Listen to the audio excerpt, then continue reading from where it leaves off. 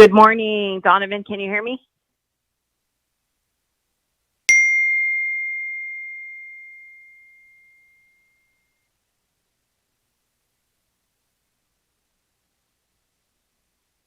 This is not Donovan, but I heard you. Okay. Do we have Sherilyn, this Alamo? is Emo. I can hear you. Oh, from the good, chamber. Emo. Thank you. Miss Alamo, Michaela, are you on the line? Yes, I'm on the line. Okay, good. And we still have Window Rock School District on the line, right? Yes, we're on the line. Okay, perfect. So, Emo, I have the lineup ready to go for the Pledge of Allegiance. It's going to be Miss Alamo. Her name is Michaela. She's on the line. And then we have Miss Tabitha with Window Rock Unified School District, the superintendent, and herself, and staff, admin staff from Window Rock School on the line too. So they're ready and prepared to go. So just keep us posted. Okay, I'll let. Thank you, Chief everybody. Brandon know. Thank you, Sherilyn. We also have Mr. Prince from the Church of Jesus Christ of Latter-day Saints on the call as well. We're just waiting for others to join. Good morning, everyone. Good morning. Daniel, Good morning. Good morning. The staff, this is Odo. Good morning. So, Is this the council line? Yes, it is. Who's calling? Can you state your name, please?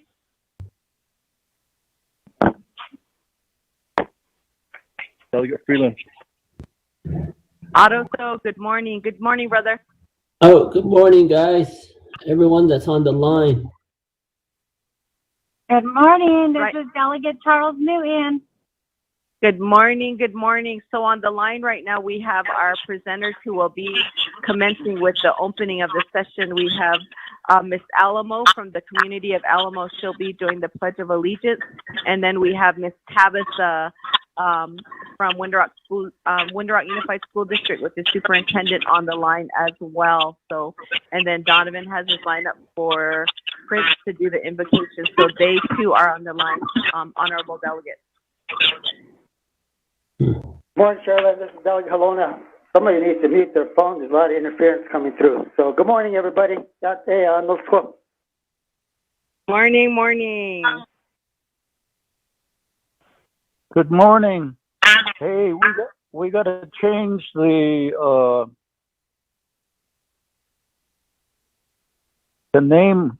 We're not on the line. We're on the internet. Landline. When you say we're on the line. That the line dance for the But just I guess on the call. I'm on the call, Delegate Daniel. So good morning, Dad. This is Delegate Herman M. Daniels Jr. calling in. Good morning.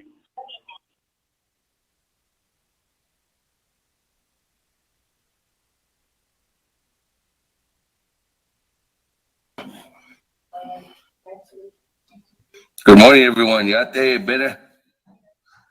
Good morning. Hope everyone got some rest from our Navigated Committee meeting last night. Thank you to all the staff that are here with us, to my colleagues that are on the line, to individuals that are there working together with us. All our individuals that will be giving reports today. Thank you, everyone, for being a part of our Navajo Nation summer session. I think we're ready to go.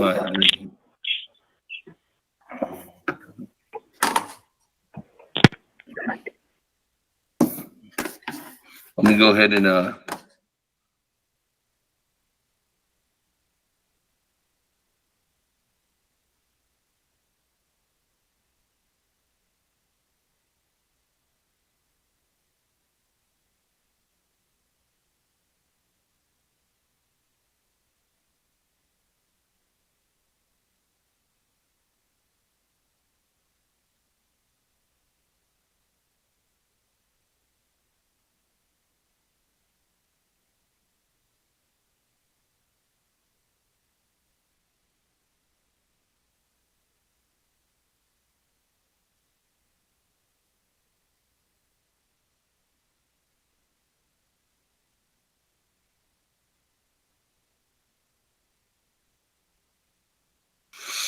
Good morning, everyone. We'll go ahead and get started.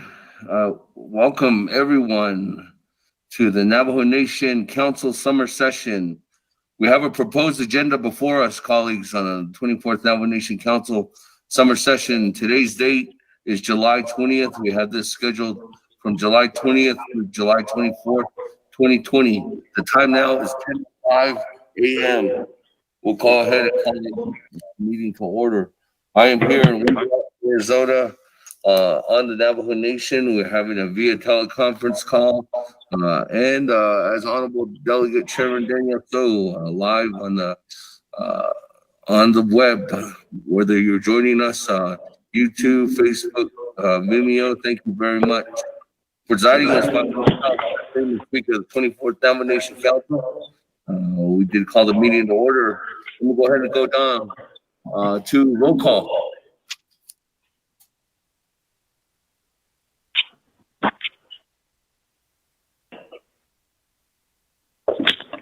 Honorable Elmer Begay. Honorable Elmer Begay. Honorable Kealan Begay Jr. Honorable Kealan Begay Jr. Honorable Paul Begay Jr. Dr. Paul Begay is present. Honorable Paul Begay Jr. is present. Honorable Nathaniel Brown.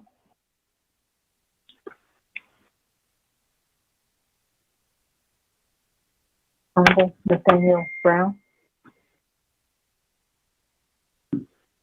Honorable Nathaniel Brown did not answer roll call. Honorable Virginia Charles Newton. Charles Newton is present from Shiprock, New Mexico. Honorable Virginia Charles Newton answered roll call. Honorable Amber Knusbach-Carty. Delegate Amber Knusbach-Carty is calling in from Sheep Springs, Navajo Nation. Thank you. Honorable Amber Knusbach-Carty answered roll call. Speaker Danis. That they answer roll call from Window Rock, Arizona, the Navajo Nation Council Chambers.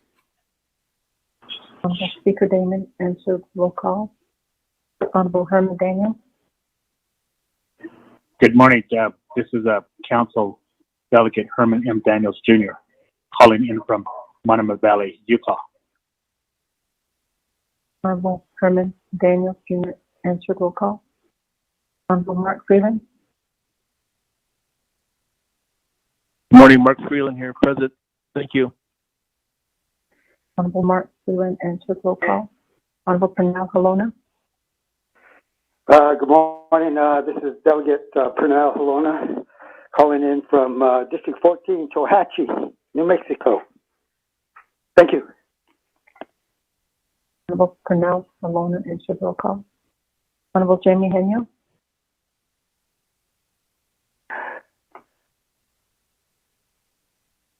Honorable Jamie Henyo. Honorable Jamie Henyo did not answer roll call. Honorable Vince James. Good morning, Delegate Vince James, calling in from the great Ganado Hornet country. Good morning, everyone. Honorable Vince James answered roll call. Honorable Ricky Ness. Good morning. The man from San Juan River is here. Thank you. Honorable Ricky Ness answered roll call. Honorable Carl Slater.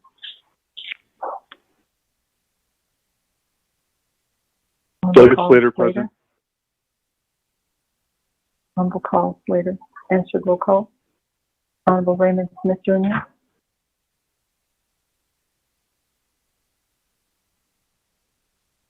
Honorable Raymond Smith Jr. Honorable Raymond Smith Jr. did not answer roll call. Honorable Wilson Stewart Jr. Honorable Wilson Stewart Jr. Honorable Wilson Stewart Jr. did not answer roll call. Honorable Charlene So. Delegate Charlene Pinto present, calling in from Tucson, Arizona. Honorable Charlene, so answered. Roll call.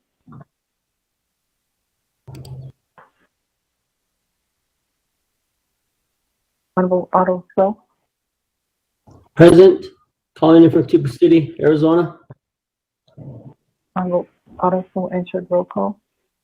Honorable Daniel So. Daniel So is present. Honorable Daniel So answered. Roll call. Honorable Eugene So. Kennedy Shea Wrangler, front and center from Kennedy Shea, Arizona. Thank you. Honorable Eugene So answered. Roll call. Honorable Thomas Walker Jr.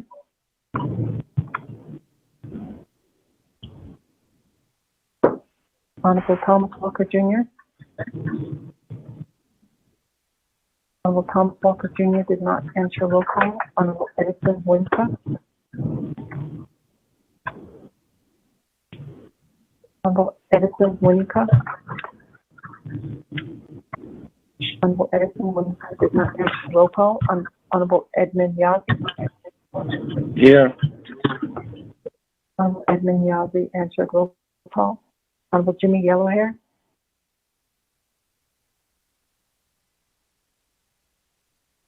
Honorable Jimmy Yellowhair. Honorable Jimmy Yellowhair did not answer the call. Honorable Alma Begay. Here. I'm present. Honorable Alma Begay answered. Roll call. Honorable Kealan Begay Jr. Delegate Kealan Begay Jr. calling in from the heart of the Navajo Nation, Mini Farms, Arizona. Yellow. Thank you. Honorable Kealan Begay Jr. answered. Roll call. Honorable Nathaniel Brown.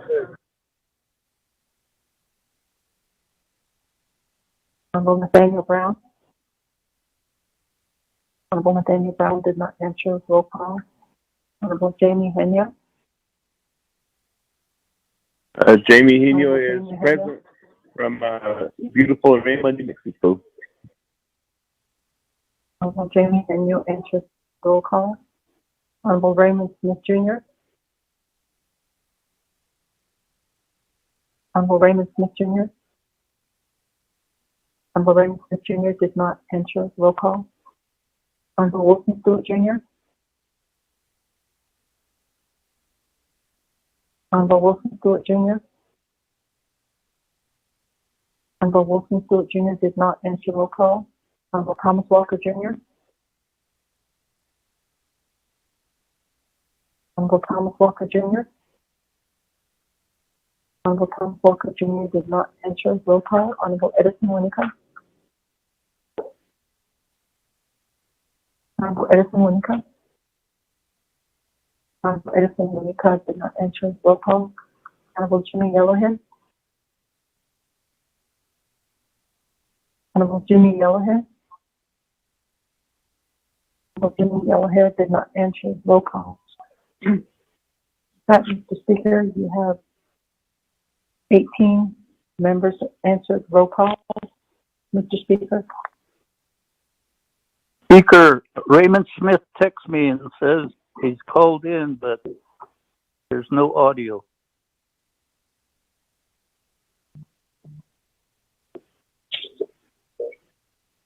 He can hear us, but so he's asking if anybody's got him on mute. No. Good morning, everyone. Dr. Bennett. Thank you, Chairman Daniel. So right now there is nobody on mute. That 18 entered roll call this morning. Good morning, Vice Chair Smith here. That moving on down. Thank you very much.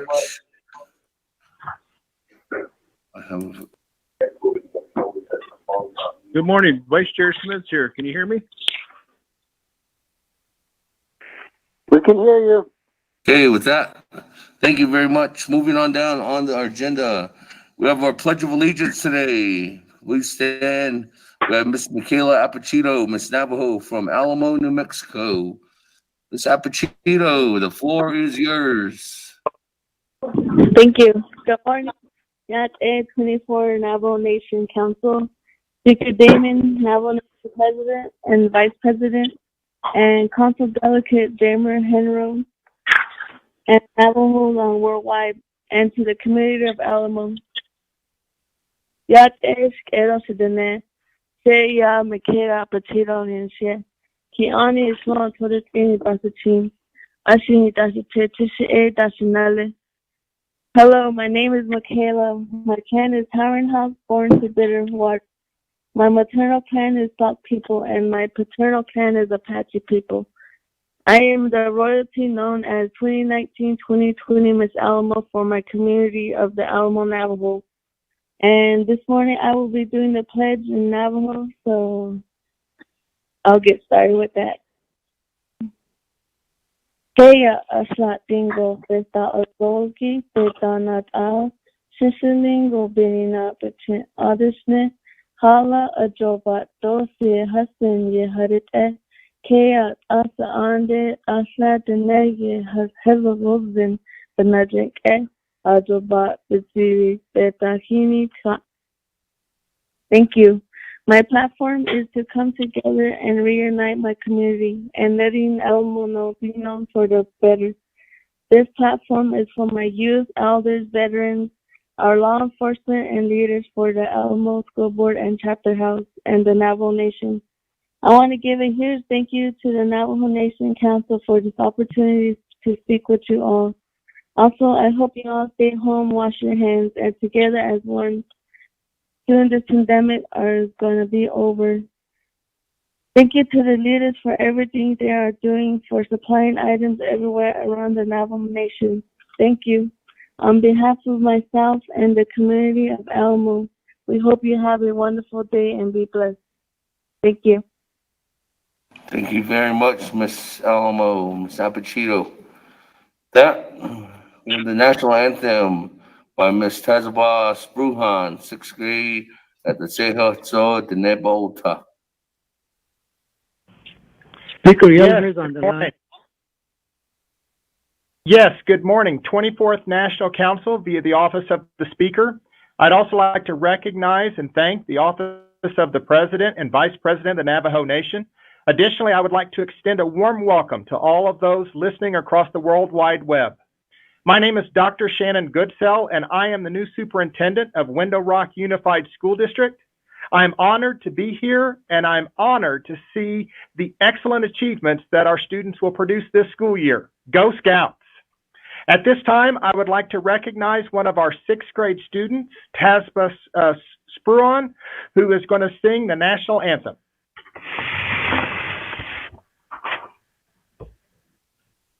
Yad eshe tasasuni eshe kisachini na shlena masi dana efashin besh but I dashe do belaganda snare.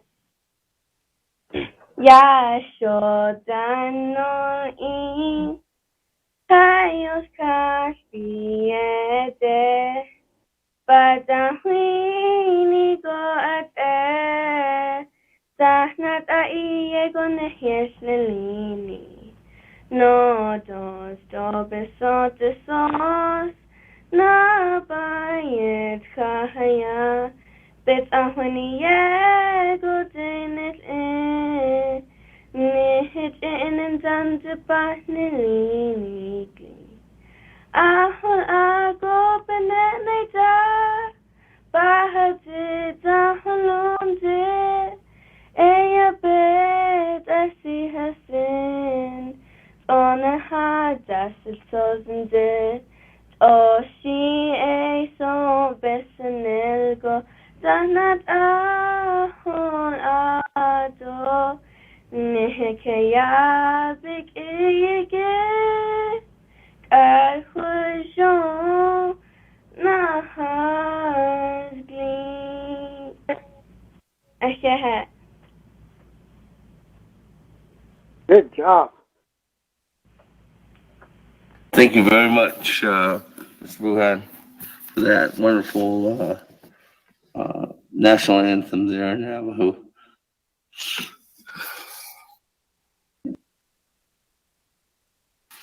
With that, Moving on down, colleagues, let's go ahead and get, we have an invocation this morning. We've asked Mr. Stephen Prince from the Church of Jesus Christ of Latter-day Saints, St. Michael's, Arizona, to give our invocation and blessing for today and to start our week off here at our Navajo Nation Council 2020 summer session. Mr. Prince? Thank you. Our kind, eternal Father in heaven, we're very grateful to Thee to be present at this tribal council session. We're very grateful for our tribal council, and we pray that Thou wilt bless each of our tribal council delegates. We pray that Thou wilt bless them with wisdom and love for all of the Navajo people. We're grateful for all of the kindness that has been shown to the Navajo people by individuals and groups that have donated food and water for those who are distant from the center of the Navajo Nation, from the capital here in Window Rock. We ask, Father, for a special blessing to be with those, especially the elderly, who are adversely affected by this current COVID-19 pandemic. Please bless them that they will have all of the necessities of life and that they will be protected from the virus. We are so grateful to Thee for Thy protection to this point, and we pray that we will see soon the end of this pandemic. We're grateful, Father, for our leaders, especially our tribal council and our president and vice president, and we pray that Thou wilt bless each of them with good health and with Thy inspiration regarding the leadership of our people. We also pray to be with our federal leadership and our state and local leaders, that they will also have good health and wisdom. We pray, Father, that Thou wilt bless us during this tribal council meeting, that those decisions that are made will be of great benefit to the Navajo people. And we're grateful for everything that Thou hast blessed us with, and these things we pray for in the name of Thy beloved Son, Jesus Christ. Amen. Thank you. Amen. Thank you very much, Mr. Prince, and thank you very much for doing our invocation this morning. Thank you for that opportunity. Great. Have a good day. You too. Colleagues, let me go ahead and move on down. As we know, through these times, tribulation that we've been going through since our last time we've held our session, in our spring session, we've lost some individuals. One of those individuals was Mr. Pete Riggs Sr., our former Navajo Nation Council delegate. Esther Charlie, who is a Navajo Nation officer and criminal investigator. And a lot of individuals have known Congressman John Robert Lewis, an American politician and civil rights leader who served in the United States House of Representatives for Georgia's 5th Congressional District from 1987 to 2020. He has fulfilled many key roles in the civil rights movement and actions to end legal racialism, segregation in the United States. With these three individuals, let's take a moment of silence and recognize our loss that they have and contributed to this world. So that moment of silence for these three individuals.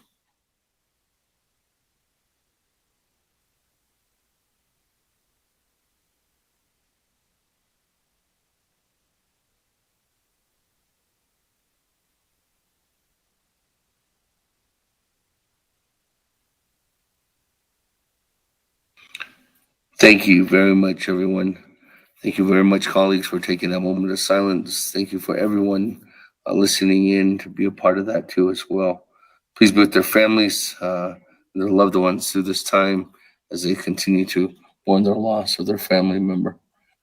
Moving on down, colleagues, let me go ahead and move on to item number 2 on our agenda, recognizing guests and visiting officials.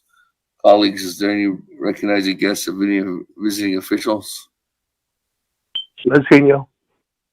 Chairman Hinyu, go ahead. Just want to say a big thank you to Mr. Fachito from Alamo, New Mexico.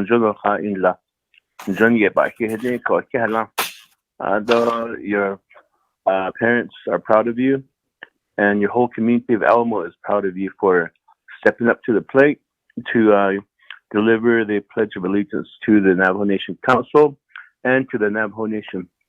Thank you for that, and recognizing my people, my constituents, relatives from Alamo, New Mexico. Just good morning, Alamo. Good morning, Kidishnido. Don da Kodada. Kestendo, Pine Hill, Rema, Pine Hill community. Good morning, Kidishnido. Those are my recognizing all my guests that are listening in. Good morning, Kidishnido. I'll speak it, Damon. On the moment of silence, if you would have included the Navajo citizens and people that we lost with this pandemic. So hopefully we'll include all our Navajo citizens that we lost to this terrible disease. Thank you, Speaker Damon. Thank you. Speaker, Eugene So. That, we'll go ahead and move on down. Honorable Halona. So, good morning, everybody. This is Delegate Pernell Halona.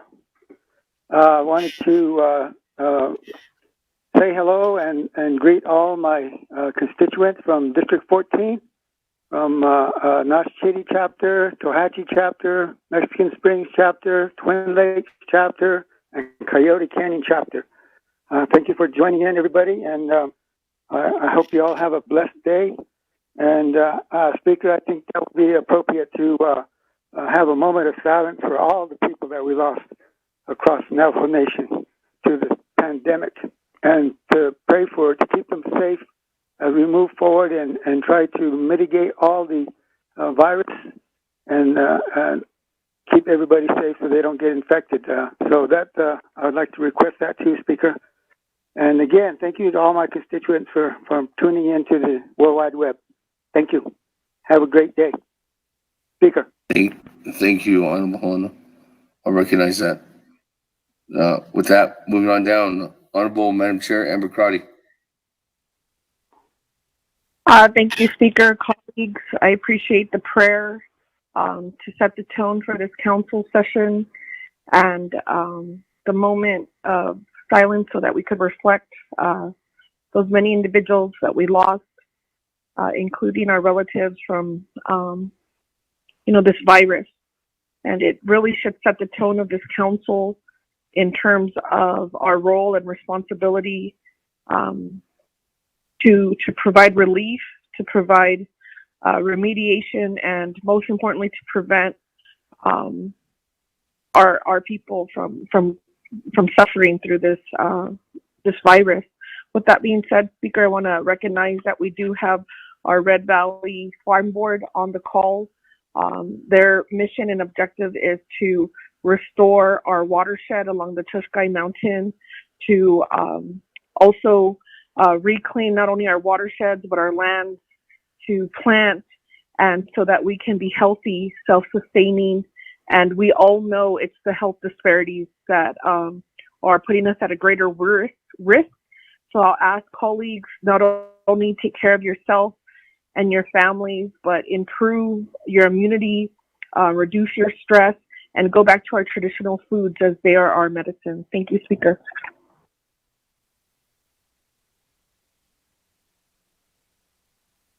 Thank you very much, Madam Chair Amber Crotty. That, moving on down, Honorable Carl Slater. Thank you. Good morning, my colleagues. I want to acknowledge and welcome Representative Orlando Teller is listening on the call. I know if we were meeting in person, he'd be there in the chambers. So, morning, everyone. Let's have a good summer session. Thank you, Representative Teller, for joining us. Thank you, Honorable Slater, and good morning, Representative Teller. Moving on down, Honorable Eugene So.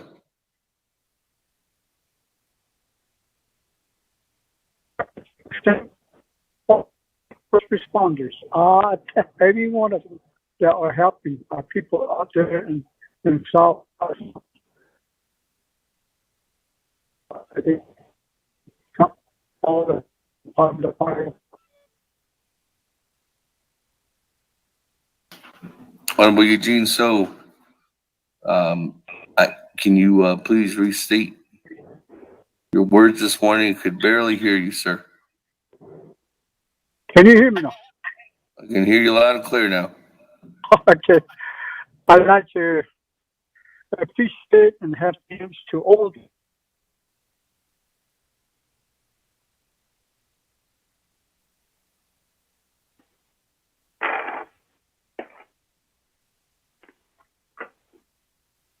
Honorable Eugene So, you broke out again. We can't hear you.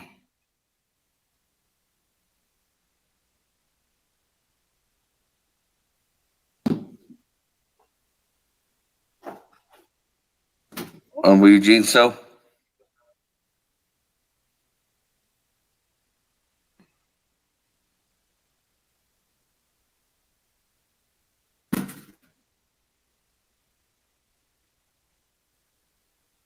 That, moving on down. Honorable Chairman Rick Ness. Good morning, and Honorable Speaker Damon, Representative Anna Seneke, 24th Council, and the Honorable President and Vice President Jonathan Nez, Myron Lizer, our Chief Justice Joanne Jane, our Sini Anna Beneto Koroti Benebigito Yat Ehon Hatso Dozen, Mr. Prince. Nahatsadins and Nisha Wen Hahot Halkri National Ehinson Ayesen Sago. Arosan and I'd like to recognize all the chapter staff, 110 chapters that are out there still providing service to our dear Navajo people. And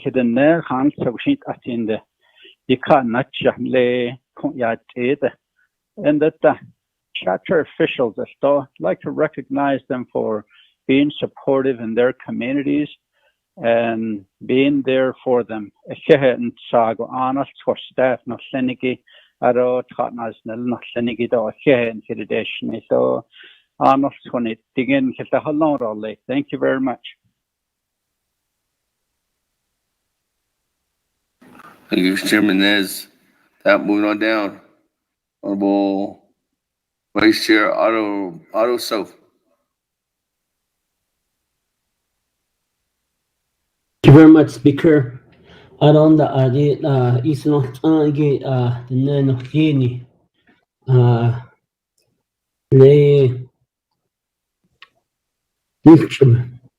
Bayan in common the card, Obish Huyan bin Kade, Yashin Sava is not Aro addition and An of Gini a Tahni, one of Soniki Yakodo at a Benin Hidishni.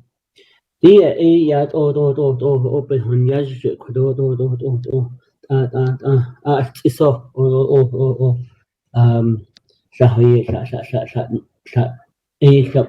recognize that those nations go Banasas kiss. Yad Nen Lini and Kade and Kaya in it the Bane Daddy need the Nenegate art Yashin Sabo Yapa. We need to recognize them. Nanigate Strigan his hold just hot egg. Dashin Sabo the name Lini Cat in it. Boran has ade. Dashin so bad, in the wheat, do Dashin so ye, this jig, be'inna'a dashit egoistil. Ako ella ye kehet ine ye kindetlado ye kindetaha. Tashin sagon hishutahwel jisha ella بغنازلاقي نانا بند بقين نازلاقي عشان تسوي إيه بدهديت إيه أرون دا أو كده أرون دا كنا التهل تو يجو هشيلا إن لينية داشيلا داشين تسوي النية ناسي قالوا دنن لينية أتأها يجو نيت نيت أتنني ليني Ko ipa benash iya shtinan lini na behun lini kodo iya kodo iya. I want to recognize them and we do thank them. So na so abatodin do jo pa iya panasikis don the addition so that an han takis ot that it is dish addition and no cleaning. I don't the Arabic master an hadasan tahagi large Mr. Speaker. I thought yat finish che. I don't I did ne hish jojo. They nishiki I didn't had the nishi sto. I can't stop with the dishni. Janshi big I have it named. I could not is dead tate at the nisho. When I hold jish. Ako bab nash ya dishjig ya hot nish ako hot aban kisto. Thank you very much to the speaker staff for your work and hard work that you are doing on behalf of the Navajo people. Janji kodo nihan dash nishinte igisit na ya bate no nish ako hot ego ko ba hins donda o ba ahansen yeah. Speaker, this is Daniel. Put me on the list. Okay, with that, thank you, Honorable Otto. So, Honorable Freeland, good to you. The floor is yours.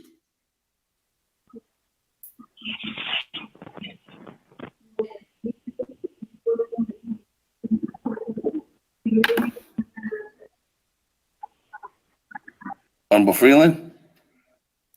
Oh, sorry, Speaker. I apologize. I didn't hear that last part. Yatation on that, on to yes, Shikado should then Lini. Shije Mark Freeland the Shado, the Trinity Totoni, Slowed up here on a Bush's chin. Sanjay Kinney should share out, turn up as additional. Speaker, Shanatan Senegi. I wanted to, first of all, thank you all for recognizing all of our dear Navajo people who we lost. And it's such a horrific situation and dealing with this pandemic. We lost a lot of love Navajo people, beloved Navajo people, Shantai. I want to include in the moment of silence the families from Crown Point, the Sosi, the Murphys, and our Viso families, in our moment of silence as well, and what they've gone through. They've lost a lot of family members during the last few weeks, Shantai. Also, a lot of my constituents up in Herfino as well. We also have to consider how much of a toll this taken on families and loved ones.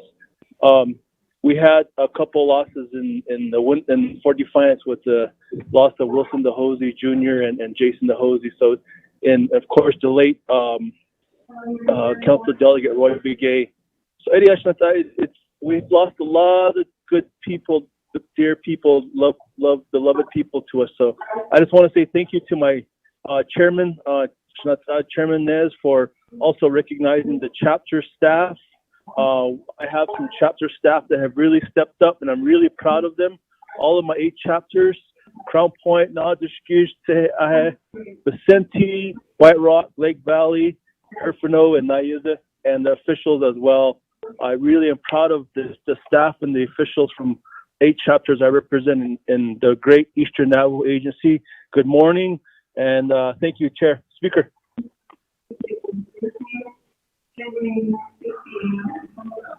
You, Honorable Freeland. We'll include that with the recognition too as well. Moving on down, Vice Chair Smith. Okay, last speaker. Ashwidita. Am I on mute? Oh, can hear you loud and clear. Okay, last speaker. Thank you for replying back. I was trying to call in this morning on roll call. Shinanda, thank you for doing that moment of silence. And his Salau, so it's not that from the Chinle area. So, me. First responders. Oh, Nanish Kate. Dazo, Nache. Oh, the Fata has young Haquiche. Eto Batso Delson. Although a Hedla, after so, they had this Sazida. Shea Raymond Smith Jr. Dashajina. That's a Jin Shvido, Kilichini Bashes Chin. When the Rani Dashachedo, not Kai Dashanada. Bajation, Nanishin Stragi, Sas an, Bishmas Ando, my Todon, Hatatzilo, Kintido, say Toda. Yat Apen Anos Tronco, Skedan of Senegis, Nasano Daigi. Adoko, large doesn't Daigi, now nation president, so vice president, Ado chief justice, Ado Button Dashnishigi, executive, legislative, judicially. So the Zenbe Adaitla, so then here, Mr. Prince, though, the national anthem, did it, you can't. You get away, Jono, and Haila. I see that of Yashmoda, the Linanigi, the Kusansaki, Nast Eights at the. I see those eat Ada. Kilat Hadakis, Ashmoda, Dada of Ya, Aquiche. But I see not ha that eat clicking so. Let's win this and beat this virus. I see the Yash Hoda. Adonanish and on his last social Sandinigi veterans Esto Yat it Betishnito recognizing them he had that the Beti Nilko. Nahandas Bado and the nine bananish so they la Nahas Kaitado Nahas Kaitaya bananish Benache ha Hodat Egi but Beheni or put out a habitat this because Digan hit the whole no Hashmoda Arnold so Asano Zenigi Nahatso the Sun Haquiche Ho the Keda Wheat. I don't hear election bandi dito. Machine out ha at the list that they know. Go. The la the snow sado. Shinanda. Ishmas an la. Shidot Hasatado in Anishtaisi. Last at the. So the speaker let me speak. God bless you all. Thank you, Honorable Vice Chair Smith. Moving on down.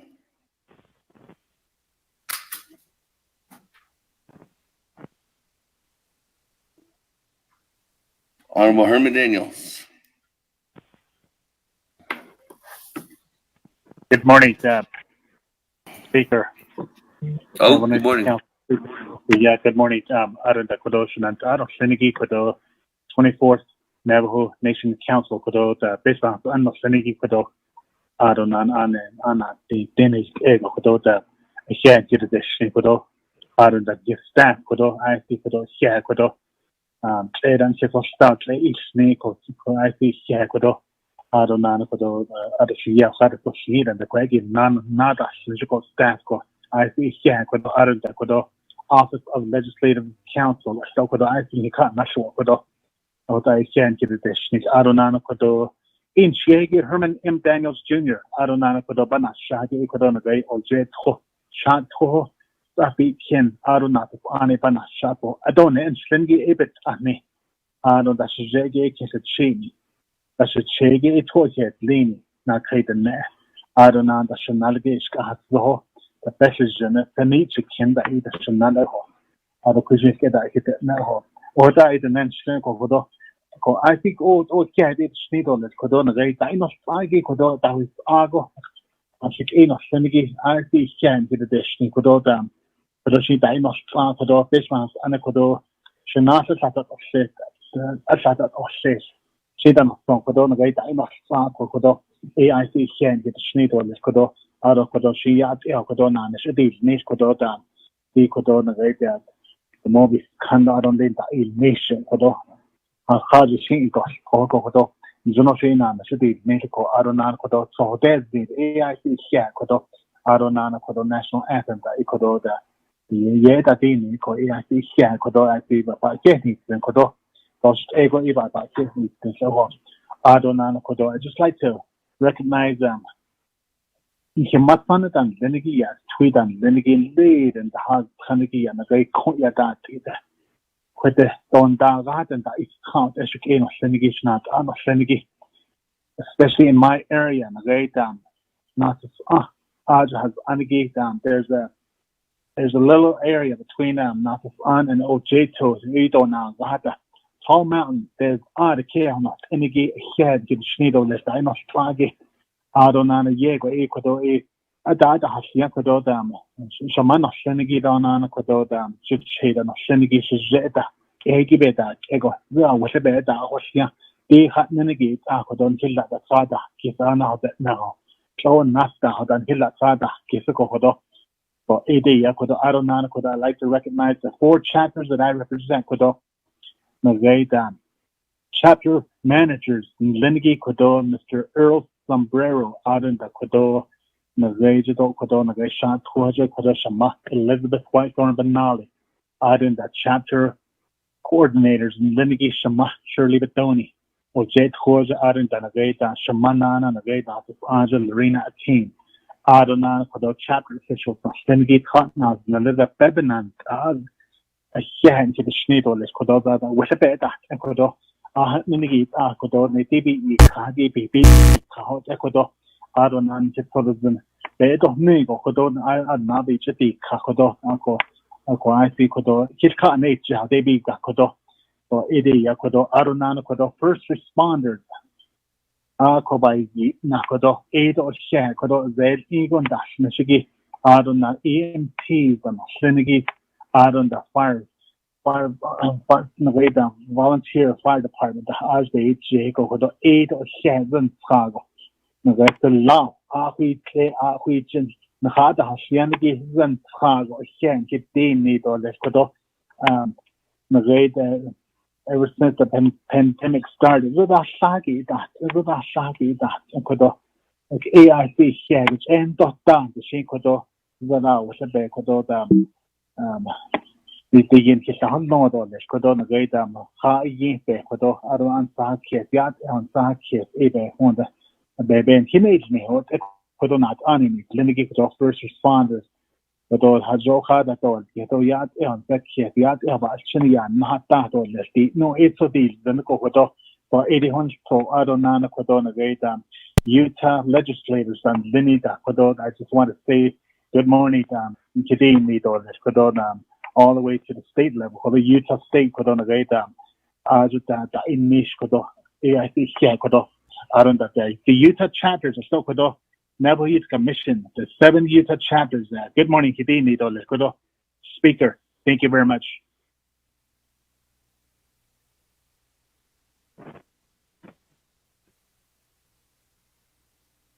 Thank you, Honorable Daniels.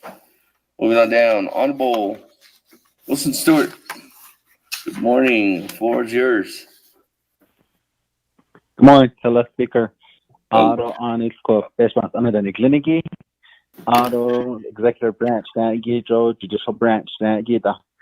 In the Corona Department of Justice, Gita Corona staff and Kliniki. Aro and then hijab, Econos Agi, so social media, then Gita.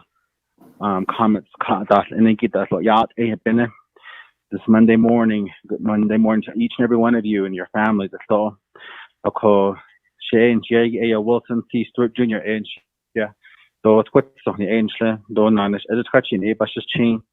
Catching that's a chain. Doppy between the Chanel. I don't aquadota or that Nasha. I don't a but cut the shot or todo back and she. I don't twin still out the Nihiji. Without a best month and then this morning, I just wanted to Let's give a round of applause to those that have recovered from the COVID-19.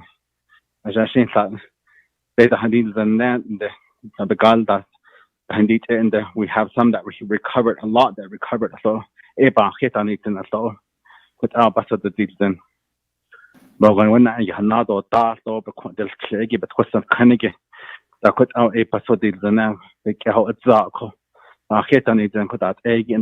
responders,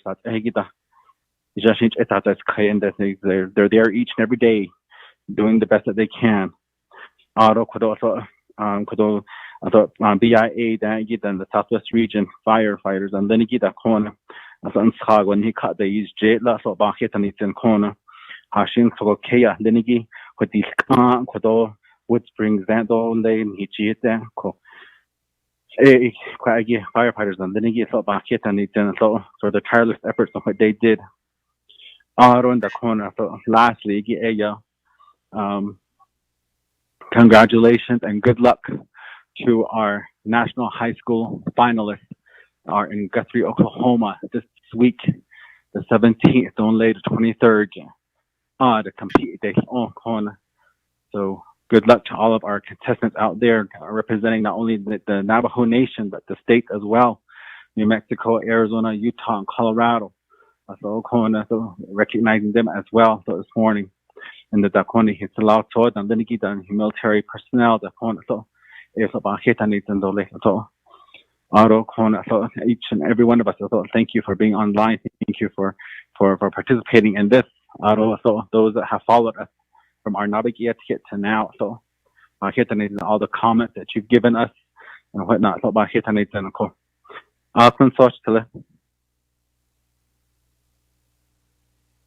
Thank you, Honorable Stewart, for that. Those are recognitions. And good luck to everyone out there. That Honorable Yellow Hair.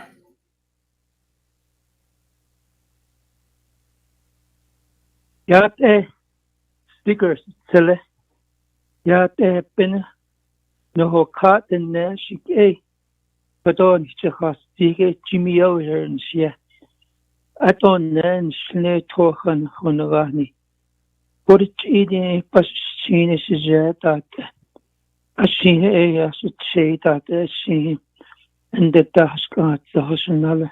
If you had Kododo, Nije had this Kodo summer council session based on she's Nido Yahanich and he'd been hit out Jinigi. Dear Kadeya, your Katibi, the is just so. Not Dean, happy 8 episodes on not Dean, been hit out Jinigi, 24 council and 24 councilmen, Kodoe, Nisha Kodo, Nisha has issued the name of Kigi. Sheroba here in Sendo, the Kodo, did I don't know. A share area for this to the chamber ladder. One a shark area to the gym for sleep. So the a for sleep on a shot of black message to the gym. Like a bar hot sun opinion. Nana was studied twice a whippoorwill. Said the don't hurt what shouldn't there. Are it Bangada is enough auntie. Could you share it on this? Could it's enough songy. I don't touch it now. Kodo here it is me. The question team.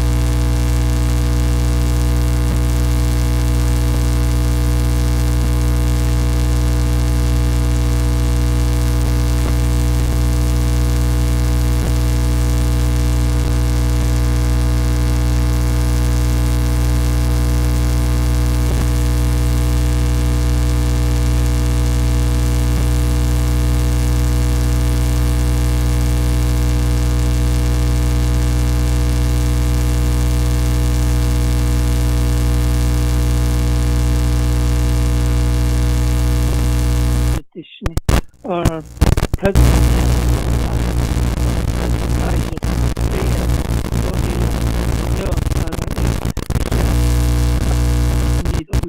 Isunol education al casting so this ya tenda bi hadi cut only the mobis kanti kana tino yos cut only da initial arot era ya pespa nit on holding go g $714 million arot kwebo ta nesna ata nitsina katobiga ta ni hala disat on nisa dinigin le December 30 Aton nisa to tagato to nisa to hala to behos ani to bi oi bi kita Stevenina job otas nitli ho shikeba honos ndole. I want to say thank you on behalf of Navajo Nation Council and speakers and our Navajo Nation employees, controllers, and also judicial branch, legislative, executive branch, and the executive director of Navajo Nation Council.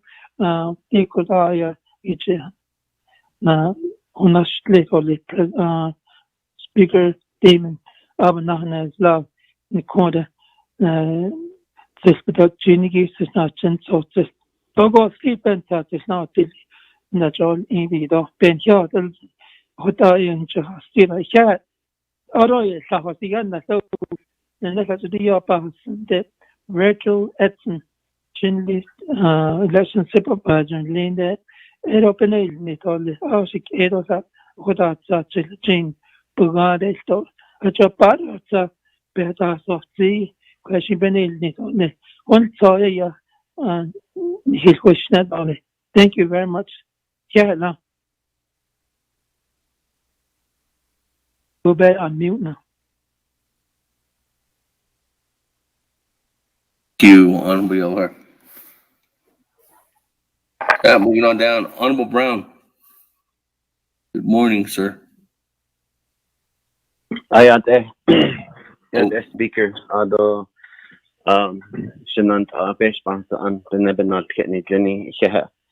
Quenjon so doising do Craigie Shinanic leader Jebehne Benache be it.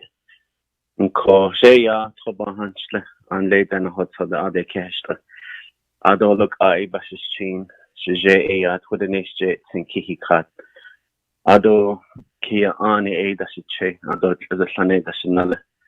Ado Quenchia ho lay Ado Kitchen be told the Aya Shemais in the other Nara ko could other never not catch Lenny Aya also should be hello. Is she at the house and call? Is she at anchor the Schneedle? Ado Dyson I should the lay Kodo Kea art for the house order. They are shut now because I don't label lot the Kedanote. The action than Shenigi and call.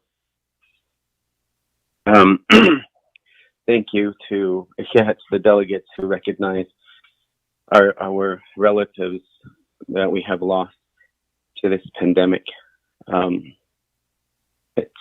It's a hard day for my family. We are putting away my niece as we speak right now. But she lived a good life. And I know it's not just my family that's impacted.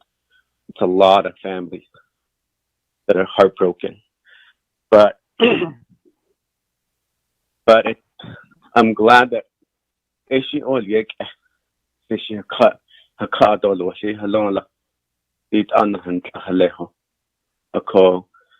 I just want to really thank all our volunteers across the United States and abroad, to our Dene relatives who are young nurses from Denahutso, from Chilchimbito, from across the nation, who set up the GoFundMe account. You, I want to thank our volunteers. I know where I live, and in Utah, we've had a lot of wonderful people from Salt Lake area, St. George, who actually are not getting paid to do this. They are using a lot of their own money. And again, I've said this before, every time you leave your house, you're exposing yourself. And these individuals, with their thought of Navajo people, some of our Navajo people who are suffering with that in mind, they go to the stores and they expose themselves to buy these. And they're doing so much, and from Phoenix, from Albuquerque, from Denver, and all the way across the United States. In our position, I've had numerous people reach out to myself with our impacted chapters. I think without them, we would still, and it's that pure act of they're just being authentic. They don't want to be recognized. They're just doing this. They're doing this behind the scenes. They're doing this and they're bringing aid. They're delivering packages with no social media. I'm saying this because I when I looked out my window the other day, they were delivering boxes. And I know me and my team, we do our best. And it's to those huge hearts, on behalf of my family, on behalf of the 24th Navajo Nation Council, thank you for your sanitation donation, for your food donations, for your fresh fruit. Certain areas got mutton and sheep. That's awesome. To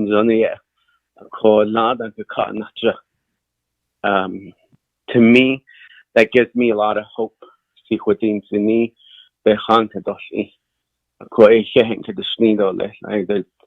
I wish we could give you something and recognize every single one of you once this pandemic is over for all the work that you have put in. We sat there, with blood, sweat, and tears, and a lot of wind, and being thirsty and getting sunburned, being out there. So, I cannot thank you enough. And finally, again, our first responders. I've talked to our firefighters, our EMTs.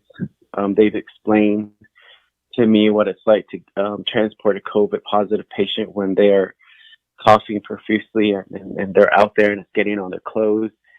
And I can't imagine. So Aishi, as 24th Navajo Nation Council, thank you for recognizing everyone, including our allies who are over and on the other side of our sacred mountains. I thank you. And even locally here, the LDS missionaries, they text me this morning and they asked, when is the next shipment coming in? Are you going to use the church again? We'll go ahead and set it up. We'll set up the table. So a lot of wonderful people all over that are doing it. Finally, I just want to, the people that I think keep me sane, and this, of course, is family, but it's actually our medicine people. There's no way that I can be in my position without all of you. Rosie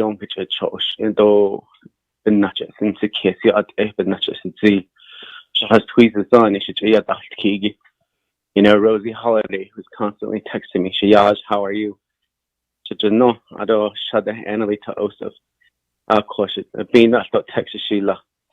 They know that we go into session and they always text me or they call me and say, we're praying for here. We're praying for all of you. The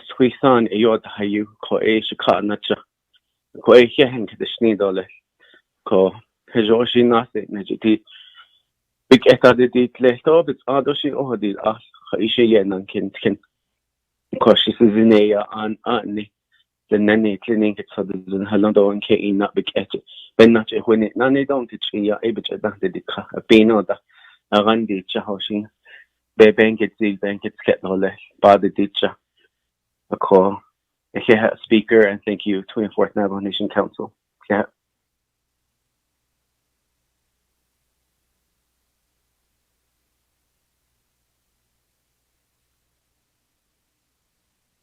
Thank you very much for the recognition there. Honorable ground. That, colleagues, go ahead and moving on. I don't have anybody else on recognizing guests or visiting officials. Before we move on, there was a request, colleagues. Hello?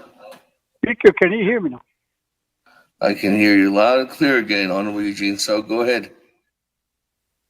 I have a tree I sit on while I'm listening to the conference call. sometimes I kind of slip off of it though. That's why I'm back on that tree. I like to just say thanks. I guess everybody said that to all the first responders. They're the heroes. While you guys are saving our lives, we're trying to do as much as we can to stay home and do what you tell us to do. Wash our hands and try to be safe and do the discipline. They share. You can't mess all across the whole nation, all of you. It is really these things all shared so because we got life and death on the line here. We're talking about something that we cannot see with either. So na need to we get the needs and say the last need needs and us are in secret to us are in a doesn't it ni yaho hoping na go basic shit I need of not Mrs. Zami has shooting get us now yeah put up on how to sound on how to see of it Chanel is also share of it the Shinane Kato Nane just of it I can just case in share for you all the first responders trying to keep us safe. It is share for all that what my colleagues are saying, and thank you for the prayer and then the national anthem, and then also Catholic baby. I actually only get it in regards to our Constitution. And all the veterans out there, they hanging in there. I think some of them know that it's like a not in that case every day when they're called out to patrol, maybe at night or during the day, one of them don't come back. Seems that in the same situation right now. We go out every day and then we don't know if we're going to catch it or not. So even what so what actually the case of that. So because it's all it is a lot. So by the house, yeah. If you have one in the family, you can lean. Shared all this. Thank you very much.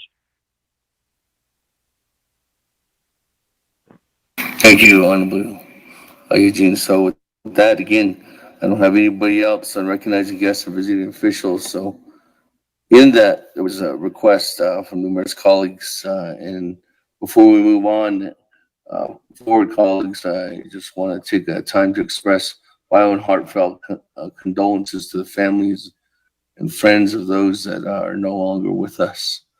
And it doesn't come easy. As leaders, we face the great challenge of pressing forward while sharing in the grief and sadness of losing beloved community members.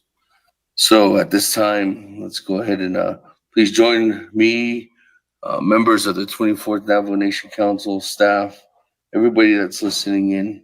Let's carry forward everybody's memory that we've lost due to this coronavirus pandemic. Our hearts are with their families and relatives. So let's go ahead and take a moment of silence at this time in recognizing those individuals that we've lost through the past 4 months from this pandemic.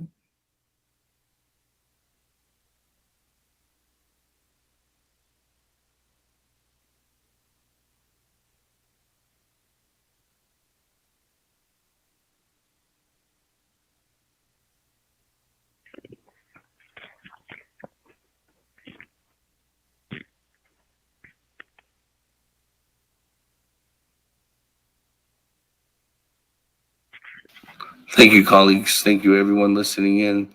Thank you for giving us that time to reflection and time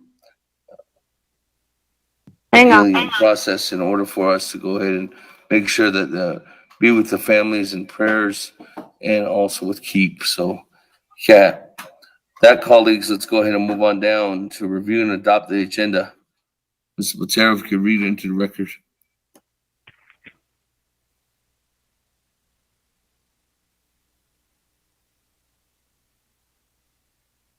Mr. Speaker, members of the Council, proposed agenda of the 24th Navajo Nation Council Summer Session, July 20 through 24, 2020, Window Rock Navajo Nation via teleconference.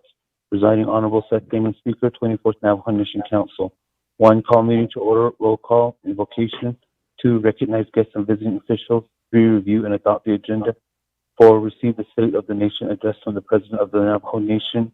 5, receive report from the Chief Justice of the Navajo Nation. 6, receive report from the Speaker of the Navajo Nation Council. 7, receive financial report from the Controller. 8, oral reports. A, Bureau of Indian Affairs. B, Indian Health Service. C, Attorney General. D, Navajo Nation Youth Advisory Council. 9, written reports. A, standing committees. B, boards and commissions. C, Bureau of Indian Affairs. D, Indian Health Services Area Director. 10, old business. A, legislation 0330-19. 11, new business. A, legislation 0001-20. B, legislation 0039-20. C, legislation 0043-20. D, legislation 0147-20. E, legislation 0152-20. F, legislation 0140-20. G, legislation 0157-20. 12, close the session, announcements, adjournment. Mr. Speaker. Speaker Callen, motion. Second by Eugene. Okay, with that motion by Chair Honorable Keon Begay, second by Honorable Eugene So. That, colleagues, any comments, questions, additions, deletions on the agenda? That will go to Honorable Pernell Halona. Thank you, Speaker. And Jan, this is Delegate Halona.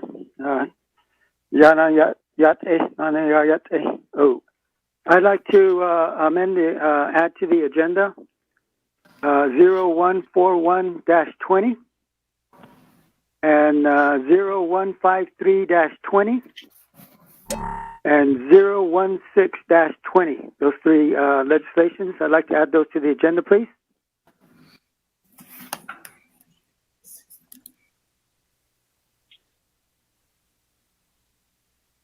Okay.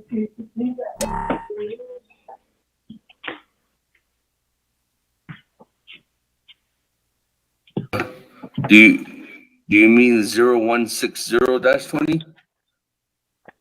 016-20, yeah, the veterans legislation. Okay, it's 160. 160-20, yeah. Yeah, 160. Okay. So 0141-20, 0153-20, 016-20. Let's put there of any of those 2/3. 141 and 153 are going to be added on after.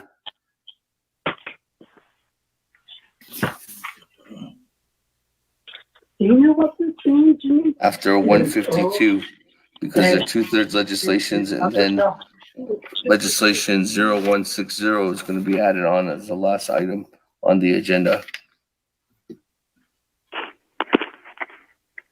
That, okay. The motion by Honorable Pernell Halona. Is there a second? Oh, go ahead. But I'd also like to ask to put the Net College on the report, to give a report today also. If we could do that, I'd appreciate it. That'd be under item 8, oral reports, A, B, C, D, and new E. New E under oral reports would be for Dene College.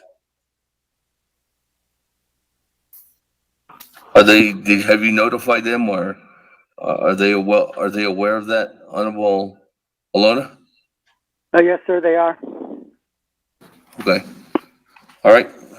With that, Second, Winika. adding on 0141-20, 0153-20, those are 2/3 legislations. Those will go before the simple majority legislations, and 0160-20 will be added on at the end of the agenda. Also adding on a new under item number 8, oral reports, and new E, which will be a report from Dene College. Motion by Honorable Alona, second by Honorable Edison Winika. Speaker. Any comments, questions? Speaker, this is Edmund. And then delegate party after. Honorable Chairman Daniel So on the amendment. I'll reserve my time. Halona and Wanika accomplish what I was intending to do. Reserve your time at 4 minutes and 50 seconds on Amendment 1. Moving on down, Honorable Chairman Yazzie.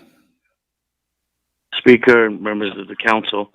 Was wondering if Mr.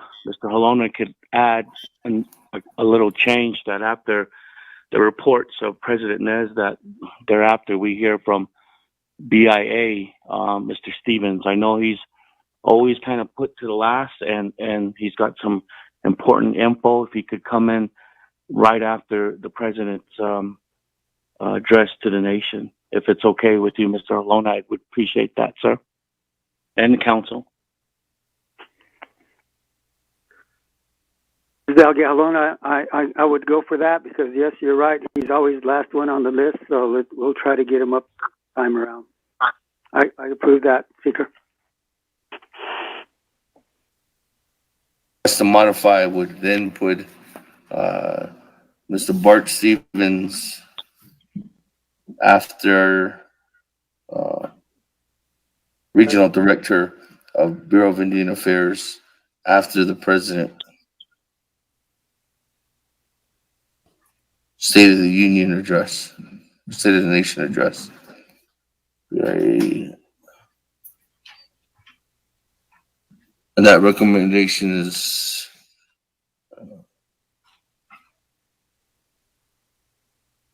request to modify was recommended and approved by Honorable Halona, who's currently holding a motion. Honorable Wanika, are you good with that as a second? Yes. Okay. Great. Moving on down. Madam Chair, Amber Crotty. Thank you, Speaker, and my colleagues, all of our relatives on the line. Well, now with this new modification, I do have to state that I don't think a federal program this council should receive a report from a federal program prior to hearing from all of our 3 branch chiefs.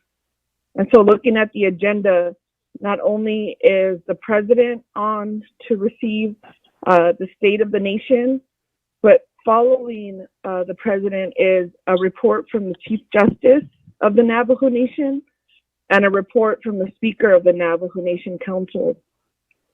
So if the motioning party, I would say out of respect for the 3 branch chiefs, if you could modify and add the federal partner after hearing or receiving a report from the Speaker's office. I did receive the electronic copy from the Bureau of Indian Affairs. And so to my original request onto this amendment, in adding legislation 0153 at Nabikia Tien, I asked staff to research the language that was inserted to our laws. And so if I could have staff distribute that out to the delegates, so we are all clear on the actions of the 22nd Navajo Nation Council. I believe there was a vote of 22 in favor and 0 opposed. And so I'm asking also, Speaker, if we could get a copy of that voting tally. This was prior to complete transparency, where we would only have a number and it would not identify how delegates vote. So if I could request that voting tally, and I'll reserve my time. Thank you, Speaker.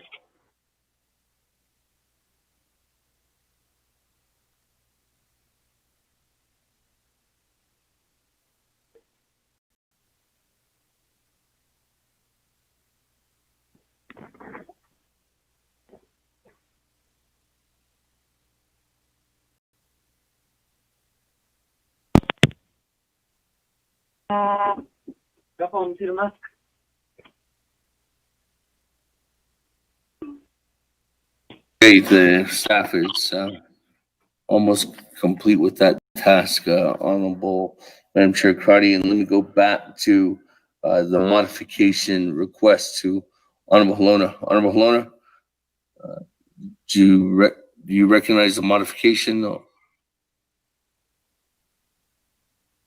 Yes, sir, that'll be fine. So in the modification, then you're recognizing that the BIA report shall go after the receiving report from the Speaker of the Navajo Nation Council. Yes, sir, that's correct. Okay.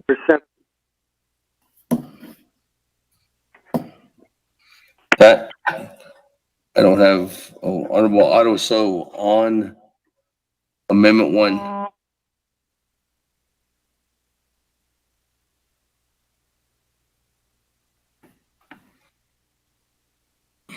Honorable Otto, so on Amendment 1. Speaker, good morning. Do you hear me? Loud and clear.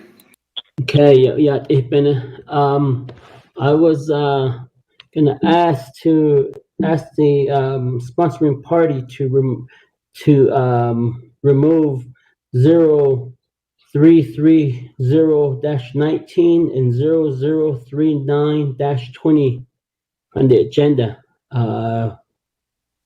to be at this time.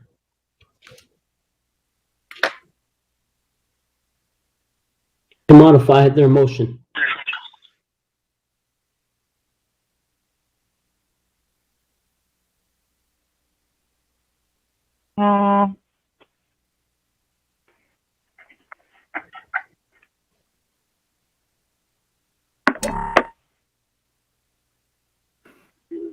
Honorable just raises a flag of caution. Honorable Otto, so this legislation 033-19.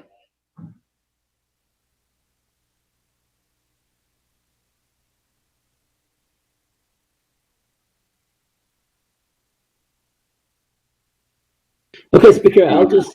There was a tabling motion. If you read on there, yeah, and it was I tabled see it. to summer session, and you have to act on it here. Okay. Or if we don't act on it here, then the legislation is null. It dies. I withdraw my motion. But what about 0039-20? We'll keep it on there. All right, that's fine. All right. Thank you. Your car's extended warranty. You should have received a notice in the mail about your car's extended. I need to mute their phone. Okay. Okay, thank you. Colleagues, remind that we are in council session. Please mute your phones if you're not talking or discussing any items on the debate. Moving on down then to Chairman Hino on Amendment 1. Thank you, Speaker Damon. Good morning, Ado, Shinanta, 24th Navajo Nation Council. Bahani Tlonigidi, Pinibia, by Kedle, Hatsa Hates, and even Ados, Dogi Halona for sponsoring this amendment. And I do agree, Kudo, with the changes that are being asked to put in here in the amendment number 1. Shema, Delegate Crotty, I do stand behind that. As far as the request that was made at Nabkea regarding 153-20 and ADG vote tally of who was the delegate back then and who voted green for it. Who second this to take the voice to change the way the people voted. By the time we get to that legislation, I can offer more commentary on that. I cannot reserve my time.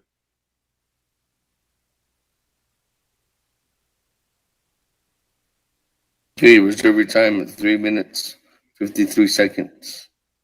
That, I don't have anybody else on the motion. We'll go back to reserve time. Chairman Daniel So, 4 minutes, 50 seconds.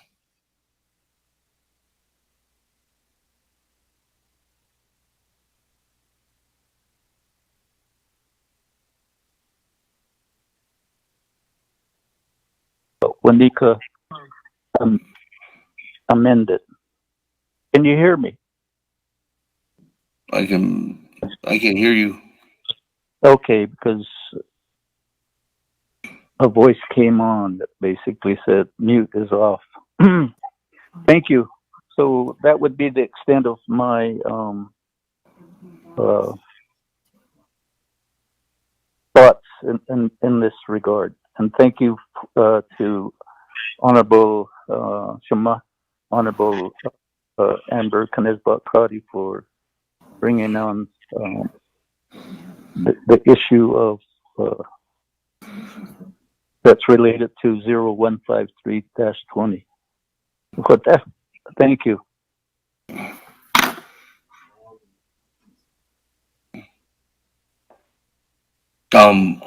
Chairman Daniel, so in the beginning of your, I could not hear if you asked for a modification. I just heard you referring to Honorable Edison Wanika. Yes, I just see that's what I mean. I must have been on mute.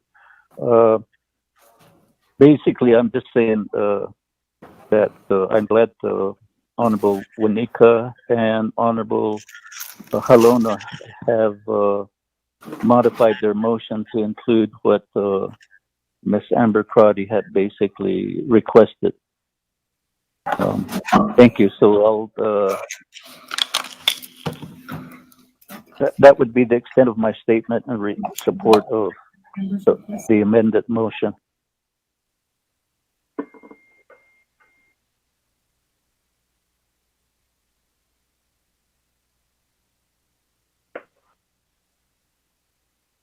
All right, with that, let me go ahead and move on back to reserve time. Chairman Hino, 3 minutes, 53 seconds. Waive my time. Let's vote. Waive your time. With that, I don't have anybody else with reserve time or in the queue for Amendment 1. Going once, going twice, going 3 times, second reading.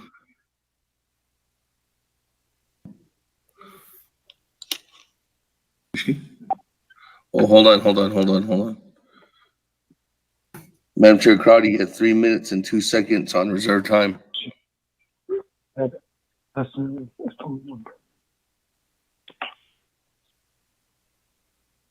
Chair Crowdy. I was going to call you out. Thank you. I was going to say something, but I'll wait next time. You call it. Okay. That, we're aboard. Oh, actually, second reading on Amendment 1.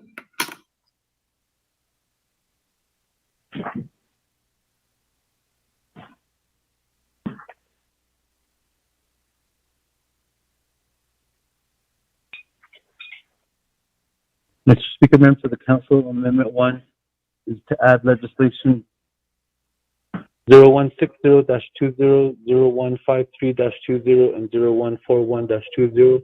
Report by Dene College. Move BIA report after the report from the Speaker of the Navajo Nation. Mr. Speaker. Hey, with that, colleagues, we'll vote. Roll call. Speaker, this is Delegate Charles Newton. Yes, Madam Chair. Speaker, I apologize for getting on late and asking for this request.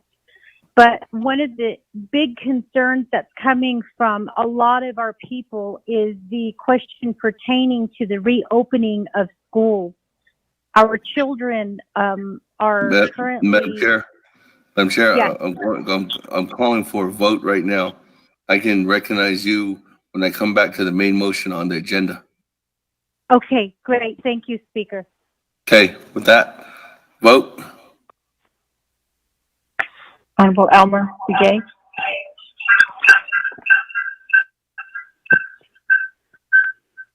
Honorable Al Begay.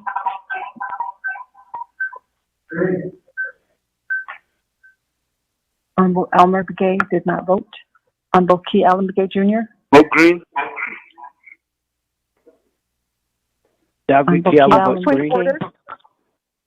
Honorable Key Allen Begay Jr. votes green. Vote green. Point of order. Honorable Paul Begay Jr. Paul Begay votes green. Honorable Paul Begay Jr. votes green. Point of order. I'm Chair Amber Crotty. Thank you, Speaker. On my end, I heard Delegate Elmer Begay's vote. I'm not sure if that was recorded.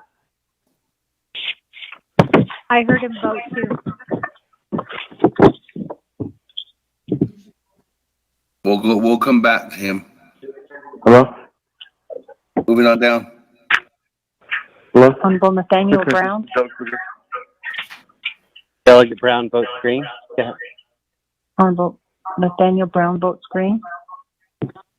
Honorable Eugenia Charles Newton. Charles Newton votes green. Honorable Eugenia Charles Newton votes green. Honorable Amber Knaus Crotty. Delegate Amber Knaus Crotty votes green. Thank you. Honorable Amber Knaus Crotty votes green. Honorable Herman Daniels Jr. They vote green. Honorable Herman Daniels Jr. votes green. Honorable Mark Freeland. Delegate Freeland votes green. Thank you. Honorable Mark Freeland votes green. Honorable Pernell Halona. Delegate Halona votes green. Honorable Pernell Halona votes green. Honorable Jamie Henyo. Jamie Henio votes green. Honorable Jamie Henyo votes green. Honorable Vince James. Delegate Vince James votes green. Honorable Vince James votes green. Honorable Ricky Nez. Delegate Rick Nez votes green. Honorable Ricky Nez votes green. Honorable Carl Slater. Delegate Slater green. Honorable Carl Slater votes green. Honorable Raymond Smith Jr. Green. Honorable Raymond Smith Jr. votes green. Honorable Wilson Stewart Jr. Green. Honorable Wilson Stewart Jr. votes green. Honorable Otto So.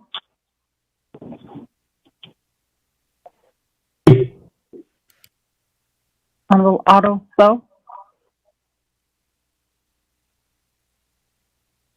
Honorable Otto So did not vote. Oh. Honorable Otto So votes green. Honorable Charlene So. I vote green. Honorable Charlene So votes green. Honorable Daniel So. Daniel So votes green. Honorable Daniel So votes green. Honorable Eugene So. I vote green. Okay, thank you. Honorable Eugene So votes green. Honorable Thomas Walker Jr. Thomas Walker votes green. Honorable Thomas Walker Jr. votes green. Honorable Edison Monica. Green.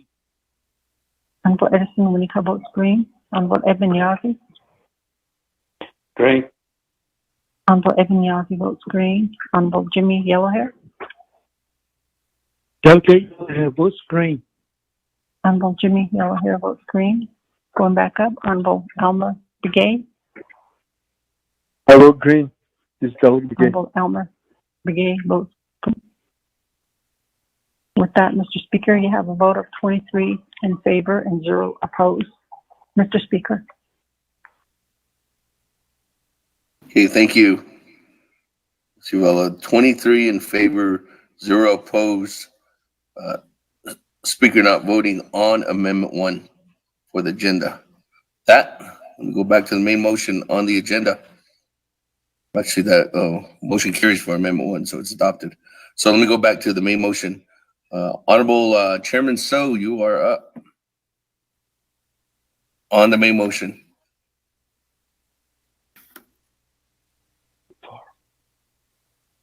Thank you. I'll just waive my time.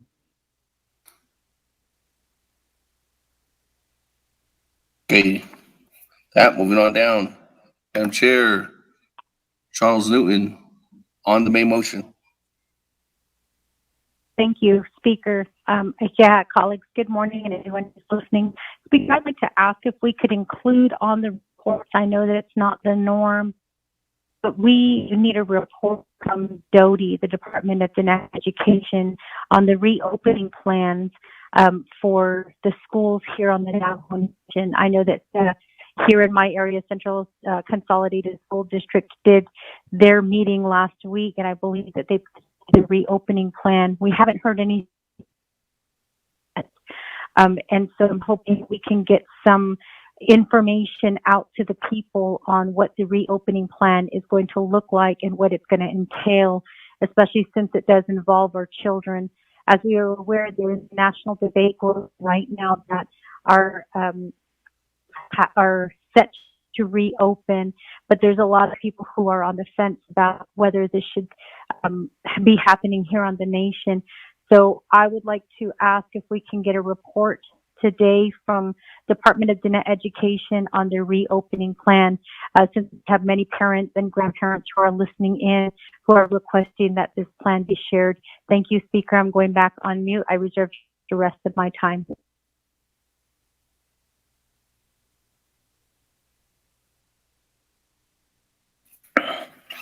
Pat, reserve your time at 3 minutes and 44 seconds on the main motion. Let me ask you this one question, Madam Chair. Is DOTI aware of this, or are we contacting them? I have not made contact with DOTI, but okay. I'm quite sure that they have a reopening plan. I think it just needs shared with the people. Okay. So that would be, correct me if I'm wrong, staff, new under 8 oral reports would be after Dene College. And that would be an update from DOTI under Dene Education. Okay, with that, there's a motion. Amendment 2. Adding a report on from DOTI. Is there a second? Second by Honorable Paul Begay. Comments, questions? Going once? Going twice? Going 3 times?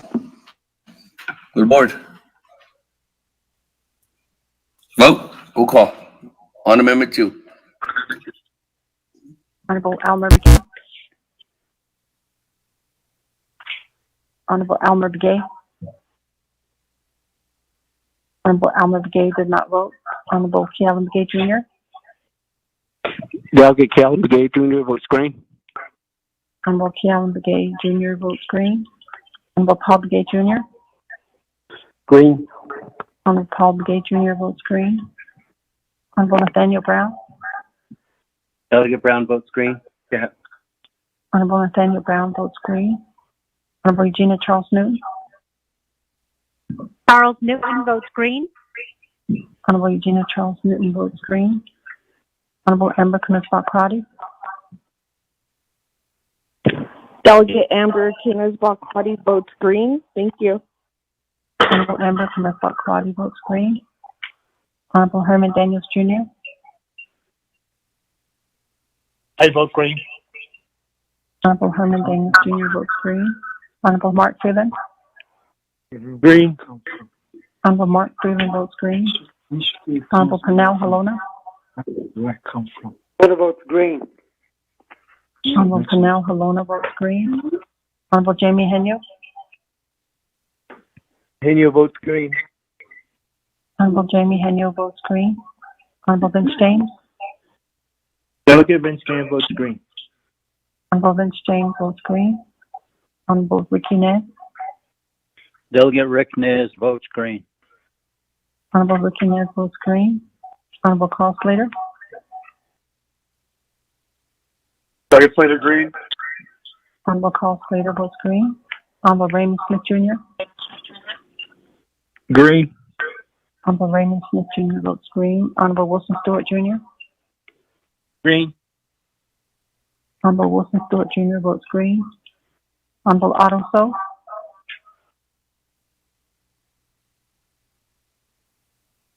Green. Otto So. I Honorable vote Otto green. So votes green. Honorable Charlene So. I vote green. Honorable Charlene So votes green. Honorable Daniel So. I vote green. Honorable Daniel So votes green. Honorable Eugene So. I vote green. Thank you. Honorable Eugene So votes green. Honorable Thomas Walker Jr.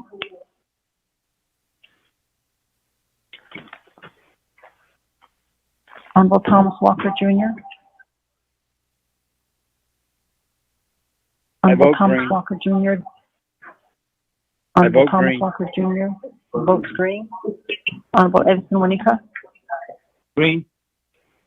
Honorable Edison Winika votes green. Honorable Edmund Yazzie. Green. Honorable Edmund Yazzie votes green. Honorable Jimmy Yellowhair. Delegate Yellowhair votes green. Honorable Jimmy Yellowhair votes green. Going back up, Honorable Elmer Begay.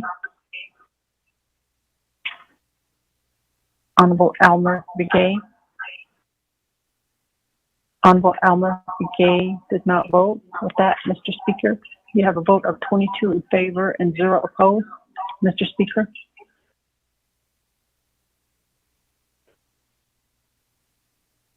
Thank you. So, on Amendment 2, 21 in favor, 0 opposed, Speaker not voting, motion carries and passes. That, back to the main motion on the agenda.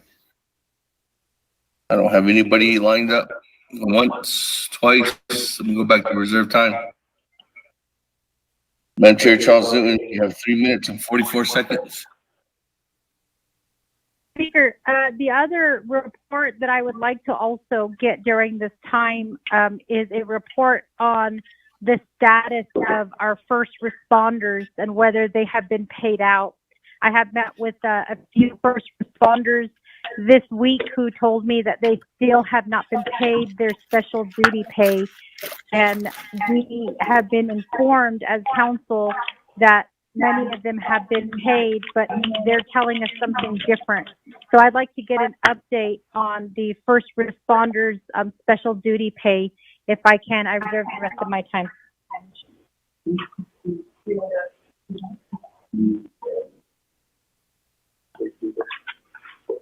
Okay, update from first responders. That would be,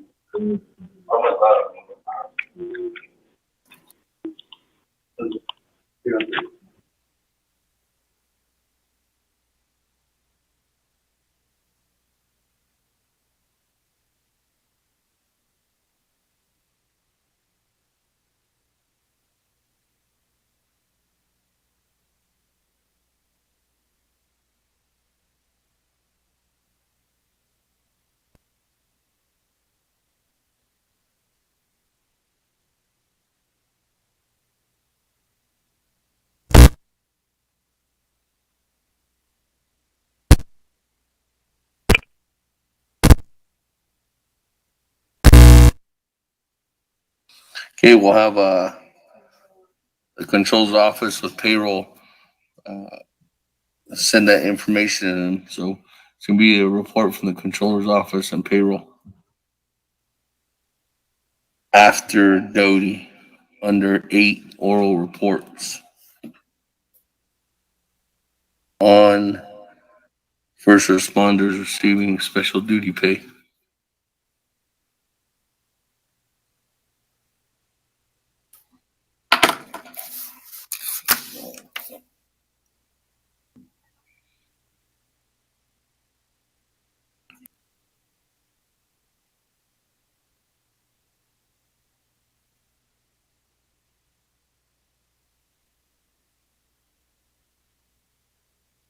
Amendment 3, motion by Madam Chair Charles Newton. Is there a second? Speaker, Delegate Slater, I have a second and a request to the motioning party as well.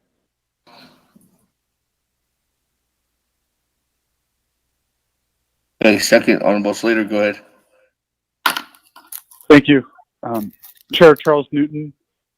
I think you're familiar a little bit with this issue, but there has been a catastrophic failure of execution and service delivery in the Division of Social Services and serving our domestic violence shelters here on the nation, and the ones that are funded that are external to the nation. And the council needs to hear about this issue. We have a lot of important work in front of us that is timely. And Speaker, my request to you first is, I know reports are supposed to be confined to the first day. Is there any way at the end of the agenda to add a report, or would that be out of line with the code? If it is in line, then that's the request to the motioning party. We'd get through our legislation, and then we would have a full discussion on the domestic violence shelters and the situation within the Division of Social Services. They still don't have a contract for this year, and it's outrageous. What's that, Lou? He wants to put a report on at the end of the agenda.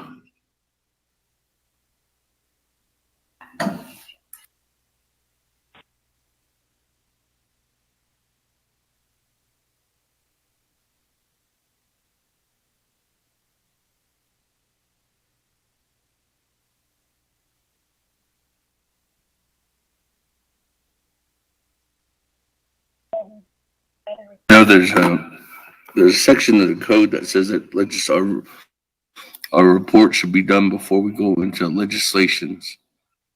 Ms. Barbroff, if you want to weigh in. Are those the only statutory reports, or is that all reports? All reports.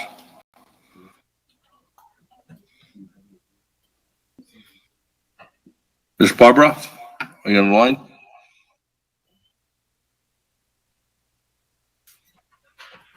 Yes, Speaker, I'm on the line, and good morning. This is Dana Bobov, Chief Legislative Counsel.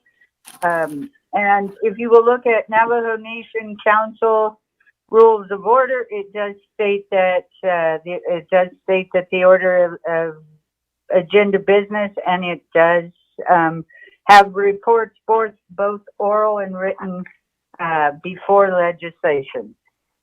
Thank you, Speaker.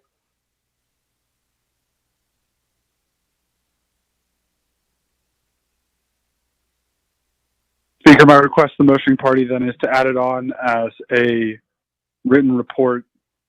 We can discuss the issue when the president does his presentation, and the council will invariably be having a special session or NABI soon that we can have a fuller discussion on this, because it requires a good amount of time, and only 5 minutes per delegate to speak and present is not adequate, I believe. So just as a written report. Okay, so Honorable Slater, this would be new number 9, written report, item E, update from Division of Social Services on domestic violence shelter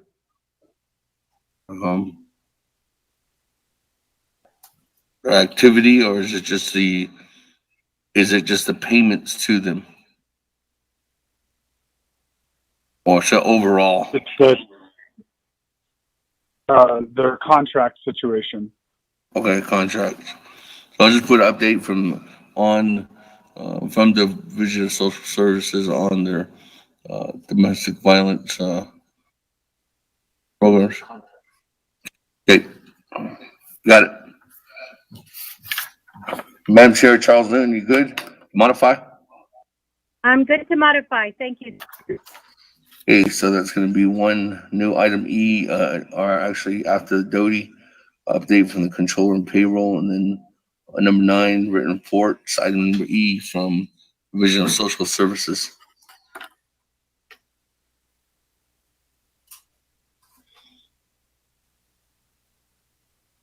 Oh, he wants out a written report. What's under written report? Yeah. It's just requesting a written report.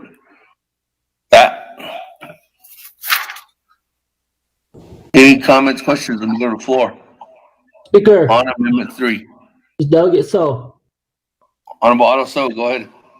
I believe we had I believe 2 council sessions as we came in, where reports carried over to Tuesday, and I believe the issue of what was indicated related to what's in the code was cited. But I believe you gave us a chance to actually can you guys mute your phone? And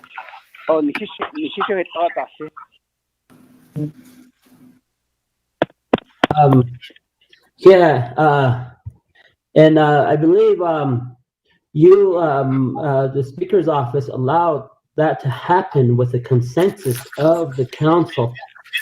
So reports carried on to Tuesday morning to about noon. And I believe if we could follow that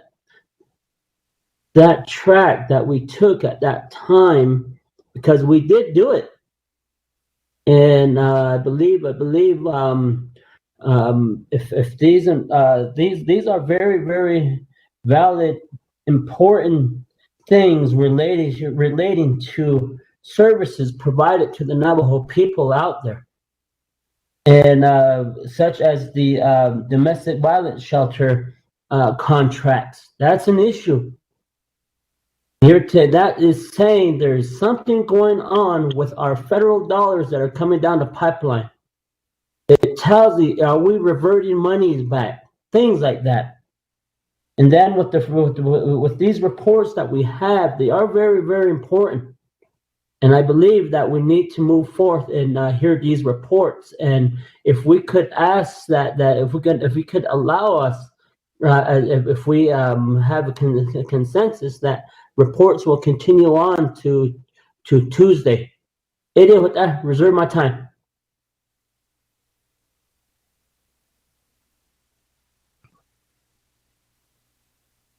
Honorable Otto, I'll respond to that. This is Speaker Damon. In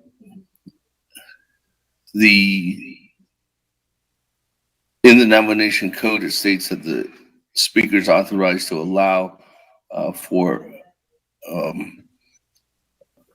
reports to continue on into the next day, and that's what we have done. And if it comes down to that this evening, if we continue going through the process and we want to continue on with reports tomorrow, I will take that to a vote. But in this case, Honorable Otto, so what we're doing is that we are, Honorable Slater is asking to do a report at the end of the agenda. But per the code, it says we have to conclude with all the reports prior to going through the legislations. So I have no problem us continue on the end of the day, if we need to move on to the second day to conclude or to continue on with reports. I have no problem with that, but there is a problem when we want to add on a report at the end of the agenda, but per the code, it says you can't do that because all reports need to be completed before we even discuss legislations. So that's the reason why Honorable Carl Slater modified his request.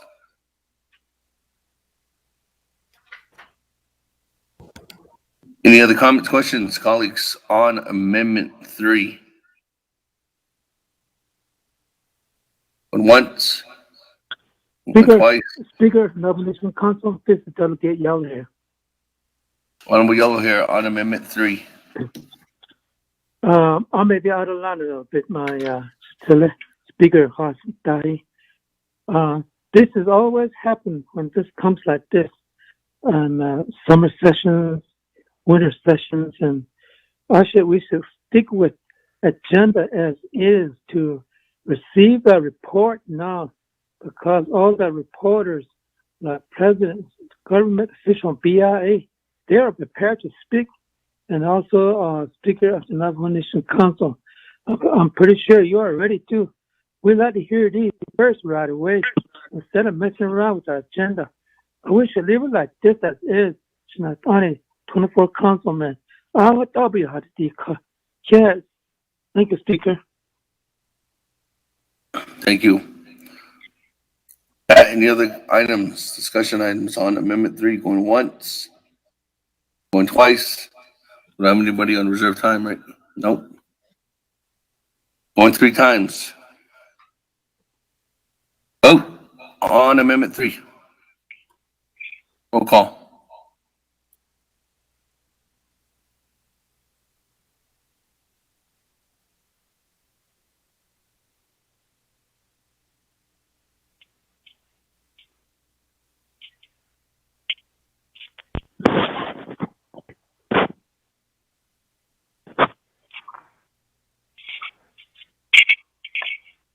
Honorable Elmer Begay.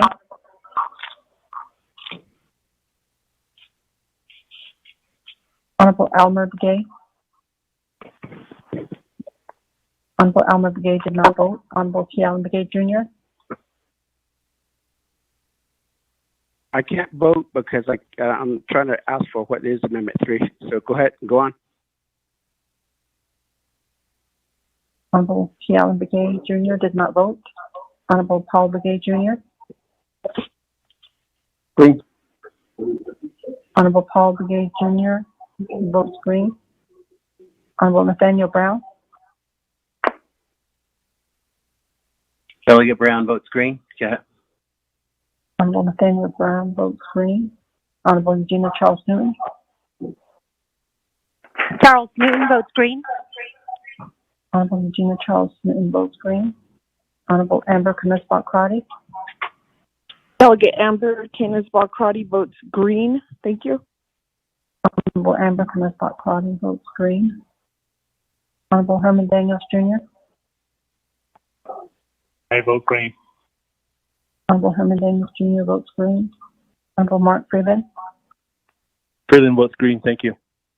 Honorable Mark Freeland votes green. Honorable Pernell Halona. Halona votes green. Honorable Pernell Halona votes green. Honorable Jamie Henio. Henio votes green. Honorable Jamie Henio votes green. Honorable Vince James. Delegate James votes green. Honorable Vince James votes green. Honorable Ricky Ness. Delegate Rick Nez votes green. Honorable Ricky Nez votes green. Honorable Carl Slater. Delegate Slater, green. Honorable Carl Slater votes green. Honorable Raymond Smith Jr. Green. Honorable Raymond Smith Jr. votes green. Honorable Wilson Stewart Jr. Green. Honorable Wilson Stewart Jr. votes green. Honorable Otto So. Otto So votes green. Honorable Otto So votes green. Honorable Charlene So.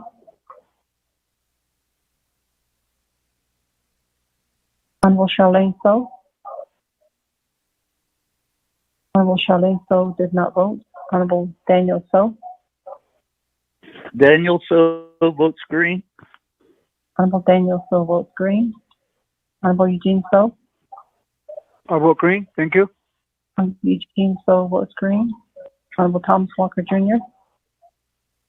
Thomas Walker votes green. Honorable Thomas Walker Jr. votes green. Honorable Edison Winika. Green. Honorable Edison Winika votes green. Honorable Edmund Yazi. Honorable Edmund Yazi. Honorable Edmund Yazi did not vote. Honorable Jimmy Yellowhair. Delegate Yellowhair votes green. Honorable Jimmy Yellowhair votes green. I'm going back up. Honorable Elmer Begay.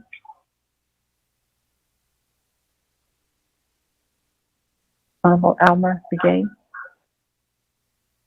Honorable Elmer Begay did not vote. Honorable Tim Begay Jr. Delegate Callan Begay Jr. Votes green on the Third Amendment, adding to reports. Thank you. Honorable Kealan Begay Jr. votes green.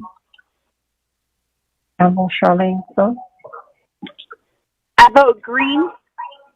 Honorable Charlene So votes green. Honorable Edmund Yazzie. Honorable Edmund Yazzie. Honorable Edmund Yazzie did not vote. With that, Mr. Speaker, you have a vote of 21 in favor and 0 opposed. Mr. Speaker. 21 in favor, 0 opposed. Speaker not voting on Amendment 3.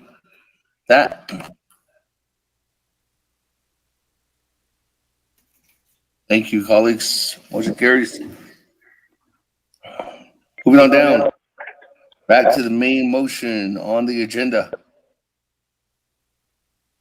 I don't have anybody else in the queue. Speaker Kealan. Honorable Kealan Begay. Shane, go ahead. Speaker, good afternoon. Arnold Syndicate, Nation the President, Vice President, Chief Justice, all those are listed. Kealan Begay Jr. has Speaker, Arnold Syndicate, although this is RDC oversight program, Chairman Nez, though RDC members, but I believe that it needs attention by the full council to address this particular issue and maybe prepare for the president to provide additional report if they haven't. Navajo Housing Authority, NHA, has urged, I believe the board, the executive officer, allowed NHA Tahaki was put on leave with an action of the current board whose term have expired.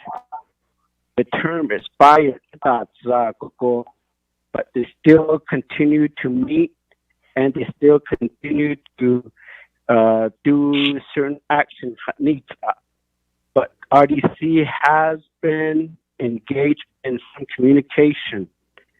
But could we ask a separate report from the NHA executive director and NHA full board members, not just one, full board members report at the least to the Navajo Nation Council? I respectfully request for that to be on the agenda. Speaker.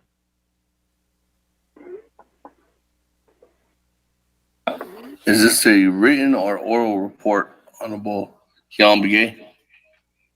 Respectfully requesting both a written report by the end of the day. If they're not able to do the report, oral report today, maybe provide timing for them to do an oral report before the session, the summer sessions end. Speaker.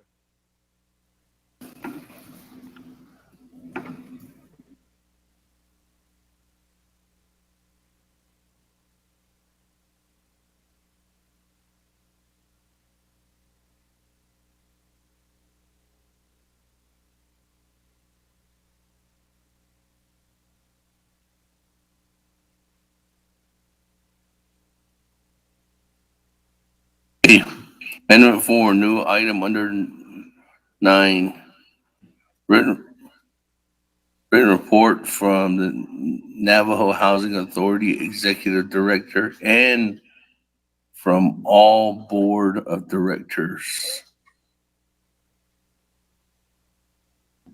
Second, Speaker. On a current update on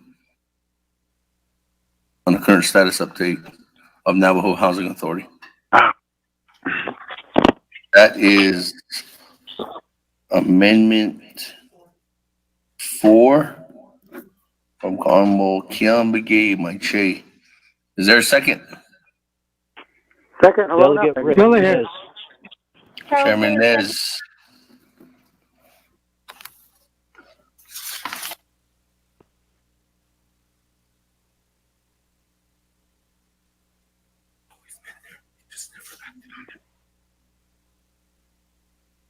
This one just specifically says.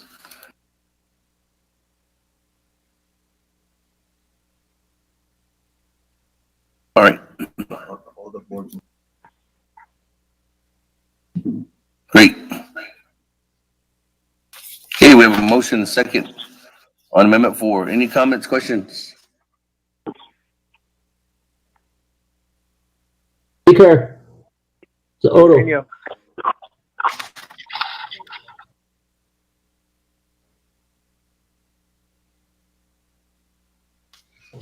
Honorable Otto So. Thank you very much. I believe that this is a really important issue related to NHA, and it's really very troublesome to hear that NHA just put their newly appointed executive director on administrative leave again, and it brings concerns. And I believe we have to sit down and see what's going on in NHA. Number two, maybe this is a time that we can start having the discussion related to their TDHE. That's the only time they come to want to listen and work with council. But we have to get them into their here to try to see what's going on internally, because housing is a very, very important issue on Navajo, and it's a concern that they are really not addressing many of the housing concerns out of Navajo.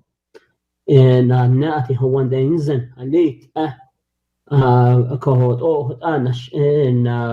really hope that we can have this discussion to move further, maybe even looking at, I believe on the 23rd Council, believe that they were in the same predicament, and the board was removed. If they're not willing to come and talk with us, I guess, related to the internal matters, because we gave them the authority to receive the TDHE dollars on behalf of the Navajo Nation. What's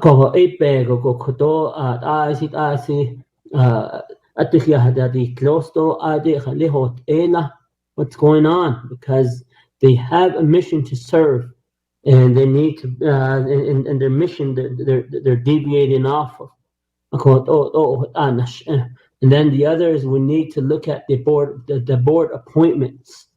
We have to start that process up so that we can move forth and get the board members that are that their term has expired, get those board members or get those positions up to date, have them resubmit their applications. So I do support this this amendment made by my brother, Honorable Kealan Begay.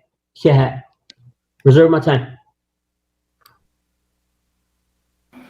Reserve your time at 2 minutes and 14 seconds. Moving on down. Chairman Hinio.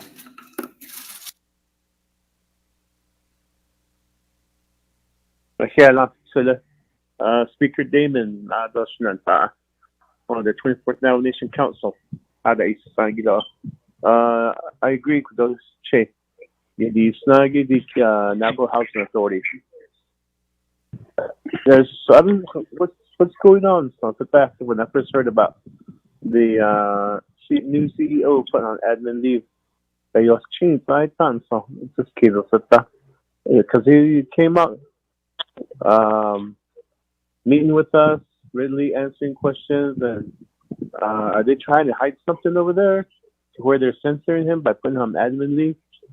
I do agree with Che Otoso that they need to come before the council to answer some specific questions, and also many times TDHE Bahatso, I was always against it. I was always against thinking that, hey, NHA needs to be autonomous over there, and need to get their business moving forward. But with this new board, they are putting that in jeopardy, to where I'm inclined to follow where we take the TDHE away and put it under Navajo Nation. That's what I'm inclined to do now. So that's a commentary I wanted to add to this amendment. And I do agree that we do need to hear from this board and maybe Speaker, through your leadership, how can we get an audit of the board and the expenditures? Who will be able to do that? If we can request this from council, or will they have to come from RDC? I believe that's what's needed is an audit, a full-scale audit of the Navajo Housing Authority. Again, I'm not Speaker, so Damon, I reserve my time.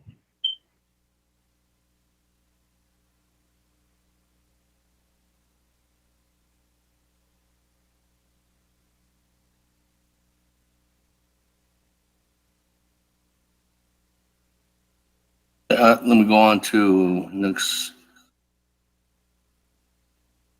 individual in the queue. Chairman Nez, on Amendment 4. Thank you, Honorable Speaker Damon and members of the 24th Council. Back on May 27th, I sent you an email, Speaker, and I think, as I'm aware, it was also emailed to the President's office. We're going to need a Speaker during this conversation. We need the plan of operation for Navajo Housing Authority in regards to their selection of NHA board membership, because the plan of operation does state that the selection committee will be comprised of the Navajo Nation President, the Speaker, and a member of the Resources and Development Committee. And it's been a few months since we've been trying to address this issue, Speaker. So if we could have that plan of operation sent to our honorable colleagues here, we can also talk about that and the direction we need to go. Thank you, Speaker. Okay. You get that, staff? We need to get the plan of operation, Navajo Housing Authority.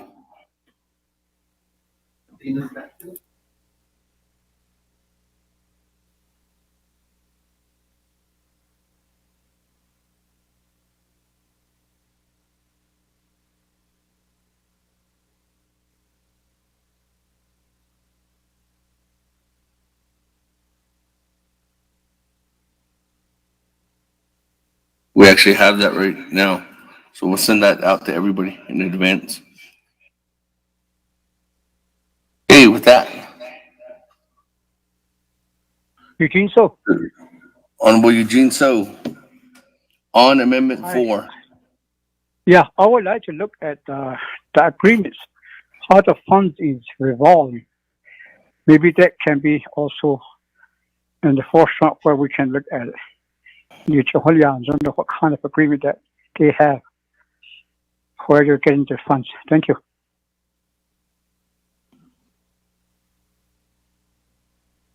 We can give, maybe we'll ask for their annual audit, see if they'll release that.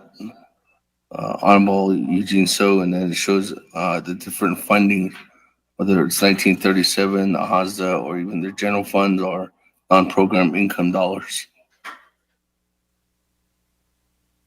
Okay, colleagues, any other comments, questions on Amendment 4? Everybody in the queue, I'm going to go back to reserve time. So 2 minutes and 14 seconds. Reserve my, wait my time. Every time. Chairman Henio, 3 minutes and 9 seconds. Caroline, to the Speaker Damon. I guess with the remaining board, I believe we had a dialogue with the CEO, Mr. Dayesh, at one time. I remember I was on that call. And I believe the nominations for the new board members are at OPVP. If we could get a letter from their office to President Nez to request that we expedite the replacement of the board as soon as possible for confirmation. That would help us a lot too with our discussions. That way we can get some fresh people in there that are willing to help the Navajo people. There's a lot of internal politics going on over there that when somebody new, like the CEO comes in, they want to make changes and people are so set in their ways, they start complaining. And next thing you know, board members listen to those certain people. And who gets the axes? The CEO. So, again, I still stand with my request for an audit too also. Speaker, I'm going to wait my time. Okay.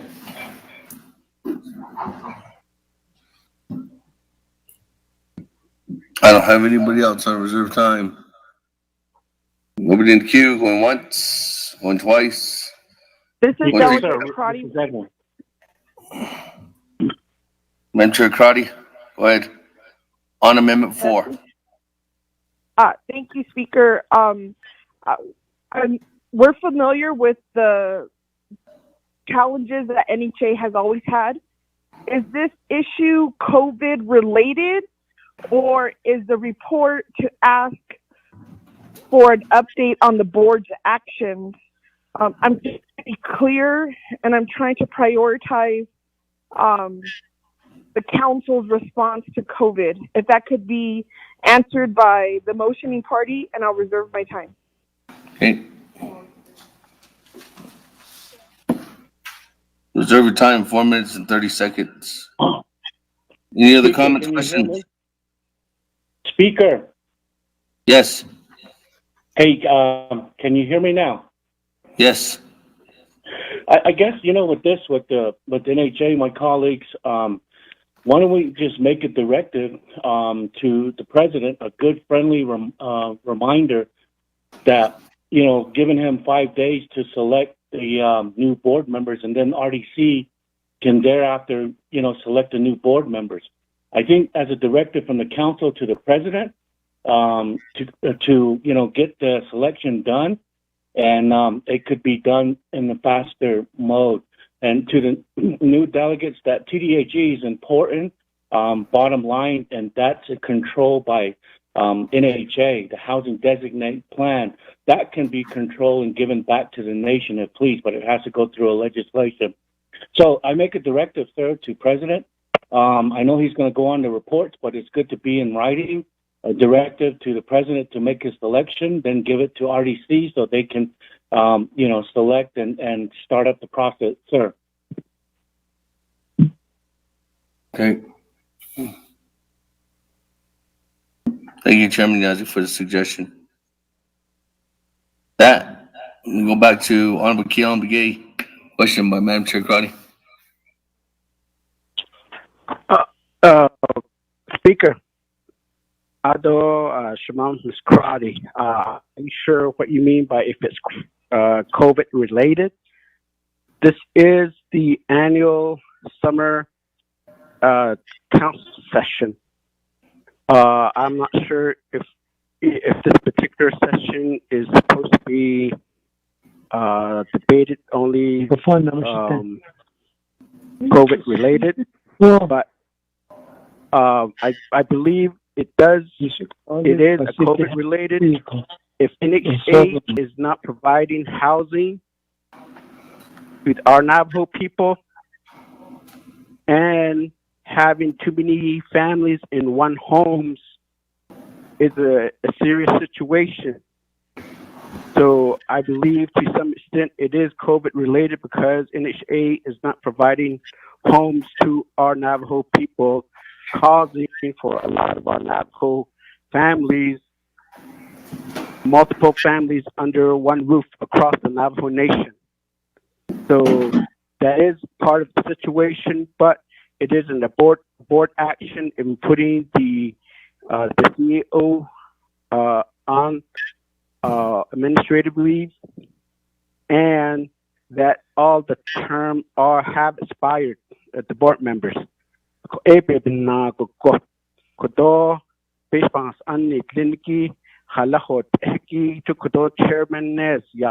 RDC had sent information to the president's office and to the NHA, but we haven't get a response.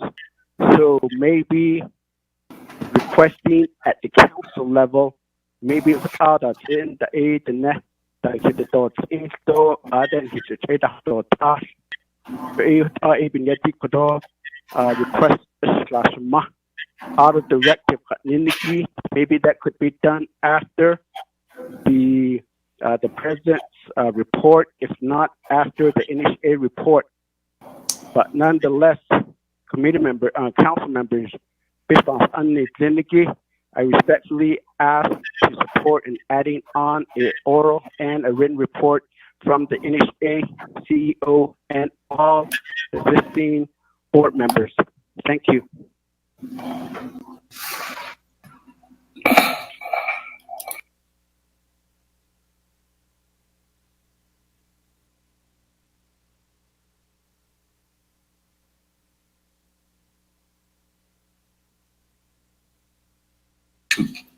I was talking to myself. Let's go ahead and go back to the floor. I don't have anybody else in the queue. No one lined up. So let me go back to reserve time. Madam Chair Amber Crotty, 4 minutes, 30 seconds. Thank you, Speaker. I'll waive my time. Thank you for the response. Okay, that, colleagues. Going once, going twice, going 3 times on Amendment 4. Vote. Roll call.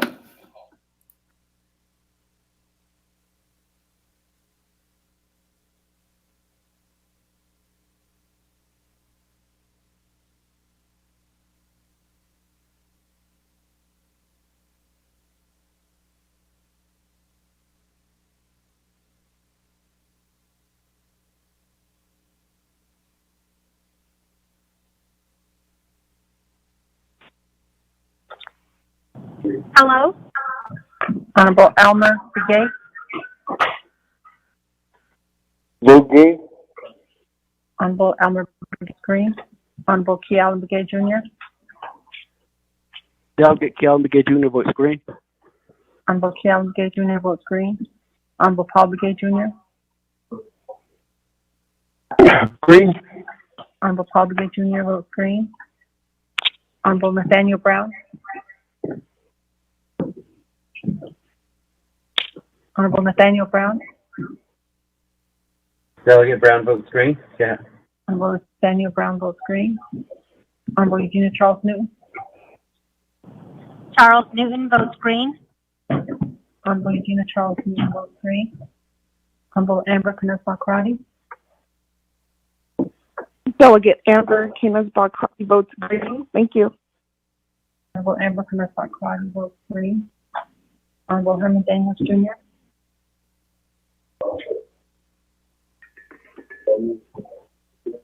Honorable Herman Daniels Jr. Honorable Herman Daniels Jr. did not vote. Honorable Mark Freeland. Freeland votes green. Thank you. Honorable Mark Freeland votes green. Honorable Panel Halona. Halona votes green. Honorable Panel Halona votes green. Honorable Jamie Hillier. Helio votes green. Honorable Jamie Hillier votes green. Honorable Vince James. Delegate Vince James, I had a question, comment, but I got disconnected and I texted Alyssa, but it's okay. I'll just vote green. Honorable Vince James votes green. Honorable Ricky Nez. Delegate Rick Nez votes green. Honorable Ricky Nez votes green. Honorable Carl Slater. Delegate Slater green. Honorable Carl Slater votes green. Honorable Raymond Smith Jr. Green. Honorable Raymond Smith Jr. votes green. Honorable Wilson Stewart Jr. Green. Honorable Wilson Stewart Jr. votes green. Honorable Otto So. I vote green. Honorable Otto So votes green. Honorable Charlene So. I vote green. Honorable Charlene So votes green. Honorable Daniel So. Daniel So votes green. Honorable Daniel So votes green. Honorable Eugene So. I'll vote green. Thank you. Honorable Eugene So votes green. Honorable Thomas Walker Jr. Thomas Walker votes green. Honorable Thomas Walker Jr. votes green. Honorable Edson Winnicott. Green. Honorable Edson Winnicott votes green. Honorable Ebony Yazzie. Green. Honorable Ebony Yazzie votes green. Honorable Jimmy Yellowhead.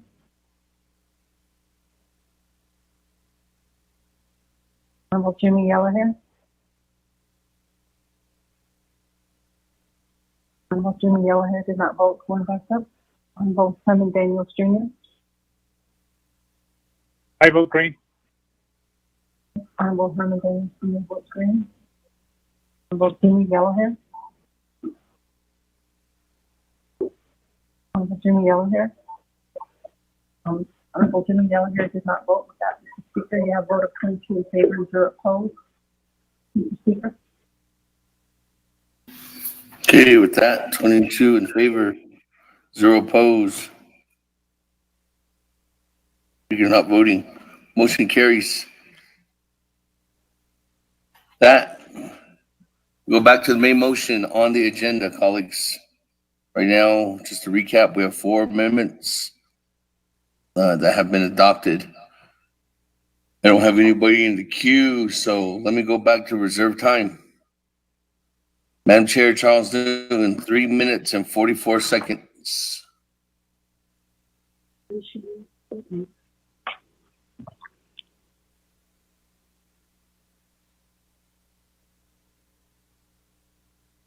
Madam Chair, Charles Newman.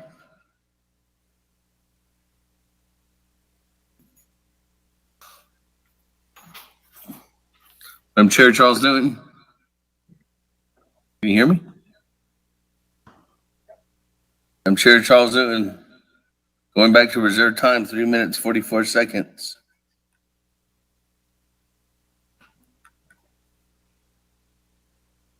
Going once? Going twice? Hello? Speaker, Yes.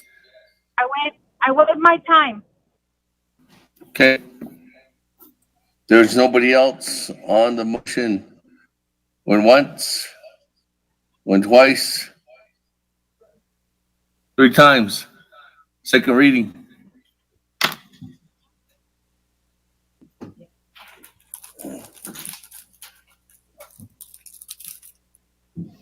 Mr. Speaker, members, there are 4 amendments. Amendment 1 adds 0160-20, 0153-20, and 0141-20. Add report by Janae College. Move BIA report after the report from the Speaker of the Navajo Nation. Amendment 2, new item under B, oral reports, update from Department of Education on reopening of schools. Amendment 3, new item under B, oral reports after Dodi, report on update from first responders, from Office of the Controller, new item under 9, written reports, update from Social Services on domestic violence. Amendment 4, new item under 9, written reports, report from Navajo Housing Authority, Executive Director, and all Board of Directors. Mr. Speaker.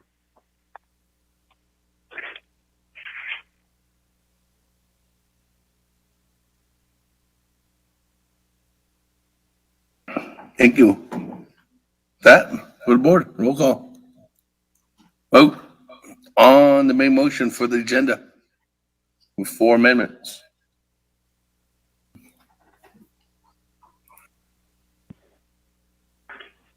Honorable Elmer Begay.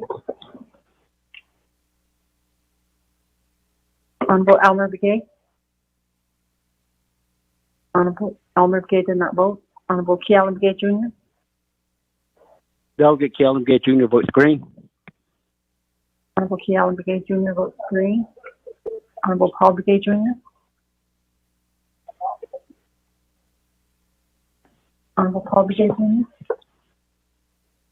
Honorable Paul Begay Jr. did not vote. Honorable Nathaniel Brown.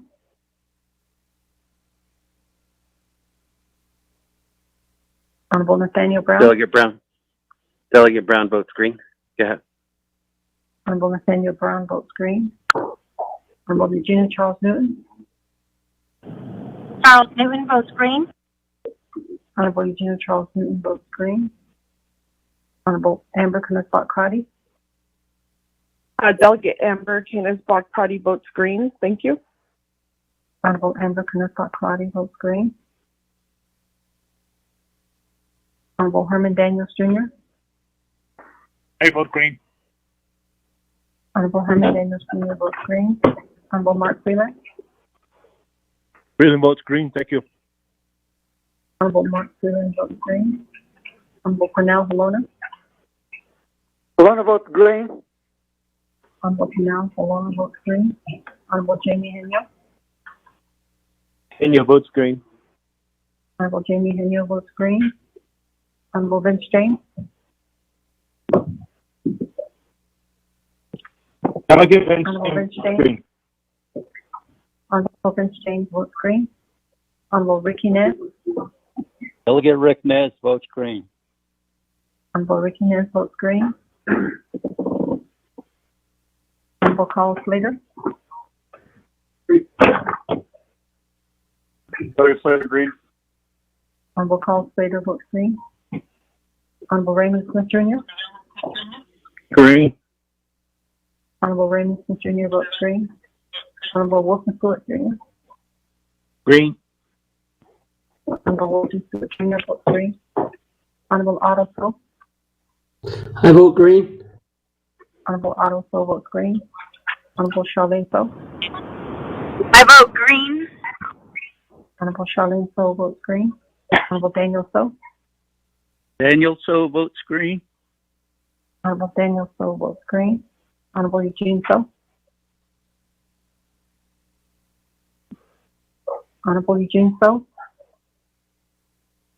I vote green. Thank you. Honorable Eugene So votes green. Honorable Thomas Walker Jr. Thomas Walker votes green. Honorable Thomas Walker Jr. votes green. Honorable Edison Winnica. Green. Honorable Edison Winnica votes green. Honorable Edmund Yazzie. Green. Honorable Edmund Yazzie votes green.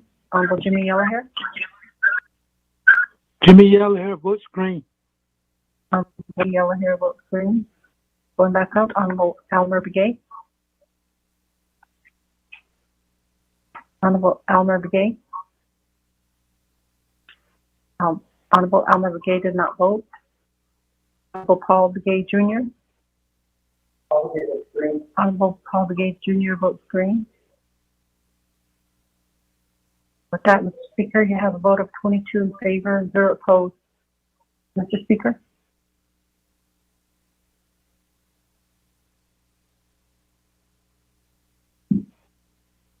My colleagues, would you have an agenda before us with 22 in favor, 0 opposed, and speaker not voting? Moving on down.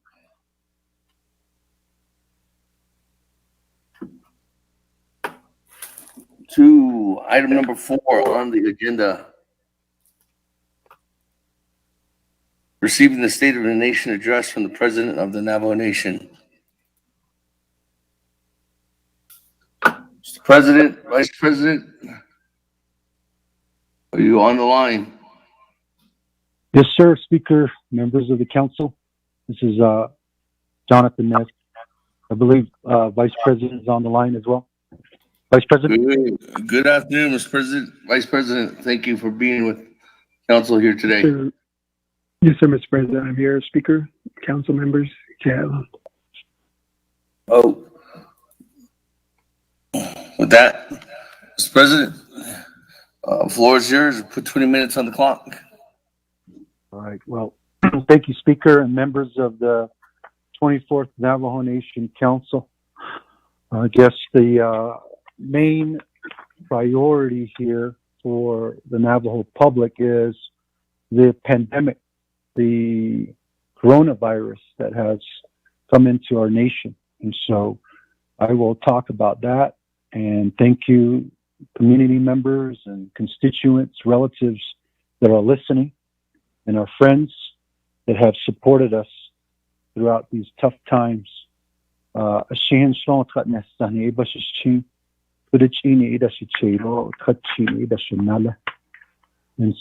we have began the outreach for COVID-19 for some time now, and it started in February and into March and April. We have put some stringent public health orders in place. A lot of recommendations coming from the federal government and the healthcare experts. So what we did was we incorporated those into our public health orders.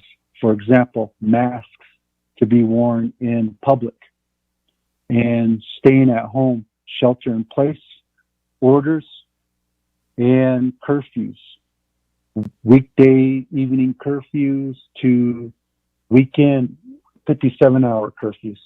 And so I want to say thank you to the Health Command Operations Center for working around the clock to keep our people safe. Dr. Jill Jim, Director of Health, as well as our Incident Commander, David Nez, and also the various section chiefs, and of course our frontline warriors that have been on the front line since the start. 8,593 positive tests from the start of this emergency to today. 6,360 have recovered. So we are very thankful, and our prayers have been answered. 422 have lost their lives to COVID, and our thoughts and prayers go out to our people out there. This virus has affected every single person on the Navajo Nation and beyond. We know of someone who has contracted the virus. Also, we may have had people that have passed on because of COVID-19. And this is a fight against this virus, this monster that has come into our nation. And so the weapons to fight off this monster are the public health experts' recommendation.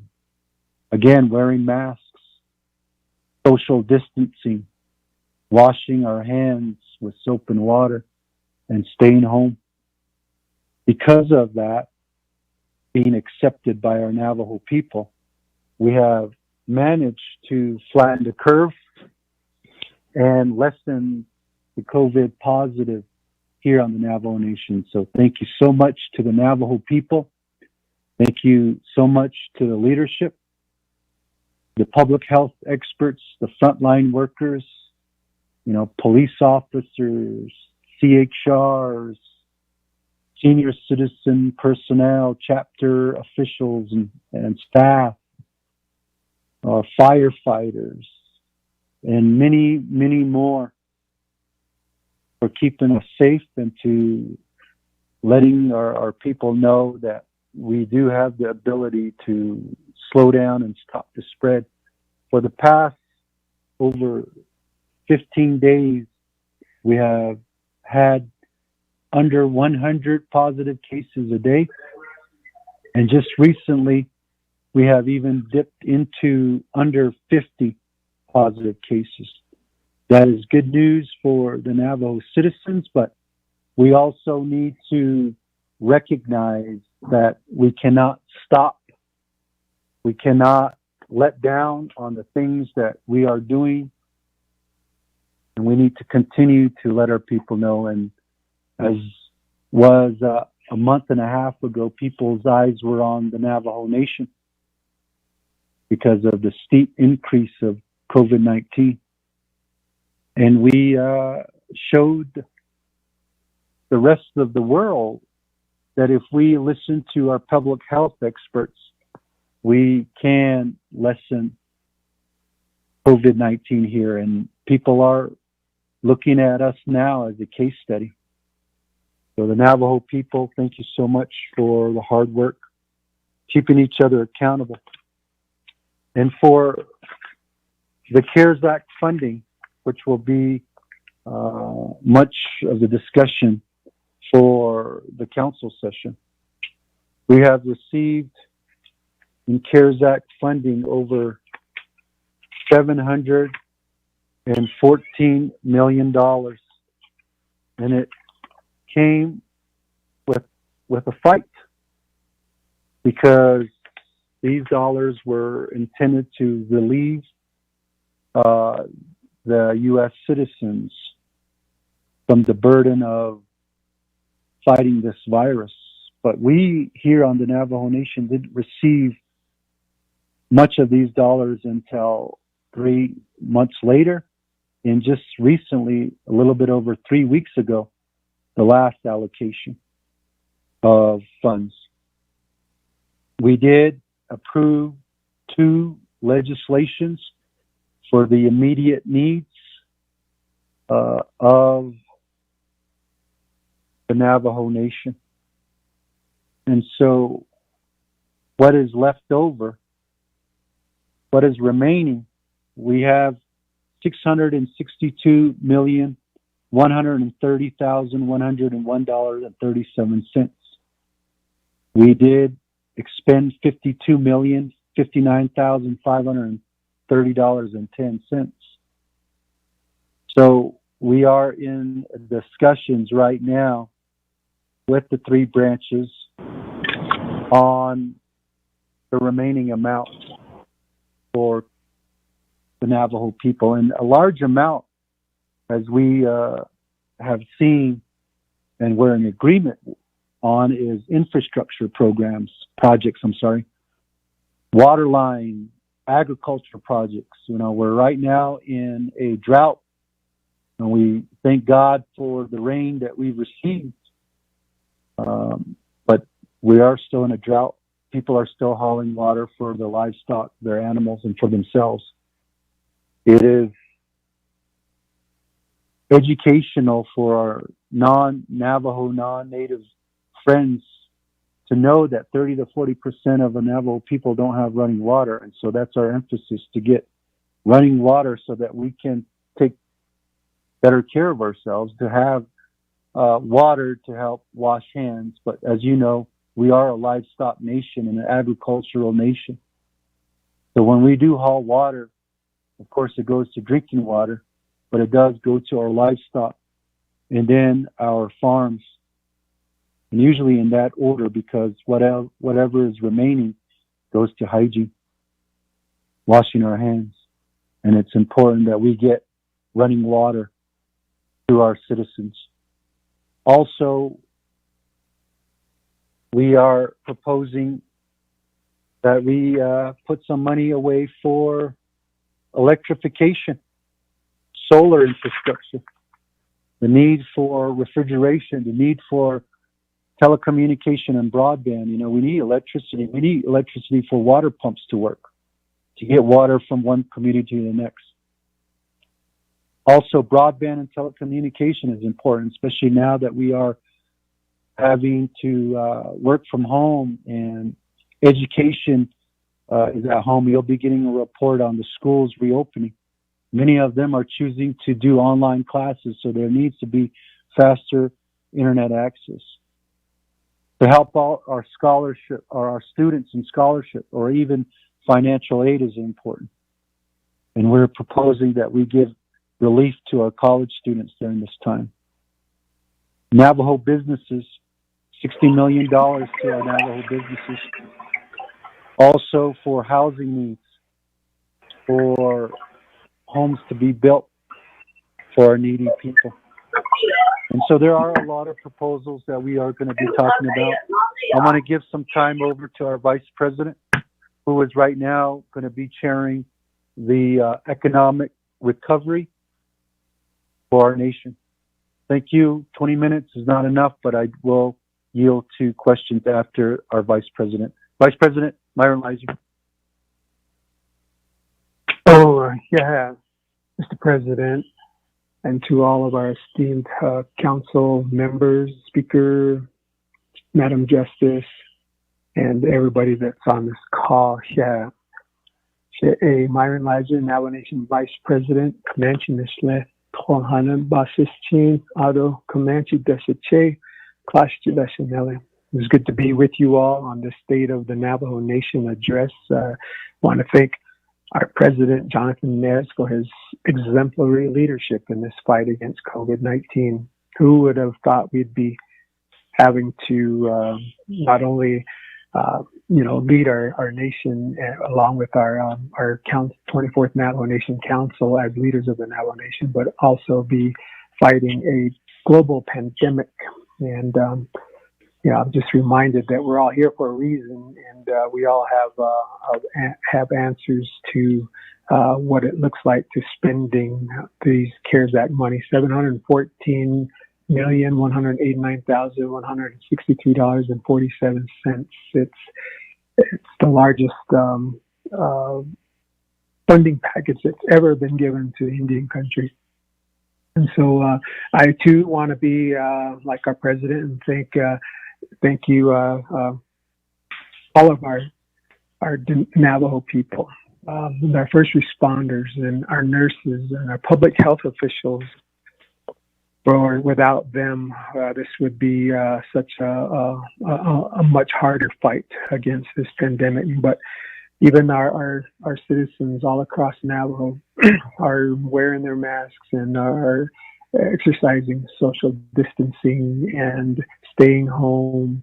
And as President said here, that this CARES money didn't come without a fight. And I'd like to thank all those that laid their hand towards bringing this here. And, some argued for more, some, fought for bringing it down, which is politics. And, I'd like to thank Senator McSally of our great state of Arizona for being on the floor advocating for Indian country at that midnight hour when this historic legislation was passed. Everything is a fight here in Indian country. It's been said that if you're born a first American, you were born into politics. And so as our president has shared that I will be chairing the economic recovery and what that looks like, I also need to give a shout out to our own JT Willie, our division director for economic development. It's under his steed that, we'll bring this out. And I believe our economy is something that we can open up safely and we can recover safely. And we face the very pressing need right now to open up our non-essential businesses, those mom and pops, the small businesses all around Navajo who are looking to us to open up. But yet we face and we fight the tension to stay closed to protect our elders, our most vulnerable population, those with predisposed health conditions. It's those who we think of.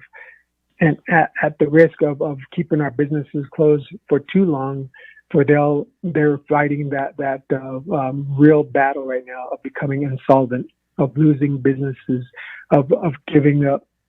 And so we need to be mindful of that. But we have the surrounding areas all around us, Utah, New Mexico, Arizona, even California. I mean, some states are even considering closing shop, and yet we see our numbers coming down. And so for that, I want to thank all those who are adhering to our health protocols, our own division of Navajo Department of Health, Dr. Zil Jim, and our HCOC. It's a combined effort of everyone. So we all can't take credit, but at the same time, if you're doing these things, if you're wearing masks and staying home and just being vigilant, then you're part of that success that we're seeing. And so as we consider to open up our economy, ours is one we can open up safely and protect our most vulnerable and preserve our elders so that they could continue to share the stories, to hand down the language, to hand down the principles that it'll take to be successful for their children and their grandchildren. And so, again, I could go on, and I'm sure there'll be questions as to what our economic portion is looking like. And so I'll reserve that time for that. But I also just want to lift up some recent victories, right? We all fought the Family Dollar liquor applications, and we've come to find that the local outlets here in St. Michael's and the one in San Benito, which isn't on our reservation, have both decided that they will not fight the will of the people. And it's that will of the people that our prayers to our Creator, that we hear the will of the people, that we feel the spirit of the will of the people, and that's what we act on as a leadership. Is humble enough, is prayerful enough, is God-fearing enough to rely on our Creator to map out a plan, to work together, and to go forward where every our Dene people benefit in the fight against this COVID-19 virus. And so, Mr. President, I'm going to give you some time here as well to chime in and maybe close up. Oh. Well, thank you again, Vice President, and the work that you have been doing on the nation's behalf as well, reaching out, making those connections, and bringing the ear of many to the Navajo Nation. We attended and visited many of these food and supply distributions throughout the Navajo Nation. And we were privileged to hear directly from our first responders, our frontline warriors, and our division directors. Each and every one of them have been working around the clock. This is unprecedented times. Nobody would have thought something like this was going to happen when we were vying for this position in leadership. That's the president, vice president, as well as the council. But now we're here. And we look up to the Creator, we look up to God for wisdom, strength, protection, and good health. And I truly believe that God is looking upon this nation favorably. I know that governments have some items of disagreements. That's just government. And the Navajo people are at the forefront of all our decisions that are being made. And so for us, Vice President and I, we recognize and hold our positions seriously to take care of the people's interests, take care of the people's money, and to advocate on their behalf. And I know that we all have signed up to do that. And I appreciate each and every one of you, council members, for being on the front line.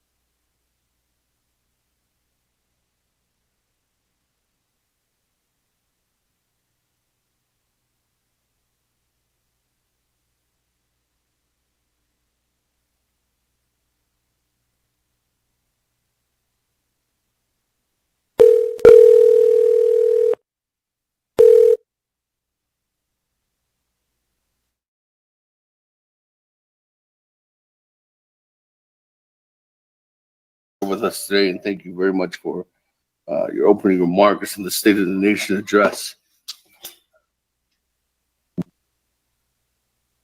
Let me go ahead and move on to the floor and get a motion to accept the report. Motion. This is Daniel Fuster. Yellow hair, second. Motion by Honorable Caller Slater. Second by Yellow Honorable hair. Herman Daniel. Speaker, I didn't offer a motion. That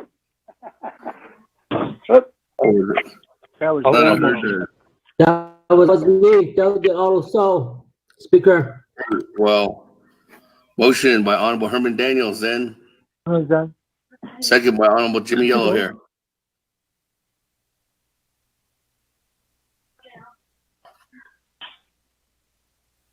Okay, that, colleagues, we go to the floor. Honorable Wilson Stewart.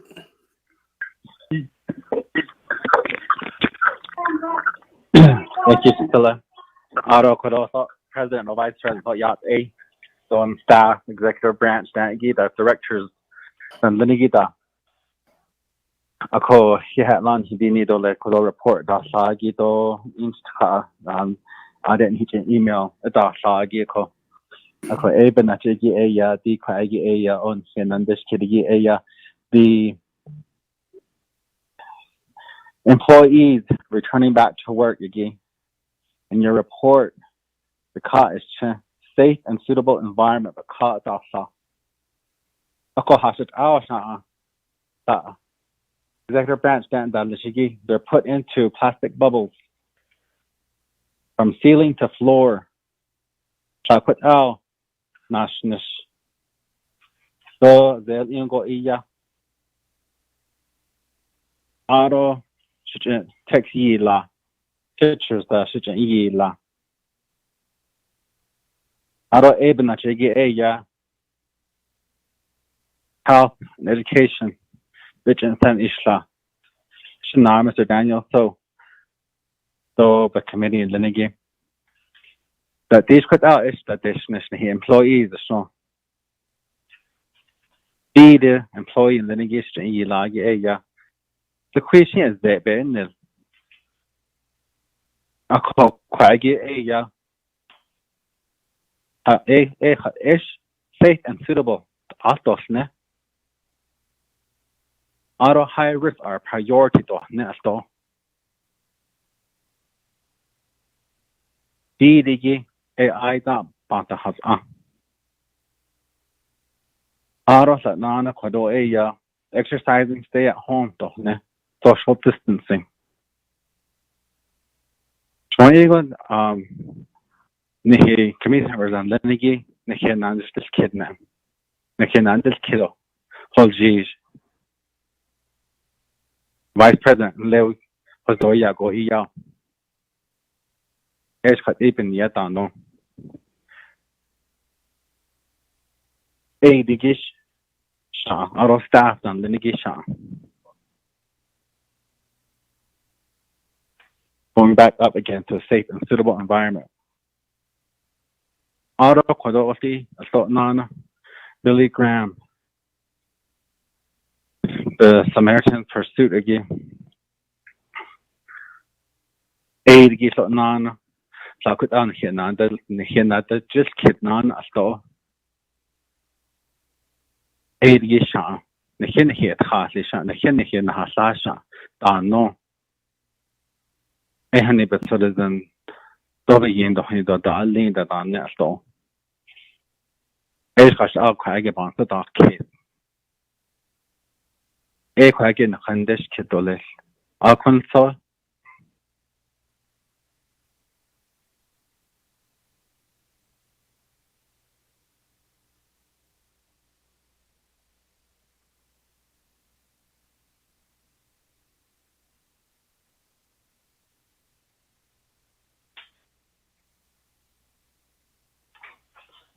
Hey, thank you, Honorable Stewart.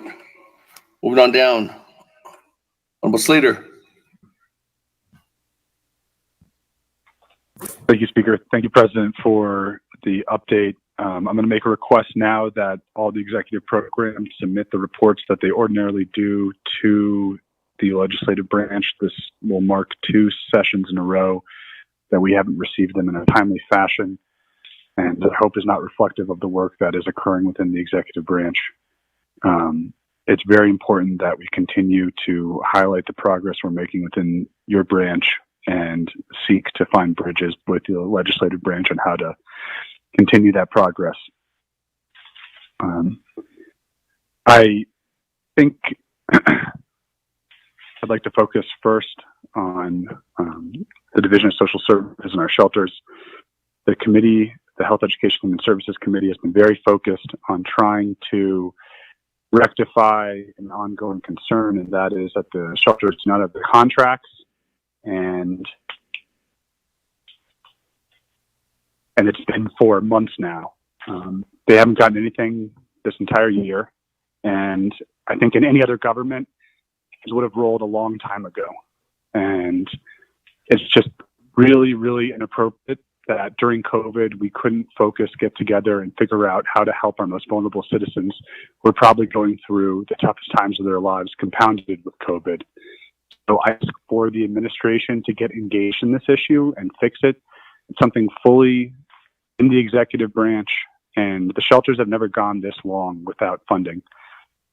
I just cannot express how dissatisfied the committee is. I personally am. Our survivors, victims advocates, people who are invested in the system and supporting our most vulnerable. It seems that the division has just turned a blind eye to the needs of, again, some of our most vulnerable citizens in the most vulnerable times of their lives.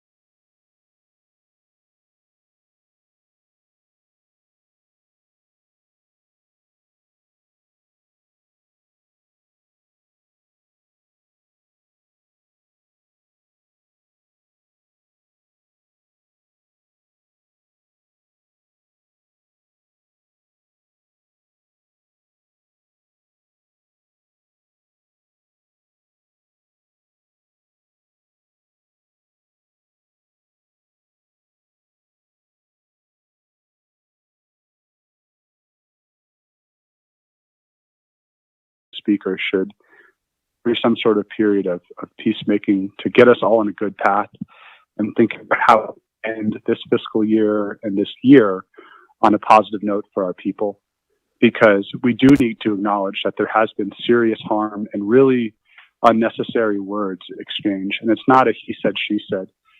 It is precisely that the council has not sought to turn the people against the president. We extend the utmost deference to you, your workers, and your staff and your execution of this COVID pandemic response. And I think the highest levels of praise need to be applied to so many people within the executive branch, from, say, the chief of staff all the way down to the maintenance staff. Nobody should be spared that sort of praise when they're putting their life on the line and trying to help their people. So the same deference and respect, I think, should be shown to legislators who have been working on the front lines with their communities and seeking to advance what they hear at the grassroots level for the benefit of the people.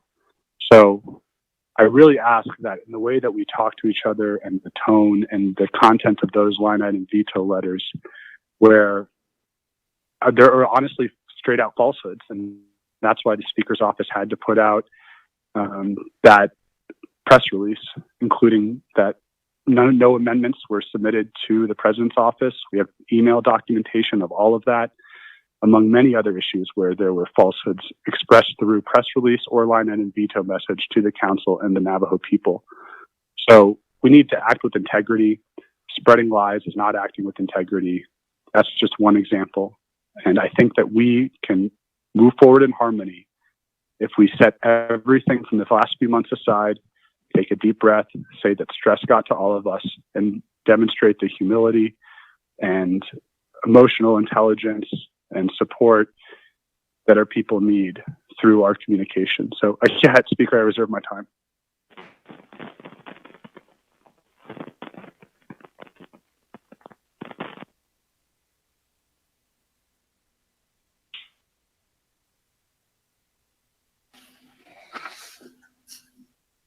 Honorable Slater.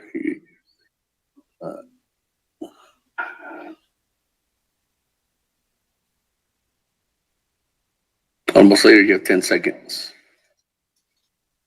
Reserve your time.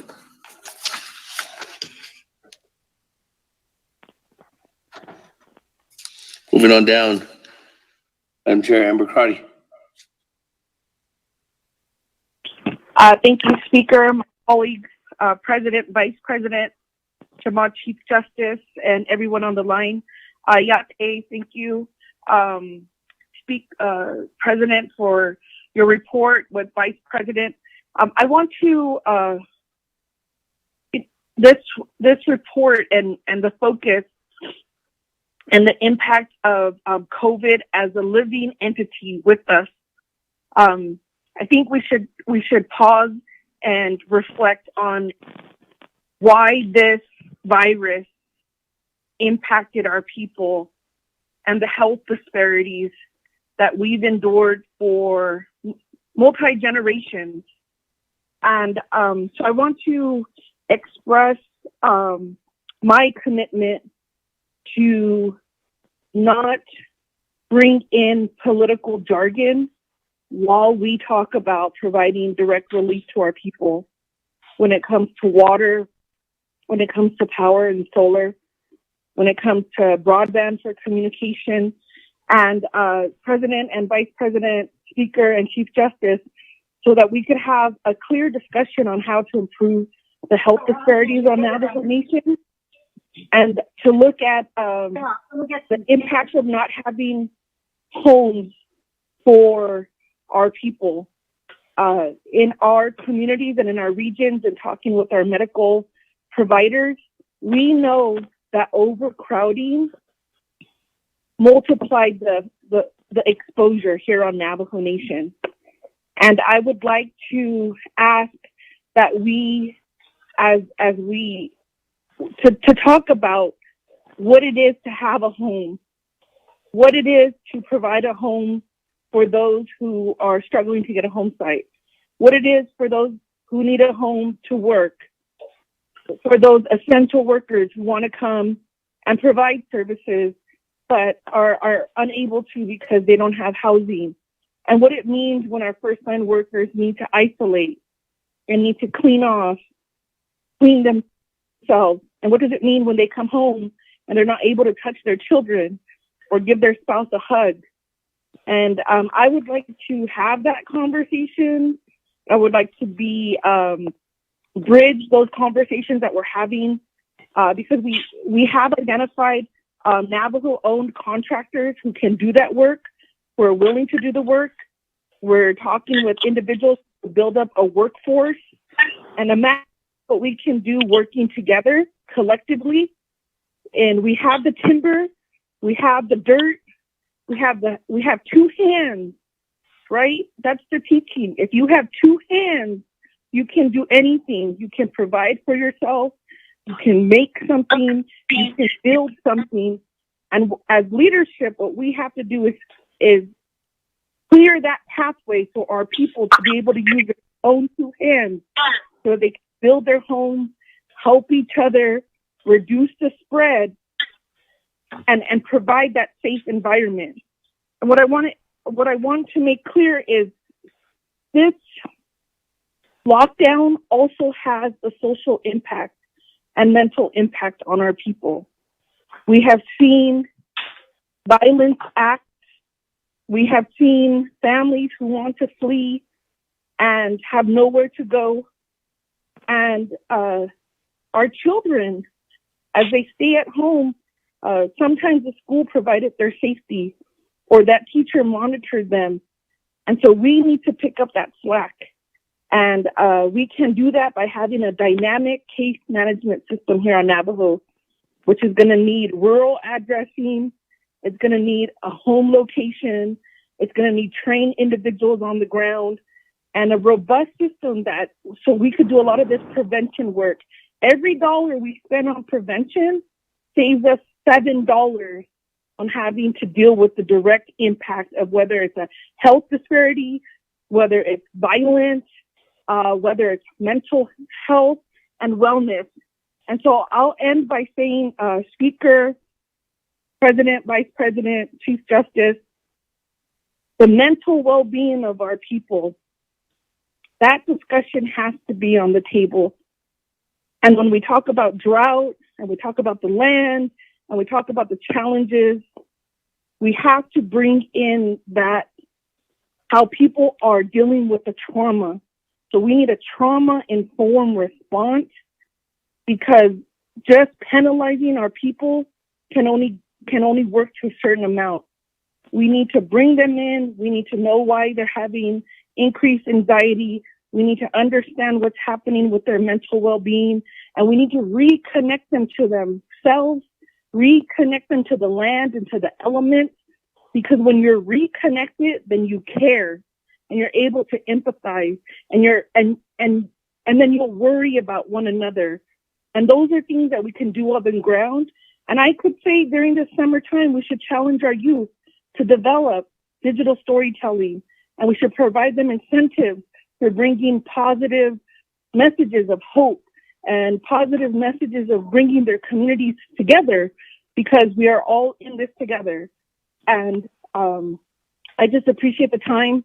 And I strongly believe through prayer, through connection, having courageous conversations will create those opportunities for our people. And we may not get it right, but we have to continue to believe that talking to each other, engaging will get us there. And our children are watching us. They hear us. And so we have to resonate that hope and that sense of belonging for them. Thank you, Speaker. Thank you, Madam Chair, Amicrati. That, moving on down. Honorable Keon Begay.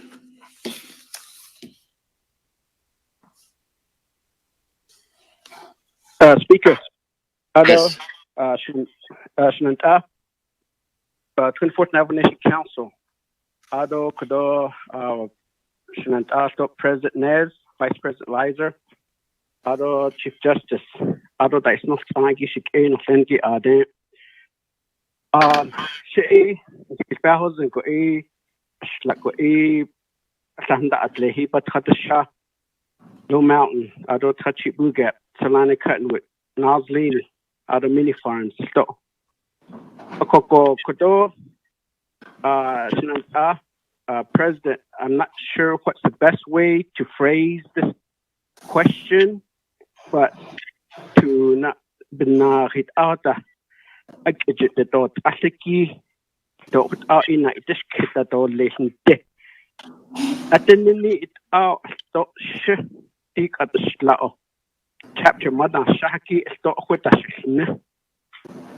Deed on it, and not hold it. Do deed out a and that's it. That's the chapter. A large a tonarai. ado na gloshi bebenal spe holoni go yego and that dik a drought dot on the hinipen na go yego equator ton liniki at yeto bishtas ahakito yon dad nista other chapters that is khalipen na sto ton liniki cha yego ika da kai ako ediki yego kodoshan and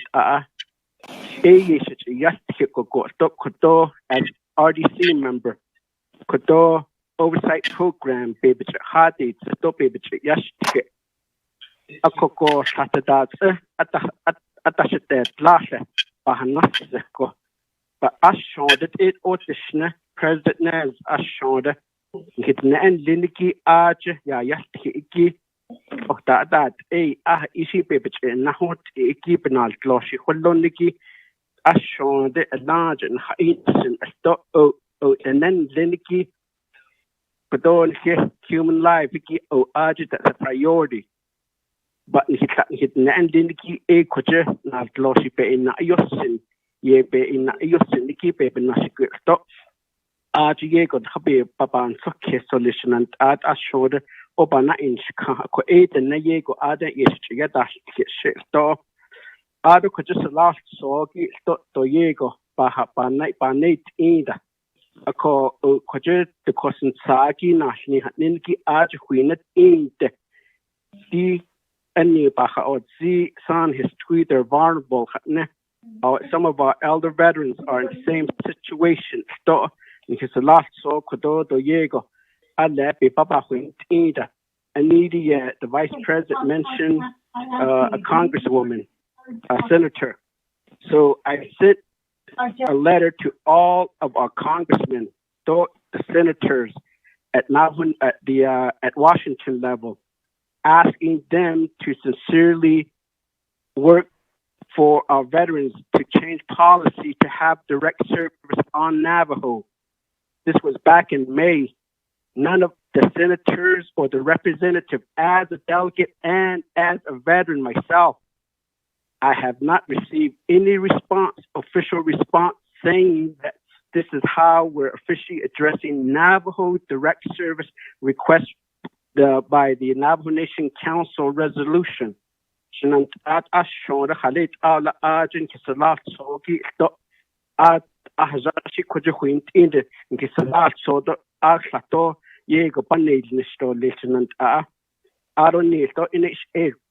NHA report ki add-on Ilya NHA is a situation that needs to be resolved.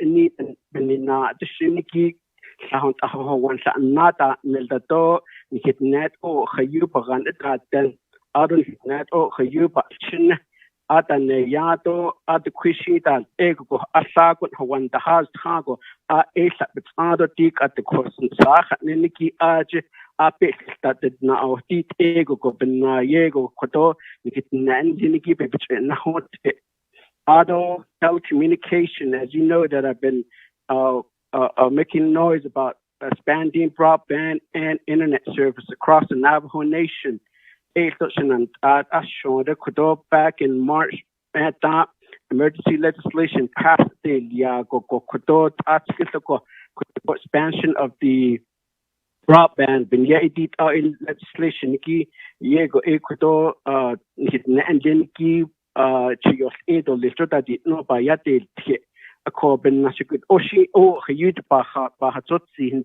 within the 5 minutes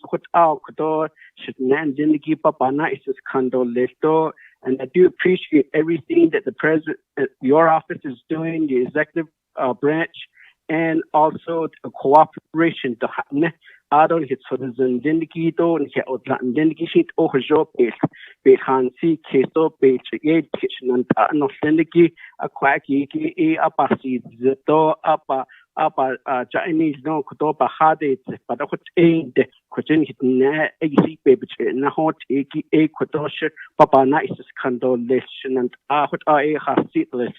Speaker Damon. Thank you, Honorable Councilman Begay. That move on down. Honorable Otto Show. Floor is yours. Thank you very much, Mr. Speaker, for the time. Ado adit shanant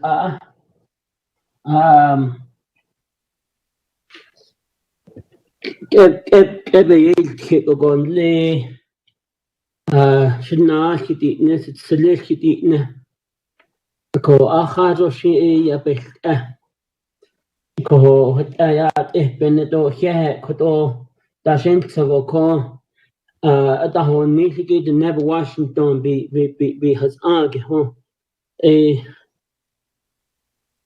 on yan ki aro ade so snale ade Mr. Honorable Vice President Mr. Lizer so he ko da shen so ya khanine isa don da bai kids ko ya Didak at koto yan ignish she can hit schneed ordly. Only has twin hit schneed at ordly. And she ye when he see cut you bat that and the hot ave finish. Go say Mr. President, and I believe a lot of the communication at the chapter level is really needed. A lot of the delegates, when we start communicating with our chapters, they start asking us,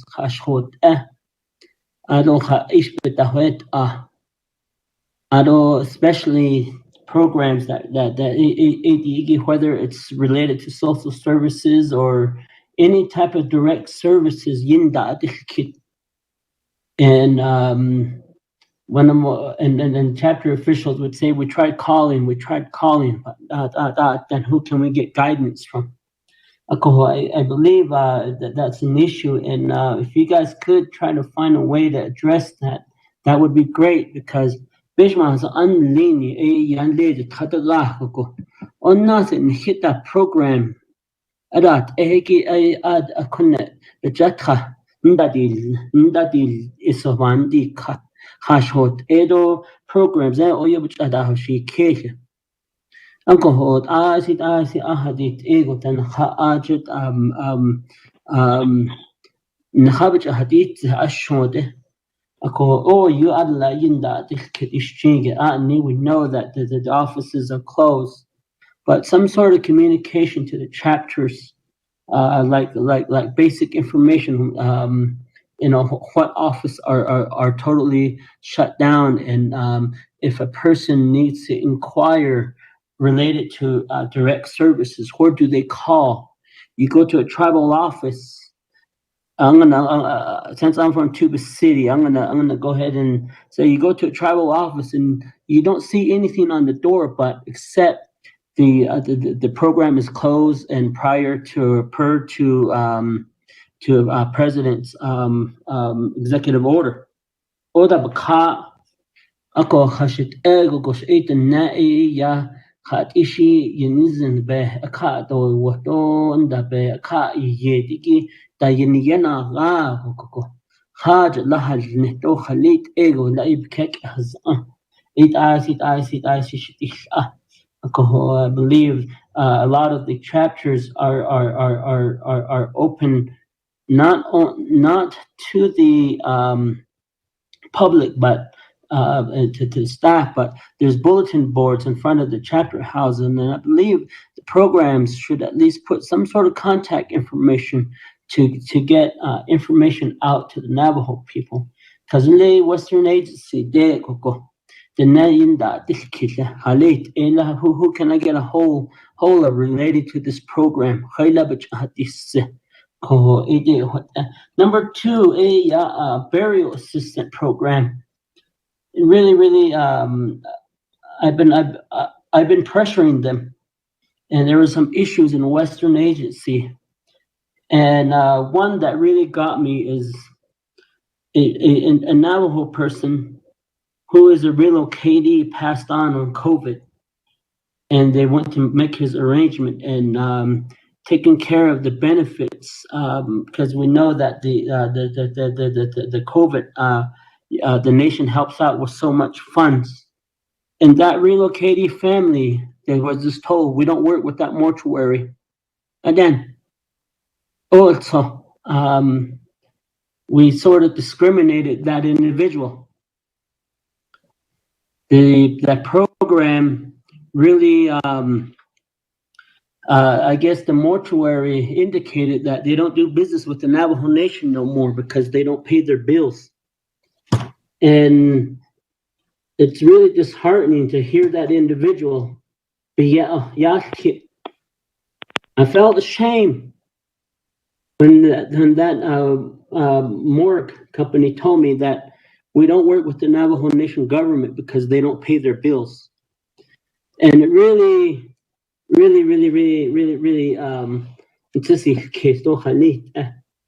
these division directors or managers are in those positions to get these bills paid. And who do we hold responsible at that time? But this family here in Western Agency, they were affected by the Navajo Hopi relocation. And I believe they moved to Flagstaff, and they made arrangements for their father and I did send some emails, and you probably received them. Chief of Staff probably received them too. And bottom line is, we have discriminated against that individual, that deceased who was a relocatee.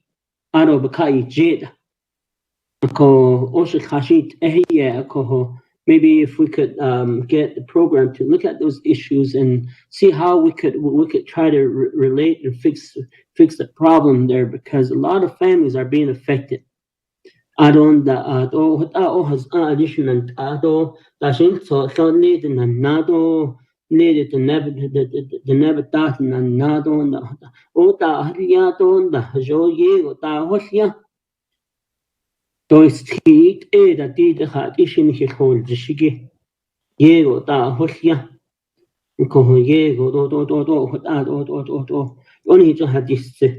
Adon that Ashin did Ashin Krishna and Nishiya Nihine go Pado Jin Lady Night no Chanta. Ako Asi A Ati the cutting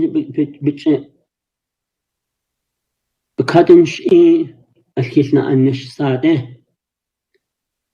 I really hope I see it coming very, very soon.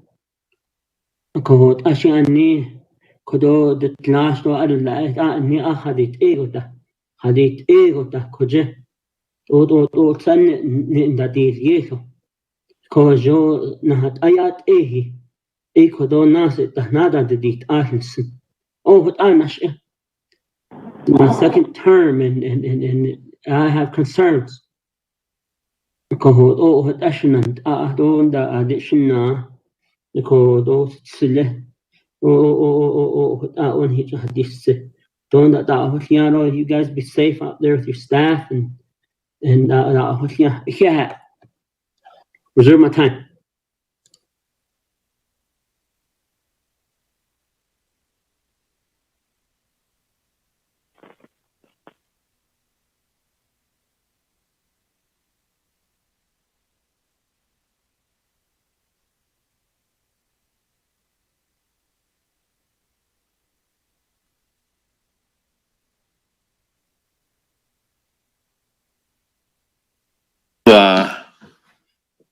Timer went out, so you have no time.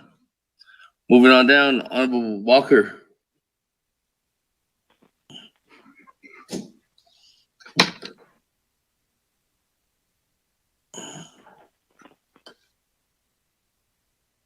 Going down, Honorable Walker. Can you hear me?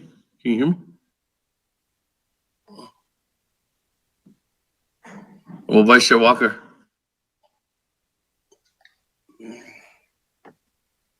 Going once, twice, 3 times. Moving on down. Honorable Elmer Begay.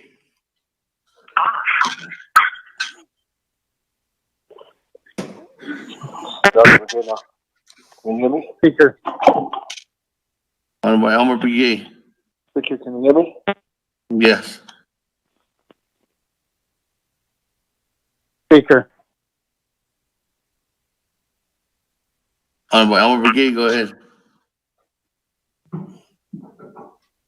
That's Walker. Speaker. Honorable Vice Chair Walker, I called for you. Can you hear me? I can hear you now. Yeah, I've been answering. Oh, I've been answering your call. I can barely hear you, so let me go back to you, Vice Chair Walker. Okay, thank you, Speaker and members of the 24th Navajo Nation Council, colleagues, Chinanta, legislative staff, and then the Honorable President and Vice President. Thank you for giving the State of the Nation address during this summer session of the Navajo Nation Council. Bahena, Natani, Tatoni, Vato, Ado Lego, Putnahaneto, Chewi Ako, and that is the Nishigi, Hodayati, the nation to that case, the Neda is Ado Haye. So, Kodo, this Higi, Ashin Dashi on the Ranjan that this thing. So, he did as they will Yehiki. For COVID-19 drug treatment drugs for COVID-19. Okay. Now, vaccines or possible vaccines. Either or distance or the question Yabahasi the way hold just is the best one and that lego. That committee meetings, though, Navikia Tito, council session, updates from IHS and various entities and various organizations on the nation during this emergency. And we have these calls updating each other, providing information regarding COVID-19, its effect on our people, and how we must help to continue protecting our people. The is the instant is the tahodno obatahan na rego aki I don't I see you touch it by the niche that on the hadlen chinan colleagues and honorable president, vice president, we have a duty to fulfill in protecting our people. Certainly, we all have that duty because we have to go, beyond what is on our nation for this in this dilemma, this emergency at this time.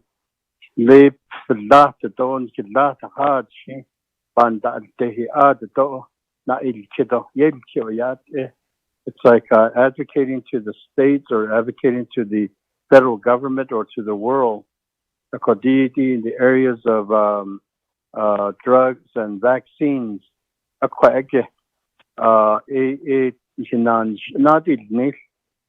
Obviously, that's where we're headed. These are the next steps to take.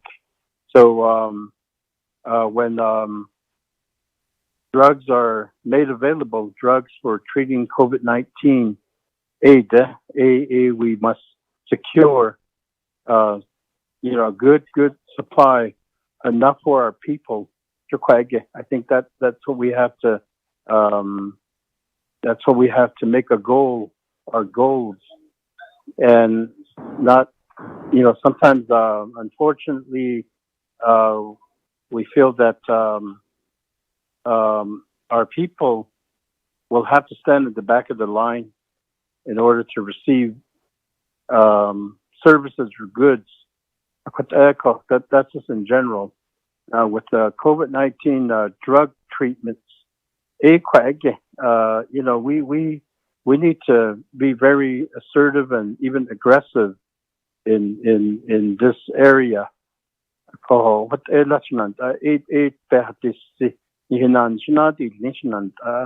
the vaccine ati badang kha ati adad no bandal de so that has in shit ni large a pahologo in dilzno what ego yat eso le ko large a chedi in taka zashido you tna flash lido bakati net alzat nani ashido hayu la at mailchi e holland ni hiki large a hot ego panda il kido a dai te ba hati ti ti o ashigi biye sunan ashiban sada kes de joba ha ji ho na na bi na ho ni hiki ti ko ye hot ya ko sa da hati si ado e sago ba hato ti ani and it seems like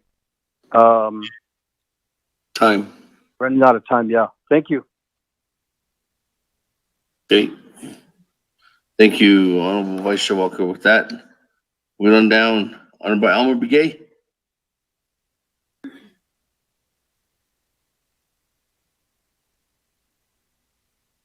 Honorable Brown.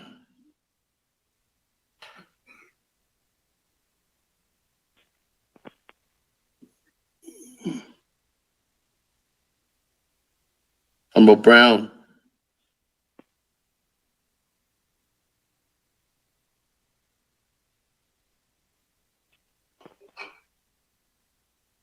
Hello, hello. Hello. This is Delegate Brown.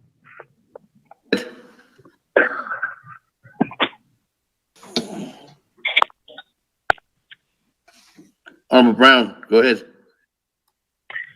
Okay, Speaker, can you hear me now? Yes, I can. Okay, thank you, Speaker. Ado Shananta, largest Sundani, Ado Counts Sundani, President Nez and Vice President Lizer, and to First and Second Lady and all your staff.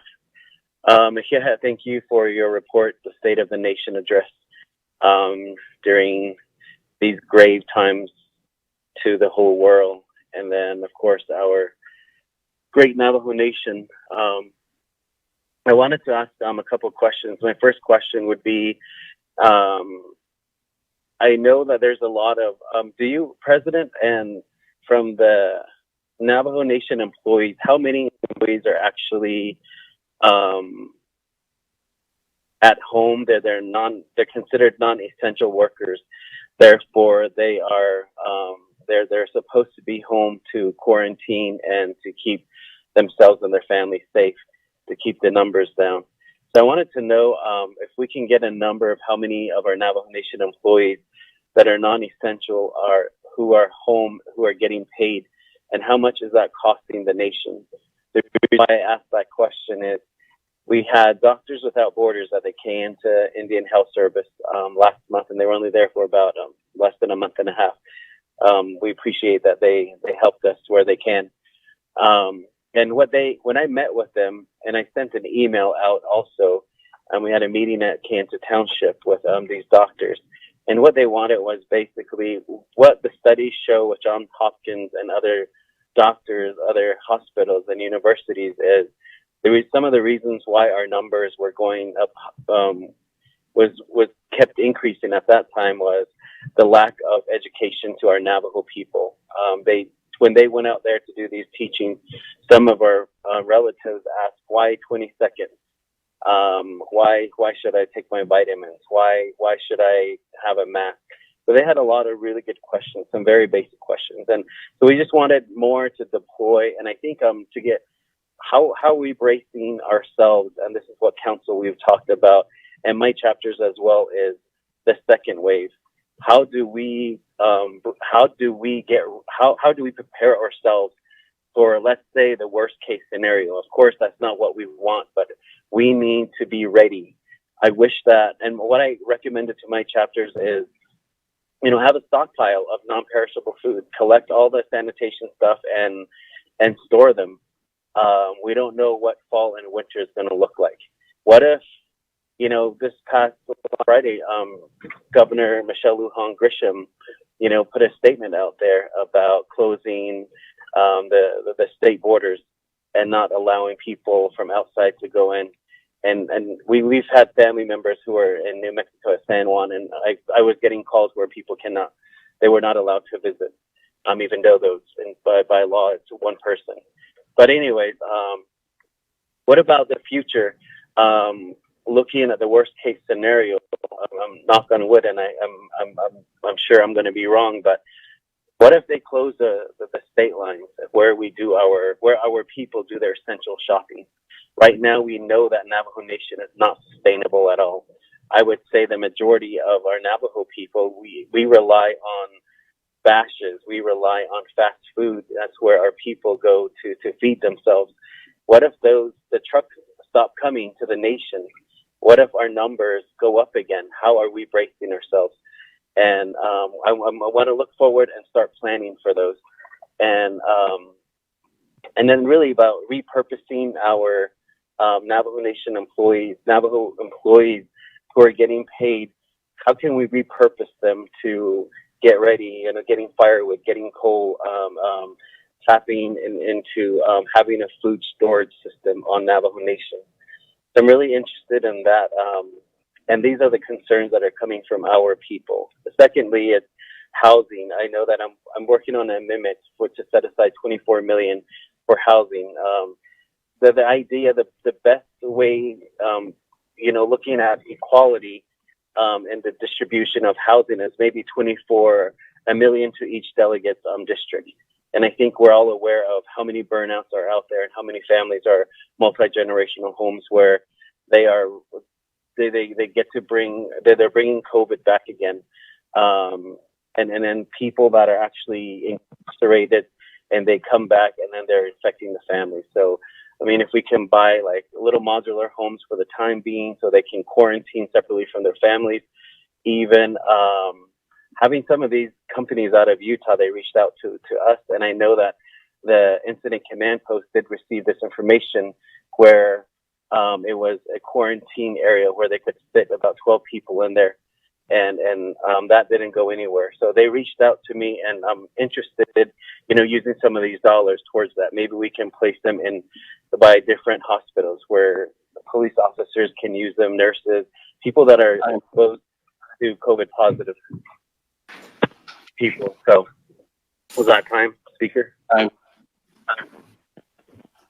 Okay, thank you.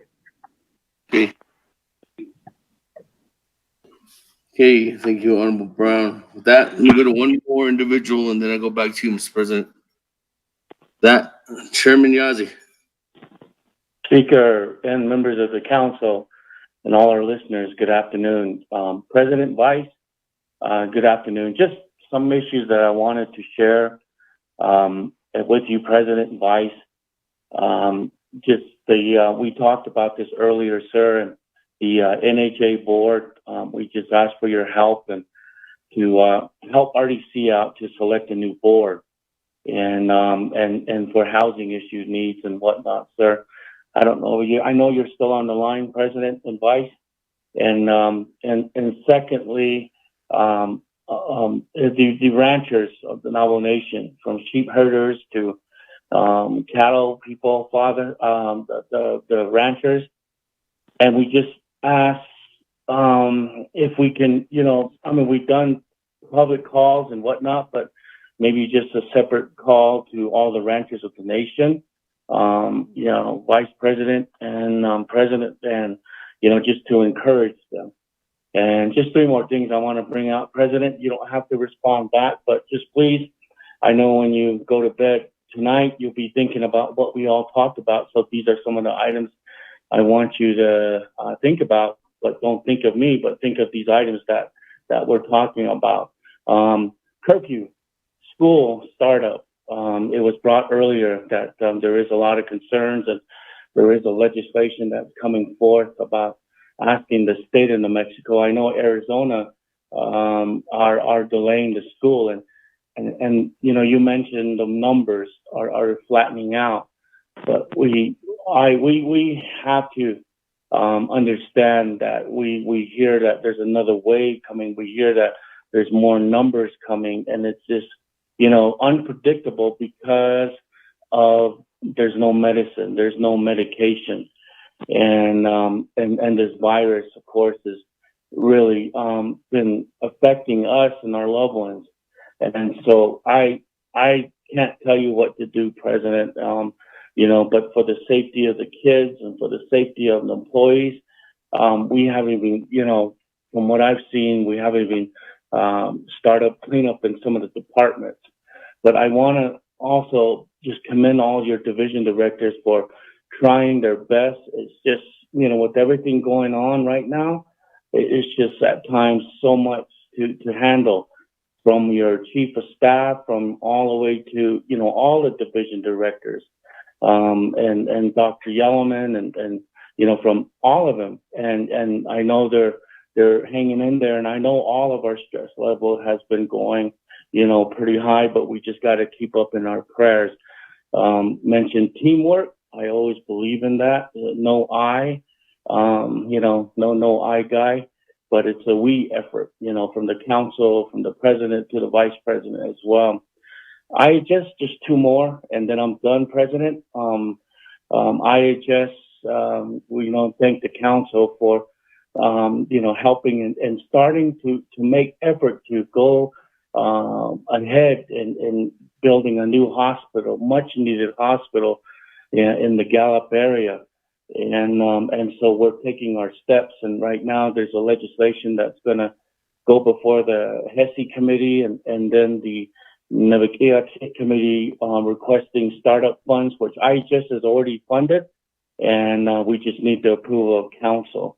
And so just lastly, President, I know you're taking notes and I know you're writing this down along with the vice president, but also the water line, supposedly that's coming through the San Juan, through Hatchie and Crown Point, Smith Lake, and then on to Daru and Pruitt.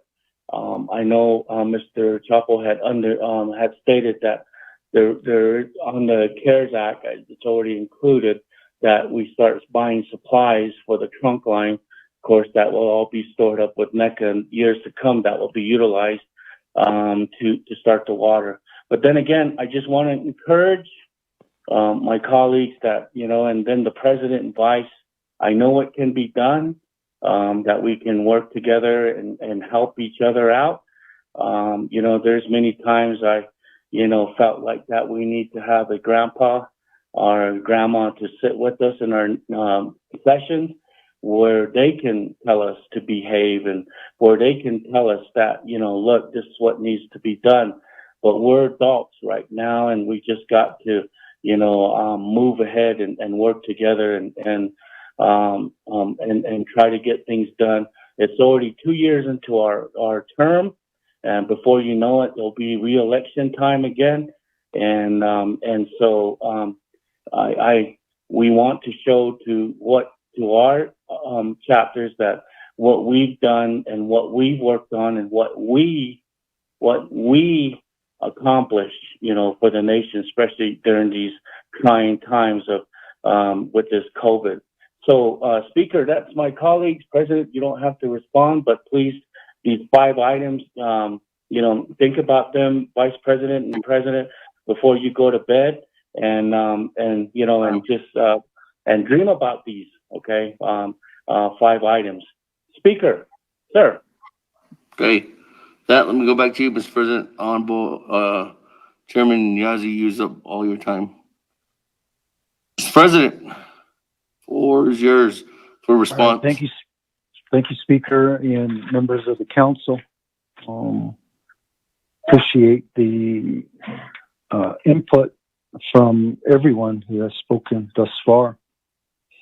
And of course, we do appreciate all the, I call them the friends of the Navajo Nation, who have stepped up and helped us during this difficult time. We wouldn't have been able to get through it without their assistance. A lot of people donated funds, donated food and supplies, donated their time. Many have donated homemade masks. And so we appreciate just regular day people helping us here on the Navajo Nation when we went through our spike. As you all know, the IHS projected that we would reach full capacity. That's the surge projection of our healthcare system in May. But we were able to beat that projection by a whole month. So the surge happened in mid-April, and it's because of the hard work of many, of the leadership. And it is unprecedented times.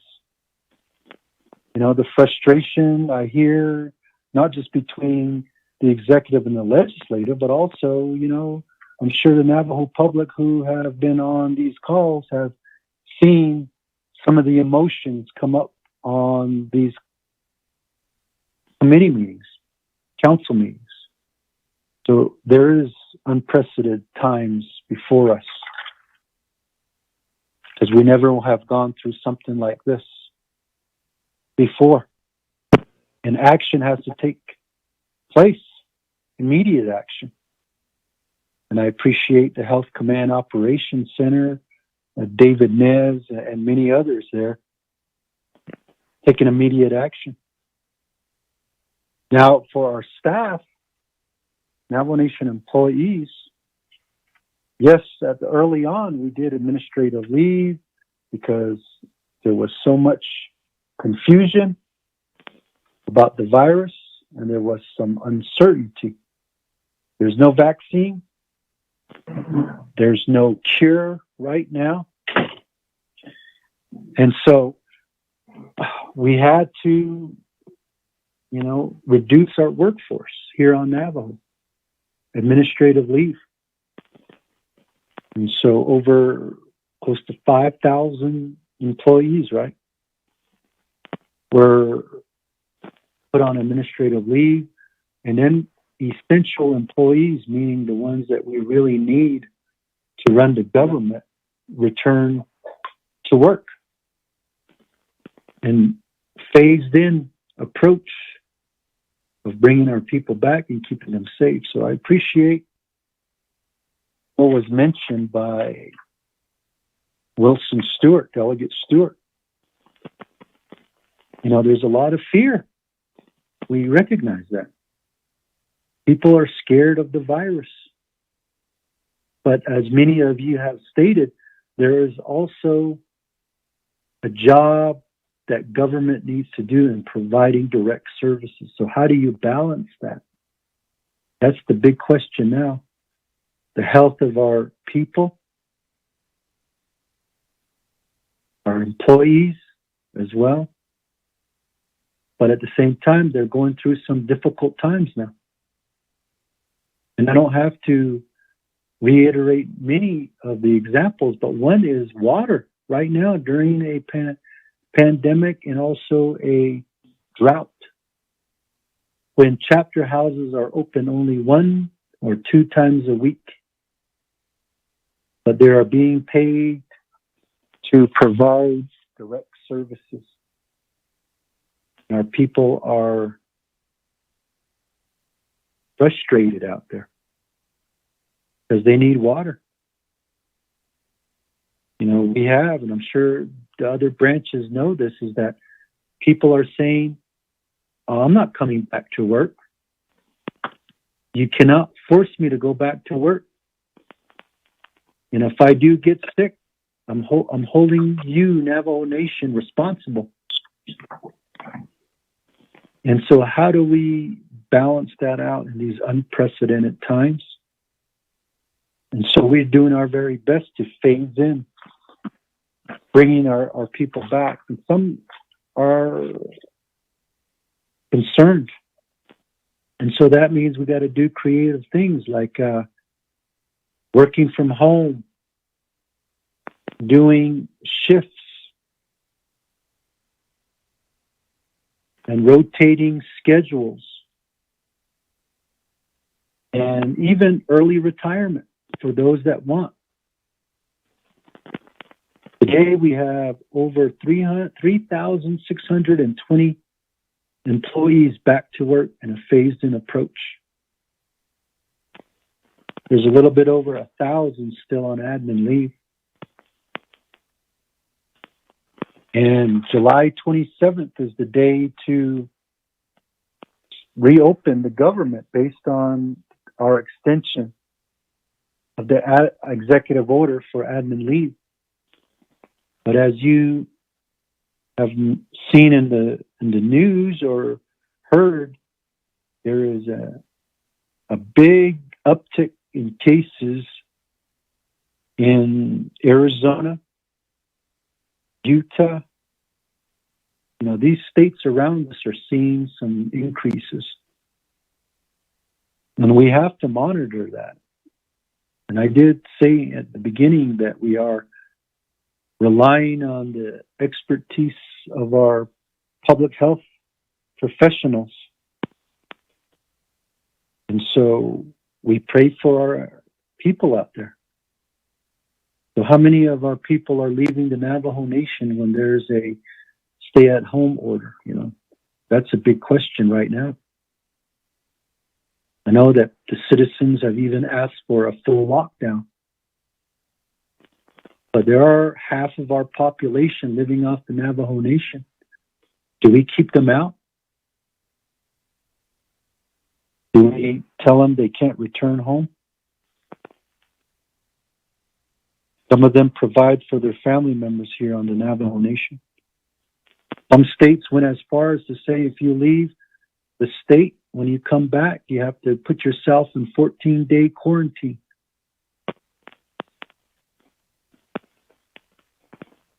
To encourage people to stay local.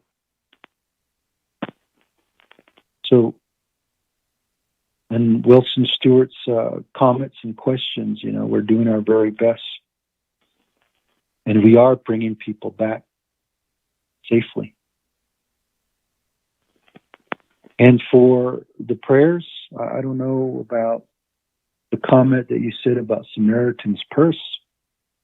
We have people that are volunteering on our nation, those friends of the Navajo that have volunteered, like University of California, San Francisco, Johns Hopkins University, Doctors Without Borders,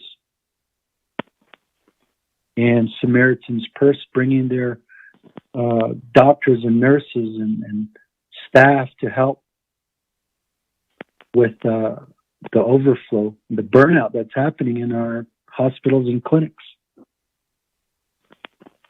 A comment about ceremonies and healings. I know that we all have our prayers. I've heard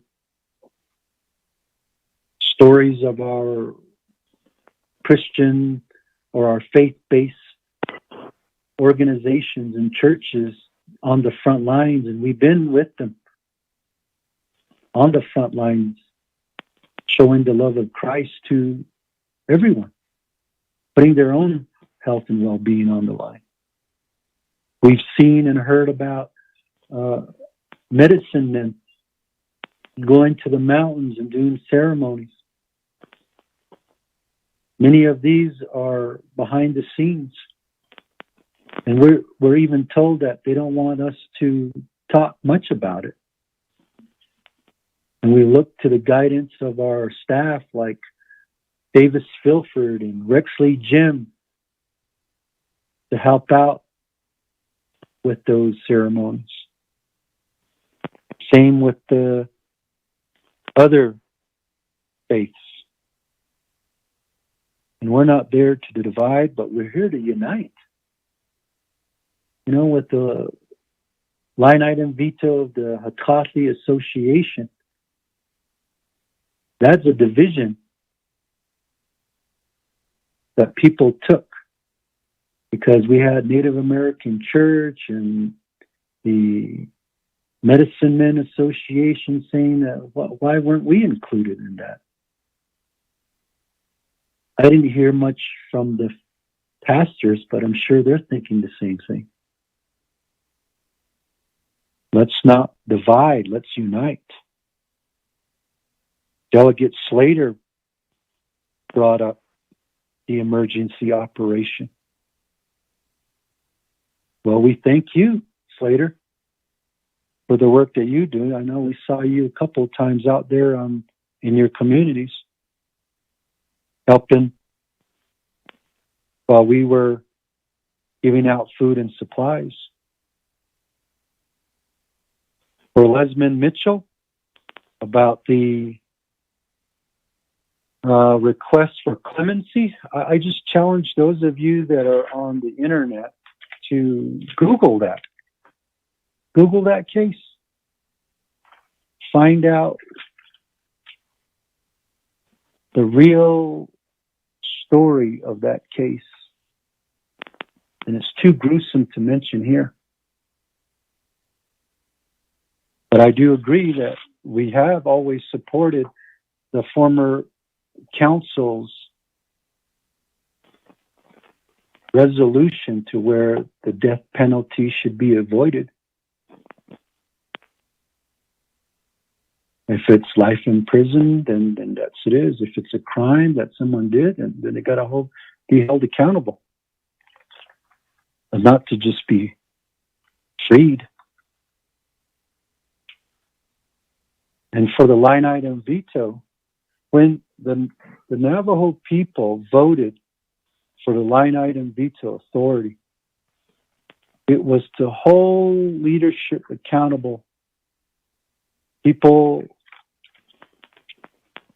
at that time, there was many that were charged with misappropriation, mismanagement of funds. The Navajo people stood firm and said, enough is enough.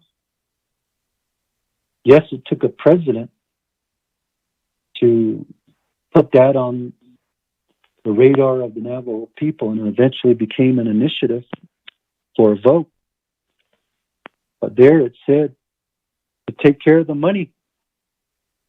And we're talking about the little details in it. If it's a fiscal bill, then we believe that's what the Navajo people wanted us to take into consideration, any and all parts of a legislation. That includes words, and that includes the money, because that was the intent of the Navajo people. Now, if you think that they're going to change their mind, then by all means, put it on the ballot. But I guarantee you the Navajo people will continue to hold firm that we got to be all fiscally responsible. Delegate Crotty, with the health disparities, I know we're trying to do our very best to walk the talk. If we're telling people to take care of themselves, eat right, be cognizant about their health, and we as leaders should be doing the same thing. We did our best to take candy out of the government, but that's a whole nother debate to have. But right now we have a lot of farms coming back to the forefront, and so the Navajo Nation government is willing to purchase those, just as we did last year, provide for some of our relatives that don't have or that can't afford fresh fruits and vegetables. Because we need to bring many of our Navajo people that are in that vulnerable category, most vulnerable population category, those with diabetes, those with cancer, heart, cardiovascular disease. Ladies and gentlemen, cancer is reversible, and so is diabetes. It's based on what we put into our bodies. Like right now with COVID-19, strong immune systems can fight off these viruses. So we should be focusing on being healthy. I don't really hear much of that We've got to strengthen our immune system so that any other future bug that comes in, our bodies can fight off. And I think that's the reason why some of our people are walking around asymptomatic, because they have strong immune systems. But we don't talk about that. It's mostly the people that are sick, and we need to protect them. But we also need to try to encourage them to be healthier. The overcrowding of homes. We do have a proposal to build homes, octagons. And those could be done quickly, working together. You know, Delegate Crotty, you mentioned the trauma-informed response. I hear that a lot. I hear that in universities. I hear that up in IHS in DC. But I always say, what about our way of life teaching? You know, we've been encouraging our people now that they're home to teach their young children about our way of life and our teachings and our language, instead of our younger generation down the road thinking that this was the Yi-Ya stage in their life. You know, I've heard stories, and I don't know if you've heard stories, but I've heard stories. I even got a letter from a young person that, thank you, Navajo Nation, for allowing my mom and dad to be at home. I've never been so close to my parents. So people are reuniting, families are reuniting, marriages are healing. We have to also look at the positiveness in this pandemic. People are planting their gardens. More farms are being planted. You know, people are at home more, where there's teaching happening at the dinner table. And I think we've been praying for this for some time. You know, God works in mysterious ways, as they say. We didn't specifically pray for how it should occur, but now with the pandemic, things are changing. And I think those that have issues in their homes, you know, we need to be looking at the mental health of those that are in need of help during this time. For the young people, I'm so proud of folks like Ali Young with Protect the Sacred, Radmilla Cody, you know, using our film stars like Sean Penn and Mark Ruffalo, challenge our younger generation to be warriors, be the ones that are going to the stores for their grandparents, for their elders, for those that are in need of medical care.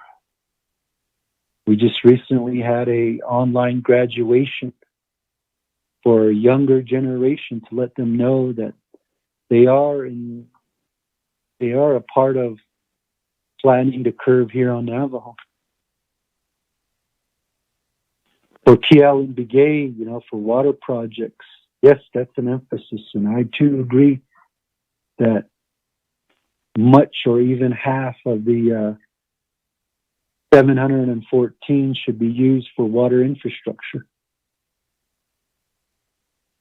And that includes agriculture, like, you know, you got many farms there. Planting food so we can combat one virus and also eradicate another, like diabetes.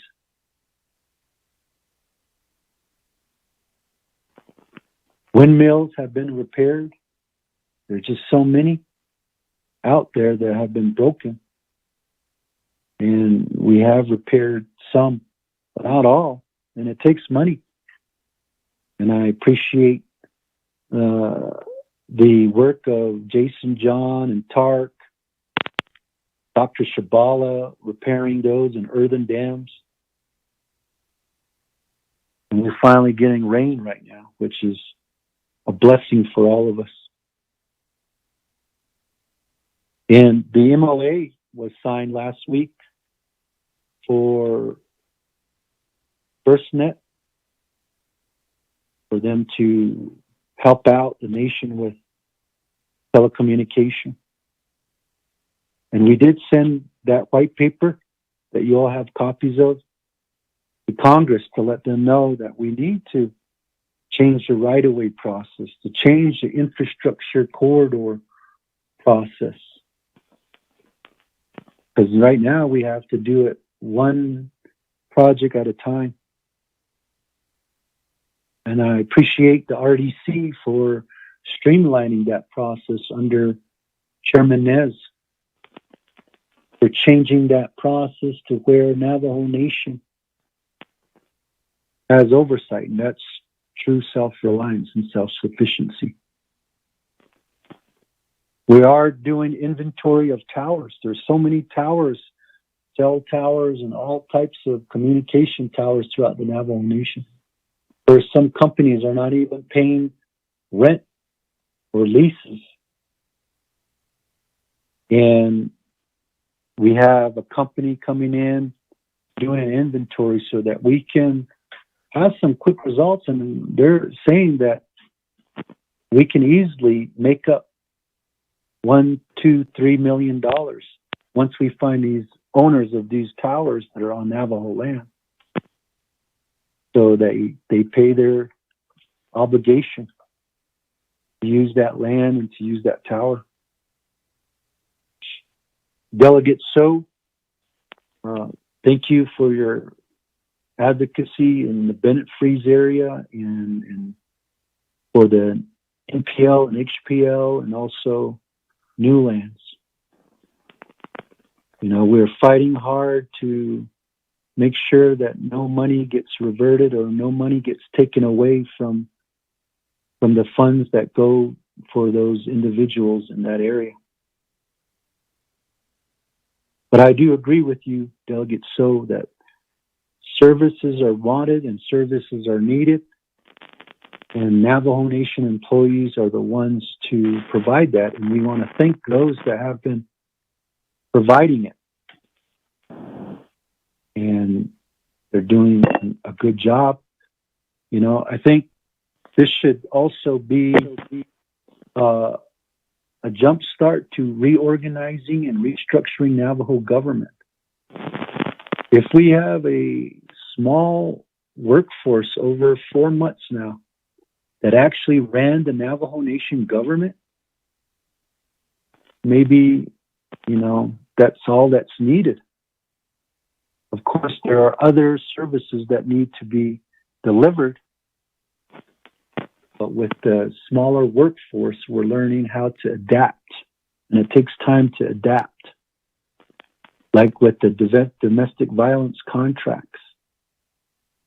Those fundings came in until February 2020, and Deanna Neswit-Gishi has been working on that. And that has been slow to change for some time. And she's working with the organizations, make sure they get insurance, because you can't give contracts unless there are insurances that they have. That's always been a sticking point on how and why some of these domestic violence, any contractors, are not paid out. They got to have insurance. And we're just holding companies accountable too. And sometimes we have to wait for them to get updated as well. And we're helping them. Deanna's helping them with those. It's not like telling them to go get it and do it on their own. They're actually, staff is helping, and Deanna has done outstanding job with changing the direction of the social services to where now we're thinking of putting some of these aid relief dollars that go to community members to go through self-reliance because they have their own accounting procedure and their own check allocation procedure, which is a lot quicker than going through the regular process through the Office of the Controller. And I'm sure the Office of the Controller would support taking some of that responsibility and that work, lightening up their load, you know. So the watering points that was mentioned by Otto So, Delegate So, for relocation, the relocation family and the burial assistance. You know, the burial assistance right now, you know, bless the family, and our thoughts and prayers go out to those that have lost loved ones. 496 have been assisted by the burial assistance program in the amount of $1.1 million. And what we had to do was transfer some other BIA monies coming in into the burial assistance fund. We had the Epicenter grant from the CDC that helped us. The $4 million general fund dollars, $250,000 was used there. We transferred some money, $40,000, from the executive branch, OPVP. And we're in the process of putting more, and this is really open to all Navajos, not just those that live here on the Navajo Nation.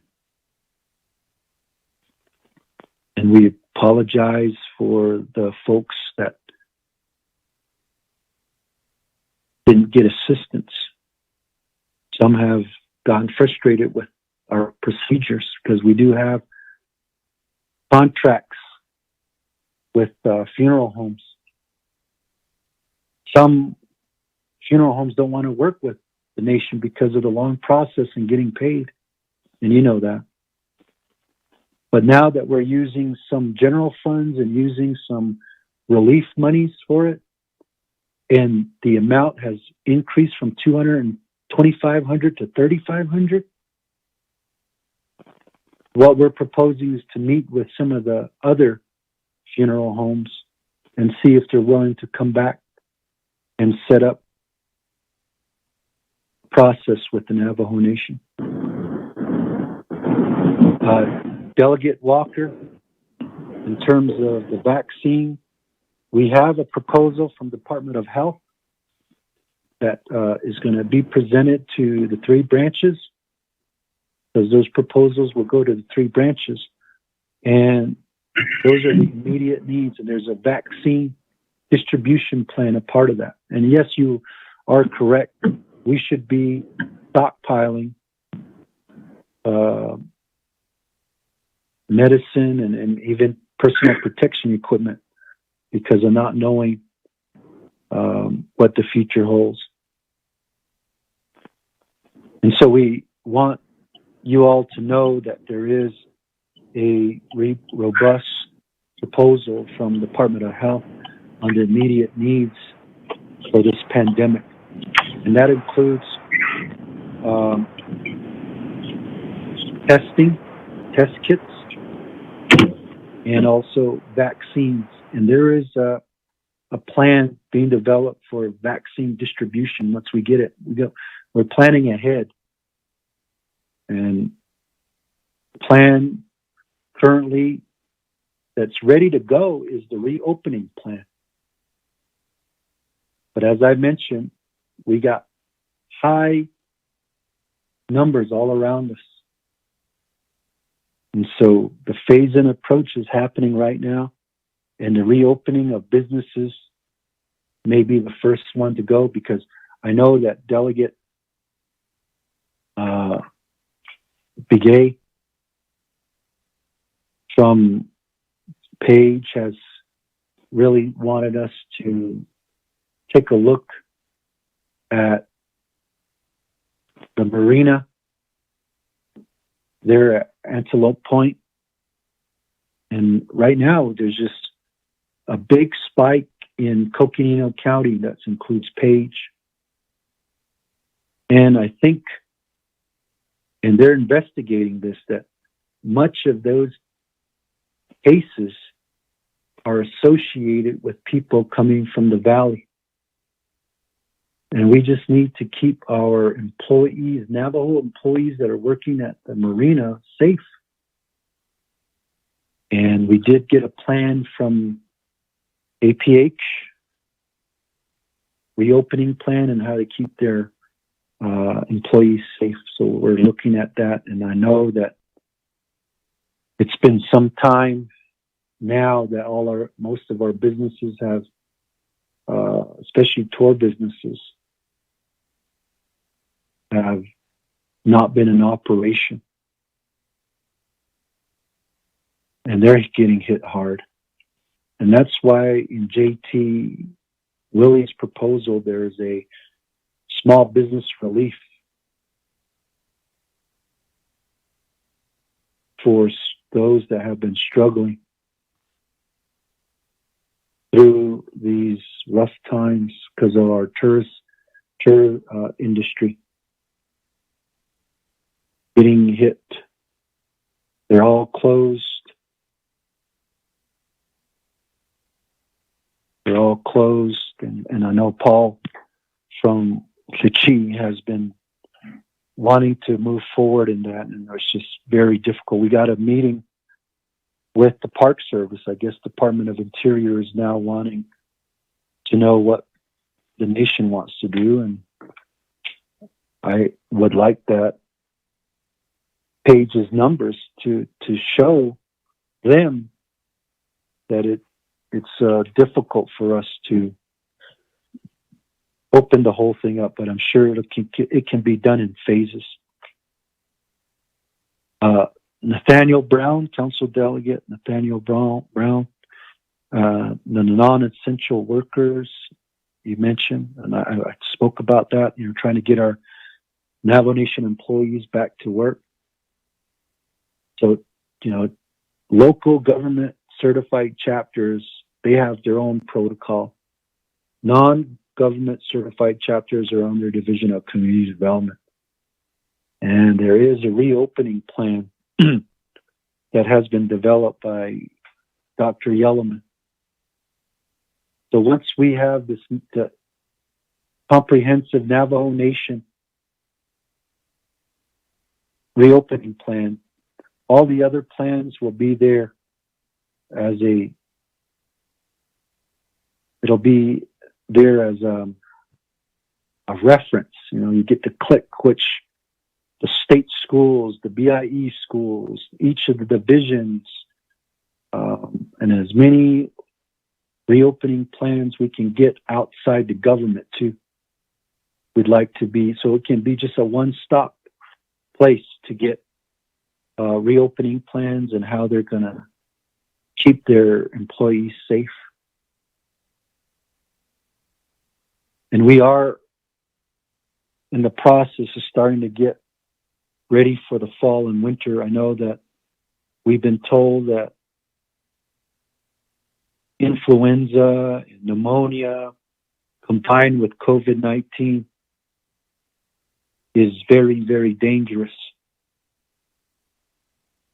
And we need to begin to stockpile, as you mentioned, Delegate Brown. We'd like to do one here at the fairgrounds. And Vice President can talk a little bit more about that.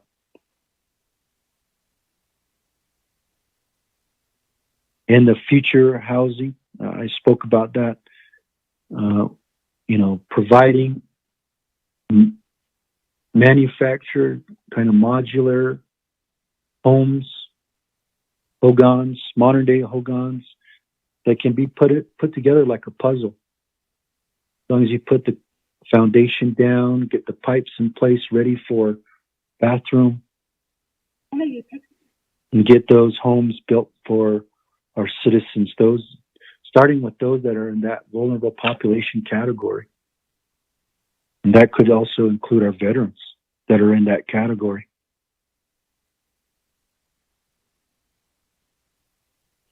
And we appreciate Nate Brown being out there with us during our visits, and many of you that were out there with us. Delegate Stewart, Delegate Slater, Delegate Crotty, Delegate Begay, Delegate Brown, Delegate Yazzie for being out there. We saw you there helping with food and supply distribution. Even Edmund Yazzie, his debut in a TikTok was something to see. Delegate Yazzie, the NHA board, we have the applications, and we are beginning to vet those applications. And we should have some of these recommendations over to, I believe, RDC and Navikia Committee, the board members. Appreciate the invitations for meeting with the new Gallup mayor.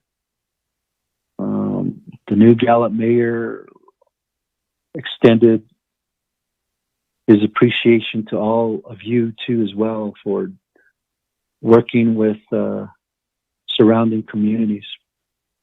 But right now our focus is on those that are visiting Gallup, those that are walking the streets, those with substance abuse problems, and reaching out with the help of Teresa Galvin and Dr. Jim and Gallup Indian Medical Center.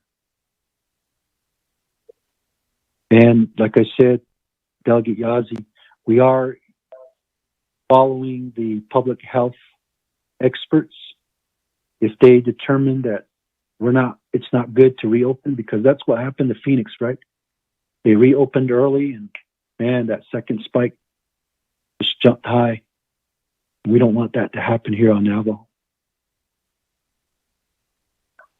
So those are all the questions. And we turn the time over to the Vice President if he wants to, maybe some that I left out. Vice President? Yes, sir. Thank you, Mr. President. And thank you for the opportunity to, I guess, further discuss some of these points and questions that were brought up by our honorable delegates. I too want to reiterate what President said to the Friends of the Navajo Nation, the many organizations, nonprofits, NGOs, who many of which are still here in some shape or form, assisting, helping, alleviating the COVID-19 here. And this pandemic really brought the eyes of the world literally onto the Navajo Nation. Frustration was a natural response to the ineptness of government mainly. The directors and the managers and the staff, we are all at the mercy of this system. The job of the government to provide these services to the people, and the constraints that several layers of oversight stymie these efforts. I laugh now, but President and I were kicked out of the storage facility when we were receiving our portions of strategic national stockpile. Right off the bat, President and Vice President kicked out of the security room. Government hierarchy and power, sometimes it's a bad mix. But we lived through it. We're humble enough. We took it, we walked, and shook our head. But that just speaks, it's a good illustration that even the leadership can be seen as maybe a hindrance sometimes. Samaritan's Purse, bringing their doctors and nurses. They have prayed for over 900 of our people and aided and comforted and relieved the nursing staff and the doctors there at our Northern Navajo Medical Center. Some of their nurses were just almost at wit's end. Fatigue had set in, and it was said that it was a dark and kind of a hopeless place, the medical center, right during their spike. And these nurses and doctors came in, and immediately the environment changed. It became a beacon of hope there on the hill. I've heard countless testimonies, and I've been very diligent, and I've been very purposeful to go over there and visit several times and hear these testimonies. And I brought to tears a few times, and they're very adept at bringing hope, and they need to be commended. And they're ending their time there this week. They'll be their last days here as the 45-day MOU is expiring. If you helped in a work, it is counted to you. Your reward is up in heaven. So I agree with Delegate Nate Brown, and I advocated for constructing our own strategic, our own SNS, our strategic Navajo stockpile, where it serves not only our Navajo Nation, but also Indian country. No longer will we have to wait for the state to send it, then it trickling down through many other layers of bureaucracy and entities before it finally reaches our land. No more. So let's have our own strategic Navajo stockpile here on Navajo. I've been reaching out to Johns Hopkins in Fort Defiance and in Shiprock to do just that. Let's ask leadership. Let's ask for a study that will show us how to respond and how to fight the future viruses off of our land. Let's tell them what to study. We'll continue to work with our federal family to be able to not only work with them as they advocate for us, but also to correct them when things go contrary to what we think would be best for Indian country. You can correct more readily in a relationship, I've always thought. And I agree that our veterans' concerns and desires be moved up in a priority of the Navajo Nation. But as I say that, all humanity here on Navajo is a priority. As far as the new Gallup Indian Medical Center, whether it's Rehoboth or Sundance, Fort Wingate area, both will be vetted and both will be weighted in its benefits and constraints that will be a boom economically to the region. May the best location win.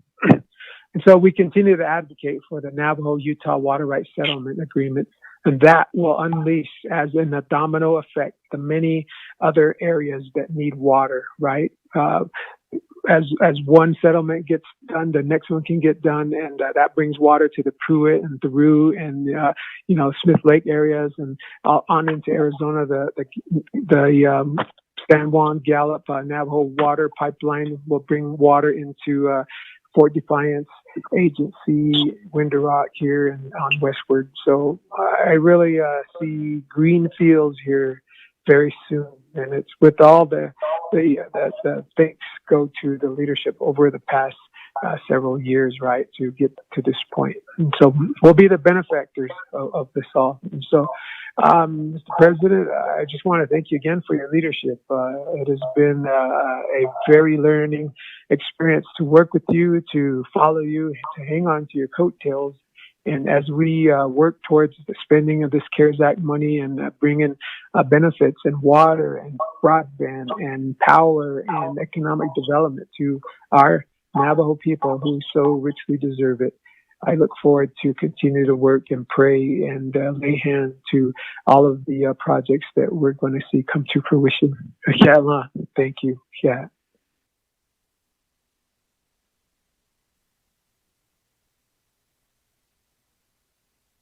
Thank you, Mr. Vice President. With that, we go back.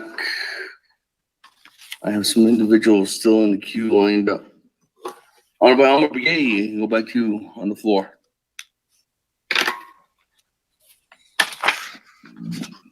Thank you, Speaker. My fellow delegates,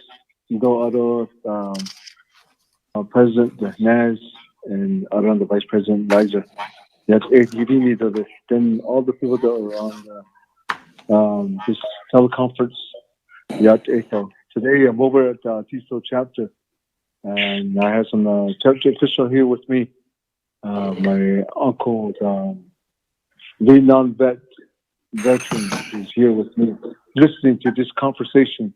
Mr. Leroy Thomas, and then my chapter president here, Elmer Clark, here with me.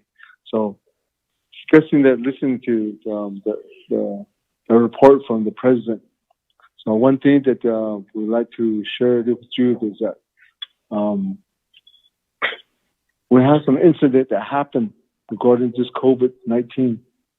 If we have a burnout, some people start coming around to these people's home, especially they're out working and they come to these young people. They start hanging out, so that's how they're affected the people here.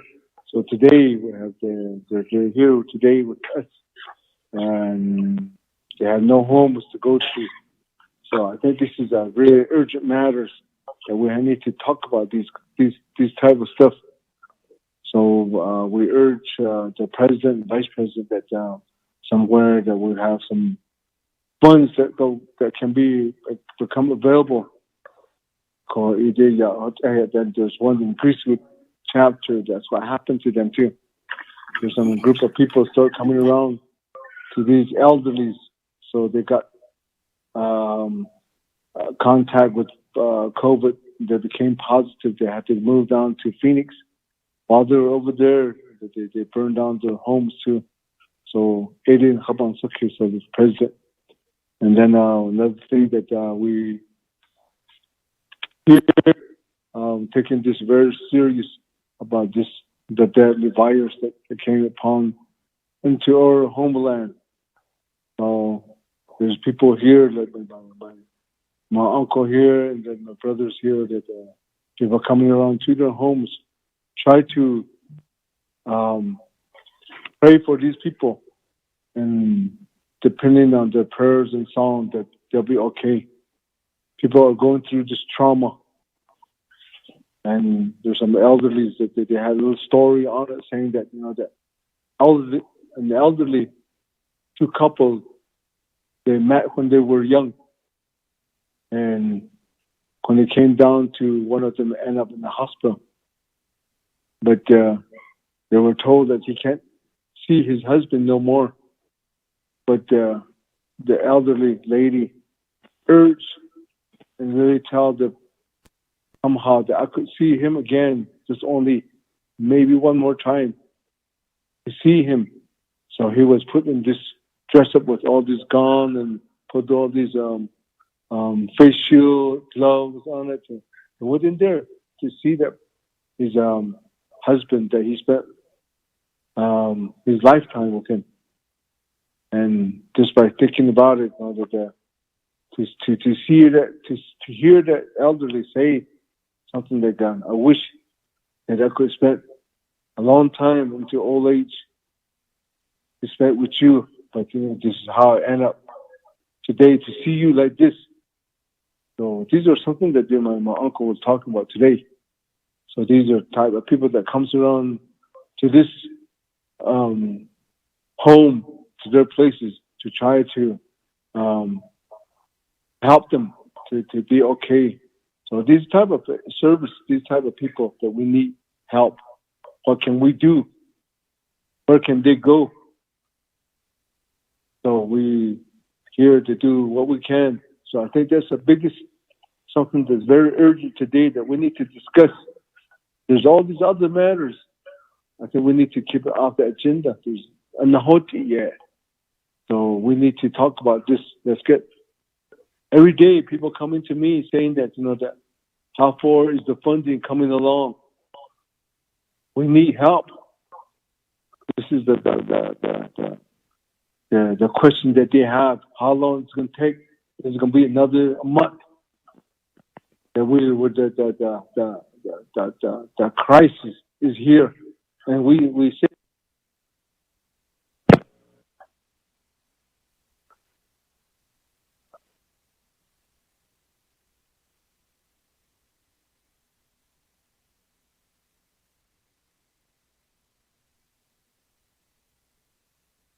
Hello?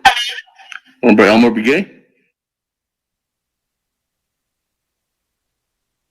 Honorable Elmer Begay?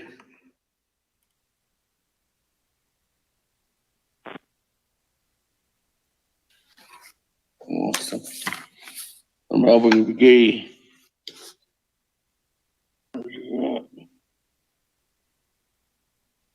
Hey.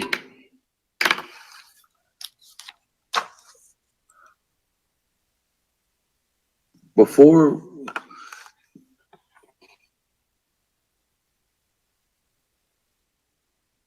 colleagues, Navajo Nation Council, and Mr. President, Vice President, we are having technical difficulties. I need to end this call and restart this call up again to reset it. So we are going to end the call, and then I'm going to go back in. So if you could call back in, colleagues, and Mr. President, Vice President, please, Ashona.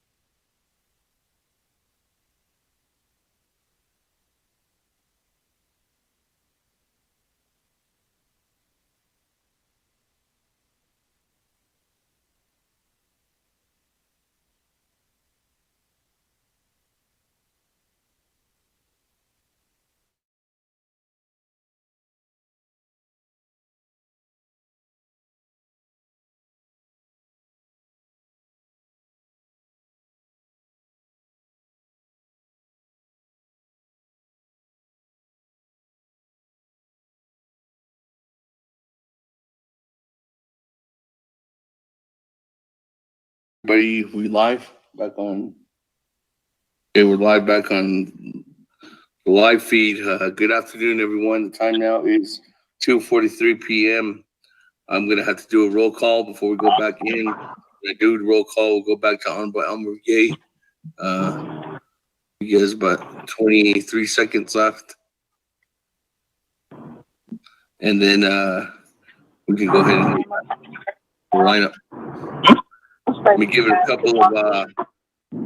Give it another minute or two, so we can go ahead and get some more individuals.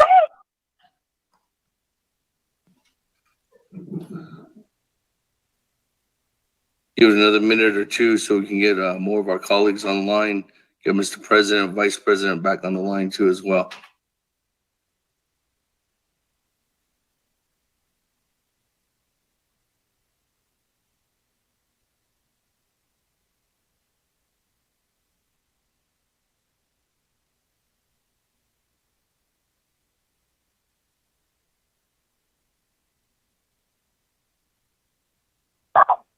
This call is recorded for quality.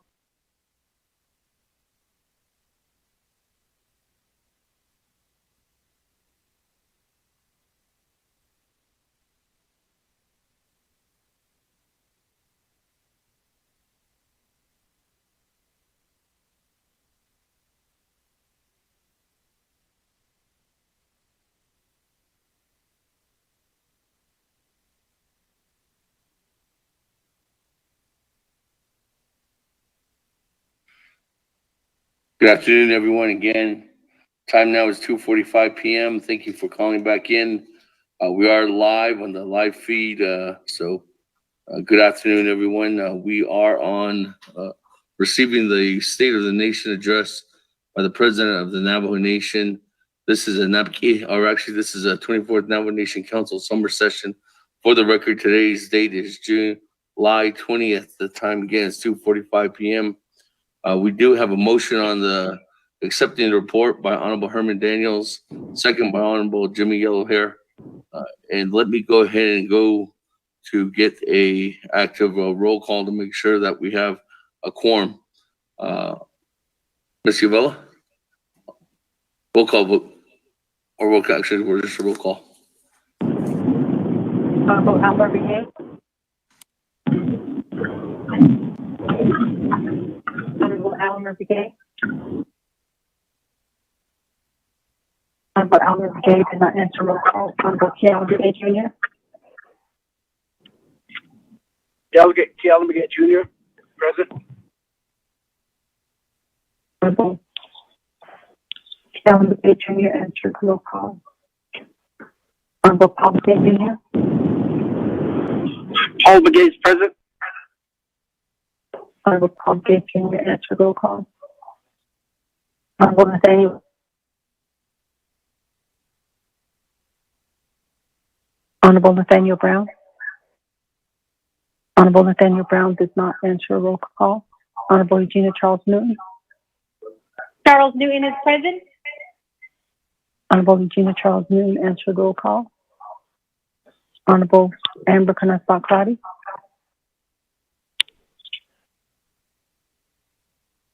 Honorable Amber Knaspach Crotty. Honorable Amber Knaspach Crotty did not answer roll call. Honorable Speaker Damon.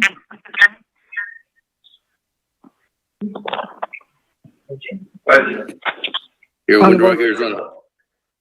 Honorable Speaker Damon answered roll call. Honorable Herman Daniels Jr. I'm here. Honorable Herman Daniels Jr. answered roll call. Honorable Mark Freeland. Freeland is here. Thank you. Honorable Mark Freeland answered roll call. Honorable Pernell Halona. Delegate Halona is on. Thank you. Honorable Pernell Halona answered roll call. Honorable Jamie Henyo.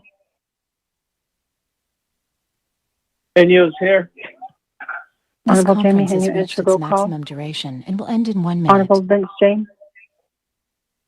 Delegate James, present. Honorable Vince James answered roll call. Honorable Ricky Ness. Delegate Rick Nez is here. Honorable Ricky Ness answered roll call. Did you hear that? Roll call Slater. This is going to end in 1 minute. Delegate Slater present. Honorable Carl Slater answered roll call. Honorable Raymond Smith Jr. Honorable Raymond Smith Jr. Honorable Raymond Smith Jr. did not answer roll call. Honorable Wilson Stewart Jr. Present. Honorable Wilson Stewart Jr. answered roll call. Honorable Otto So. I'm here. Honorable Otto So answered roll call. Honorable Charlene So. Goodbye.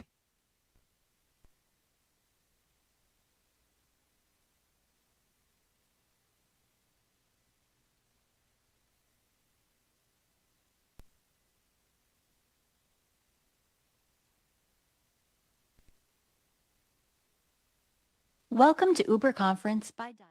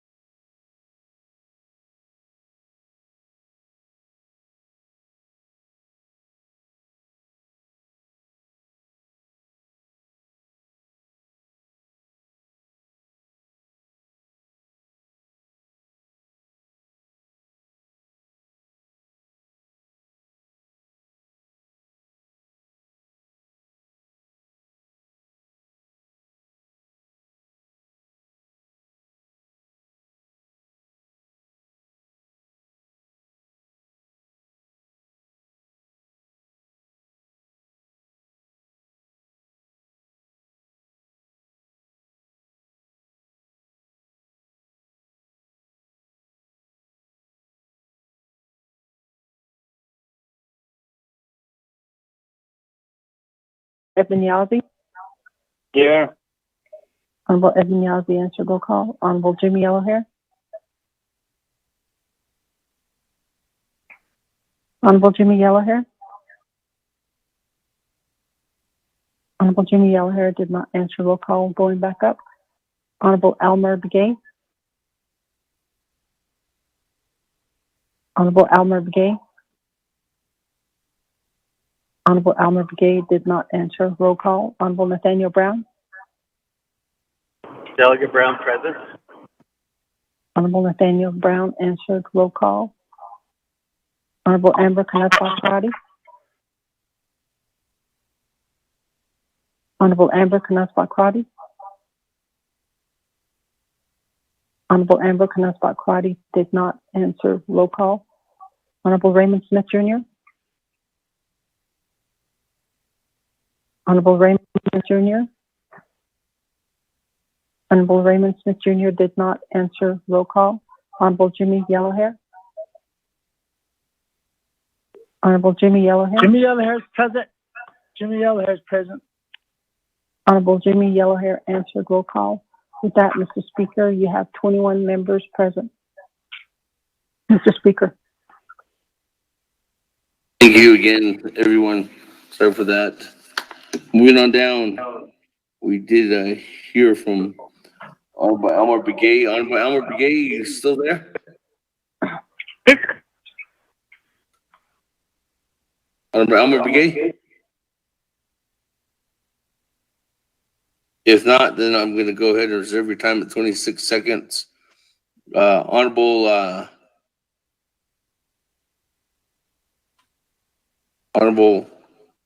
Vince James.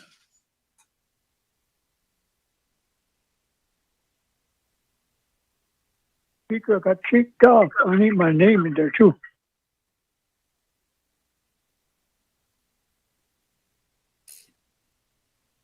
Honorable Vince James. Present. Honorable James, the floor is yours.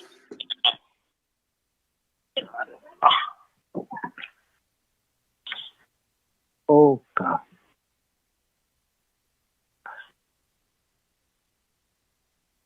Hello? Honorable Vince James? Okay. I think you can hear me now. You can hear me, right? Oh. Okay, Chanel speaker. I don't hit the Nazi Tani don con hit Hoyo Indigi. I don't launch the so Kahiki Kodo, President Nez, Vice President Liza.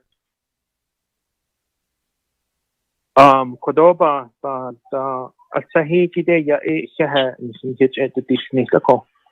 Abe, not so double not. I make out in Nation Lenigi or Sassali. Okoko, has any ya partners, Melibitna has Argo, Aquadan Shane, the hell a bit Kodas last Lenko. I don't know, Kigonet, a chicken that the cheat, which brings to fire Aja as lane a call. Aja has any so Kodo, but not a dish kiddo little. Aja la so the net Bernard clothing Lini Kada the Kaho. A call Tata desk and no torn Linigi Chitas in the lane sheet 8 has sheet 8 and has argue. Okoko it has any lachit out but not lay that in had Lenigi that the Sato Ban so case so beat the so chokot out so but not dish kidole. Nana connect nowadays go aro Hashida ego so hot out shingo nada ne. Ako aja became Lini at the Hades Ako Ado Chaha Ohadat Ehida the Hades Halit out a Baban so Kisla Jokot Mijana Ades Kidole Nana Tragonet a Kodo NHA the D no a Bahanate Ako Ajubanat Aton Lini dot Nistan Lini so that Anand Ahako a Kodo by Yelti and Leconte. So on Nisiki, don't hit the net and Liniki, a quat ya baby ya ti git ya kodon hita need le ako she ko just has kichi do cornfield do ganado ado steamboat jedito ako the housing laid the original applicant COVID-19 the NHA is telling the family that since the original applicant, the tenant, has passed, now you have so many days to evict yourself or get evicted from the house because none of their names are on the listing. So they're asking them to move out. So because ando chokot so ina adishkido le Ado hat kishipan at station NHA has anje ajibinat asan lenigi so that it anch not a large and hata tahiki ada to the nahan ne ko ajiba or tahiki do ado lenan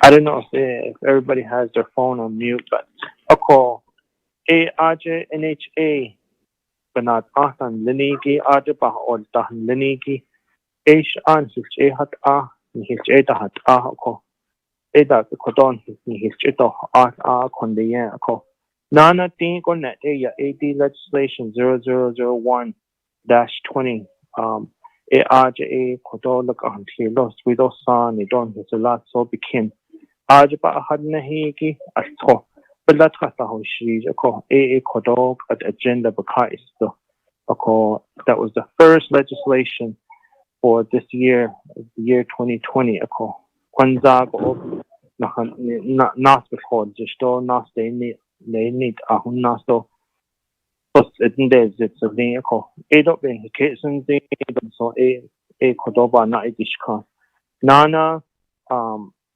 partners nela has anje other base of ba be lasin link ako obligate things or ako halit on na hat atla aje has aniki partners nelinas meliki halit out binahat an linigi baban so case le ako kodon hit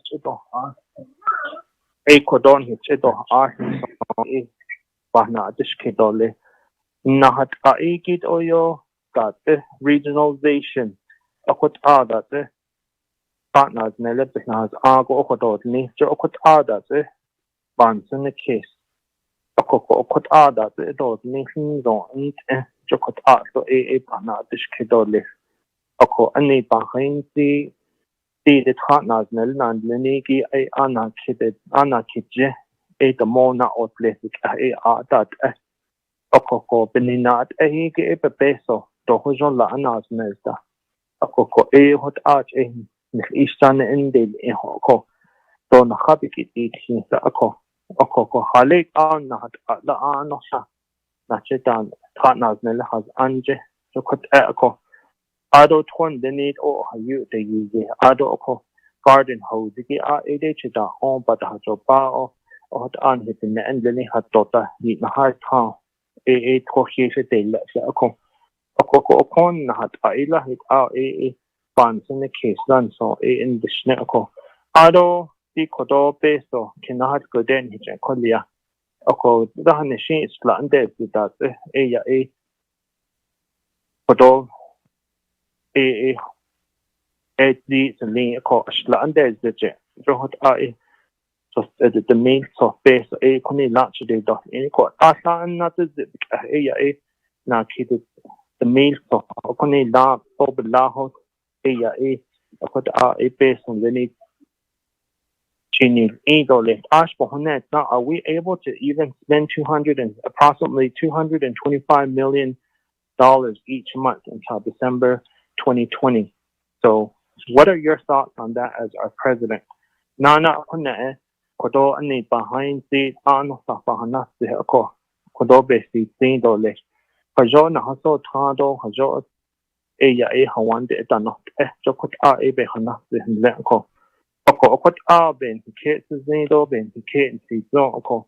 And the vice president lies in the Phoenix the host of the Bohon oko ashon the bana oshka. I don't know that no oko.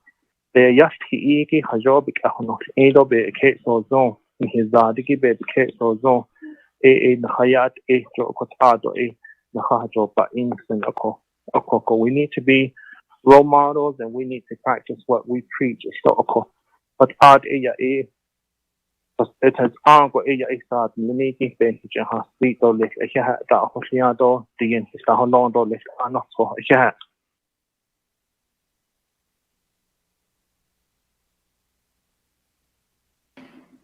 Thank you, Honorable Vince James. Go ahead and continue on down the line. Honorable Jimmy O'Hare.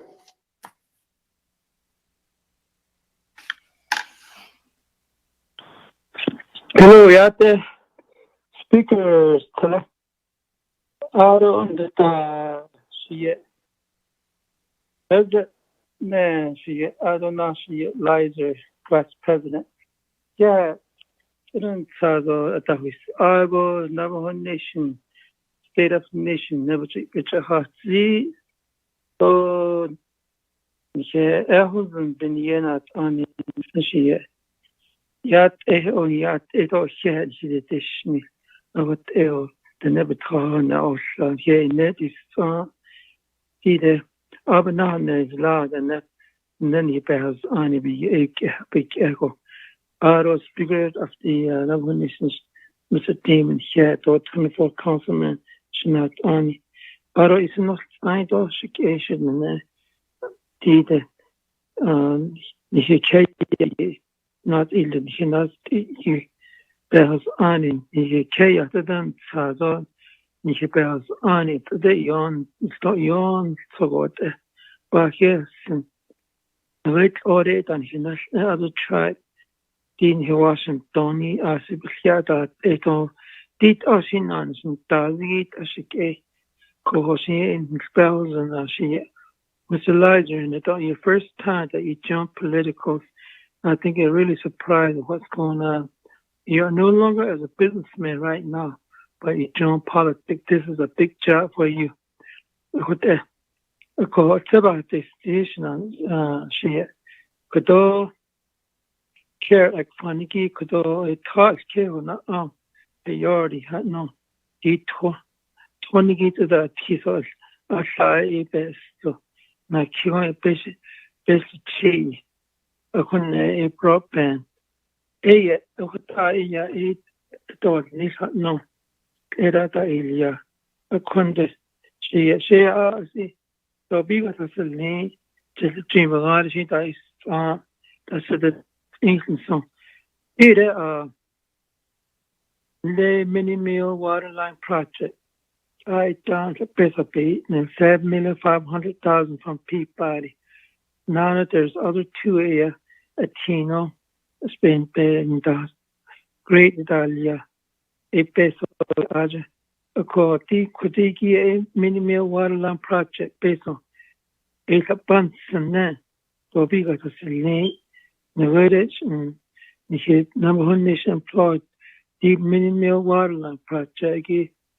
So big at a December 30th, and on Michigan at San Diego Nanas and Tazit and no Ebony Nashukodo, Abe and legislation dropped couldn't on $45 million yet. Inch K told another.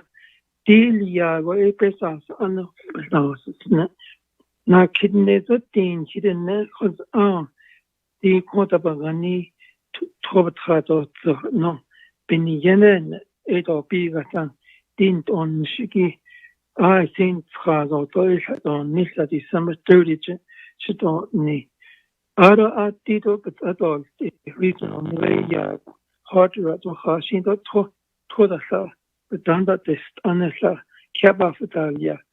Edo a hard version. The Nedo you toy Nizane Ajo Hala in his bells in 1972.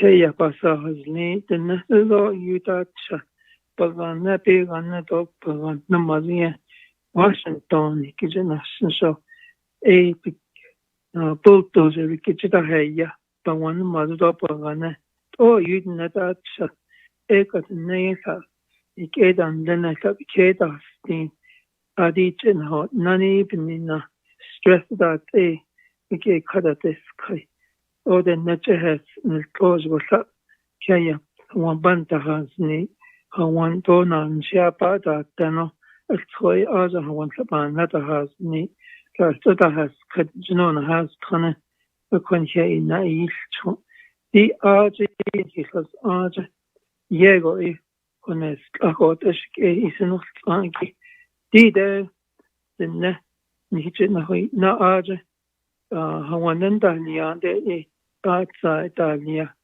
aro toda pahta ten aro team the be ni na hot MPL hot force lake with this only people party as another one only black mesa as a whippoorwill the opinion didn't say it cannot is again slingy basic chi need had all no the hanoka con the today see with the high in around opinion so with the and was south or east and north south were so when it's not it would be clear I see a Time. But didn't know. Time. Hi. Oh, out of maybe give me time later again. Thank you very much, Speaker. Yeah, 5 minutes of sit. Thank you. Should be back on the line somehow. Thank you, Speaker. Yeah, thank you. She get honestly. I'll probably meet with you in your office. Okay. Thank you, Honorable O'Hare. Okay. That moving on.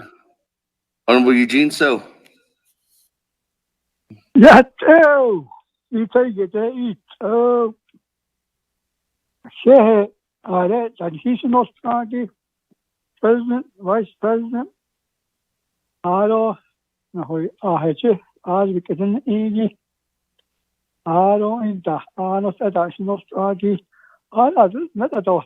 Should be next. I say, yeah, yes. Sounds it out, position, hold up. Then street as even not. I would like to say hello to everyone out there that are listening. Very thankful at this time. We are kind of fighting our way out of this COVID-19. I hope that we do, and we pray that we do.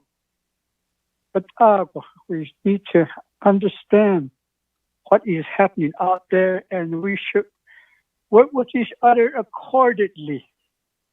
This COVID-19 has no respect on any laws or what kind of race you are or how much money you have. It's something that, that just will get you no matter what. So we try to stay away from it with whatever they're telling us to do. Hey, Shad, thank you. One thing that kind of bothers me, I didn't want to say anything, but I heard it the other day at the agency, Trinity Agency, when you, President, when you said we can do without some people. We only a few of us are running the government. If we can do without some of them. We're talking about some of our employees and so on. To be honest, in this case, I didn't really sleep that much. I just want to say that we're the voice and the eyes and the ears for the people. And then we request our educated young generation division director with their legal counsel in regards to issue that we're going to help the people with. ACON COVID-19 Details Act. Pretty sure there's legislation in there. It's debated on by Congress, and to me, I feel that it goes to you, President, and then try to use it as is.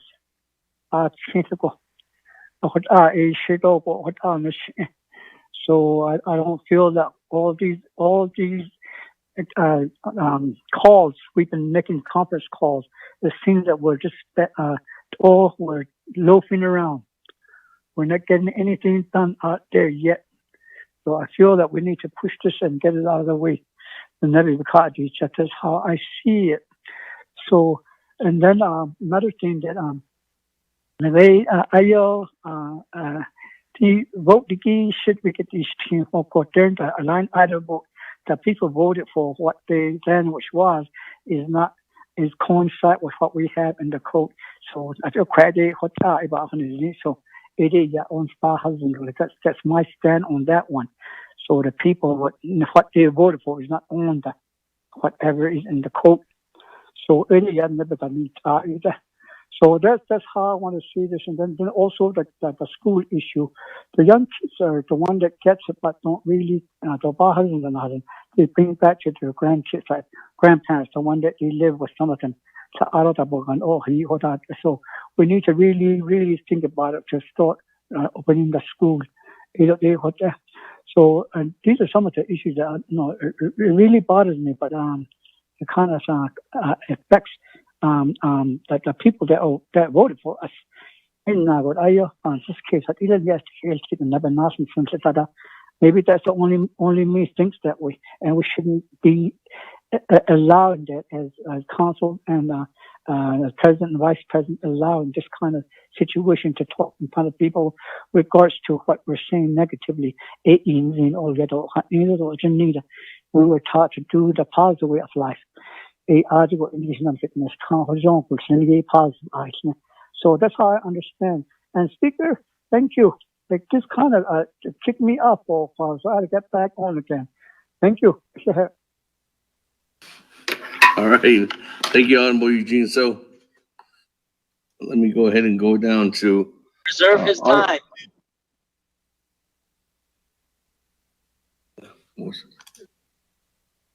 I reserve my time. Were you wanting to reserve your time? Yeah, I want to know how much I have left. Thank you. Yeah, 31 seconds.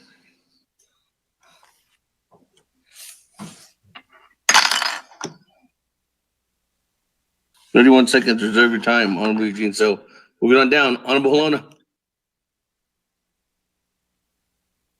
Okay, thank you, Speaker. I was sitting here patiently waiting.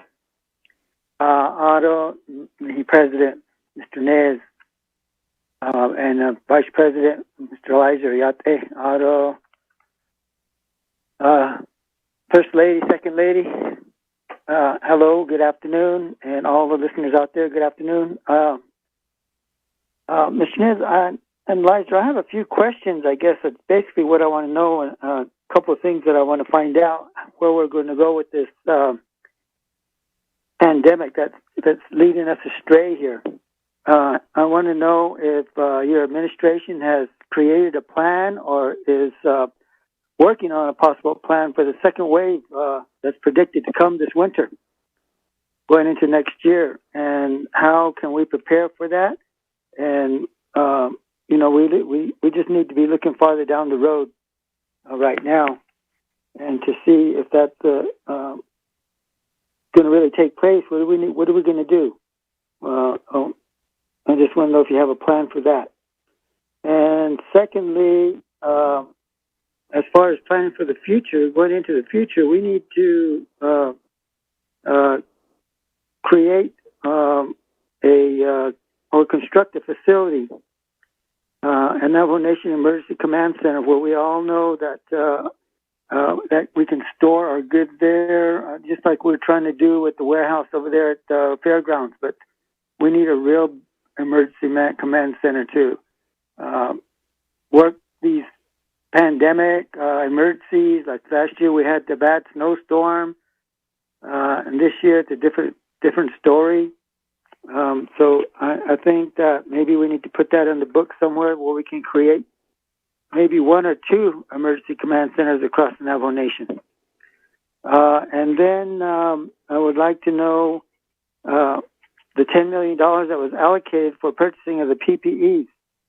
Has your administration gone out yet to get bids and prices and how much we're going to be able to purchase with that? And is that going to be distributed all across the Navajo Nation? or is that just for the administration and the government offices in Window Rock? And then number 4, it would be we need to get the word out to everybody that we need for everybody to go out and get a flu shot this year. And I know some people don't like to go out and get flu shots, but it's encouraging to do that this year, because with that second wave and the pandemic hitting again, if it does actually come, when you actually get the flu, and then you catch the bug again, the virus, COVID-19, that could be devastating and a real challenge for the people to survive that. So I just wanted to make sure that we need to get that word out. Fifthly, I hope we have a report this afternoon from the Department of Education later on, but what I would like to know is your input for the upcoming school year and how we should prepare for that. You know, the President of the United States is advocating that all schools should be open this year regardless of this virus, the pandemic that's happening. And so, the safety and the well-being of all our students, our children, is utmost number one. Because if they go to school, you know what's going to happen. They catch the virus there, they will be bringing it to their families again. So I'd just like to get your input on that for the school system and how we're going to be. What is your suggestions of what direction we can go to address that? So those are a few questions that I have, Mr. President. Thank you, and I'll be waiting to hear your response. Speaker, I reserve my time. Thank you. Honorable Luna, reserve your time at 42 seconds.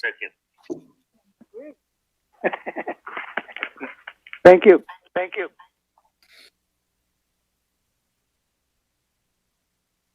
I don't have anybody else in the queue, so let me go back to the Mr. President. Yes, sir, Speaker, and members of the council. Again, appreciate the questions. Elmer BA, and there's a echo here, Speaker. In terms of the veterans and the burnout, you know, there was a line item veto of the burnout assistance based on the event. You know, the event meaning the time of this emergency, which is from March to today and to December 31st. And that's that's when our deadline is, December 31st, to spend these dollars. And so the housing manufacturing facility that we're proposing, you know, would address the burnout and to focus on the most vulnerable population, right? Our elders, our high-risk patients, and many of our veterans are in that category. And so that proposal is going before the 3 branches and should have been forwarded over to the Speaker as well for his vetting. And then before Elmer went out, and before we had a pause in the questions, I think Elmer was talking about the housing proposal. You know, it was forwarded over to Office of Legislative Counsel by Mr. Zwerlein so that it could be drafted and introduced into the legislative process. So we're just awaiting that so we can get a plan developed for the housing. And that's just not just for veterans, but everyone. That's the housing manufacturing facility proposal. And we moved that now to the CARES Act funding. So that, again, proposal will be forthcoming. So thank you for that question. And then Mr. Vince James, and again, thank you for your work. We've seen each other out doing food and supply distributions, as well as during the Wood Springs 2 fire. And appreciate your support and getting the needed resources out to the local community members.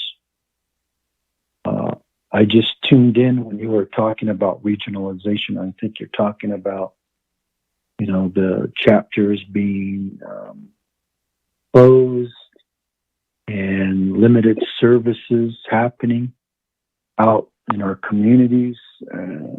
Again, that's just keeping our chapter staff safe. But at the same time, we need to keep watering points open. Earlier I mentioned watering points with the help of the Division of Community Development, Pearl Yellowman, Dr. Yellowman, and Dr. Shabala, Division of Natural Resources, the Indian Health Services, the Navajo Travel Utility Authority, Navajo Engineering Construction Authority, and many others.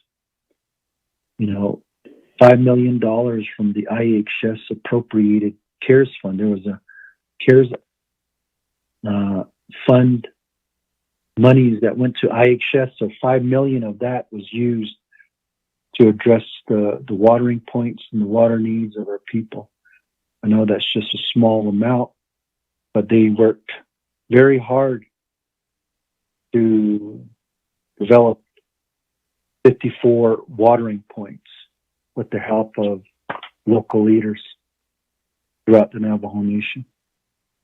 And so those are going to be starting. Now, in terms of the resources that we have, when the expenditure plan does move forward, how many companies or contractors do we have?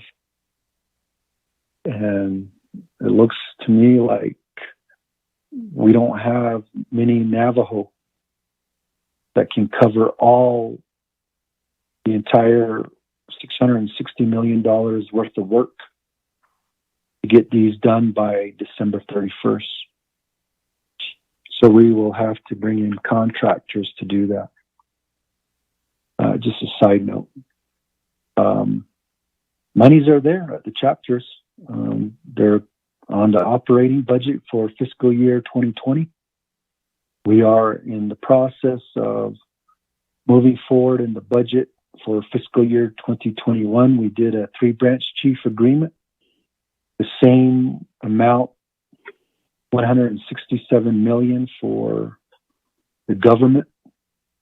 And so that's going to be forthcoming to the Council Oversight Budget and Finance Committee and all the way up to the Council for consideration. And I think it is important that we do get a budget approved, because during the winter, if the experts are saying that there may be a big spike into winter months, we need to get a budget in place, because I think our task will be concentrated on that possible second surge. And yes, Delegate Halona, we do have experts are developing the reopening plan, the vaccine plan, and also discussing the potential surge here on Navajo. Surge meaning the increase in utilizing our healthcare system here on the Navajo Nation. Right now, it's almost 90% of the hospitals being used in the state of Arizona. So if we were to have a second surge right now, I think many of our people will not be sent to homes hospitals in Phoenix area. As you heard, some are going to Albuquerque now from the state of Arizona. So we have to have our own surge plan here on Navajo and IHS, and with the help of the Health Command Operations Center, Navajo Department of Health, all these support professionals are helping, like FEMA, National Guard, CDC. They're all at the Health Command Operations Center to help out with the second, to start planning on a possible second spike. We pray that it doesn't happen, but you're right, Delegate Halona, we got to be prepared. So the question back to Vince James, do we have the capacity to finish off these projects? That is the reason why we're vetting these projects, and we're letting council know that these projects can be done by the end of the year. But right now, with the last report I received, based on the legislation 144-20, the amount there is over $1 billion. We only have $650 million. And so there is more projects listed than there is money. So based on that, if the vetting, and it looks like the vetting will happen with the president and the executive branch, we can determine which are project ready. If that's the direction OPVP moves. But as the legislation TJN 47-20, that says the three branches will present a expenditure plan to the council. And we're still meeting, begin to vet. These projects need to be vetted to make sure that those projects can be done in a timely way. And some of those have been presented to you all. Some of these projects that the executive branch and the division directors have vetted have been presented, and it looks like some of those have been included into legislation 144-20. But some are just amendments that have yet to be vetted. So I'm sure that's a concern to everybody. To answer your question, Delegate James. Dado, Jimmy, Gehela, Ado, Nish, Dale, Enigido, Do, Quishi, Ade, Assassi, Tlido, Nishidelia. The Forest Lake, the Ani, Dan, Linigi Fern, Fern, Benali. Bedo Yego, Nishika, what Bedo by Shen, Podo, Yan, Dasi, me. Ado, Pinion, Jido, I could out da Ilia. Quajido, keeps Iligido. Ado, Teddy, don't eat Jido. Hot out a ya, Kai Jet. Ja, Hetans en ik engine. Ani, Aje, Ginad Ani dan Linigi. Ani, a team done. Aje, Navajo County, Kanat Ani, Slanat da Hot Abin da Shilnish. Jose, a team go, Chido is. Sadog Ashto Tingo Be Bacado no Hinan Shidelia. Ako Handi that's a hot Handi was the red red rocks. Akonde I Washington there. Hinat ani kuje Arizona jehahot zoje. Amo hollering a yeo wanjini hinat ani hanlingi. Kodonat sos. Ike zindo atra yahayi a. Di peso yoke di tkoda beshlichi atinda. So the broadband that egishi ya ajisha peso bando no $1.5 trillion moving forward at Williego. Enal sos iye lada slim a yeo wanje. Akonde a deo wanje atonas kude leta. Ini nagishi ya jo chinke de lohi ajda ikaje laj tan has ka aj senje. Akon he kodoni il a hinat ani aje hosdoje ha hotzoje nexali which yada do a shon da zunha nas quido lis kota tinjo estenda do ni no ashlatin ha hotzoje aron hido peso asati ja do ni no what ya nas sos nas koda yilda a year wanje. Edo Kodobikin seeds, Shinabil, Myron Lizer. Dona Ani which it is to you can't not check up a deep no, but ya Ashon. Ncha Yadash here. Is she only $1,000? Other I see $1,000. Chija. Akunda. Mini Mules Waterline Project. Gido. Beshmas Anslanet da could not so say ya a hot ya versus a bando nestin nido. Ashon Beshmas andan Lenesh Ken Niche Yina Nishidesh and Dale in a da the least bandate in a da. She and the cases in Inagi Joe what a Trahaka Ashwinson. So Edo at school the deal nation. Peso Allah Bahadole. Quishing the meals on Elta or she and the Itzi. Nascodol meal. So here la, but only you can't what only can sinzo Landes Aro Kododo Nanishin Shon.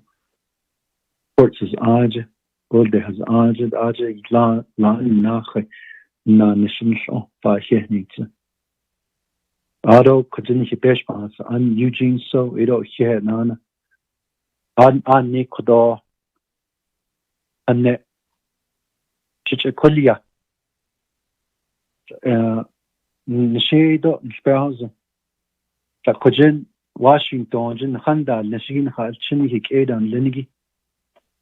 Ndad nishah saha ahgan the has ka. Akonde which in the Ilia. Aid never beso. Ado na nishigi. Kodo ya hik hinna. Ika nalwo beso which in the Ilia. Ako the quishin desert kat on dal nisho. Ako adenini tao. Hik never had your bar such that either Kodo Chicago was done so much. Kodo Hela Chicago was done no. A conde that don't dal nishta. Nakandal nishigi. Yada nia. Shade on dish nishta. Beninagi is now tish the now tea. Dina snegi. She's neo. She told now. Dobi got a dollar. Ebnina, a donash, Mr. Dollar. Upon the average in the hilia. Beso. Ebnina, a needy. That's a retired as a dish. Early retirement, that's a fact. pesos a pas and don't nashi. Ahot ya retirement which in the iliedo le sto ado eisa heda. Yidanet linigido aninda kregida o adenini ta epitsats kakona benan nishto les kone dat not das. Hot ahas the beninagija le haganaz the shiriatid. Ni Washington that el Canada Nakhandal Nashigi ni any hidden ikidades igi don dal nasho don hika and dal the do do add do ni any hidden Bahajo Padish Nigia Satlana dan Zonoda Ebony now with ahas the Donny Washington do art hiso il was dollar. Do hot any hidden hitch at us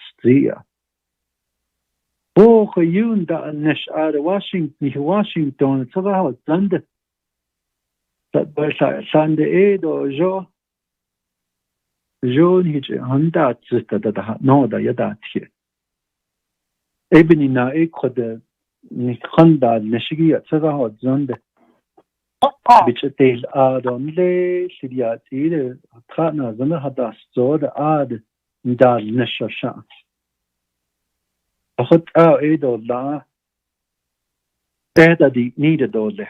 Jo Adania, Savaho Zanago Jogaho.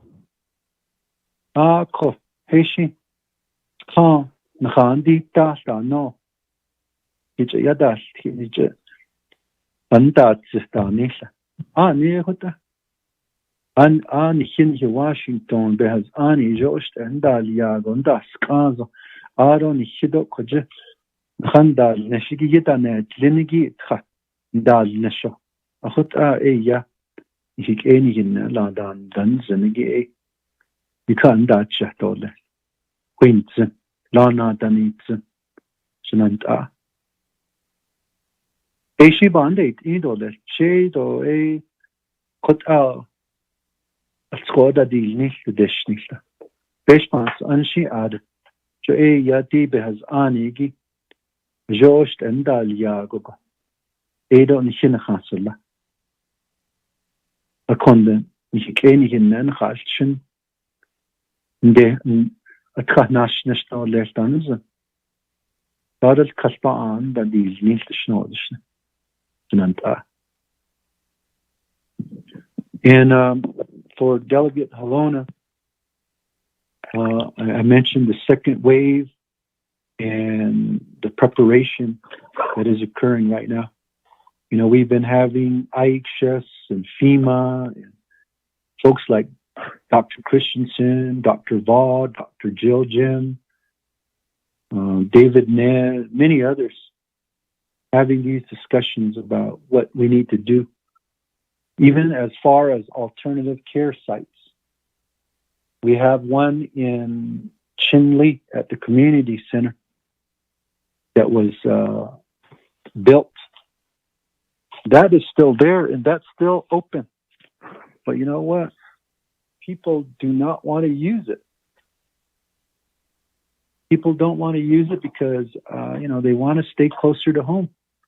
So what we've done is purchase some tents so they can pitch a tent outside. But as winter comes, I think we're going to have to encourage families to volunteer to be at this gymnasium in Chinle and the hotels as well.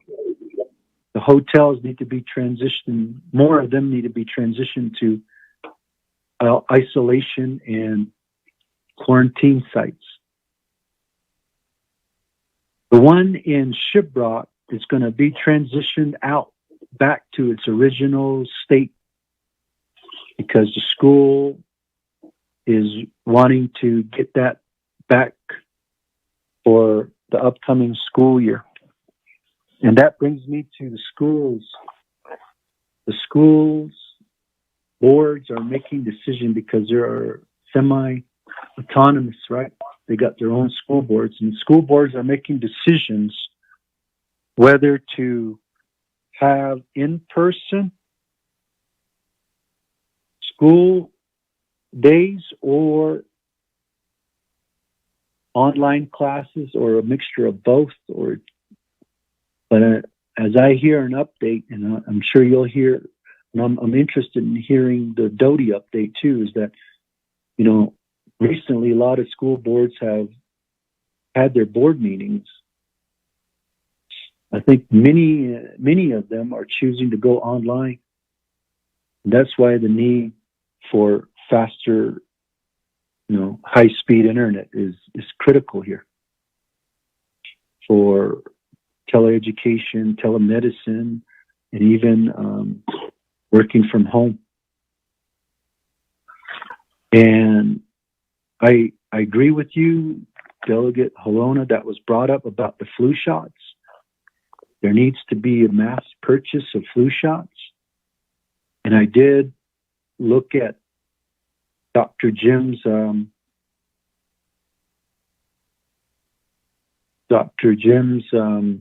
proposal, and I did encourage her, based on your recommendation, to include the flu shots into her proposal.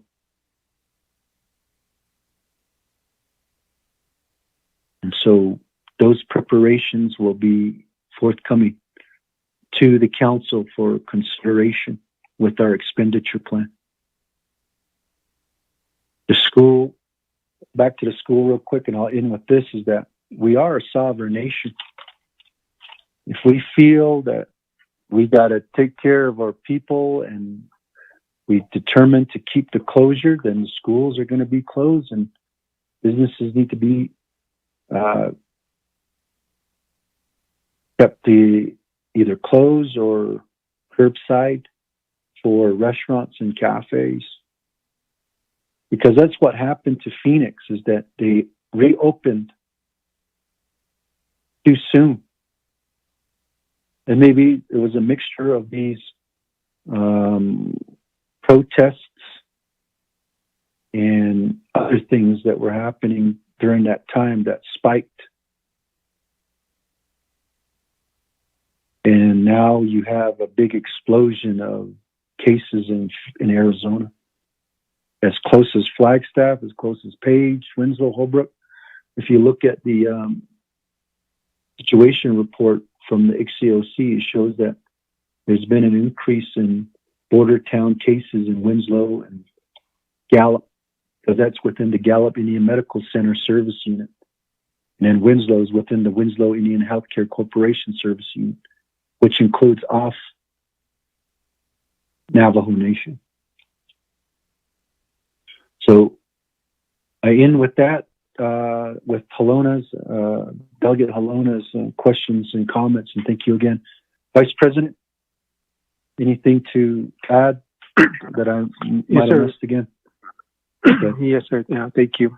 And thank you for those inquiries or points of reference. Delegate Vince James and Jimmy Yellow here. Yeah. As far as I know, going to Phoenix recently was a concern to some. Be a responsible role model. I feel I was justified in going. I know many have a differing opinion, but when you have the chance to meet with the world's most powerful leader, you take it. And I did, and I realized it was a hot spot. But to that, President and I went into 110 chapters, mostly President. He's hit them all. I stayed back on a lot of those. But some of these were considered hot zones. And with confidence, with the necessary PPEs and vigilance, the teams were amazing. And I learned a lot from them as we served the public and passed out several tens of thousands of food boxes to our people. So I was very proud to be counted with the President and his teams. And we were very mindful, and we were also serving. And so whether it's in DC or Phoenix or here on Navajo, I serve. I serve at the pleasure of my supervisor, which is the President of the Navajo Nation. And, sadly, whatever people read or see on Facebook, keyboard generals, and you know what, that's a given. That's out there. It doesn't, it bothers me, I'll be honest, but it doesn't, I don't let it affect me. And, while others are scheming, we're serving. And so if left to the media, if everybody I guess, believes what they see, wherever they see it, then I was in Oklahoma. Nothing could be further from the truth. I was sitting in my own vice president house watching TV with my wife with a bag of microwave popcorn and a Diet Coke. And that was funny. It really was. But it was very untrue. And so when you ask me to be a better role model, I feel like I was a role model. Speaking with leadership, having a enhanced relationship and being able to speak on certain issues that affect our Navajo Nation and Indian country. And so if left with the same opportunity, I think I would take it again. Of course, I'd weigh it, I'd reach out to some of you all since it's concerning you and you have your own constituents to answer to. I would give you that I would poll the other leaders around Navajo to see what they think. But so to that, when you're given an invitation to be somewhere with leadership, you've got less than 24 hours to make a decision. So I'll just end with that. And to Jimmy Yellowhair's a point about I'm no longer a businessman and that this is the big time. Well, I feel like business prepared me for the big time. Success happens when preparedness and opportunity meet, and I've always had this, and I've always felt like I could respond in pressure situations. I'm not afraid of the big time, and I'm very grateful that I have this opportunity to serve as the vice president of the Navajo Nation, to serve alongside our president, who's just been exemplifying great leadership in this fight. And so, our nation is very blessed to have President Jonathan Nez as our leader. And I am learning a lot from him. But to that, I'm also synergistically, I am buoyed by him. I have my own creative energies, different style, and that flows, and he allows that to transpire. And that creativity and entrepreneurial spirit unleashed is a powerful thing. And so that's the spirit that I want to help the president grow here, foster creativity and entrepreneurial growth and economic development, by Navajo, by local. I've been saying that for 20 plus years, and now I have a larger platform in which to say it. Ultimately, our Navajo people win. Our children win. Our children's children win.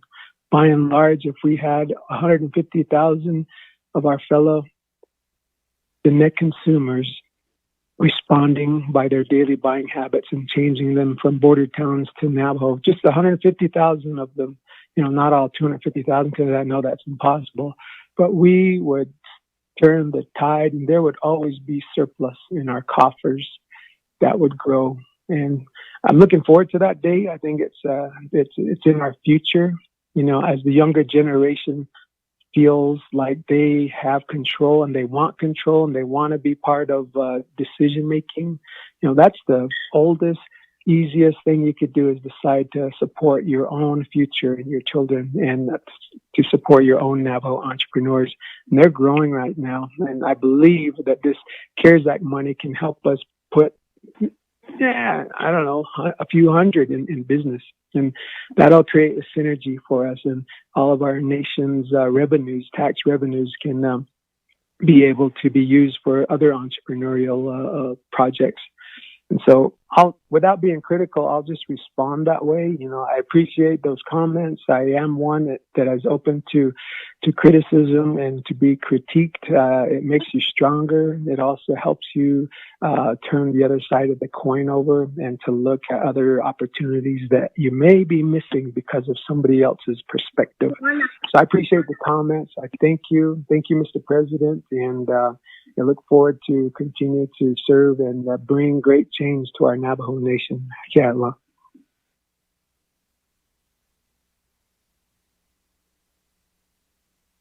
Thank you, Mr. President and Vice President. Let me go ahead and go on down to some new players lined up.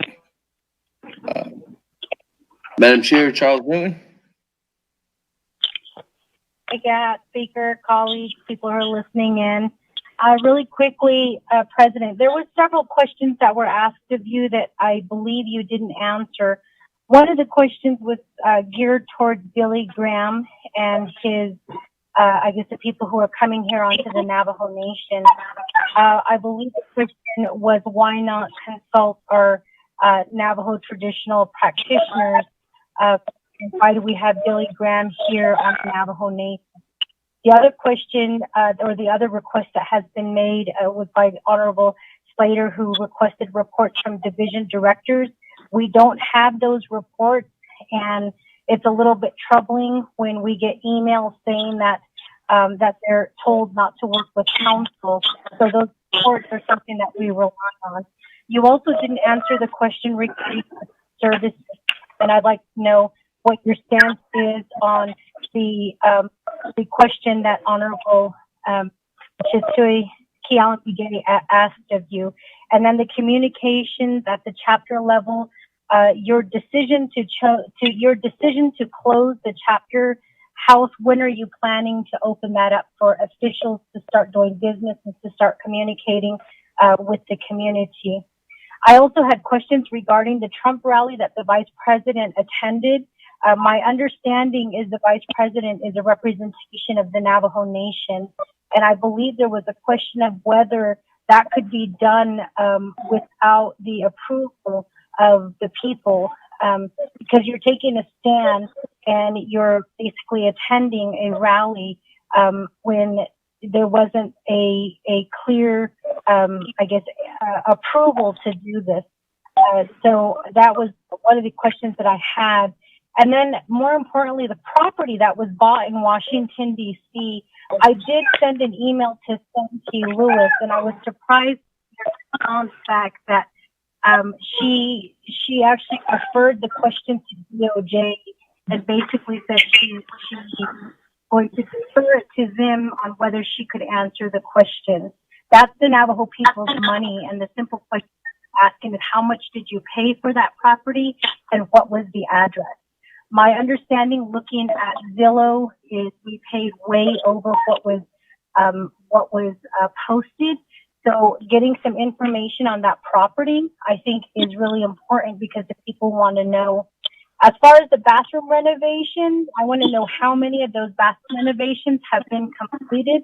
I understand it's been about 3 or 4 weeks that the money has been put out there, so I'd like an update on how many bathroom renovations have been completed. The donations, I do want to, we did ask Mr. Harlan Cleveland when he reported before Law and Order Committee to report on when donations would be distributed to the community so that the people would have ample time to prepare to get out to those communities to receive donations. To date, we have not received anything. And so I want to know, Mr. President, the donations that you are receiving on behalf of the Navajo Nation, when those distributions will be made, how those distributions will be made, and more importantly, who those distributions will be made to. I think it's really important that we get as much information as we can out to the Navajo people. And granted, there have been, some of your TikTok videos that have been put out there. I think it's really important that we focus on the fact that people they're hurting right now, that death is occurring. And, I really, I'm a little bit surprised that we don't even have a calendar with the information regarding donations, again, so that our people can prepare for these and try to get out to receive donations. I also want to ask about the farmers. I'm interested in helping the farmers. You mentioned many farms, but in the Northern Agency, we have around 110 farms that are currently along the San Juan River. It starts from my brother, Honorable Rick Nez's area, all the way into my area, and then my Charlene Stowe's area. So in regards to the farmers, I know that you mentioned that you do have a plan for that. I would like to know what that plan is, and I'll just come out and state that you talk about unity and the things that you want to do, but your division directors are not working with council. And so we're doing the same job, and it's really hard because that's the people's money. So if there was only better communication, I think that we could cut that time in half and we could really get some things done. As was already stated, we work together in the combating the issue with Family Dollar and then their license for liquor. And look what we accomplished. It was something that we could say that we worked together and something was done. And I, the way that you talk about not dividing the people, I don't see that because you're putting out petitions out there. And I've stated it before and I'll state it again. The last time I saw something like this or I heard of something like this happening, a riot took place in Winter Rock when we had a person who was pitting the people against council and against the government, and it didn't have a good outcome. So I beg you, President, to please stop doing that. Right now, we should be focusing on COVID. We should be working together. Unfortunately, that's not what's happening. So you talked about how the experts are putting these plans together. We have requested those plans, and some of those plans have been shared with us, but some of them have not been shared with us. And to date, I don't know if you are consulting certain delegates on matters that pertain to their areas. But I know with farming, we have had several meetings with farmers, and I haven't been consulted. I don't believe my sister, Honorable Crotty, has been consulted, or my daughter, Honorable Stowe. Perhaps you're consulting Honorable Rick Naz, but there's no communication that's flowing right now, and it's making it very difficult. And the last thing is there's been a lot of talk about certain congressional delegates who are out there who are doing, or congressional representatives who are out there doing things. But as I understand, Mr. O'Halloran, Representative O'Halloran did drop legislation to extend the CARES Act, and he did that with another representative out of California, and I can't think of his name right now. But we do have some of our Democrats who are actually working to assist us. So there's been a lot of mention of the Republicans and what they're doing, but I just want to make it clear that they're also working. So with that, thank you, Speaker. Okay, thank you, Madam Chair. Moving on down, Honorable Paul Begay. Thank you, Chair, or Speaker. Thank you, and Mr. President, Vice President, thank you for your report, colleagues, and of course everybody that's tuning into World Wide Web. Naway na kiko eya has ango ebe hadisi. Shutna ash, Mr. President. Nikita anige tree copper mine. Kai betu tonalia by the way gap. Sona basa between. Excited I thought about Windsor and a point marina nahotigi. You see the never is ago yes jahada to ebony a corn jahashne. And as of last Thursday, I think they laid off about 40 people. This thing go the Nebanon petit low. The next phase of the layoffs will happen on the 27th. Now, things are Sadoyos Castle, Ahonana, ne? And here's a hot egg on his house. So he said never care up a car, Nanish. Al-Ida. Ni the Nahadishi de Ka, ADK, Nahaka. We can't avoid that. National Park Service, Glen Canyon National Recreation Area, oversees that, and they allow Wawit Marina, the concessionaire, Aramark, to do business at Antelope Point Marina. According by way of the presidential executive order, the National Park Service,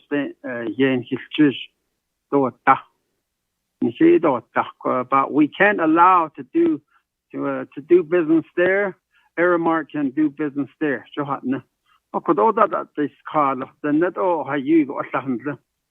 I go over there on a daily basis. No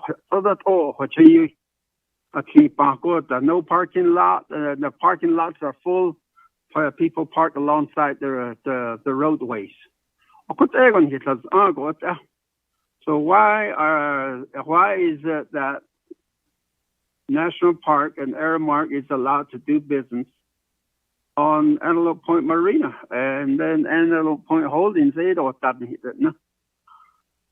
I've looked at their CDC guideline on how the employees should protect themselves and their well-being.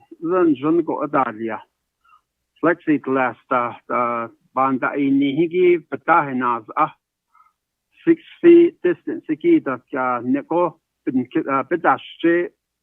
Oh, the Center for Disease Control and then give it alia. Ako halit ego the IEC dan nila. I can understand slot canyons, the Nebekaya Pakagi. Voluntarily they say but the Antelope Point Marina boaters come there. But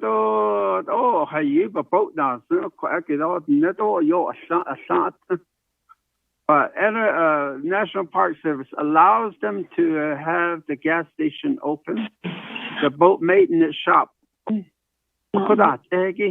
But yet they're making all the money while Antelope Point Marina, which is owned by the Navajo Nation.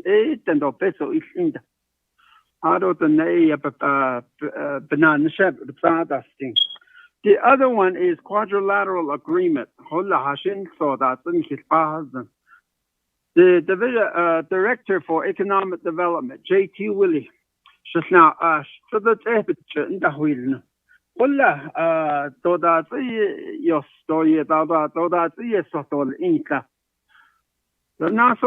won't answer the call. He won't participate in the meeting.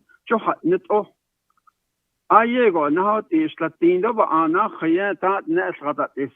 the quadrilateral agreement. September be it. Halit ego neto sa yanat idan shikodo sa hotsando.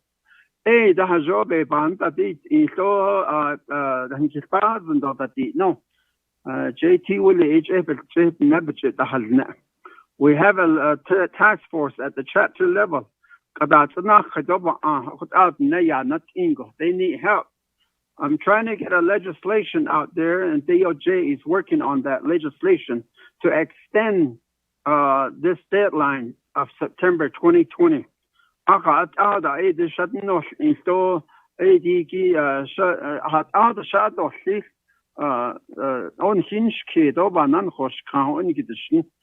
I didn't know that this was on Nigo da be ADG Hazo and Dodley, the pandemic, then given in a other job and agents called AA, you see, then hinge kid or little gap.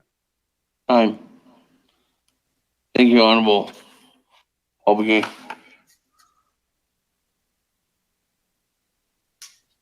That. Yeah.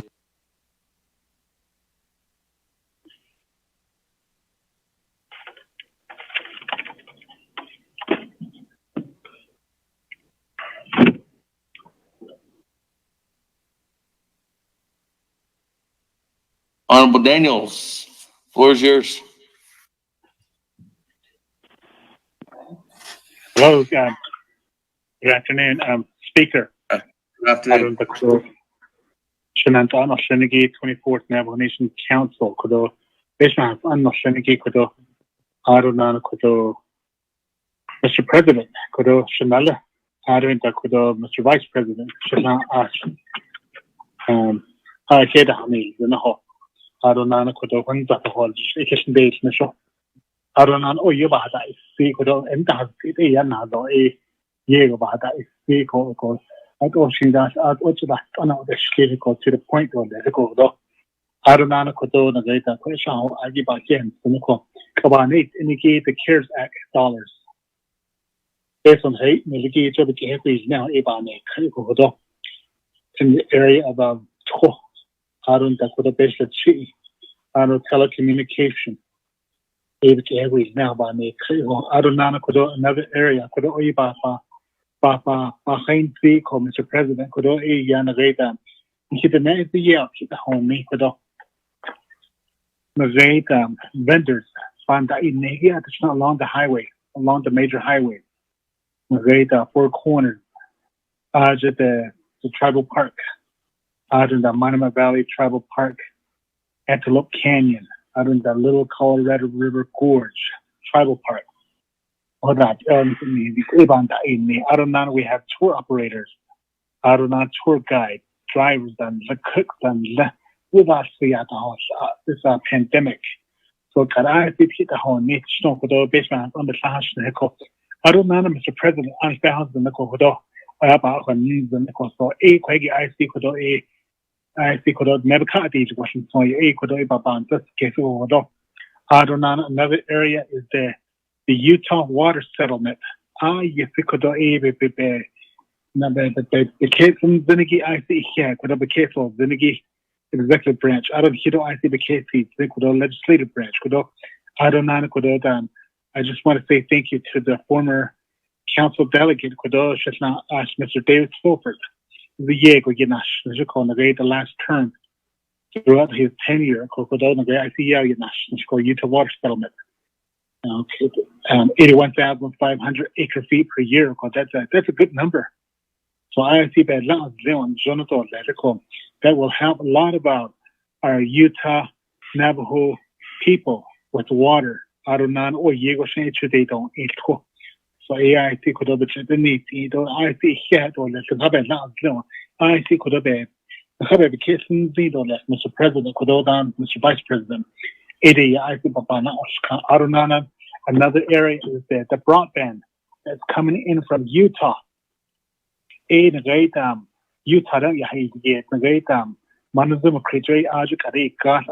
going to come to Monument Valley and it's going to go to Navajo Mountain.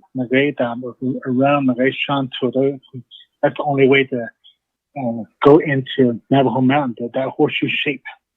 So what I see here along Highway 163 N16 into Navajo Mountain, on so I see cover about on from Kokodo, the Kenty, $3. I don't know, I go to that Kokodo,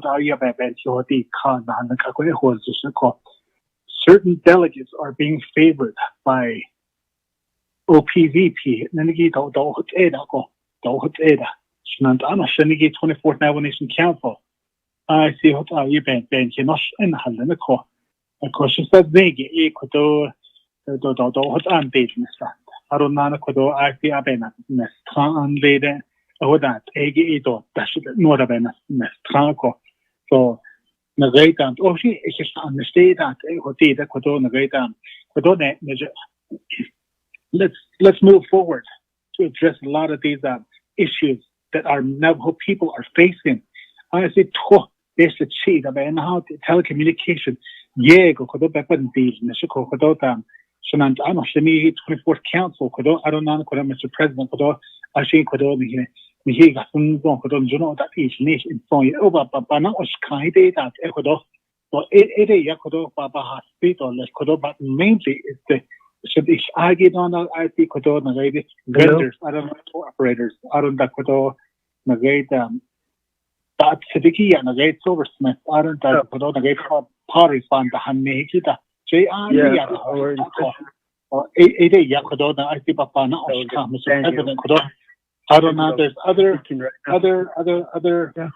Right. Colleagues, can you please, and staff members that might be on the line, please make sure to mute your phones and hear you discussing the conversation is about. Daniels. Yes, Speaker. I don't know how much time I lost the call, but I'll go ahead and reserve my time right there. Hey, you have 6 seconds. Oh.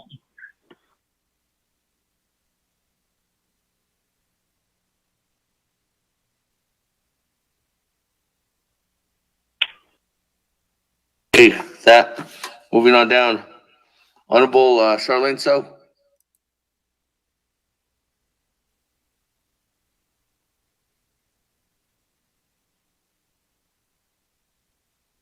Hello? Yeah, can you hear me? Yes, I can hear you. Okay, perfect.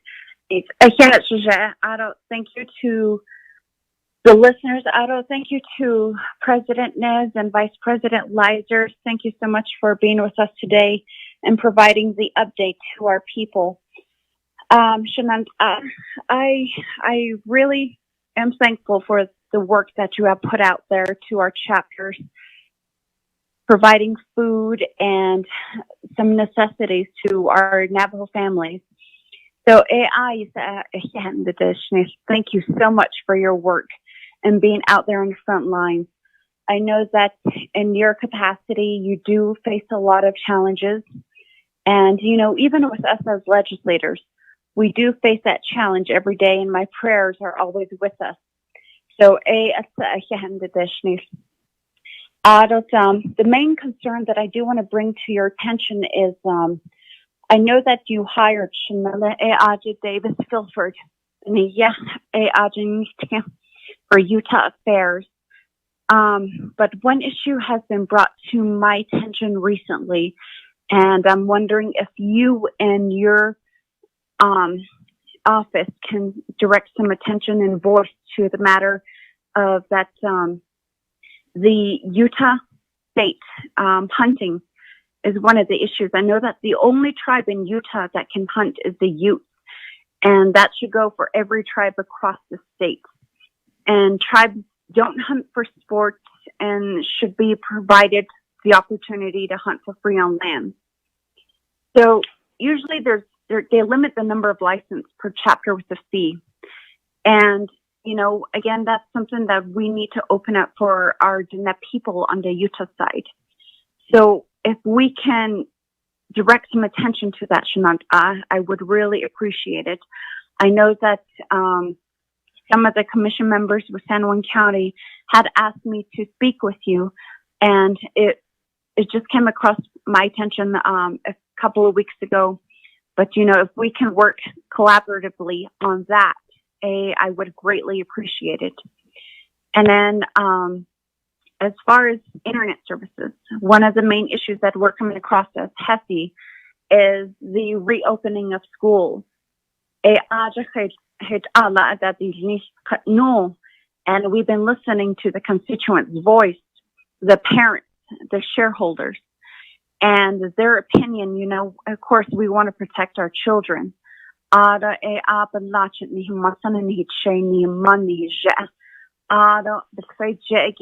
we look out for each and every one of them. So with that, you know, I'm requesting your help with your office there. Is towers available, UNHS towers, water towers about Anagi, and community as access points to extend internet services for the school and regions within the community. Because with this, you know, with the towers, it could approximately serve about 250 to 300 families.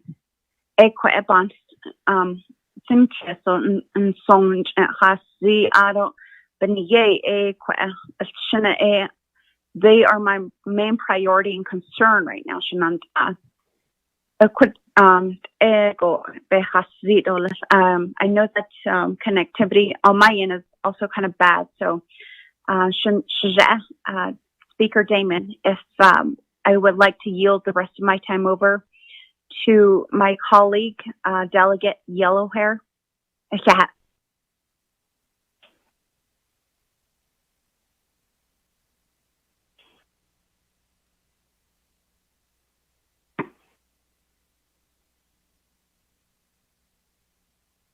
Great, thank you. We all here, 1 minute, 2 seconds. You good? Oh, good. I can speak now if he allows Go me ahead. to. Go ahead. Oh, yeah, Go ahead. I'm not she could only to hand to the This I out on urgent time the windmill. A quack has on a year on the chin, I did to the chamber. I had other day in the I don't understand. Never when they see the public transportation of the ocean. So you know how this year. I let that on not be cut down. I let all task force at the study it on this. Or that there's too many employees that they not covers everything. The money that we need is road construction. It all links on the Web Valley, 8031. We need a road to be paved. Out of that, or links up us to fight lane. Fight lane, it all links paid now. I not each other. The other to know, Jim, they impede out in the high. They are to get back in shape and need a craggy. The Tina did initiate, she had this.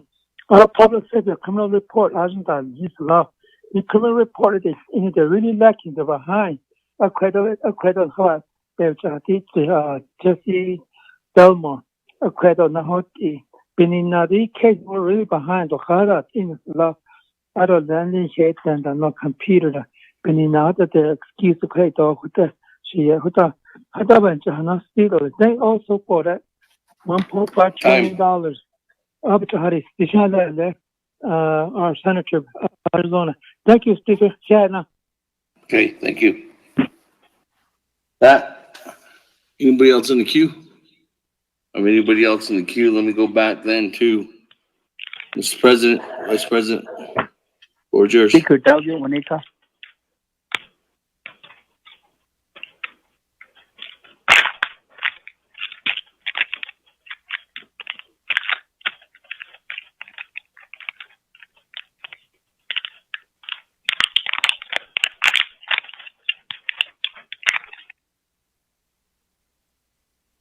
That, going back to the floor, back to the presenter, Mr. President.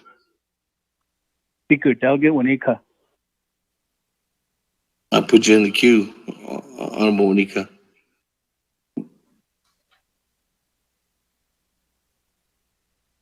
All right. Thank you, Speaker, again, and members of the 24th Navajo Nation Council. To the questions for Delegate Charles Noon, I did answer those questions. We have visitors, not just Samaritan's Purse, but University of California, San Francisco, Johns Hopkins, Doctors Without Borders that are helping with the healthcare professionals here on Navajo. And Samaritan's Purse has been there in the forefront. As you know, they're a faith-based organization. And so they're also helping with the spiritual needs that those that are in want. And Delegate Charlene So mentioned Davis Filford. And Davis Filford and Rexley Jim have been reaching out to the traditional practitioners, our medicine men, and they have been doing ceremonies as well. And just recently, I got an update this past weekend, based on the CDC criterias, following those criterias. So, we have staff that are been reaching out to everyone out there and giving guidance as well as getting guidance back from. And that's why I was saying that some of the Hakasis came and mentioned to us, why is one group getting money over the other group? They felt it was unfair. So I wanted to mention that. And for the vice president, him representing the Navajo people is what he is and was elected to do. And based on his advocacy, you know, we've had visits from, and you were part of that visit as well, in Cameron with the Secretary of Agriculture. And, you know, reaching out to individuals and also making connections is what we have done. And I've done the same with the Biden administration. I had a call with Vice President Biden and also with the Second Lady, Mrs. Biden. And, you know, with Jill Biden's help in Tuba City with the cancer treatment facility, cancer facility there, you know, we are still in the process of making that a lot larger there in Tuba City. And so reaching out to both aisles is a benefit to the Navajo people. But at the end of the day, you know, the vote will occur. And, you know, we all have our candidates, including myself. And I'll be frank too. I am a delegate for the Biden camp, meaning that I have a vote at the Democratic National Convention.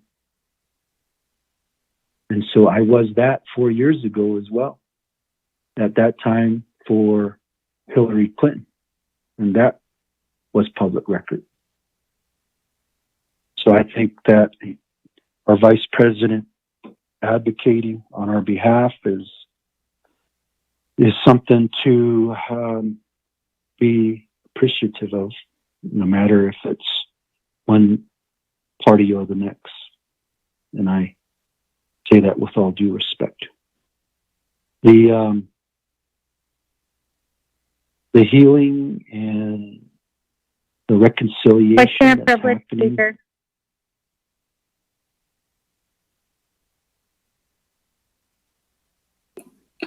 Madam Chair, Charles Newlands, what's your question and privilege? Speaker, I do apologize. President Nez, I do apologize for interrupting you. But I wonder, is there a conflict when you have the president and vice president putting it out there to the people about who they're backing as far as the president of the United States? I believe that was a question at one time that that Honorable Crotty asked, and I don't know if it was ever answered, but I thought there was something in the laws that state that can't be done. And all I just wanted to say is there could possibly be a conflict with making the announcement on the World Wide Web like that. Thank you.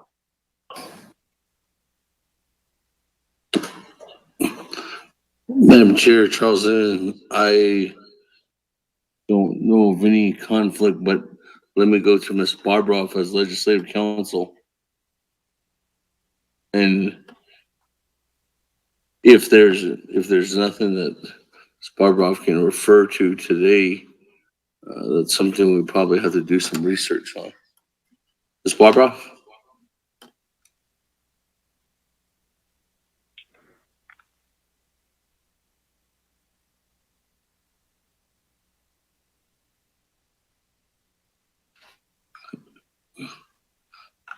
Ms. Barbroff, you on the line?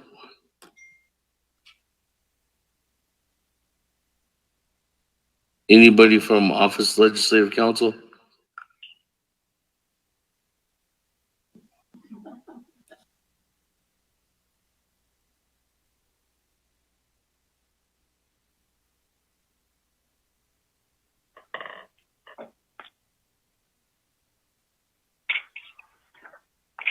Ms. Barbroff was walking over to the chambers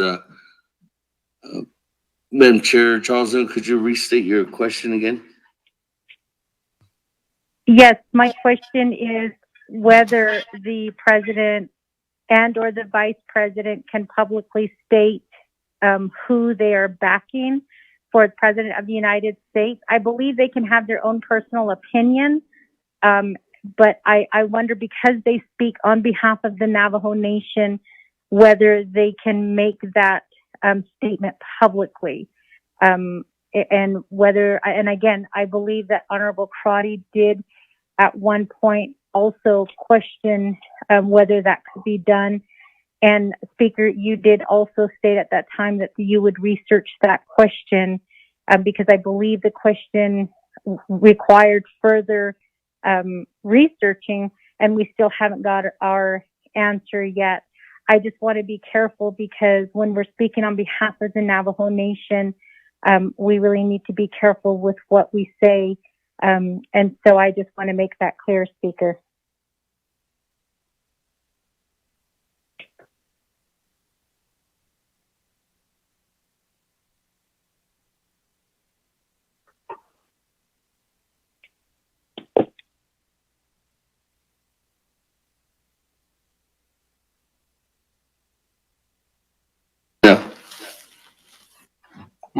Good afternoon. This is Dana Bobroff, Chief Legislative Counsel.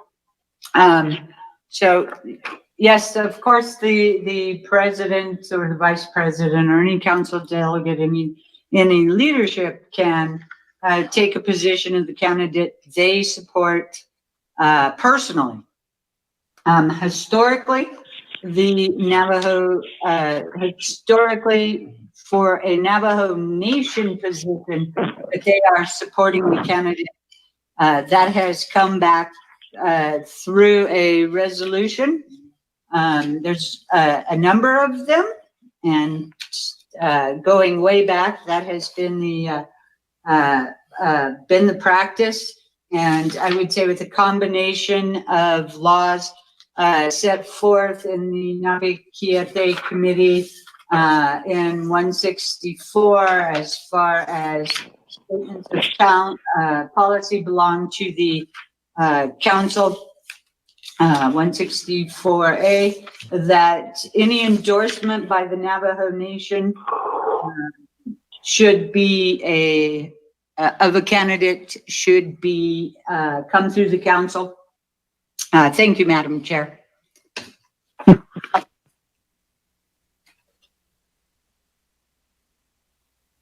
Okay, thank you. Let me go back to you, Mr. President. All right. Thank you, Mr. Speaker, members of the council. Thank you, Madam Chair Newton. Trying to find my spot here on the questions. The part about the bathroom renovations, and the bathroom renovations we're looking at right now with what was approved in CJN 4720 and CJN 4620. So totaling $62 million is what was appropriated. And that includes the bathroom additions for $3.5 million. And so right now, the DCD and the team is compiling that information. And so that we are making sure that those bathroom additions can be completed in a timely fashion. Water and basics, 10 million, computer hardware, 2 million, not burnout,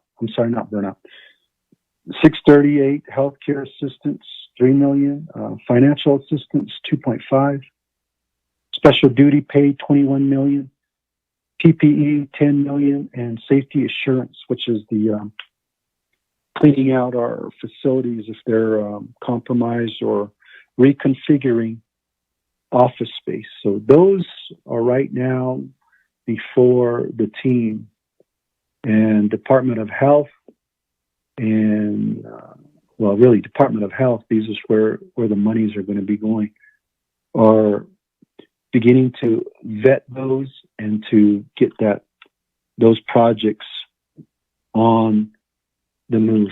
what we're looking at for bathroom additions, but I wanted to mention, is possibly utilizing the Army Corps of Engineers, because they can do a project quickly. As you know, that they did the alternative care site in Shiprock and in Chinle and in Gallup. So if we can use a federal agency with the support of leadership, we could utilize Army Corps engineers and even IHS's OEH branch, environmental health, to move these projects forward. And so I can get that update for you, where we are, but I don't think not one has been built yet. I mean, this occurred only a little bit over 2 weeks ago, allocations, and then getting budgeted into their various accounts, which takes time from the Office of the Controller. In terms of the property purchase, there is no purchase of property, but we did, before the pandemic, some of the council delegates and myself and the vice president, I believe, visited some sites. The goal here is to get an embassy, the first of its kind embassy in Washington, D.C., an embassy for a tribal nation. You have embassies that are from countries. We've been putting millions of dollars into paying for lease space for the Navajo Nation Washington office since it started many, many years ago.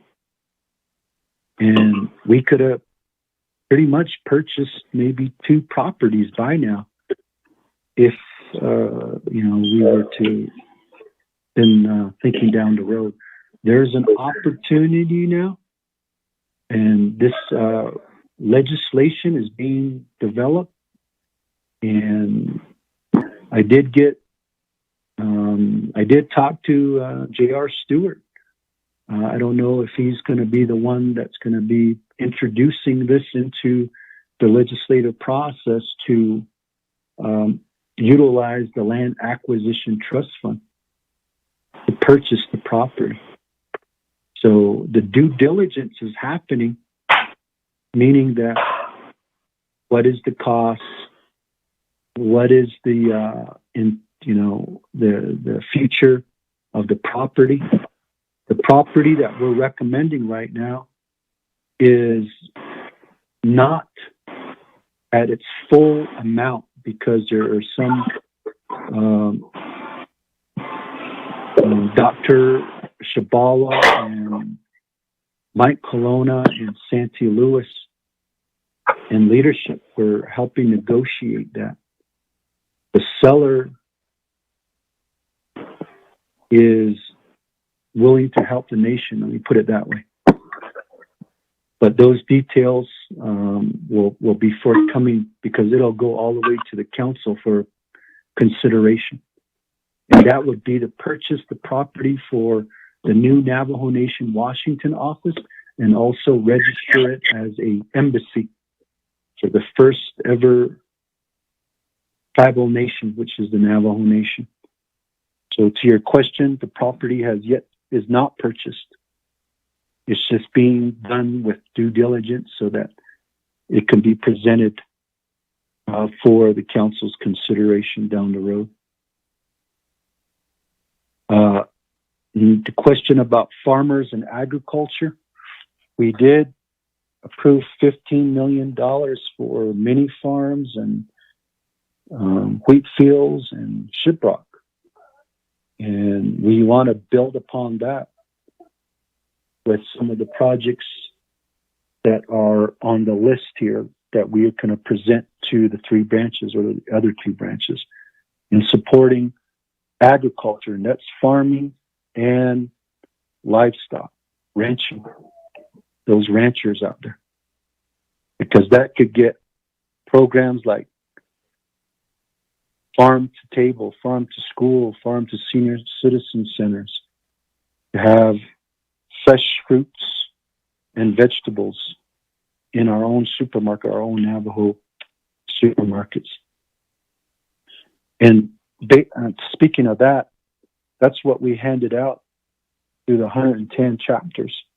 We focused on healthy foods and fresh produce. And I think we saw pictures of some people don't like healthy foods, or they just can't take it. And we've seen pictures of it just being thrown out. But there in the region, we helped over 1,000 families. And we did a food and supply distribution there in Shiprock. Over 600 families were assisted during the time that we were there. And we appreciate Navajo Department of Transportation, food distribution, and many others that have donated, the Friends of the Navajos who donated. And we tried to get it out as quick as it came in, directly to our people. Cleaning supplies, non-perishable, healthy foods.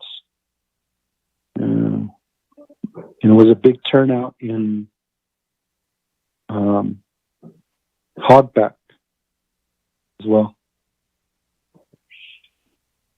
Paul Begay, Delegate Begay, Antelope Point Marina.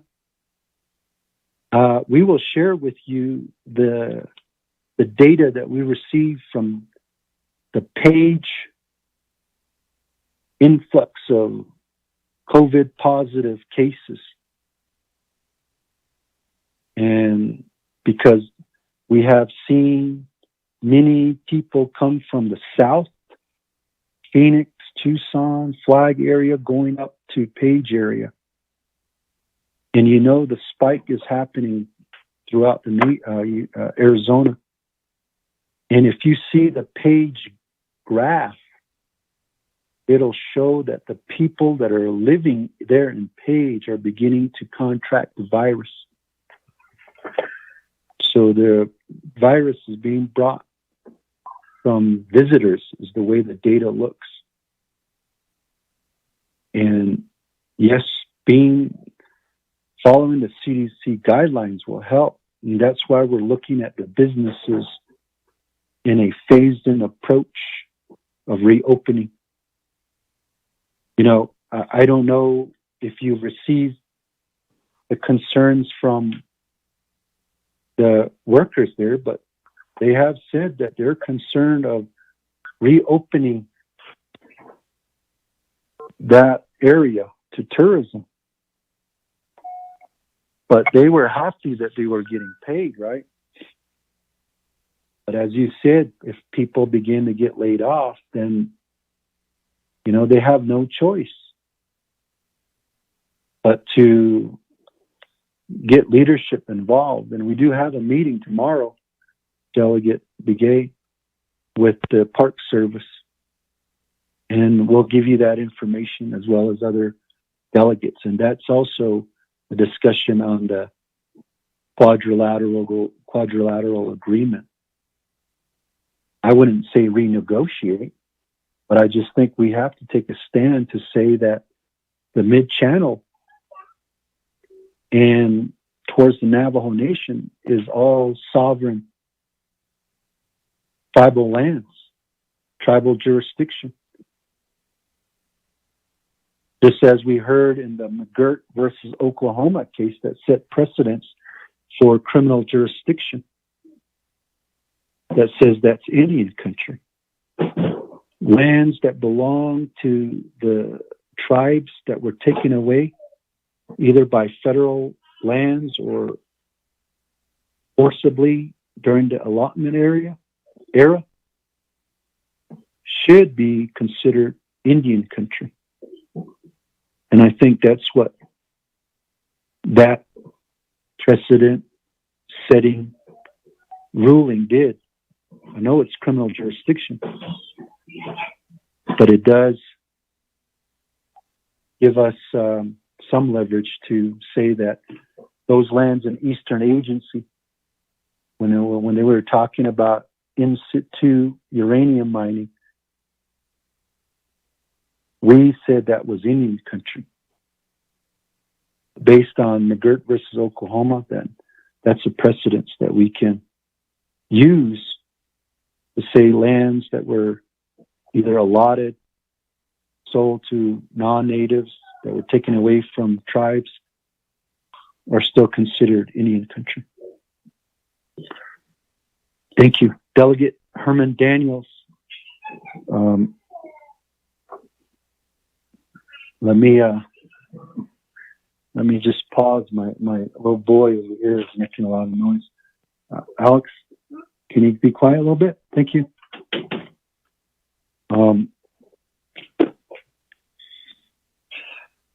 For the CARES Act funding, and the proposal that JT has that's going to be presented to the 3 branch chiefs includes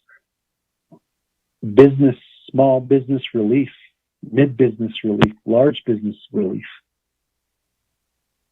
And it includes, tour businesses and also artisans that have been impacted heavily from the closure of these tourism destinations here on Navajo. We did have an opportunity for businesses, and some did take advantage of it, to take on the Paycheck Protection Program, the PPP. We got money that went to the gaming enterprise. Some businesses got relief from the PPP. And so that's something to consider as well for a criteria for these dollars to be used. If someone received PPP and they ask for money from the Navajo Nation, is that considered double dipping, or getting more while someone didn't take advantage of that PPP? Those are criteria that need to be discussed. JT does have that proposal, and it's going to be presented to the 3 branch chiefs meeting. Delegate Daniels, your work with the Navajo-Utah Water Rights Settlement Act with other leaders, appreciate that. We got it through the Senate, and we got it considered in the House now, and I did speak to Chairman Grijalva, Assistant Speaker Lujan, that there's a very good chance that, this month or the early beginning of August, that there'll be a unanimous consent to move this forward. So that'll be a win for the Utah Navajos to get over $200 million of water infrastructure that is needed for those residents there. Broadband from Utah into Monument Valley and Navajo Mountain. We are awaiting the review for the right-of-way, Delegate Daniels. And once that comes before Office of the President, Vice President, we will execute that so the project can move forward. And that's some of the delays that occurs when we have to wait for the federal process, right-of-way procedures, environmental clearances, And that's all included in that white paper that we sent to Washington, D.C. for the secretaries or the cabinet members to consider, so that we can set aside some federal guideline or regulations to get projects done completely. They've done that to build a wall between U.S. and Mexico border. Why can't they do that in Indian country? And that could set us up for some permanent changes, right? Because I know our Navajo people have said it's time to reevaluate and ask Congress to change some of these regulations. And the same thing has to happen here with Navajo, change our laws too. And that has been tasked to our CARES Act Fund Work Group. 3 tasks.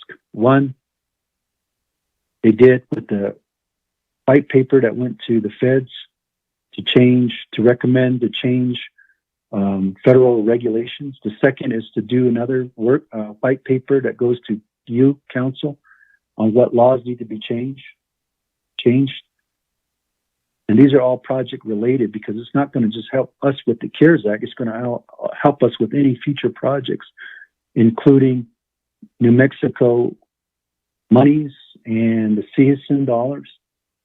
The third task that they have is to help with the one-stop shop.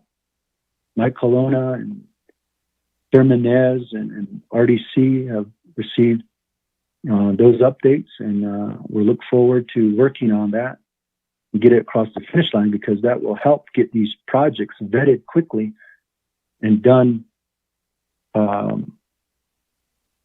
expediently, so we can get these projects complete in a timely fashion. Delegate Charlene So, thank you for the work that you have done. When we visited your communities, you were on the front line as well. In the question about the subsistence hunting, we have always been advocating for that since I was a delegate for Navajo Mountain and Ojeto, and I know Delegate Daniels is also not just subsistence hunting, but also for medicinal plants to be harvested and some foods that grow in the wild there, and also the hunting, even the gathering of firewood. So absolutely, we will continue to advocate, and Davis Filford is on the line, and he will be tasked to work with you to make sure that that's a high priority there with the Utah officials. And as I said earlier, with the schools, there are reopening plans being considered, and I just hope that BIE, Bureau-funded schools, and grant schools, tribally controlled schools, and Arizona state schools all adhere to what we want for our students. And that will be in our reopening plan that we are going to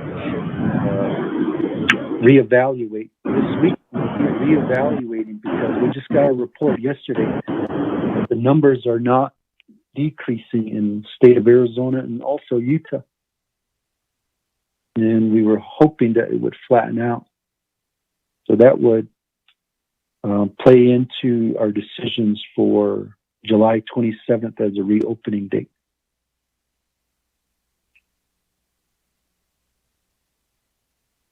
The towers, I just got an update from Christopher Pacenti, and the same thing goes for the right-of-way processes still being vetted and reviewed, and it will come to our office for execution.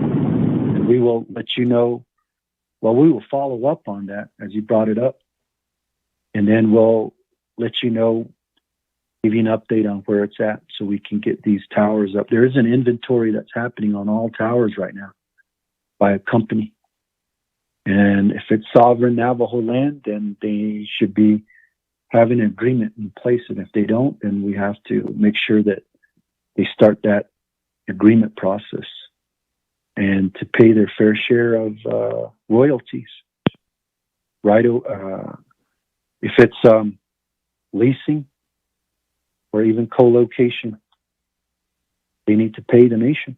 That's how the governments receive funding. So, earthen dams and windmills and the criminal the police reports that Jimmy Yellowhair mentioned, Delegate Yellowhair. I will bring that to the attention of Jesse for the reports, and also the earthen dams and windmills. There is a report in your proposal that shows how many that have been repaired and where, and how many are remaining. And the proposal shows that the amount that's being requested is the amount that we need to fix more of our windmills during this time. And I applaud again Dr. Shabala, Jason John, and Tark. They've been, fixing these windmills in a timely fashion. But at some point, we're going to run out of dollars, and we're hoping CARES Act dollars can supplement that shortfall. So thank you, Speaker. Vice President, anything else to add? Thank you. Thank you, Mr. President. Yeah, I do. I guess to the question of the Samaritan's Purse, I think Madam Chair, Virginia Charles Newton had raised how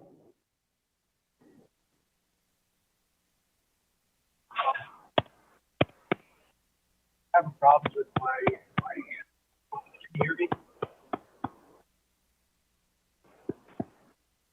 I hear you, Mr. Vice President.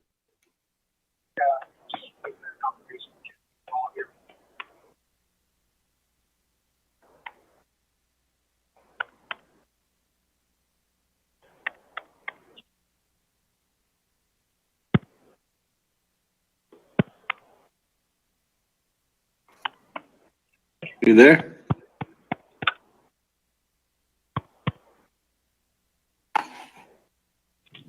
Yeah, I'm sorry, I'm having audio difficulties. Can you hear me? I can hear you loud and clear. There you go. Sorry, my iPhone isn't the best. Well, as I was saying, as Madam Chair had raised a question about Samaritan's Purse, they had responded to all of the eyes. If you remember me saying all of the eyes of the world were on Navajo, they had reached out to Navajo, and I took it upon myself to see what capacity they could bring to help us here. At that time, we were in the midst of a critical situation here on Navajo, spiking probably at our peak. And knowing that they had nurses, and Samaritan's Purse is a humanitarian aid relief NGO. They're big around the world. And Billy Graham Evangelistic Association chaplains readily follow. Wherever there's a disaster, there's usually grief, there's usually calamity, upheaval, and so people are needing some semblance of order, some semblance of a caring shoulder to cry on, to pray with, and these people are readily, I guess, fit that bill very strongly. And so they were just a natural, synergistic organization that follows Samaritan's Purse. And so that's how they come to be here. And as I mentioned earlier, they are providing a great relief to the nurses, allow them to take days off, extra days off, to regroup, to be with their own family. These nurses that have come from all over the United States and probably the world are readily able to assist in clinical, conditions, being nurses and PSNs and technicians or whatnot themselves.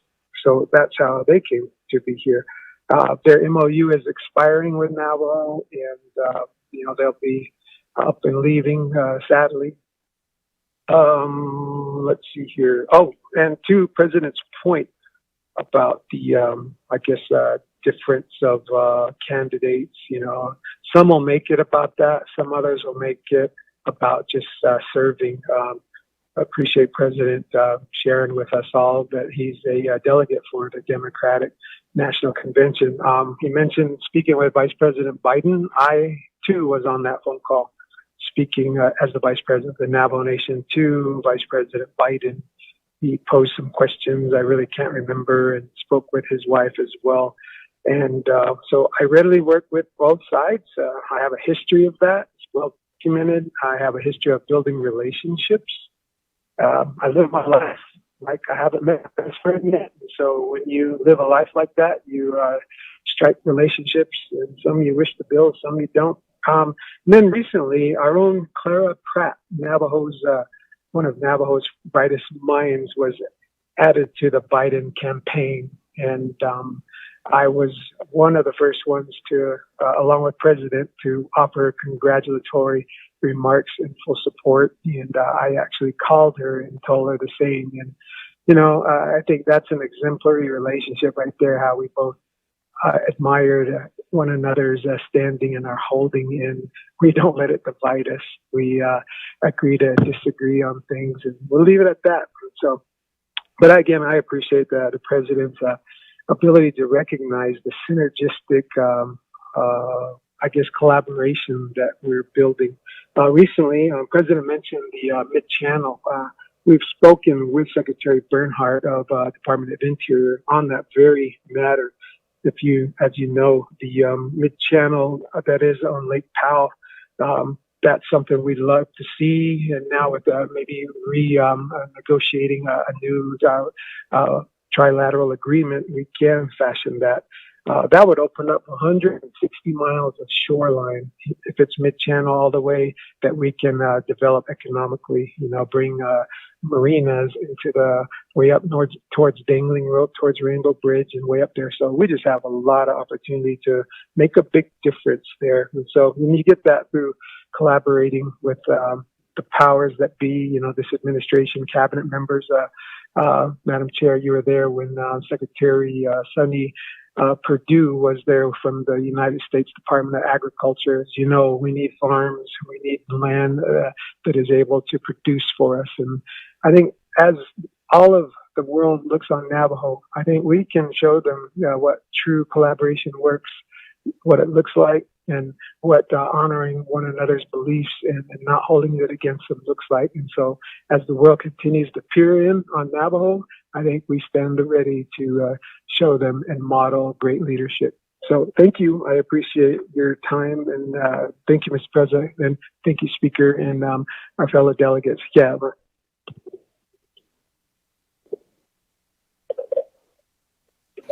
Thank you, Mr. President, Vice President. Let me go ahead and go back to the floor. New players.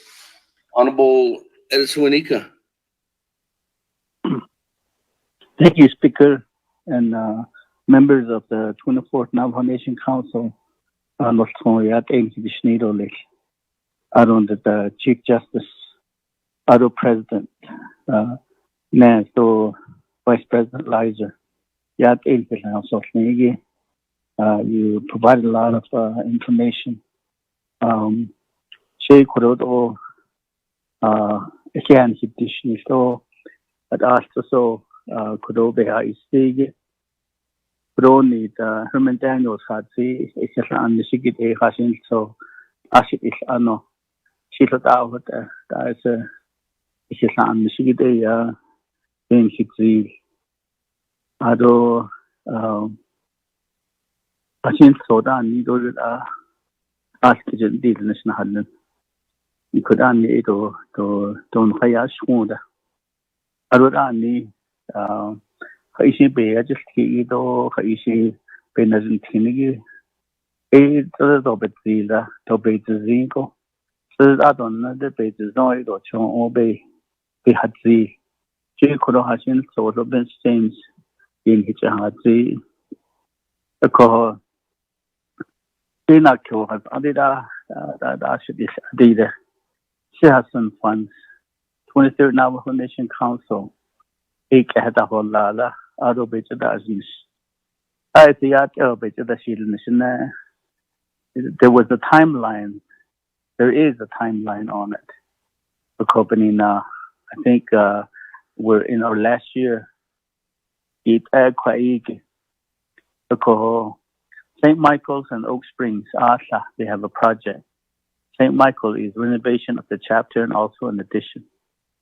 Although Oak Springs, kitchen addition.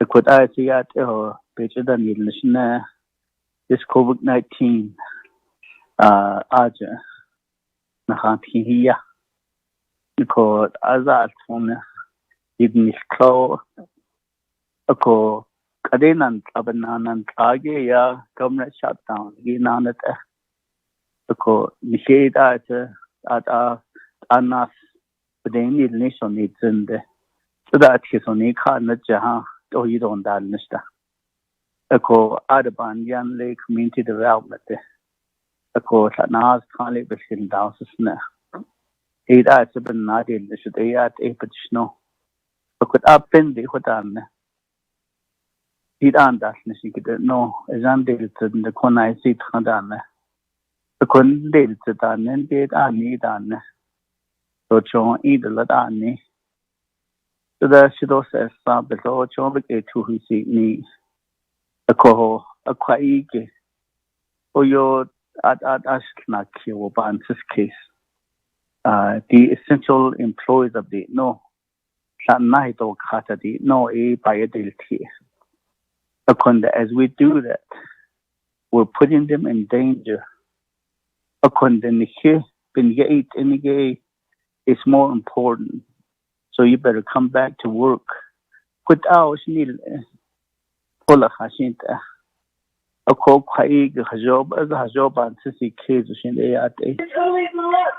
A cold Alani, be cared that can get a yon hio yish. A craven na, Ajigo at Kiso, but to that case Nahalan. A Kokujin Handa, Nashaja, I don't care how dangerous this virus is, you can be back to work. So it and no ELT. The quiet Ashanta, the quiet on the shot, and you get to the Hajo, Van Yasil Tio, so that Haydishin, Gibnet, the Bayate, Ajabin, Kaguyate, or Leshan, and so on this case. A call quiet in that, or you, the Besogi, or your Johanan Hill in Holland. A call a quiet. Lata the question in Africa, the big advocate that we know. Based on it, the Navajo people are very resilient. That evening, when the sadist obehadit, do we truly believe that our people are very resilient? And you would never answer the case. What Abbott children told us. The base of the adult today is either the sheet adult that eat Nashada. In the process, we're going to put a lot of our people in danger. Because the outside the contractors that are getting it's not about Peter. A corner she ban see case. Because the chon either la other Crowdy had the I think so. In CKC, when the John, I think so, ye when I in Slatida, a Kodani metal jigan, Edani, one of my community members, no, and we get some money to somehow help the young people. As far as I think our in Sada case, I think our because some of them lost their loved ones to this COVID-19. ADG large about case to listen the safety of our people. A quote or this I don't know if the additional president as such a win a quote quite so the ADB he don't put a go you should never had it, the kidney data, but when it launched other, they'll interest out. They don't be like a sapi who Johnny, a codocho obligate to want me. A cook under could have one and it other on the heal or healing process was accelerated because we were home. A cold quiet you put out and I would now say about the national fashion so let you see la Oba had the Nation a call and he need in at any need training that not see those the master the knowledge is that ada ado discipline that the no but that ada the be large see zero le sa do need ada so could do bahas la so that a fancy case hard na khana tal di no so that ta hu lian de so do bahas da akwai bin na akwai do be ni cha distance so that jo ti ka to da ni che na hu na ta ni to ne so cho it awakens your spiritual side of your life la akwai always been very spiritual and it really enhanced it. I see it. I don't need it. So the pages you want to know how they be had trees. Co quite it over each distance and the call. And in so the Ajo that is needed as far as deep base orgy. I wrote 8 so. Is that large and then hello. The day need is left. A could extension at neta. I go tiso. A quick hand that I is even that deal. Nasha. Concern is fiddle is a share. Oh, thank you. I'm on that, Honorable Winika. That, moving on down. New player. Chairman Nez. Where's yours? Thank you. Chairman? Thank you. Honorable Speaker Damon. Response Anna Senegi Nant around the President Nez, the Vice President Lizer. I don't know not what I not again. Constitution. Bro, Senant Anna Senegi Anna Aja. Executive branch in his has Anjado Kutcha response on has Annie Hadil Angel. The Nebanat Annie Jilnego, Annie saw being Javasala. Aishi Behan Hadot in Sigihola. Ado Hait Ashi Nina Nishil any Ben and hit El Ka. Ako. So the Neban of the dash kid the Dale, I show you politics the neck at you go but the Schnela. And there's a Schnela. Did the Nebin Benat Logit could go at Anilla. Wait, she just hit on she just senegate the Nebin Lot Nela. Eolia politics Nela. A Coban's case or Neros and I know Senegate Anne Nelan so on this case a co.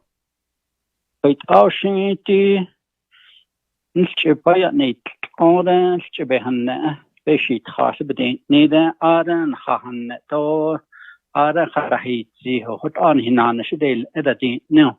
Behan date, and that the press release that ahead of Behan 8. I wrote a lesson and I'm not Senegal.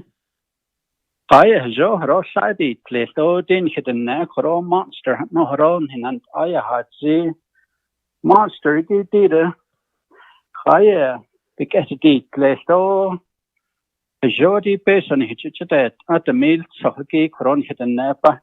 She don't eat a gig, it's a sheep and yakko. Ninan is in nails and all that. A call, Dion Haban, Siskers, and I'm not Senegi.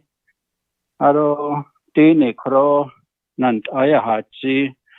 But I need has asked as a go this. You're denying our people a right to vote and shit. No, don't era. Share out errands and Shiban Siskesco. When in Irish Nenegay, the monster.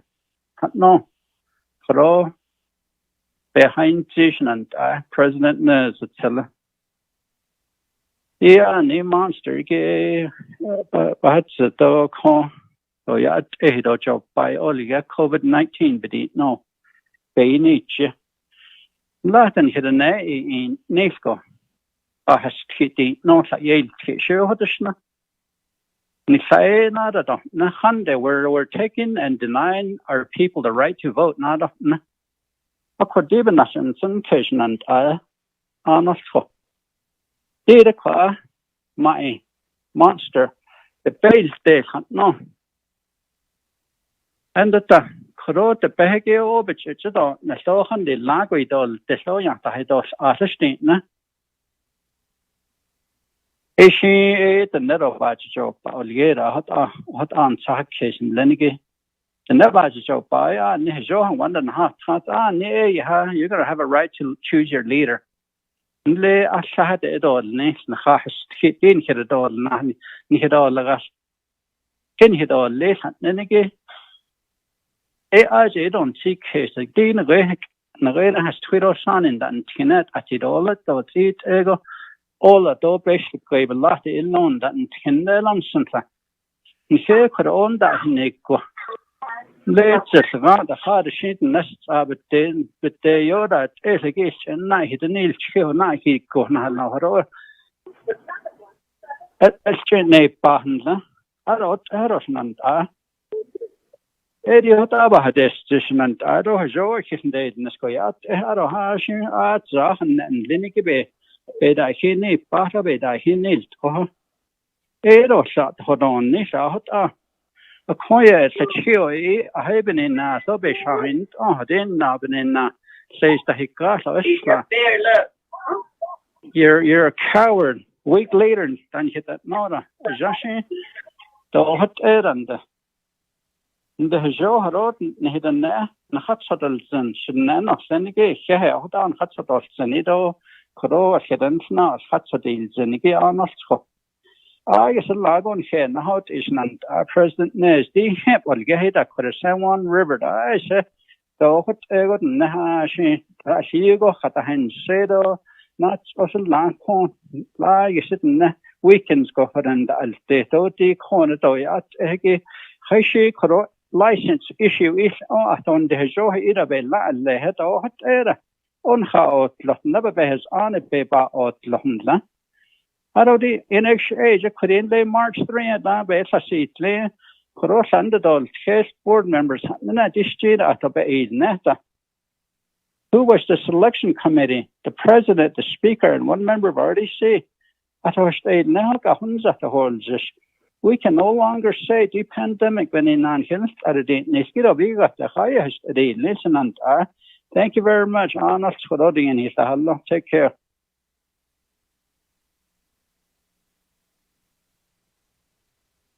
Thank you for that.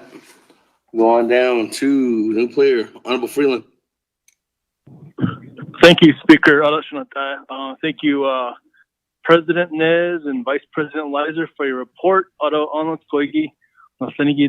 that's listening, thank you for joining us today. I appreciate the report, President, Vice President. There's several things that caught my attention. The first one was the usage of NDOT. I appreciate you coming out to our areas and bringing out food, which was very much appreciated. But the usage of Federal Highway Administration funds, could that be a potential audit finding for us? It's a concern. I don't want us to get dinged by the federal government for usage of federal highway dollars.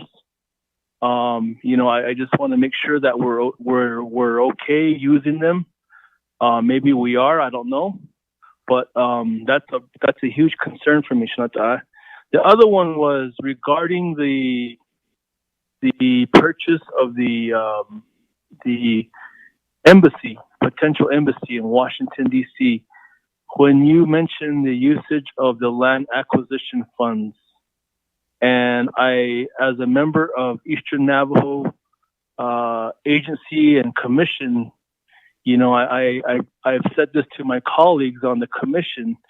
We need to return to the original intent of why that fund was established, is to reacquire land in Eastern Navajo agency.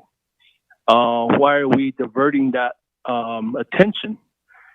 Because some of our people are living on lands that for the longest time they cannot get infrastructure, they cannot get water or electricity hooked up, because they're living on private lands or they're living on lands that that they were given misinformation about. The surveying wasn't complete, or the surveys were not accurate. So, working with these land statuses out there, I hear a lot about this and how can we reacquire these new lands. So I mentioned this, I think we've mentioned this as a commission before. We need to remind ourselves of the original intent of the land acquisition fund. That's a real important consideration. But really, I really want to remind ourselves of that. As well as, knowing, when what happened last year with the 24th Council, when we voted to close NGS and Kianta Mine and, all the pre-COVID-19 activities that were occurring, that should have sounded the alarms for us. I think we should have been more vigilant.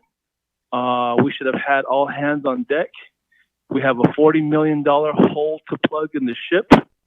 And how are we going to acquire new revenues on top of that to strengthen and enhance our general fund, our operating fund from year to year? How are we going to look at, building employee morale? How can we give bonuses, or how can we help give raises to our employees? It takes money. How can we generate new money?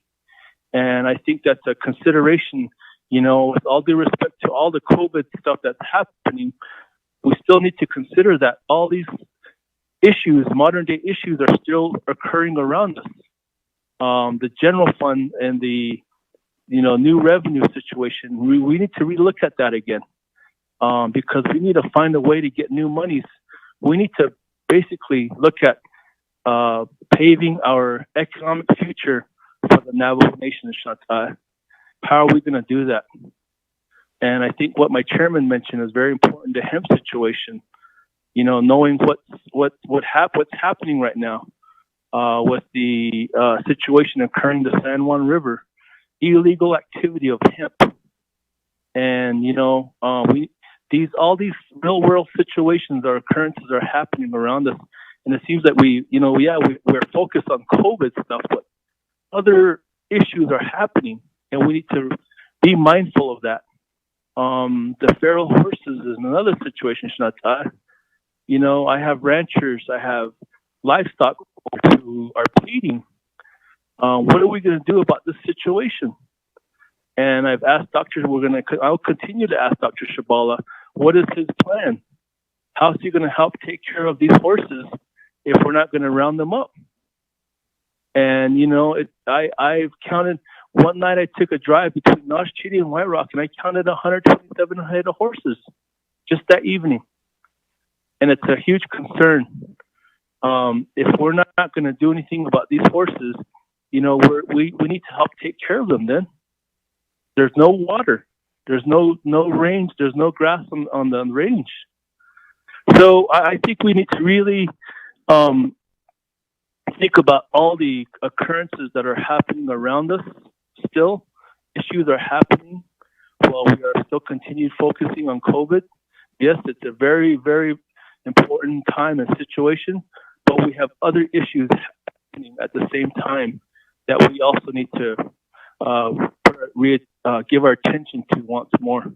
So, Ede Yashinata, thank you very much. And, if we can start looking at a plan, an economic plan, what is our road going forward into the future, Shnata?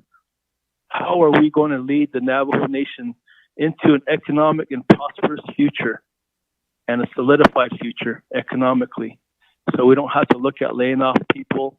We don't have to look at cutting programs, but we need to take these things into consideration because, like I said, when the NGS and Kianta Mine closed, that should have been the alarm for us. And we need to really start thinking about that again. So, Eddie Ashnata, thank you. God bless you, both of you, and God bless my colleagues, everyone on the Navajo Nation. Stay safe. And, Eddie Ash, Speaker, thank you.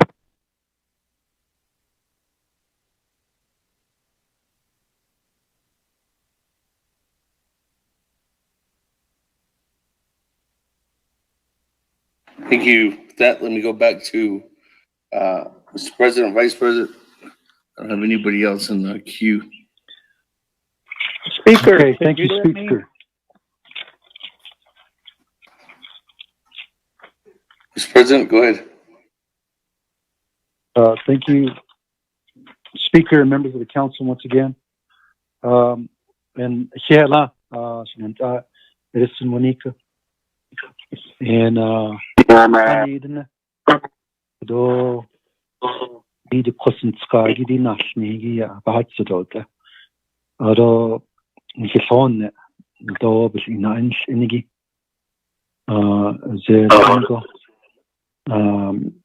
the نشاط نانيت نو كدو حنا نيجي كلية إبن نجي كدو شنابل نخال سديل زنا ينشي نخا إيلان بانسس كيس بيسو جيدو كو ألا جدات أيا دي سيسن نيجي أج بيسو بلاد أصلا جيدو بجاد عليا جيدو دي projects that all nigida ag adnana driving in AD kuje one stop shop kuje asati has all khalchina agenda nashtola the projects that agi that there's $8 aro AD banana shitesh $8 that they no kudo Michael Lona bishan ekle aro ajido Division of Community Development has Aja CPMD da lishigi tla Aja daika era jo nelo hot ada ashon the projects that egi atkiso das $8 the no hot band-aid ato the COVID-19 public health emergency belada itle da ya peso la de ni keda di no sla de milso nelt o ekujeti di bayesti gi aje la peso bando nella di no bayelti in the ado COVID-19 started so accord the kujet Division of Community Development has aje Dr. Pearl Yellowman yanle kanas le yisandatle DCD has aje arohanne do iche ndayeli aro the agency meetings that ego ya nahalne projects that so kodoshi so edo atra Dishi ya benanish idol lish home behind Ziggy St. Michael's Chapter House renovation, Oak Springs. Ishin Kodo Sad Hanet and Egypt Guido lish. Ako ani could you cares because Ajajud late December 30th kuna no even in so could you Mhandal Nishigi Edo Sinso da Bedina Nas Kodato Shish projects that eki deputy no jo ekadien dal stonal sos niche kunda yili DAB do biga ta no da hot niche ashtan in da yili projects igi so anishi pasti o nakhandal nishigi the snit la ya don't ash nesta do le sadan zanoda Akonda the ne the nebe besogi ya jo yinache ya beso de ya tenda ilia ako ya ni hikeni hinna hit out the Chicago Western zona the Christian desert Sedan Kalego Nikeni the Navj and Dasti. Evening Halate Jo that the list that the no what ya one date. The Navajo Nation government in Washington gi an dol ni study no. She aganden the has tradole aro dal nistole. Aro she akhod dal nistole. Maybe the moda. That kujin dal nistole. Saga zanda or lay the workstation gun ado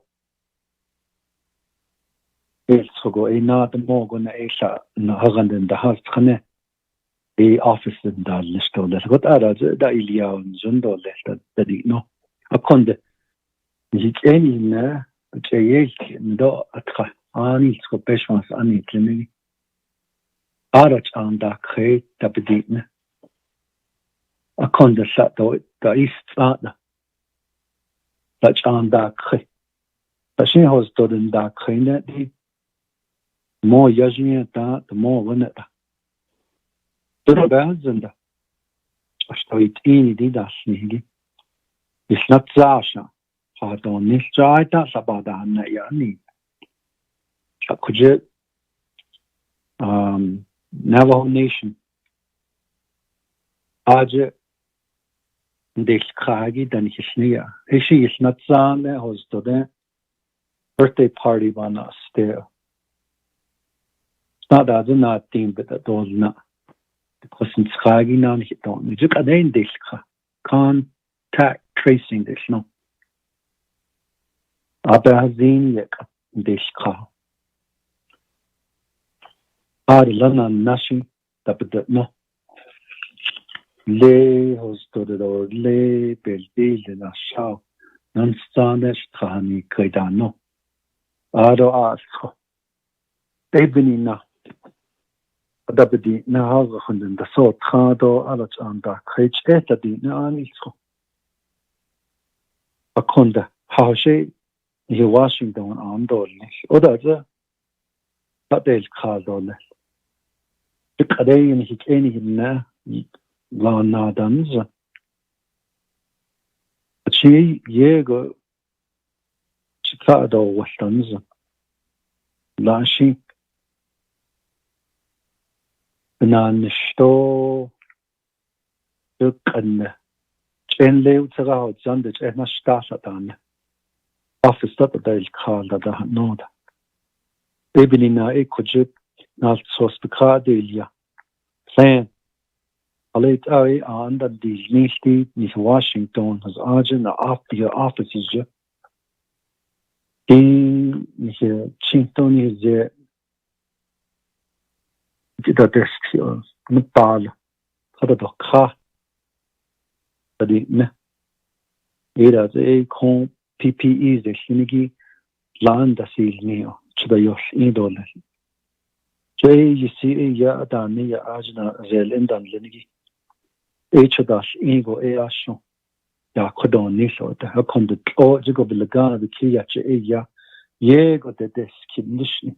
So lech in the out, so leha Zoj was Dojido.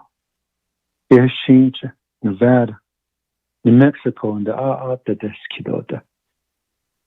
So even in Ecuador, Zelen and Lenigido, Yego da Istragi, Deskragi, Hije reporting da easy. The Nation, Navajo Nation, Benago, the desk.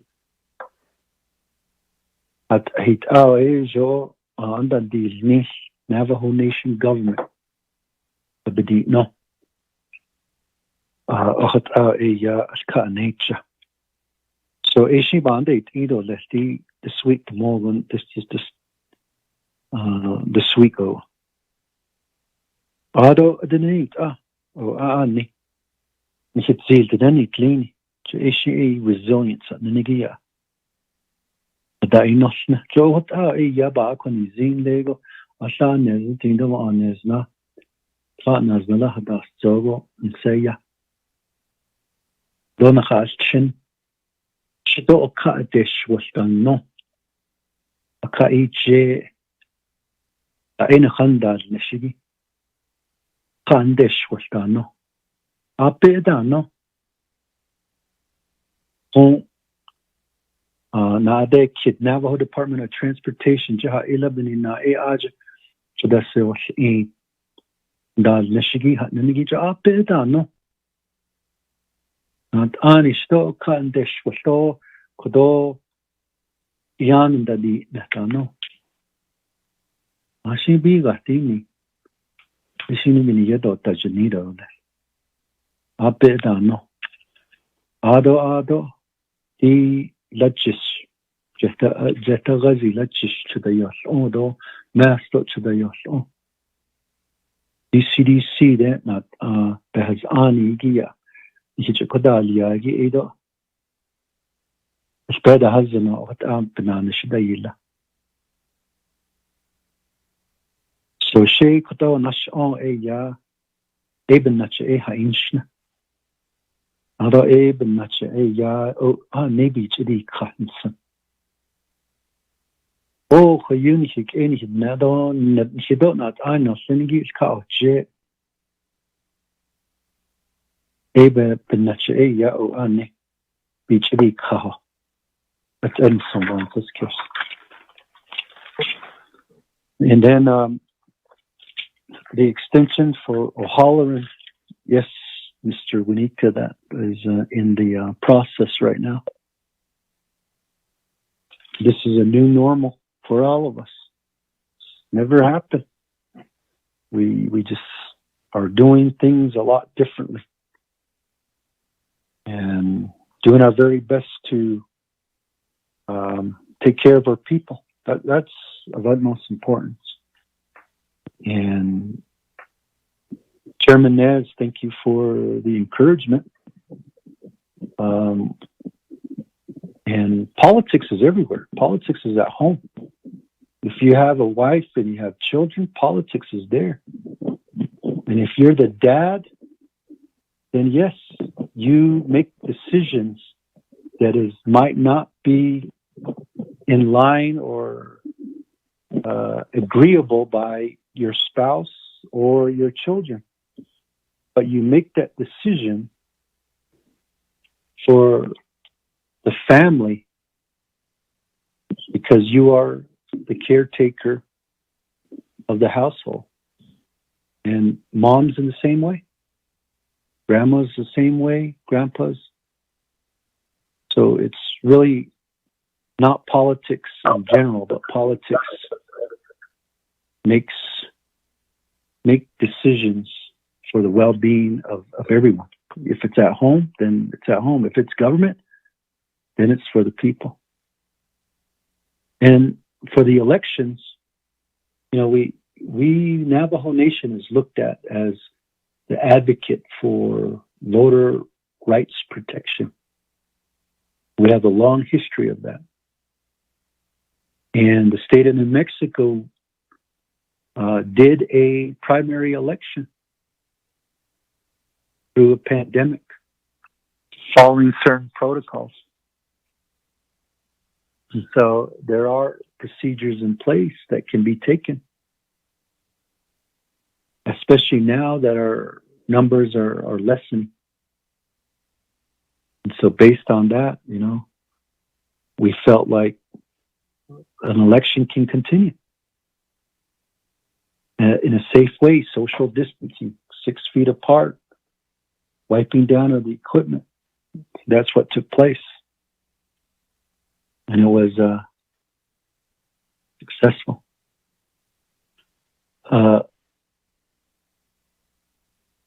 And I appreciate the words. You know, I know you talked to not just me and Vice President, but to the entire council.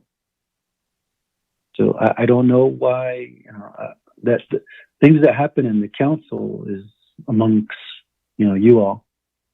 If there's some disagreements or there's some frustration. You know, I've been in council when delegates say things they shouldn't have said to one another. But we always look up to the speaker for that guidance and even reconciliation.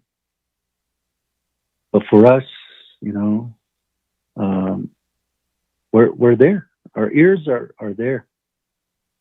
And so we are again, reuniting on COVID-19 and the work that needs to be done for our people. And it is an emergency. It's a public health emergency. And we're still in that until we find a vaccine or until we reach 0 cases here on Navajo. Mr. Freeland, Delegate Freeland, INDOT, general fund dollars were used. And I want to say thank you to INDOT. And I'm not criticizing INDOT. They're the ones who volunteered.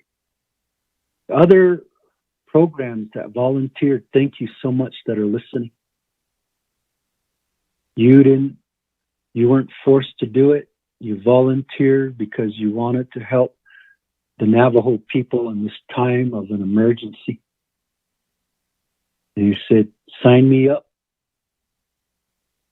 And you put your own health and well-being on the line. And up to this day, 110 chapters, ladies and gentlemen. Not one of us caught the virus. That were out there, 110 chapters. So that might tell you that we were prepared. We did safety briefings. We had PPEs. We followed the CDC guidelines. And we were successful in getting as much relief, donations, food, and supplies, cleaning supplies that were donated to us to get it to our people so that they can be safe during the weekend.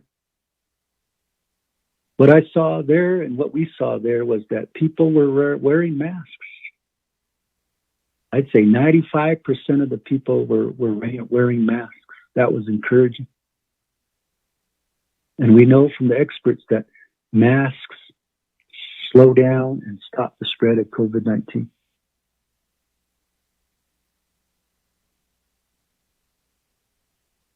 And so,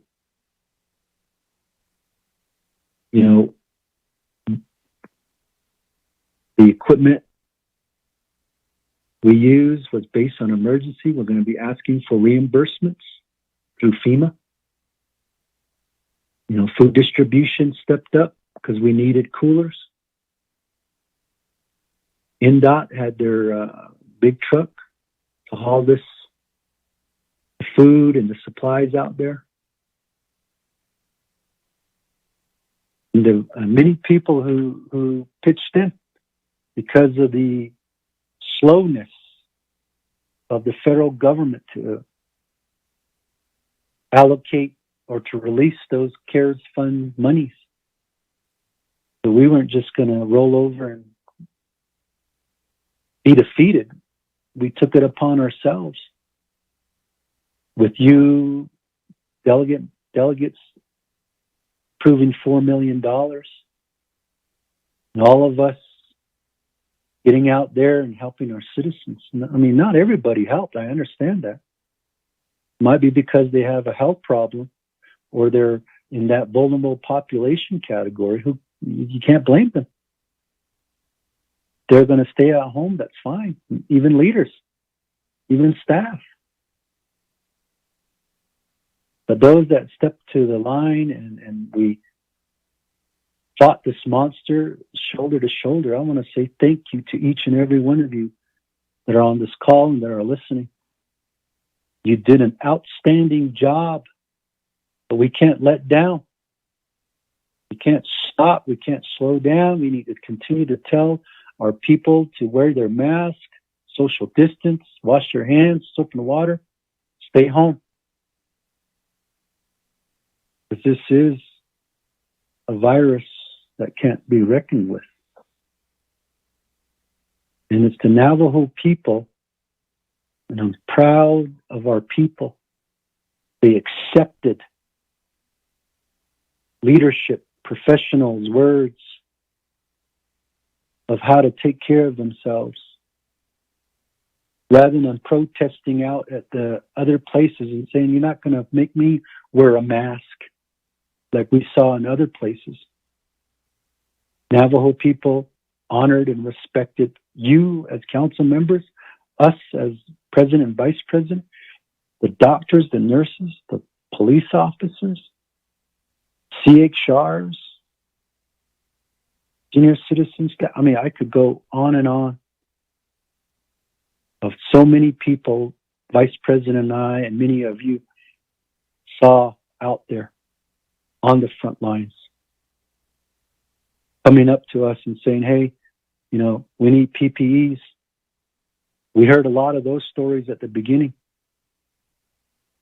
And we just gave PPEs out. These donations, just get them out, get them out.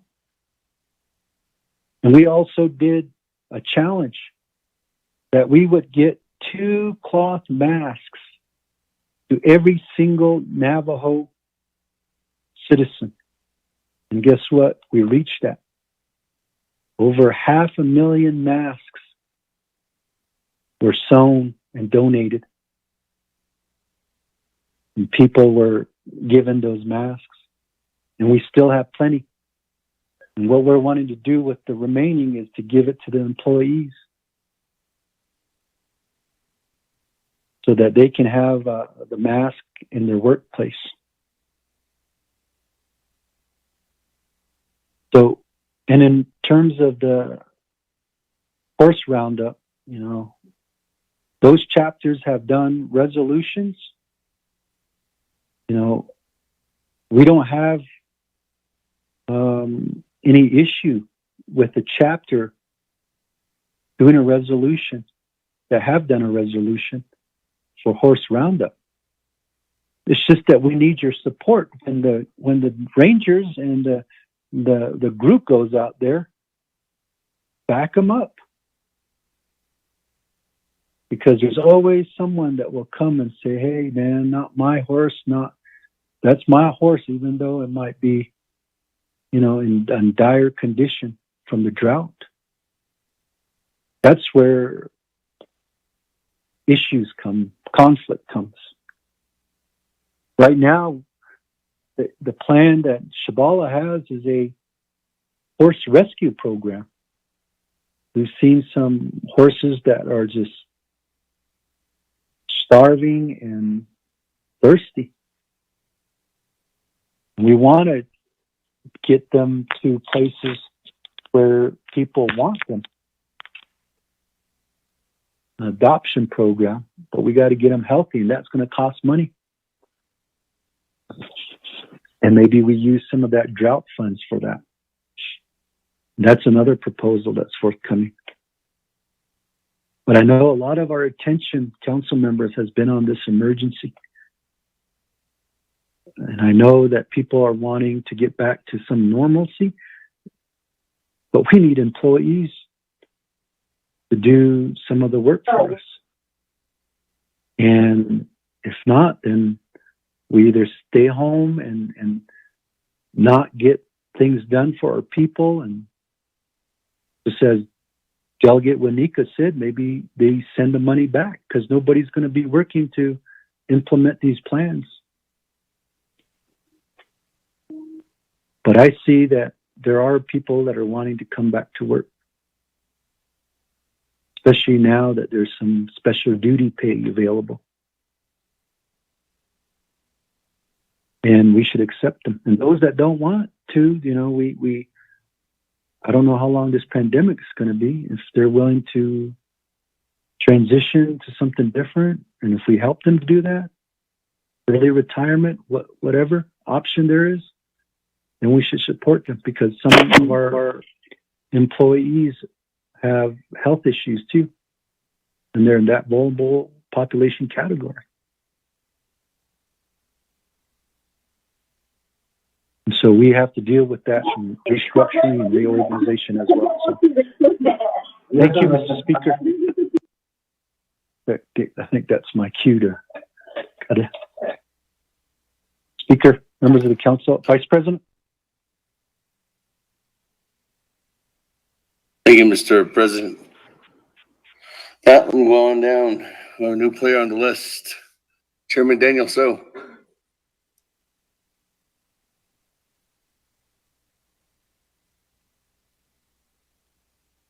Did they unmute me?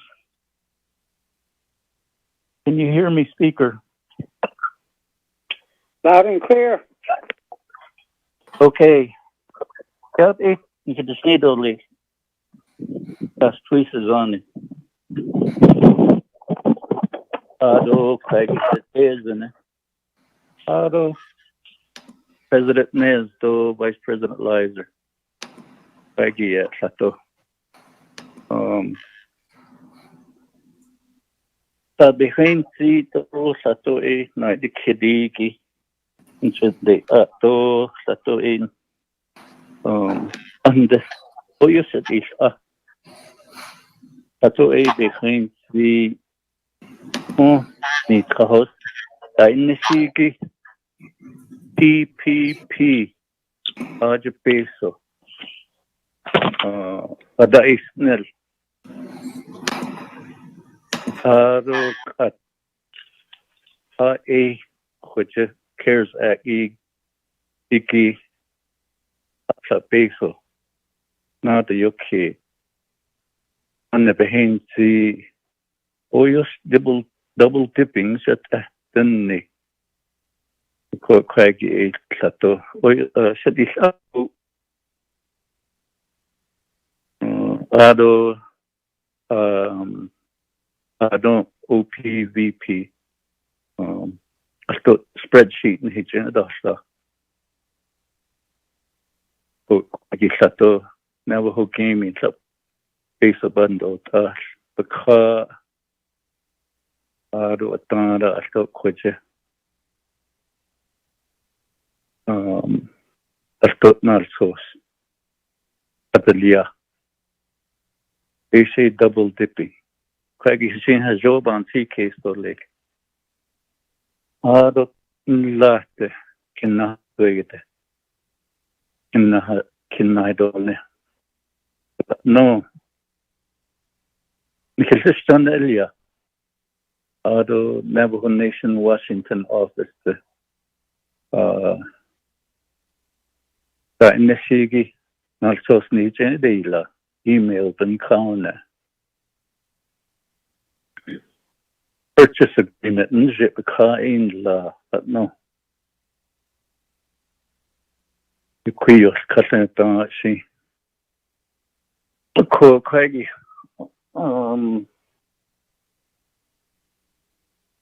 yeah Kajoba Hadil and so yeah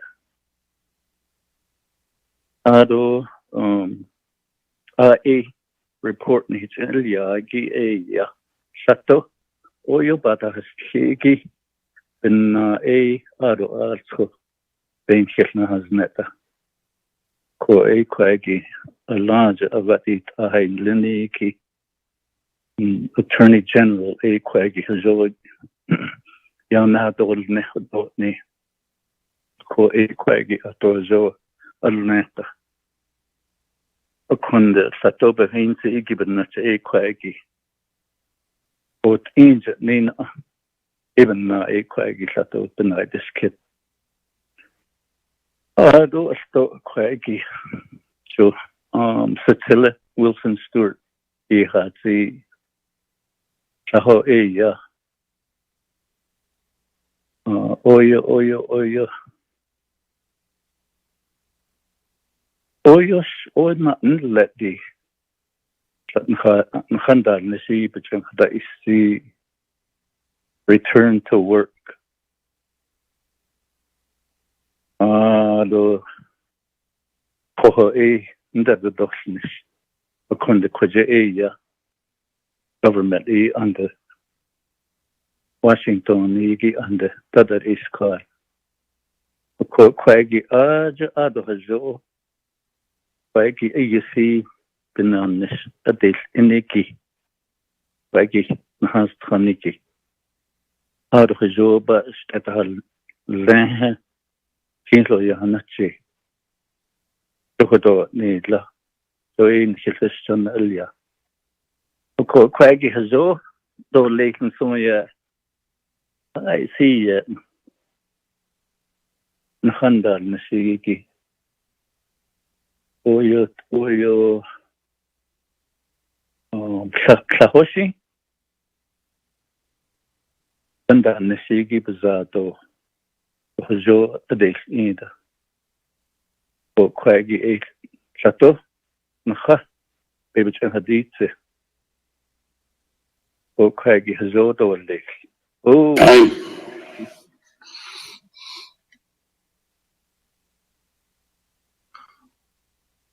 Thank you, Mr. Speaker. Thank you, Honorable Daniels. That. Ooh. Let me go back. I don't have anybody else in the queue right now. Anybody? Nobody. So let me go back to reserve time. And I'll come back to you, Mr. President. Honorable Slater, still on the line. With you have 10 seconds. Yield my time, Speaker. Time. Waive my time. Waive my time. Okay. Honorable Elmer Brigay, you have 26 seconds.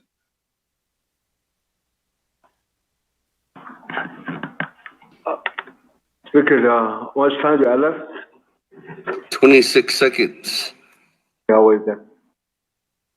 Waive your time. I'll come back. Honorable Eugene So, 31 seconds.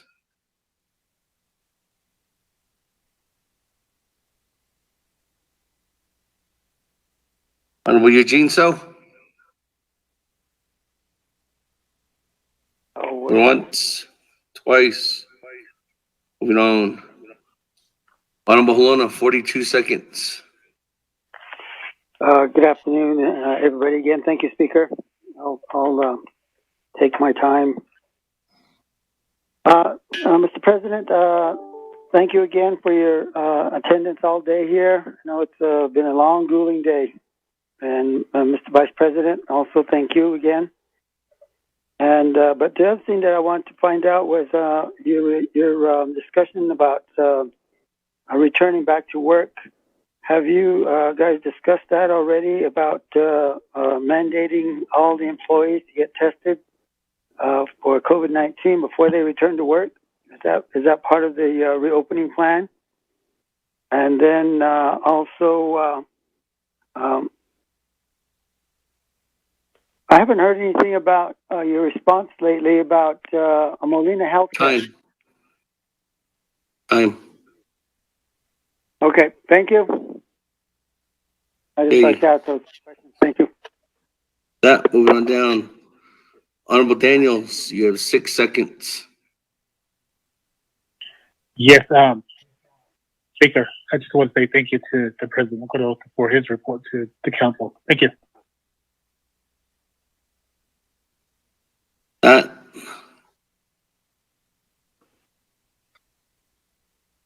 Let me go back to you, Mr. President. All right. Thank you again, Speaker, members of the council. Mr. Daniel So, in regards to the personal protection, the PPP, and those are some of the items that have come up, which we know has been extended to August 8th for those businesses that want to take advantage of the PPP. And that's relief for businesses out there. Those of you that are wondering what PPP, it's relief aid for businesses that struggled. And JT has been helping those businesses with resources, where to get the information to apply. And it's upon the Paycheck Protection Program, which is available to the businesses. And as you mentioned, brother, that the Navajo gaming enterprise has received some because of their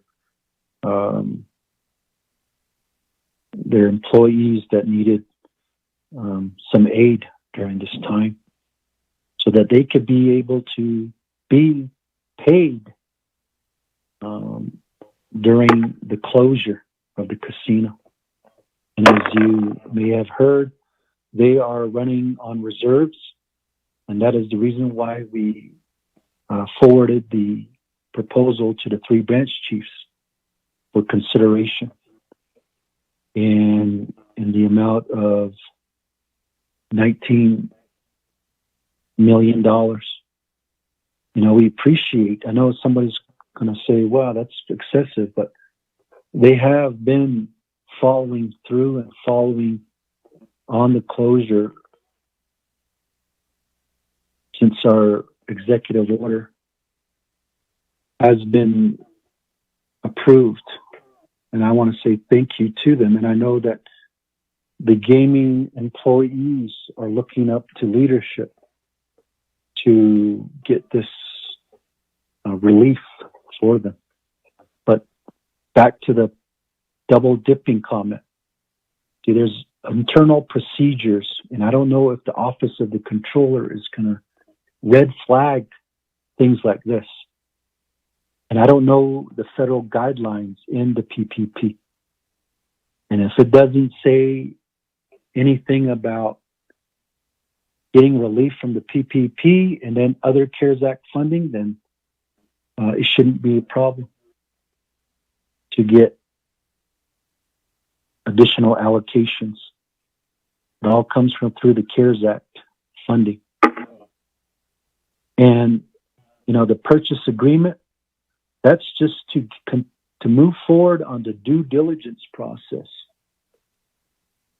You gotta do the due diligence and to move it forward. And I think that's what happened with many of the properties that the nation has bought, that it needs to be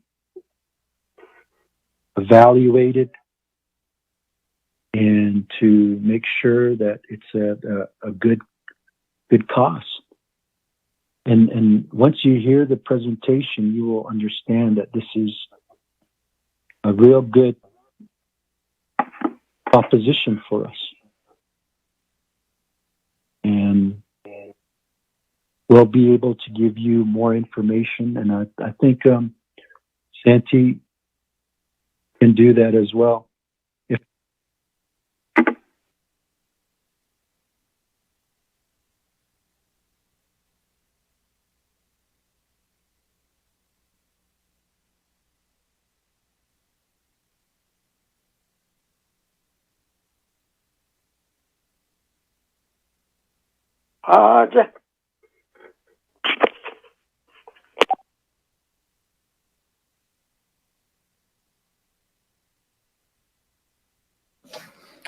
Speaker? President?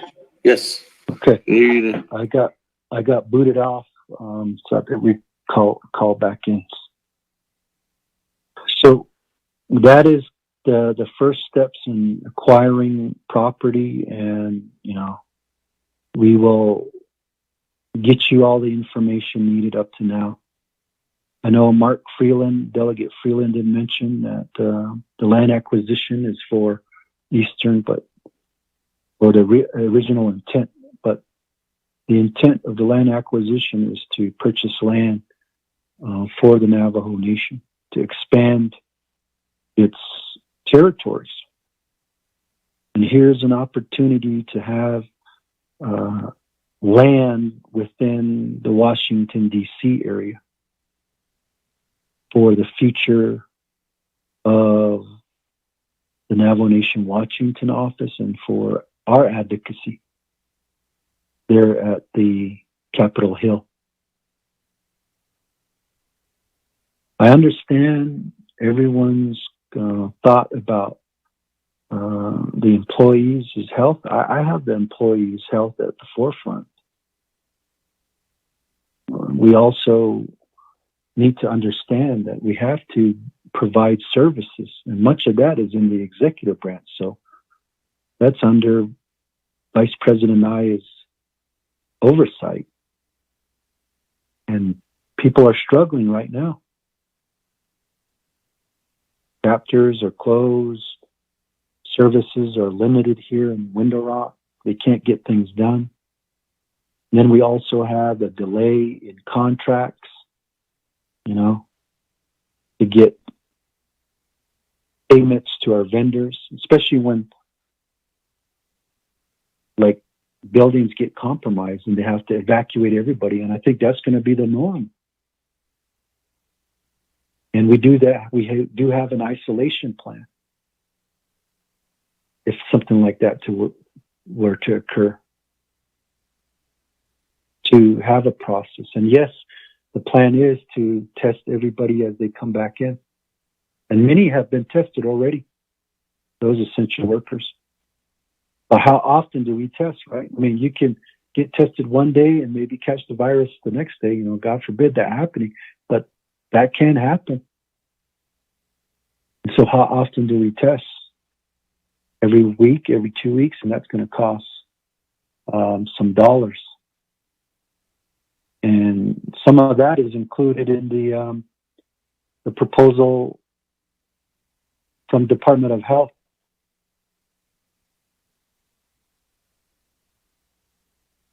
And so, I was talking about gaming before I got cut off. But the gaming has over 1,000 employees. And these employees will be laid off if we don't assist with some relief.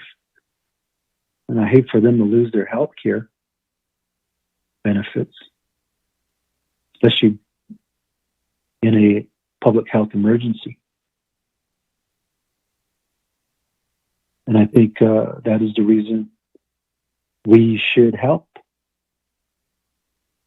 keep them moving forward in employment. And Delegate Halona, on your reserve time question, I spoke about that, the return to work and testing of all employees.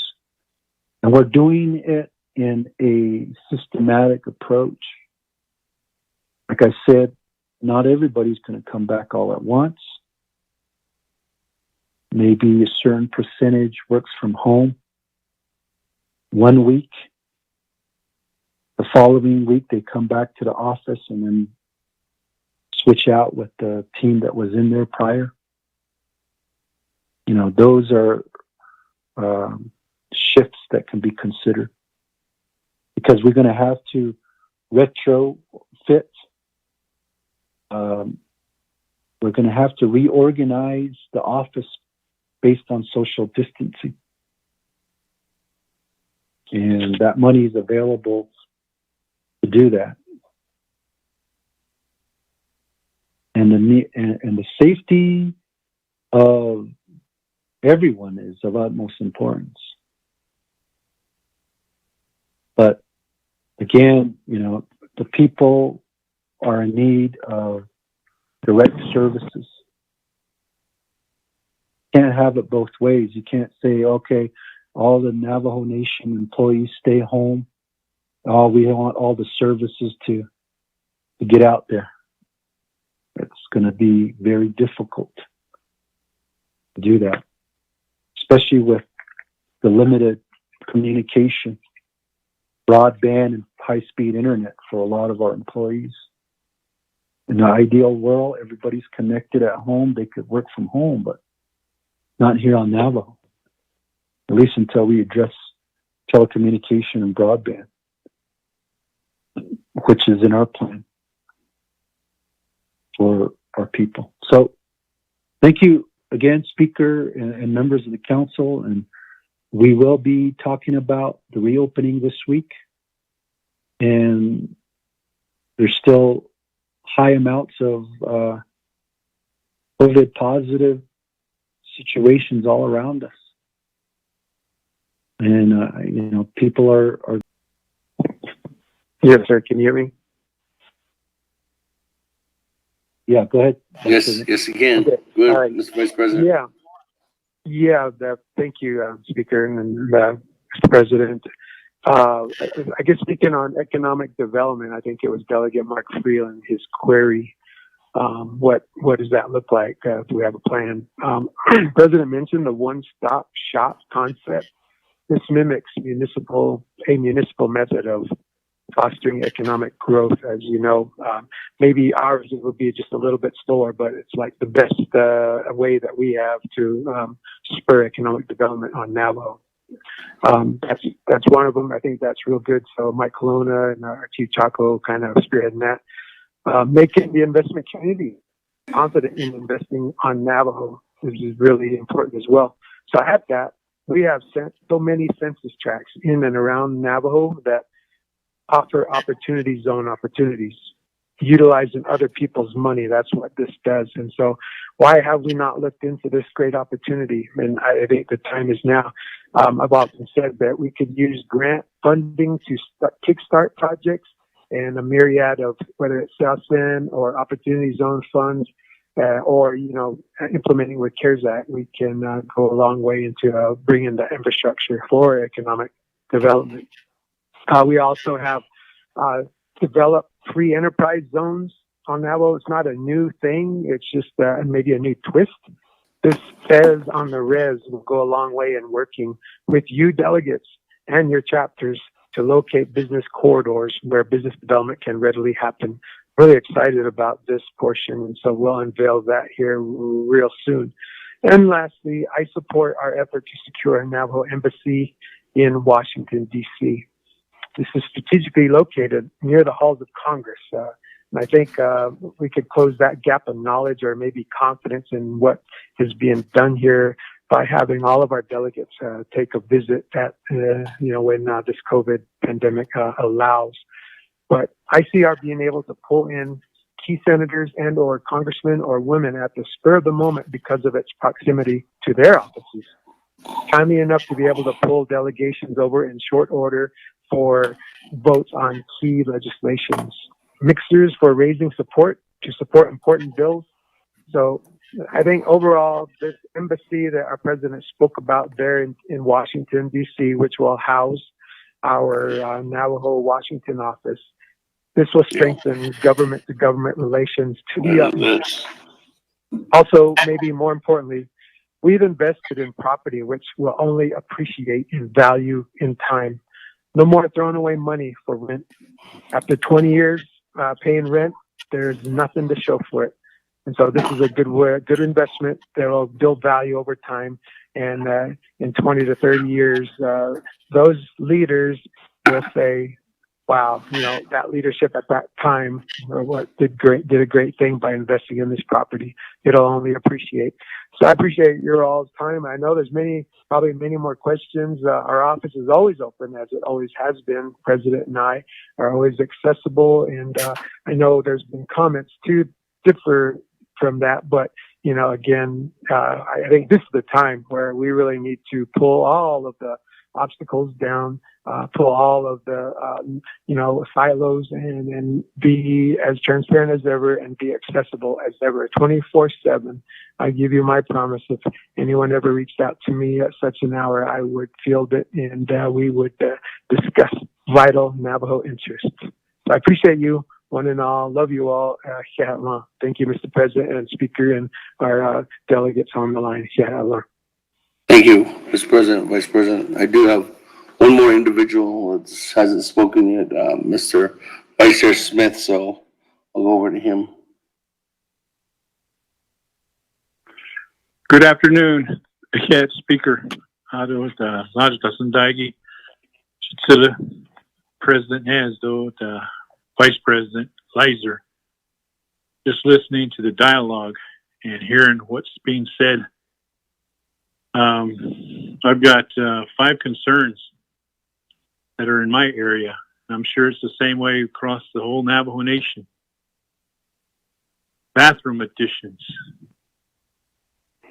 citizen money, is just not moving. The power line, NTUA, is not moving. Even before this COVID-19 came in around March. And these bathroom additions should have been done for Q84 in Houck, Arizona. Materials were bought, but then TPMD,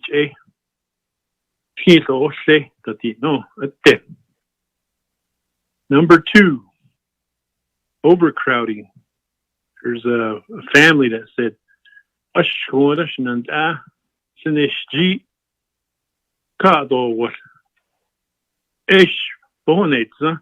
CARES Act. As a hadnish khashai edo. Anihi Batitika. Shiyaja lad construction yanadnish. Ako Ana kitchen. Ho one yajish la shadow least. Ko materials ainge kid. Can't be sogi a yaha bishna bata. Le say toda. Endauka. Toda stidano. Para a yaha ikado what. Later can tell so I went on it. Bishna but let to be steen. Although Kato Nana for gaming behind sea. Ashini Nanish. Hodlodo Kunde. The Kusan Sagi, I see Obats safety and liability. That's what we got to really be aware of, Shnanda. Although economic development schlap be sogi, you have later Fort Courage, don't they? Cheated, that zeal. Red Barn, don't they? Lee's Liquor, they say, although who kind of hutches. Hila about Hiti, Hila that economic development that he leaves. State the snow, called Vice President, how about Ado? He's in the economic development. Goshen and what Abby had this? So, hey, I see he can't deal with that, Aggie. The remaining time, Honorable Halona. Thank you, Speaker. Yeah.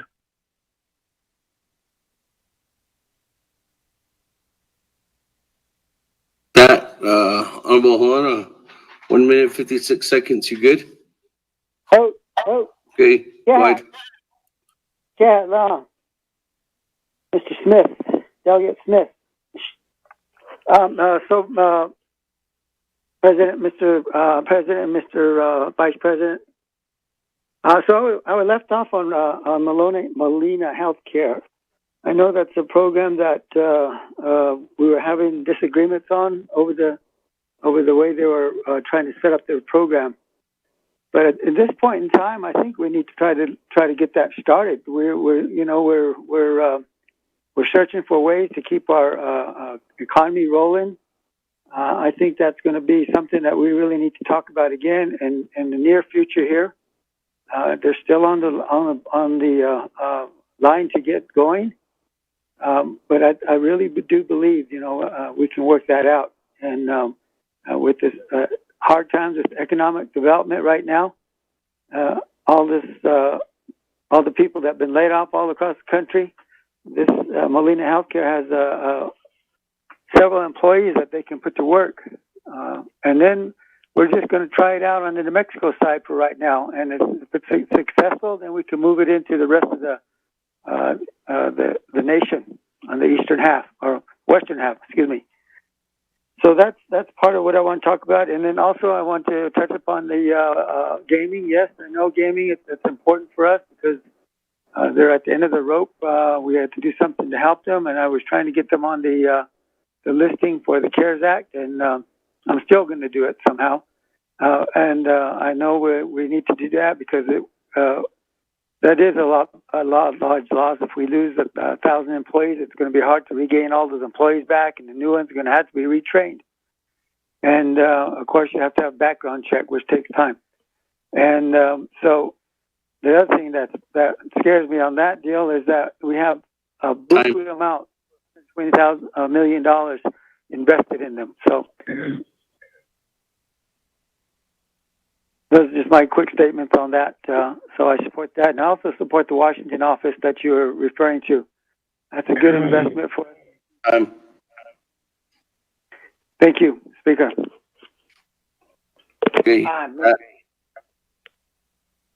That minute went fast.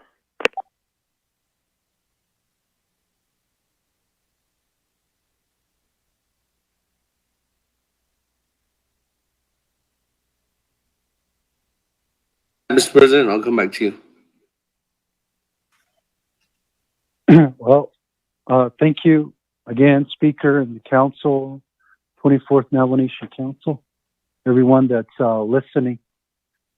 And thank you for the opportunity to do a report, State of the Navajo Nation Address, and looks like there's some rain clouds coming around us. That's a blessing for the Navajo Nation. And Delegate Smith, brother, thank you for those questions. And, those projects that we've been working on include the Fort Courage. And as you know, it's the environmental damage that has occurred there that through the report, because we'll take on that liability. And so we're in the discussion of that liability right now. If we take it on, then we got to clean it up ourselves. Or do we have the company that's selling the property clean it up before they relinquish it to us? So those are the items of, I guess, the negotiation that will be forthcoming. And with the work that we're all doing with your district, we were there at Nahatadil. We wanted to get guidance on some of those projects that are going through the Navajo Land Commission. I know we could talk about that offline. I just appreciate the comments that have come up, and we're willing to, and you always have come across the street before the pandemic, and now most of our people, most of you are at your districts. And so maybe a visit to your district, we could sit down and talk about some of the items that you have brought up to our attention. Just let us know which director. We've done that with the Utah chapters before the pandemic, where we had meetings out there with our division directors and other districts, including Delegate Daniel So's district. So those will probably most likely pick up, I guess, if we are transitioning to opening back up, because we'll need the staff. But we are treading lightly on the reopening. And again, safety of our people are of utmost importance. Delegate Halona, with what's happening now, we can definitely sit down and talk about the healthcare needs of our people. And there are some options out there, but at the end of the day, it's the choice, right? The choice of our people. If they choose their healthcare, then it's no issue. But if we force it on them, then that's another thing. But of course, we can discuss that further in the future as we start picking up some of the items that were idle throughout this pandemic.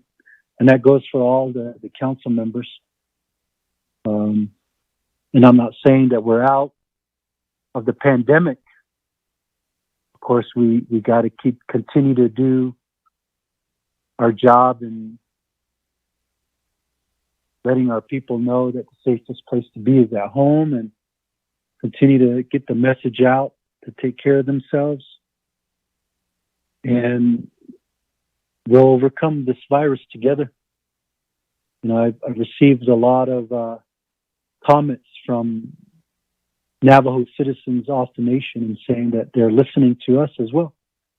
You know, they're saying that, well, we don't have to be told to wear a mask. We're doing it voluntarily, which is encouraging that they're listening to you all, public health experts, all of us,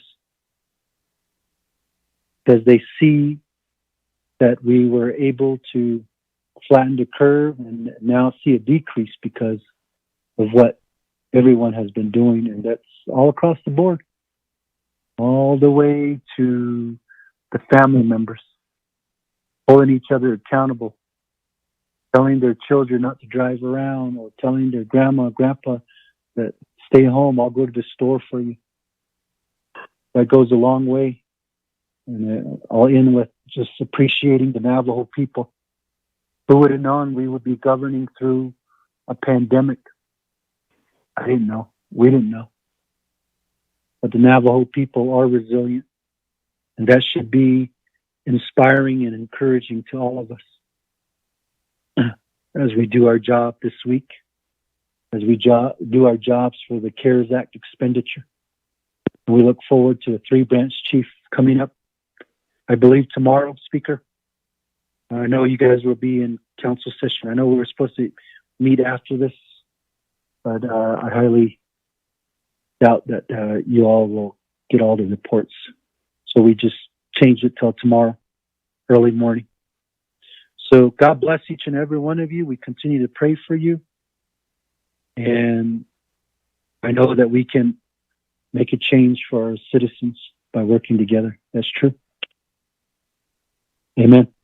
Thank you, Speaker, members of the council.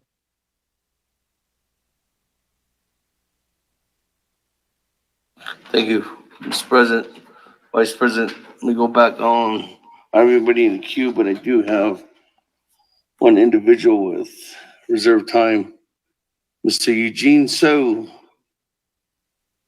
31 seconds. Okay. Request to meet with you, Mr. President, twice a month. You may need my plans for the natural resource and also the Navajo Nation government. 2, rename language that permits and leases. They're not good. They divide the whole family. 3, we need free hunting for all our veterans. We learn to live off the land, and this is our land, not the Navajo Nation government. That's 3 things that I want. Thank you. Okay. That. Everybody else in queue. Went once, went twice, went 3 times. Nobody? Okay. They're bored. Roll call vote accepting the President's State of the Nation address.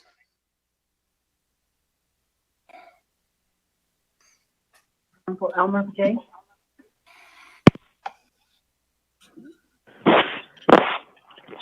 Honorable Elmer J. Honorable Elmer J. did not vote. Honorable Kealan J. Jr. Delegate Kealan votes green. Honorable Kealan J. Jr. votes green. Honorable Paul J. Jr. Paul Begay votes green. Honorable Paul J. Jr. votes green. Honorable Daniel Brown.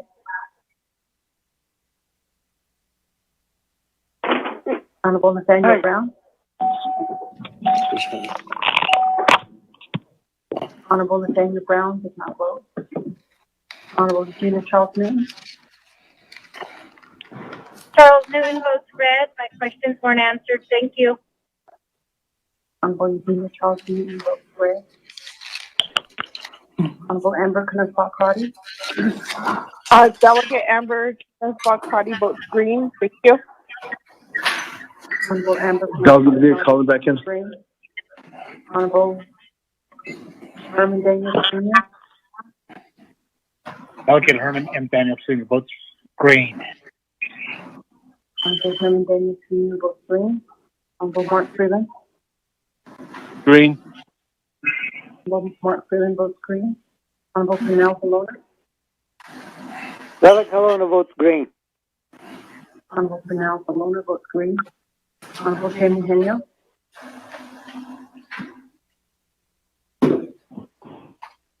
Honorable Jamie Henyo. Honorable Jamie Henyo did not vote. Honorable Vince James. Delegate Vince James votes green. Honorable Vince James votes green.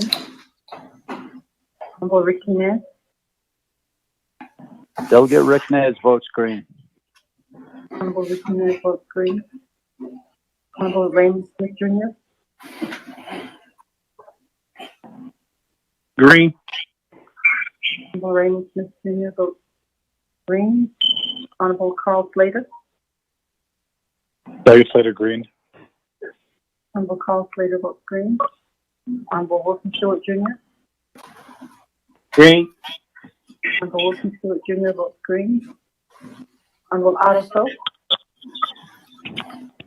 I vote green. Honorable Otto Soap votes green.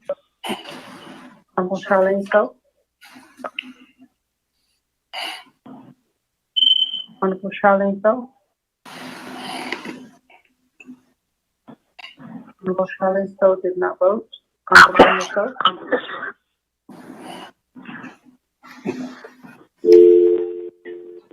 Honorable Daniel Soap. Daniel Phil votes green. Honorable Daniel Soap votes green. Honorable Eugene Soap. I can almost see you guys in the chambers, colleague. I'll vote green. Honorable Eugene Soap votes green. Honorable Thomas Walker Jr. Thomas Walker votes green. Honorable Thomas Walker Jr. votes green. Honorable Edison Monica. Green. Honorable Edison Monica votes green. Honorable Edwin Yazzie.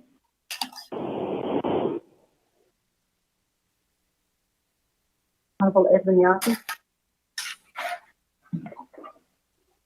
Honorable Edwin Yazzie did not vote. Honorable Jimmy Yellowhead. Honorable Jimmy Yeller votes green.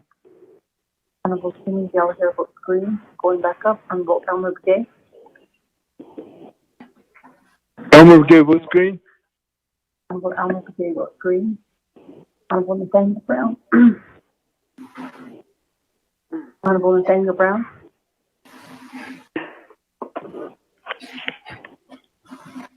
Honorable Nathaniel Brown did not vote. Honorable Jamie Henyo.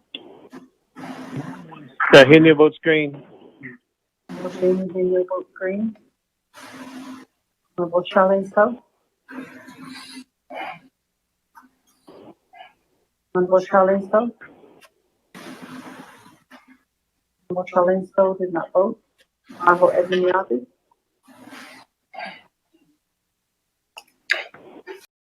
Honorable Edwin Yazzie. Honorable Edwin Yazzie did not vote. Mr. Speaker, you have a vote of 19 in favor and 1 opposed. Speaker.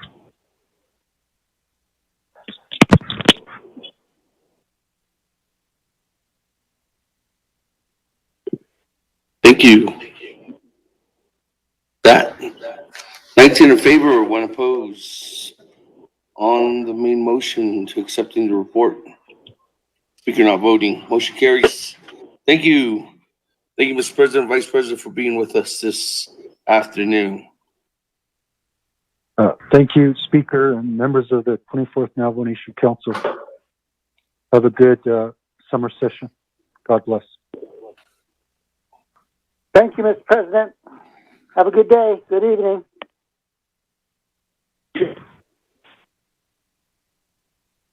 Okay, moving on down. Thank you, Receiving a report from Chief Justice of the Navajo Nation. Good afternoon, everyone. Joanne Jane and Shia. Tabahin Snada Kenya Ana Ebashin, Torachini Edashe, Ado Eya Tapanada Stall. Mr. President, Mr. Vice President, Mr. Speaker, members of the 24th Council, members of our community, our relatives, our friends, and all of our partners that we have been working with in this Navajo Nation that we have. The judicial branch provides stability to the government. It provides a safe for Diné life, defender of our sovereignty. As we all know, sovereignty of the Navajo Nation is to govern ourselves, and that was laid down before us. All through history, we have come to that point. And the judicial branch is that branch that provides that sanctuary, that provides that defender of our sovereignty.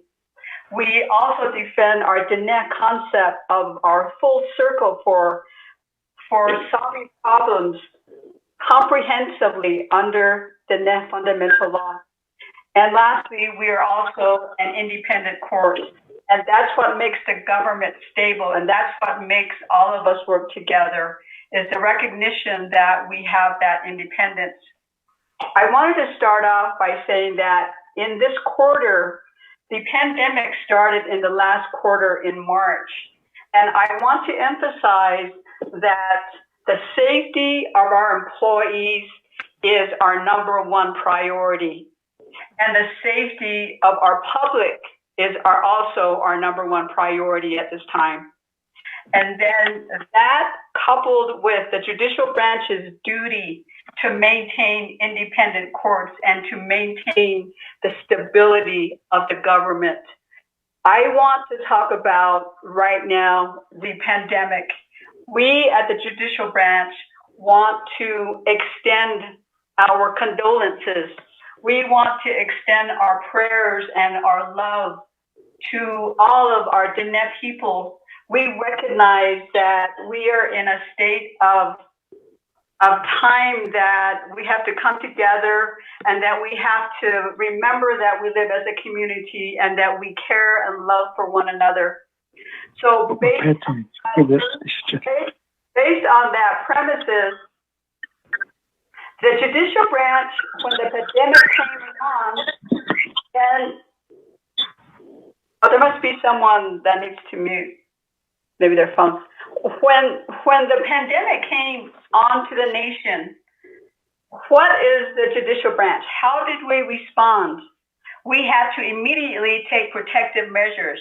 We had to immediately, with a lot of forethought and planning, closing the courts. And it wasn't very easy to do because we had never done this before as a pandemic. So we had to think about our staff. We had to think about the buildings that we were in. We had to think about all of the cases that we had to do. And so we had many, many meetings.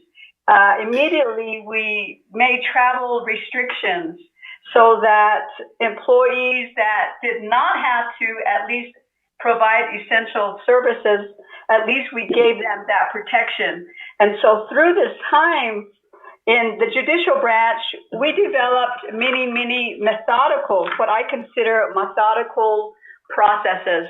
Right away, on March 20th, I put out an administrative order that was in consultation with our employees and also looking at the Center for Disease Control recommendations. So all of that, we immediately, because we knew right away that we had to provide stability, we had to provide adjustments, we had to provide accountability, and we had to provide security, and we had to provide essential services, and then most of all, we had to provide safety for our employees. So we did an administrative order right up front, right towards the end of March. And then immediately after that, because we recognized right away at that time that our staff had young children, they had elderly parents, they had grandparents, and that they may have had previous medical conditions. And then we were also looking at the older individuals because according to the CDC, those individuals were in a group that may be affected more than, say, younger individuals. So we did this right away. And then so on March 25th, and we were still in the other quarter, we what we did in another admin order was that we decided that the doors will be locked to the courts. And I want to distinguish that from, we did not lock our services to the people. And I will explain that in a little bit.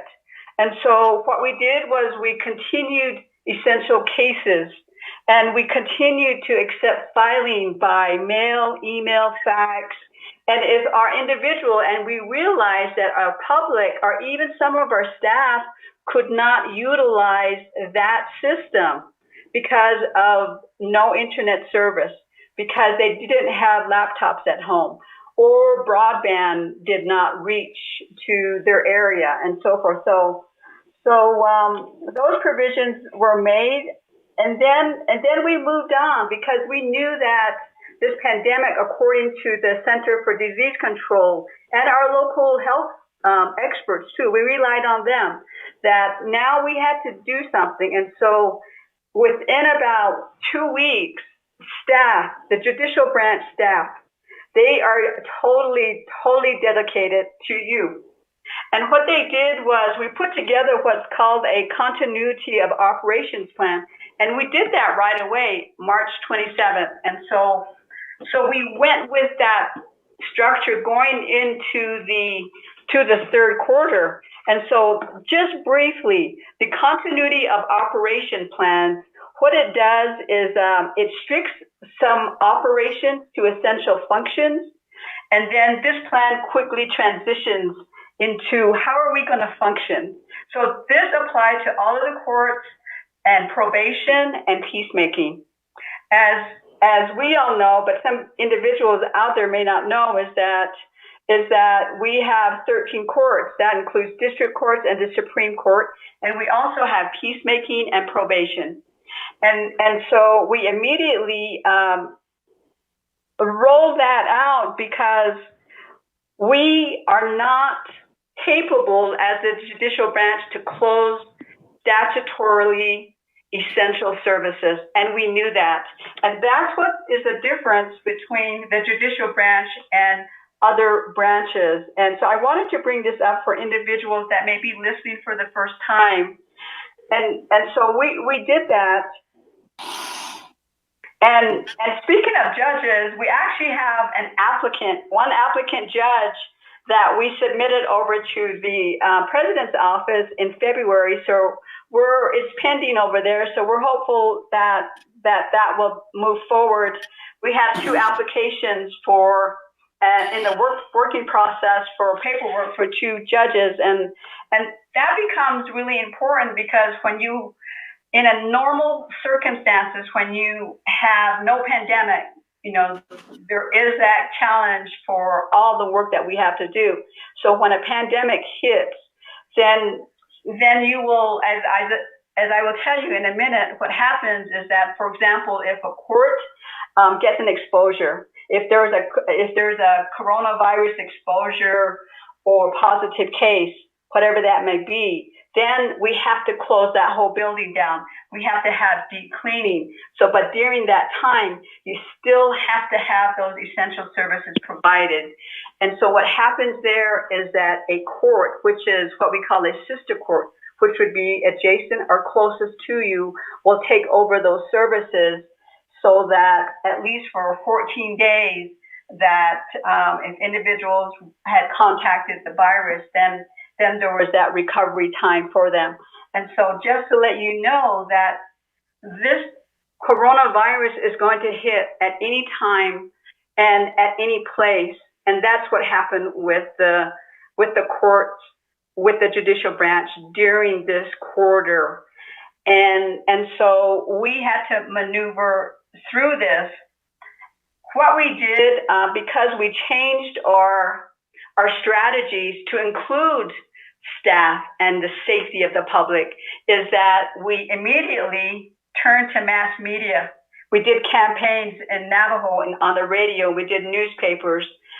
We did postings the best that we could. We emailed. We did social media, and then I was involved in giving out when we had chapter agency meetings. I was blessed to be able to reach a whole lot of people through the chapter agency reports that I was involved in. So one of the items that we found during this process was that how inefficient that we were, and that we had this lack of supply of computer equipment. Although in any given year, we would have thought that we had everything, everything available. But when you start to take your staff and you put them in a safe place, such as telecommuting, or if they're at home to do administrative leave, then you find out that there was a lot of challenges. And I suspect that all of our nation, all of our chapters, all of our homes, schools, we have all felt that. And so when the virus came up, we learned all of that. And so moving forward then, what we did also, then we kept moving on as a branch. And so on May 19th, we did another admin order, and we were very flexible, but we were very methodical because we were thinking of our employees and we were thinking about the public, and then at the same time, we still had to think about the essential services that we had to give. So admin order was signed in May. And so we believe that, and so that we don't cause our employees or the public this anxiety or this stress about coming back to the workplace. We knew that we could not put that on them. So we did this by month, meaning that there was a 2-month period where we extended the telecommuting, which means working at home. So on June 30th, what we did was staff, they assessed the facilities and to say, well, what do we have? What do we need? And then that's how we're going to put forth our request for funding. Same thing. This month, next week, staff, they've been working on it for the last 60 days, the feasibility of providing services in this situation. And so we have developed an information technology plan. We had one before, but we didn't have one to accommodate telecommuting or having administrative leave for our employees. And so the other effect that this had on us was that we have partners that we work with. We have Defender's Office, we have the Prosecutor's Office, we have Social Services offices. We have all of these partners that we work with. And so it has been a challenge, but we kept our employees' safety as number one. Because when we do that, then their families are safer. When we do that, then the people out there are safer. And so, what is next?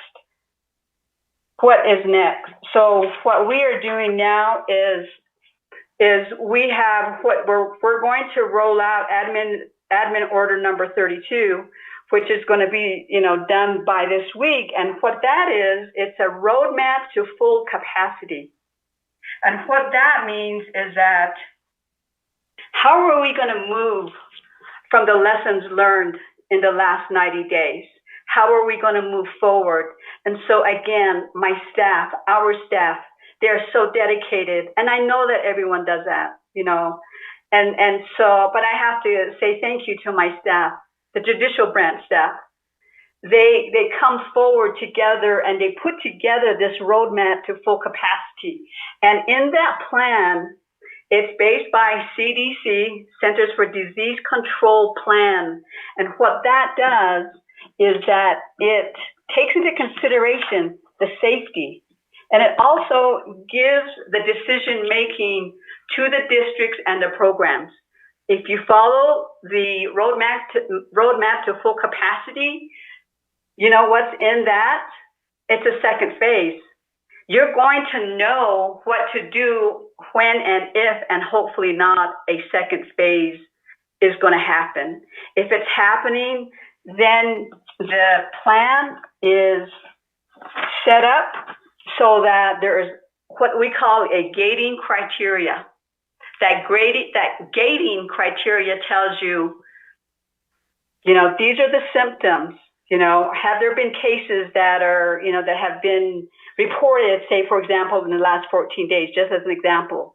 And then we look at the cases also, the coronavirus cases. And then we also look at the hospitals. And these are recommendations that are coming from the Center for Disease Control. So with this, the judicial branch is preparing to move into the roadmap to full capacity. And what that does is it allows, because we all know district courts are all different. Some are smaller, some are in remote areas, some may have challenges with broadband, with computer systems. And so we are utilizing that at this time. And basically what we're using is the recommendations from the Center for Disease Control. So, we've never done this before, but we have a lot of confidence in our employees that they're going to look and say, have we had any cases COVID cases in the last 14 days? If yes, then we're not going to maybe start moving into phase 2, which might be, opening up, maybe even phase 3 or phase 4, because this plan helps because we do not know how long the virus is going to stay. And so this allows at least a judicial branch, and we're very willing to share this plan with anyone that would want one. In fact, we are hoping to send it out this week. And so one of the questions is, what is the role of the courts during a pandemic? Again, as I stated earlier, you have to have the continuity, the integrity, and the independence of the rule of law. And you got to stay open for remote filing because statutorily we have to do that. And then again, as I stated earlier, you have to keep the relationships open of those partners that work with you, prosecutors, defenders, and some of those other partners that we work with. Again, some of the challenges is the pandemic involves longer periods of disruption. We don't know how long that disruption is going to be.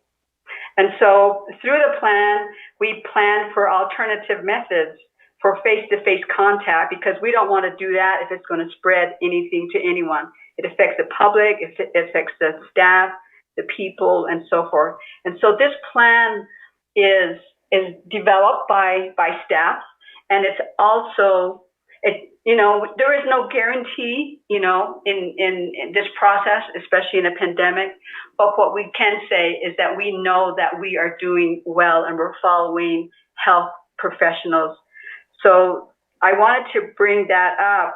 Also, that courts have to remain open. They have to be available to hear and decide on cases during the pandemic. And so our plan is such that we keep that in mind.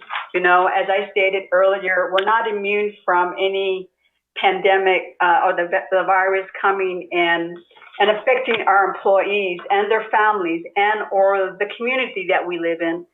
And so the other item as to why we have to remain open, right now the doors are closed, but we still have to remain there because we have to preserve the integrity of the court records. There are challenges that have come up by individuals staying at home, people working, telecommuting, and so forth. And so the record keeping is very, very important to the judicial branch. It houses all of the legal rights of individuals. It houses all of the decisions and so forth. And so we have made it a point that all of the court records, don't leave the building and so forth. And so just wanted to update you. We did do a quarterly report, which has been handed out. So all of the statistics are in there. all of the accomplishments are in there. And certainly we cannot put everything that we did in that report, nor can I say everything in this short time that I have to tell you. But, and so there was, well, because we're following policies, and because of the isolation and because of the stay-at-home orders, right, that we have in the nation, what happens there is that some cases are going to go up. For example, domestic violence cases are going to go up. We average about 20 domestic cases in this quarter, about 20 domestic violence cases per week in this quarter, and that represents 25% of our criminal cases.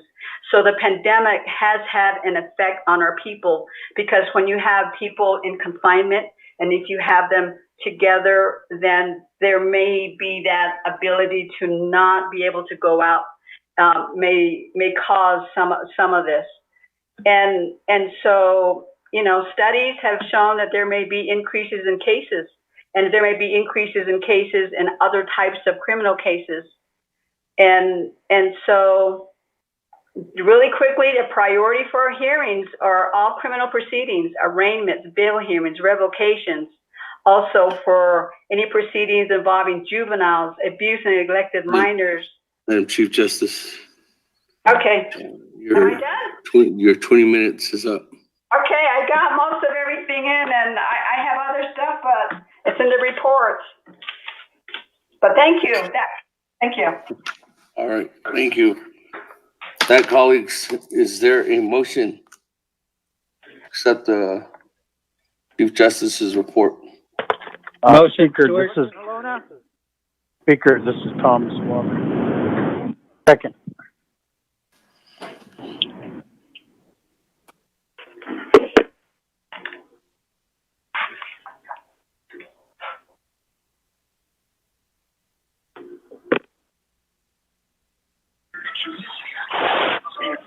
Okay, with that, colleagues, motion by Honorable Halona, second by Honorable Thomas Walker.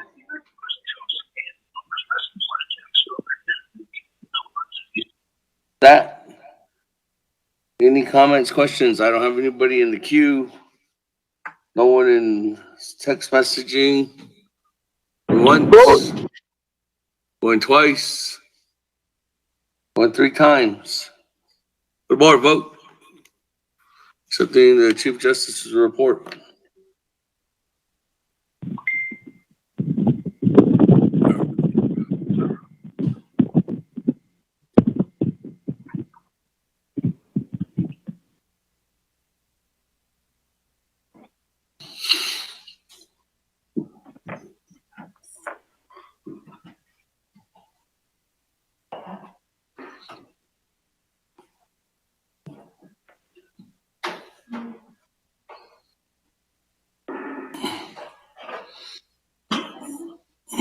Motions by Honorable Holland, second by Honorable Vice Chair Walker.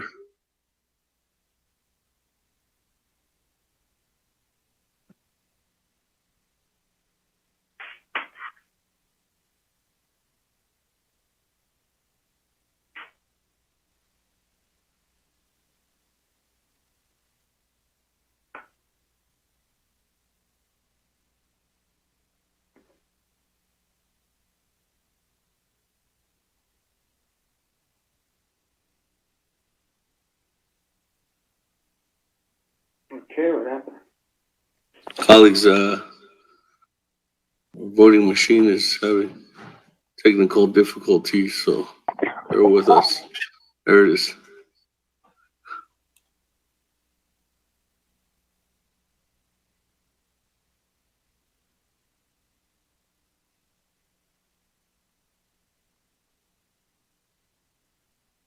Speaker Kellen.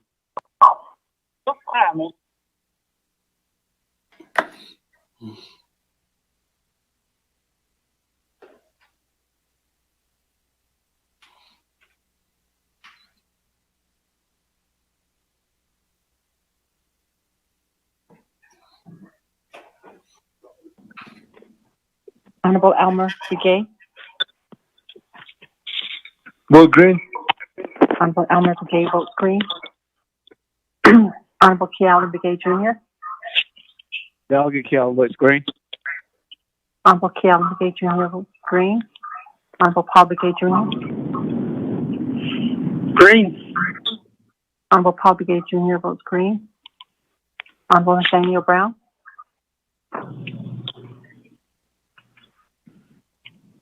Honorable Nathaniel Brown. Honorable Nathaniel Brown did not vote. Honorable Regina Charles Newton. Charles Newton votes green. Honorable Regina Charles Newton votes green. Honorable Amber Knusbach-Crotty. Delegate Amber Knusbach-Crotty votes green. Thank you. Honorable Amber Knusbach-Crotty votes green. Honorable Herman Daniels Jr. I vote green. Honorable Herman Daniels Jr. votes green. Honorable Mark Freeland. Freeland votes green. Thank you. Honorable Mark Freeland votes green. Honorable Pernell Halona. Halona votes green. Thank you. Honorable Pernell Halona votes green. Honorable Jamie Henyo.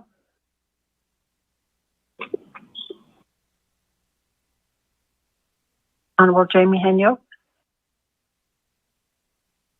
Honorable Jamie Henyo did not vote. Henyo votes James. green. Honorable Jamie Henyo votes green. Honorable Vince James.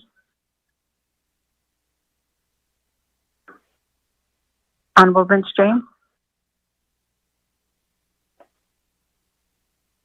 Honorable Vince James did not vote. Honorable Ricky Nez. Delegate Rick Nez votes green. Honorable Ricky Nez votes green. Honorable Carl Slater.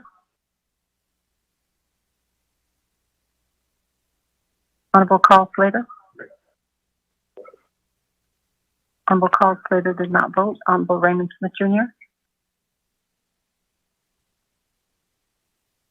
Honorable Green. Raymond Smith Jr. Honorable Raymond Green. Smith Jr. votes green. Honorable Wilson Stewart Jr.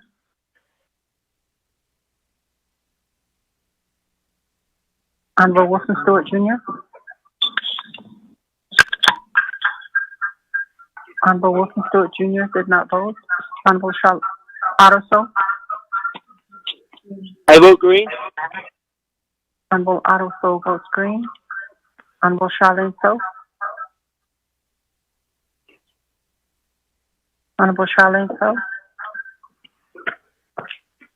Honorable Charlene So did not vote. Honorable Daniel So. Daniel So votes green. Honorable Daniel So votes green. Honorable Eugene So. Oh, thank you. Honorable Eugene So votes green. Honorable Thomas Walker Jr. Thomas Walker votes green. Honorable Thomas Walker Jr. votes green. Honorable Edison Monica. Green. Honorable Edison Monica votes green. Honorable Edwin Yazzie.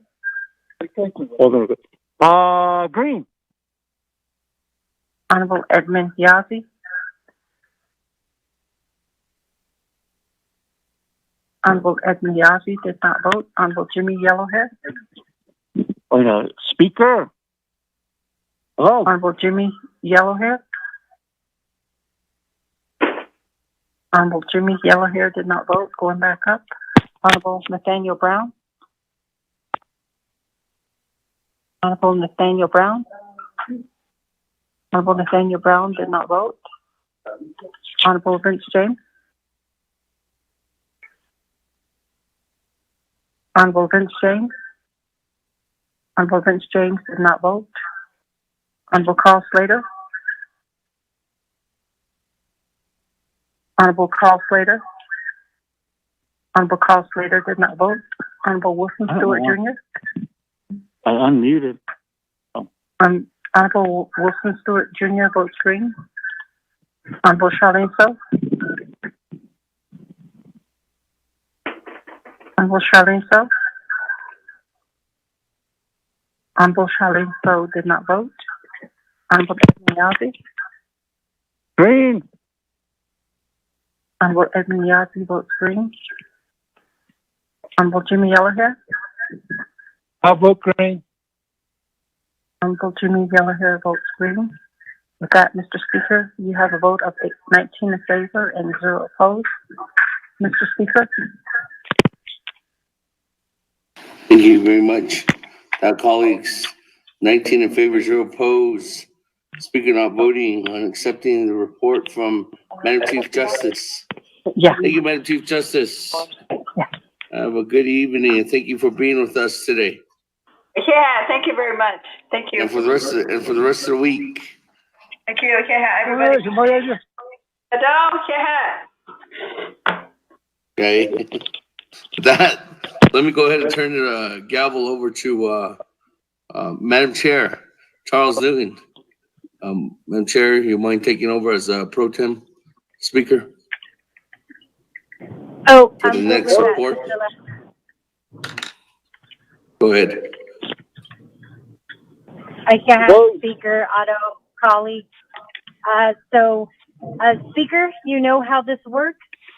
We do have a report given or that will be provided to us by the Speaker of the Navajo Nation, Seth Damon. That's the next item on the agenda.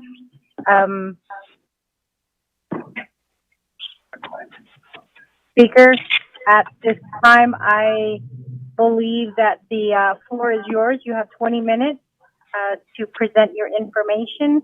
Upon presentation, we, council, may have questions, and you know how the procedure works. Is that correct? Nabi works. Nabi motion. Nabi works. Nabi works. Who said motion? The motion. I'll make motion. Motion made by Honorable Elmer Begay. Second, Paul Begay. Second by Honorable Paul Begay. With that, Speaker, the motion floor to is accept yours. report as written. Delegate James. We do have a motion on the floor, colleagues. A motion to accept a written report by the Speaker of the Navajo Nation, Seth Damon. Do I have a second? Eugene, second. Honorable Eugene So seconds that motion. So with that motion, I believe that that means that Speaker will not give an oral report, but will provide council and the public a report that can be found on the website. So we do have a motion made by Honorable Vince James, a second made by Honorable Eugene So. So with that, committee members, are there any questions or comments before we proceed to the vote? This is Daniels. I have a question. Do you have a question on the motion made by Honorable James or a question for Honorable Damon? For the motioning party. You have a question for Honorable Vince James? Yes. Go ahead, Mr. Daniel. Yes, thank you, Pro Temp Chair. Could I share with Nikki could the motioning parties could accept the written report? Could I'm give narrate the net is could narrate it is thinking on she could later is Elaba the image to Elaba white George Asia for narrated this song for narrate or using could narrate that is one hit the net and Linky. They want to know what Navajo Council is doing. Could on the way that it could about this, but I shouldn't hear what me to let could on the way. Thank you. She asked Honorable Daniel. So with that, committee members, I'm going to go ahead and proceed to the vote since there are no other questions. Bobby, is that you who's taking the vote? Pro Tem Chair Newton, this Yes, is Delegate Nez. Sorry. Honorable Nez, go ahead. I believe that since we heard from the President as well as the Chief Justice, the three branches need to provide a report.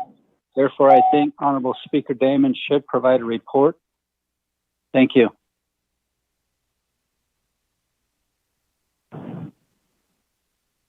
Okay, colleagues, so right now we do have a motion made by Honorable Vince James and second by Honorable Eugene So to accept the report in writing. Right now, we will proceed forward to the vote. If you choose to vote red and allow Speaker Damon some time, that is an option, or you can choose green and accept the report. The vote is up to you as delegates. So are there any other questions for the motioning party, Honorable Vince James, at this time, colleagues, before we proceed to the vote? Delegate Keelan. Honorable Keelan Begay.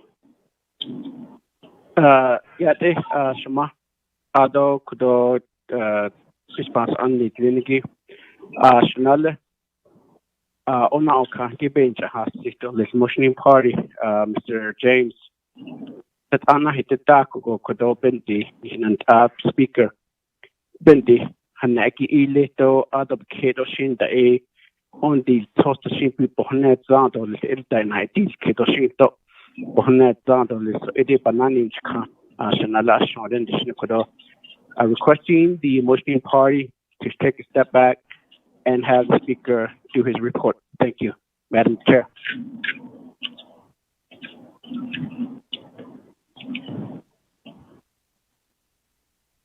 Colleagues, are there any other questions or comments for the motioning party at this time? Go to vote. Let's go to vote. All right. Bobby, are you ready to take the vote? Point of order. Point of order. Is that Honorable Daniel? Keelan. Sorry, I should say Honorable Keelan Begay. Shama, rather than going straight to you request if we had question for the motioning party. I pose a question to the motioning party, if possible, to have a response. I appreciate that. Shama. Oh, yeah, I should say, I apologize for that. Honorable Vince James, do you have a response to the request by Honorable Keelan Begay? Yeah, Sinalit, Gina Charles Newton, Adonana, Sinalit, Ellen Begay. Ako, Kudo, Hadina, Sutano, Iya, Ecuador, Suchahainsi, Ako, Oshibe, Kahunedo, this. Ako, oh, you starting to the net, BIA, it's other, the deeds ain't so done, and the stock, Ado, Apat, Asa, Nate, Claire, or stock. So banda had just the late start into the net. Yen he just kiss it. So a could add a banais is condolence. Ocean has all codobe as a honey nando. Adosin naso nandoles. But Ella, I has. Protest Speaker, Gina Charles Newton. Yeah.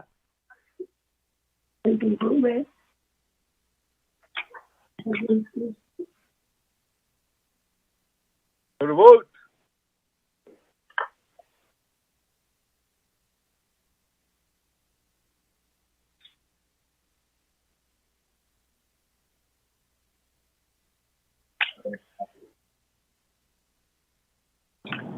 Sorry, colleagues, I got kicked off the call there. Honorable Vince James, are you done with your answer or with your response? Oh, Sonale, protest, Regina Charles Newton. Yeah, Shanala. Colleagues, are there any other questions or comments at this time for the motioning party?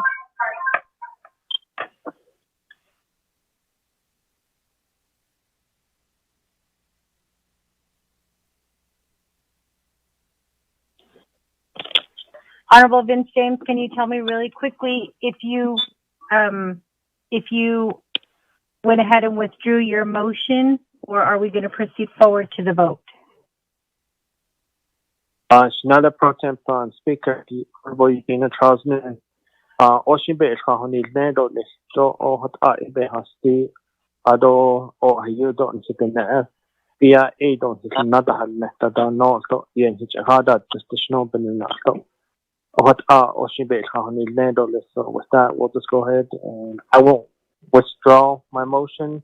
We'll just go ahead and move forward to voting since we do have constituents that have concerns in regards to BIA not providing a report or other reports that are listed that we don't have time for or that are not given in a timely manner. Okay, colleagues, since if there's no other questions or comments, we'll go ahead and proceed to the vote. Let's go ahead and let's vote. Honorable Elmer Begay. Vote green. Honorable Elmer Begay votes green. Honorable Keala Begay Jr. Delegate Keala Begay Jr. votes red. Honorable Keala Begay Jr. votes red. Honorable Paul Begay Jr. Paul Begay votes red. Honorable Paul Begay Jr. votes red. Honorable Nathaniel Brown. Delegate Brown votes green. Honorable Nathaniel Brown votes green. Honorable Herman Daniels. I vote red. Honorable Herman Daniels Jr. votes red. Honorable Speaker Damon. Green.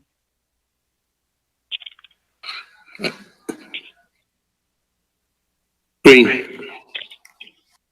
Honorable Speaker Damon votes green. Honorable Mark Freeland. Green. Honorable Mark Freeland votes green. Honorable Pernell Halona. Green. Halona votes green. Honorable Pernell Halona votes green. Honorable Jamie Henyo. Vote green. Honorable Jamie Henyo votes green. Honorable Vince James. Delegate Vince James votes green. Honorable Vince James votes green.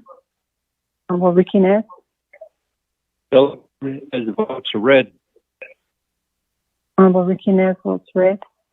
Honorable Carl Slater. Slater green. Honorable Carl Slater votes green. Honorable Raymond Smith Jr. Red. Honorable Raymond Smith Jr. votes red. Honorable Wilson Stewart Jr. Red. Honorable Wilson Stewart Jr. votes red. Honorable Otto Sow. I vote green salad. Green as salad. Honorable Otto Sow votes green. Honorable Charlene Sow. I vote green. Honorable Charlene Sow votes green. Honorable Daniel Sow. Daniel So votes green. Honorable Daniel Sow votes green. Honorable Eugene Sow. Let's vote green.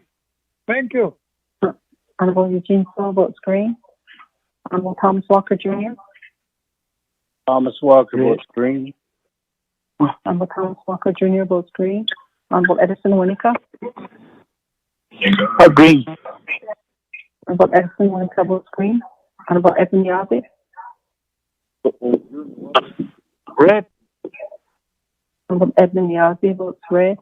Honorable Jimmy Yellowhair. I vote red. Honorable Jimmy Yellowhair votes red. With that,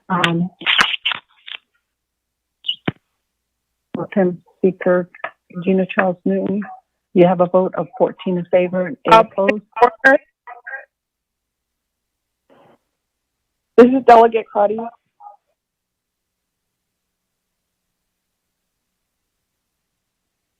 Honorable Amber Knausbach-Crotty. Oh, yeah, Shema. Delegate Amber Knausbach-Crotty votes red. Thank you.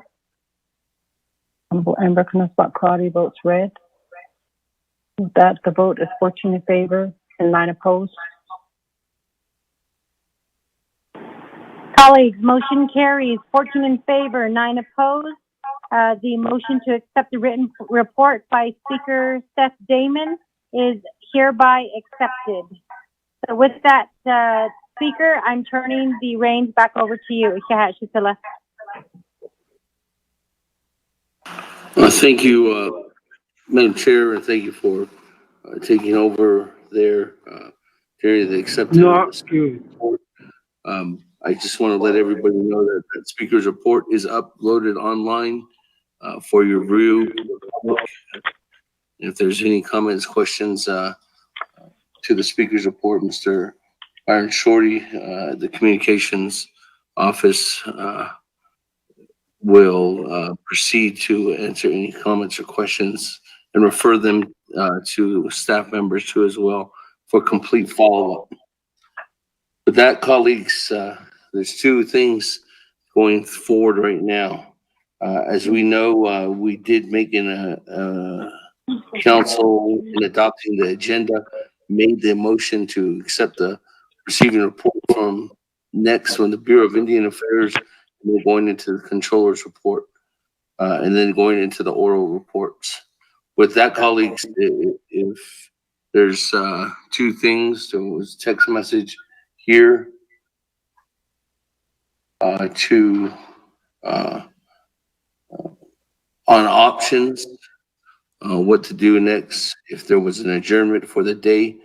I, as speaker, to the rules of order in 164, subsection 164.15, as verbal and written report shall be presented to the council only on the first day of the regular session unless otherwise directed by the speaker of the council. So as the direction of the speaker of the council has been precedent that to consider reports on the second day, so I'm going to allow that. So I leave that up to you, colleagues, if you want to go ahead and have that as the first item on the agenda for tomorrow at 10 a.m., which would be the Bureau of Indian Affairs, if there was a motion to recess now. So back to the floor. Speaker, this is Henyo. Let's move forward. Okay. Moving on then, receive report from the Bureau of Indian Affairs.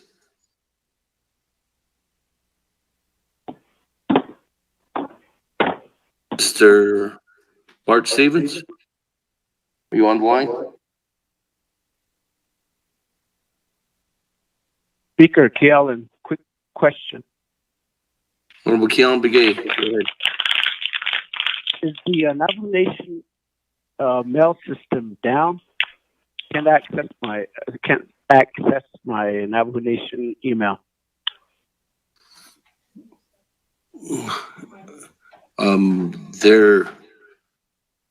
There's been numerous suggestions that that's a possibility. Let me ask IT specifically, due to the fact that there's been technical difficulties on the server.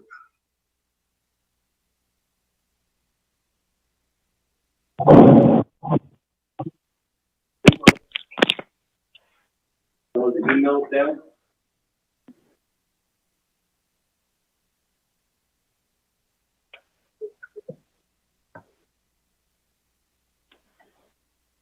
The IP is having conditions.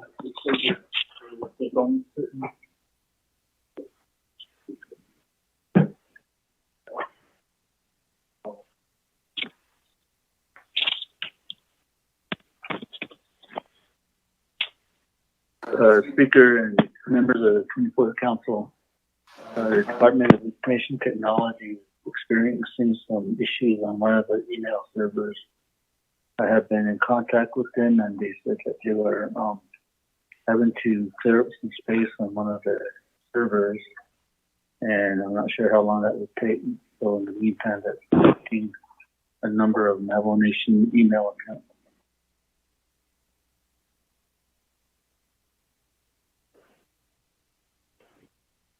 So the answer is yes, Honorable Kealan Begay. I don't know how long it's going to take. So okay, thank you. I don't know. Motion to adjourn. I don't know. Look at that motion. Honorable Kealan Begay, did you get the report from PPA? possibly for the email. I appreciate it. Thank you. Okay. Well, I don't know if you can get it now, but you'll probably get it later on in the evening time. Moving on down, receiving report, Mr. Art Stevens on the line.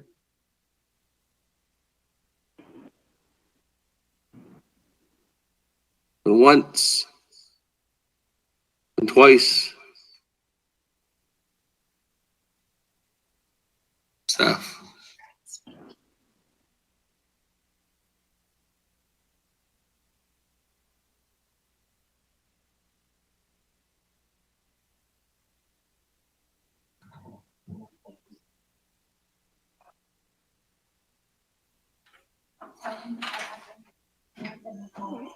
Colleagues, there's the BIA. If you don't have the BIA report and your email's down, most likely you won't be able to follow Mr. Stevens along when he gets online. Probably have to come back to it. Speaker Damon. Yes. I can hear him. I'm here. Okay, good. There you go. I've been speaking for a while and something was wrong with the system. Then a voice came on and said I'm unmuted. So I guess you can hear me now. Do you want me to go ahead? Yes, go ahead. Good evening, everyone. Thanks for having me this evening. It's indeed an honor and a privilege to be before you and share a report. And we sent out both the printed versions of the report as well as electronic versions to everyone. I believe somebody from Speaker's office or from the Navajo Nation came over to the region and was able to pick up all the hard copies. So you should have those as well. Like I said, the electronic copy. For right now, I just want to give a quick update, a quick report out, and then answer your questions, which seem to be, in my past experience, most beneficial, addressing your individual questions, because you can always read the report at any time that you choose to. Indeed, this has been a difficult quarter for all of us as we are dealing with the pandemic and the issues related. The BIA is no different. We have our 400 employees, majority are maximum telework because of the shutdown orders, the stay-at-home orders, and the guidance from both the Governor Lujan Grisham of New Mexico as well as the President of the Navajo Nation. We certainly have honored that, which has provided us opportunities, I believe, to share additional information. The BIA has been engaged at levels throughout this crisis this quarter by meeting regularly, sometimes duplicably, with different chapter officials, with council delegates, community members, HCOC, of which I am a part of, and other teams, federal, tribal, and federal partner teams, pretty regularly giving updates on the work that we've done and what we've kept doing regarding the pandemic, regarding CARE Act funding, regarding technical assistance and guidance, and additional work that we've been able to complete during this time in this different environment through teleconference. Oftentimes meeting several times with different chapters and different council delegates, as well as the Office of the President and Vice President and other division heads within the Navajo Nation regarding the work we're doing. So yeah, interesting time, interesting challenges with technology and so forth, with being able to communicate this way. And I think we're all getting more and more used to it. So just a quick rundown of the report. Again, I'm not going to read it word for word. You can read it at your leisure. It's pretty comprehensive in terms of information that we share. My team is very thorough on getting these pieces pulled together. So just a quick summary. First of all, we have the Office of Tribal Government Services that continues to be engaged and be the POC for all the council delegates, and Ms. Curley does an exceptional job with doing that and keeping you all informed of all the activities and updates that roll out of my office, including Dear Tribal letters and so forth. So we're we're proud of the work that shop is doing and getting that message to you all. And you all reach out to her pretty regularly as well. Last I left off for the FEMO office, the Federal Indian Minerals office in Farmington, and we were going forward with an allotee lease sale. That has since slowed down. We found out that there were some barriers in doing it electronically the way we wanted to do, like BLM has done in years past, but that tool wasn't available to us. So we're backing off and regrouping because, of course, there's been some shutdowns with oil and gas activity because of the market and lack of storage at the refineries. So things have really slowed down. So it's not in the best interest of our allottees to move those forward at this time. But we're ramped up and ready to go once that picks up. We just completed, and we didn't just complete, but we're starting our annual inventory. That doesn't apply really to you all, but our branch of property has been heavily engaged in activities with the HCOC through me, with the use of facilities, federal facilities. We did sign agreements with IHS, which made it easier. It was an easier route. As you remember, I explained briefly to you all in different venues to get an agreement with another federal partner rather than with the Navajo Nation with facility use agreements, which wouldn't draw out the process because of the emergency need for those facilities. However, those license agreements have expired with IHS. And quite frankly, the dormitories that we were talking about, the one in Many Farms and the one at Crown Point Community School, IHS and FEMA and the federal team on that side actually never took occupancy in those facilities. And like I said, those licenses have expired. If they come back and they want to revisit that and want to use those facilities, it's going to depend a lot on the BIE tribal consultations that will be taking place to determine when those schools open up and if those dorms will still be available. But that's the quick update on that. I'd call your attention to page 6 about our 93-638 funds that we rolled out to the Navajo Nation. That's good reference material so you can see what funds are available and what's been distributed and then what remains. So you can see that we distributed, looks like a little more than $75 million in 93-638 funds. While I'm talking about budget, we've also, as you know, rolled out CARES Act funding that rolled through Indian Affairs, and that was in the form of welfare assistance and aid to tribal government, which I've explained to many of you many times about why it went to aid to tribal government, because it is a contract that was deemed appropriate to get, or why it went to enrollment, because it's an aid to tribal government contract, which was required by central office to get that money out. And then, of course, the welfare assistance money just went to welfare assistance with no other objectives other than the program objectives that are already in place. We also were able to give about, I believe it was about $17,000 into burial assistance to what we had available. We wanted to get to that program, so that happened.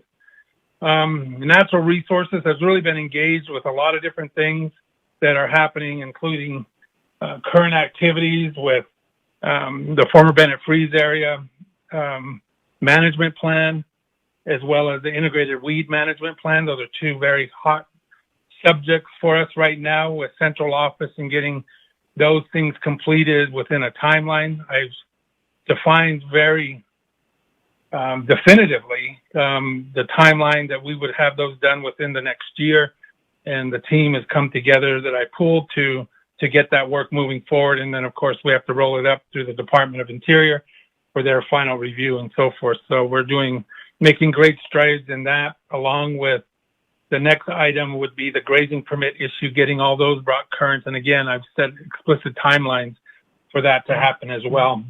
The bottom line is we were able to give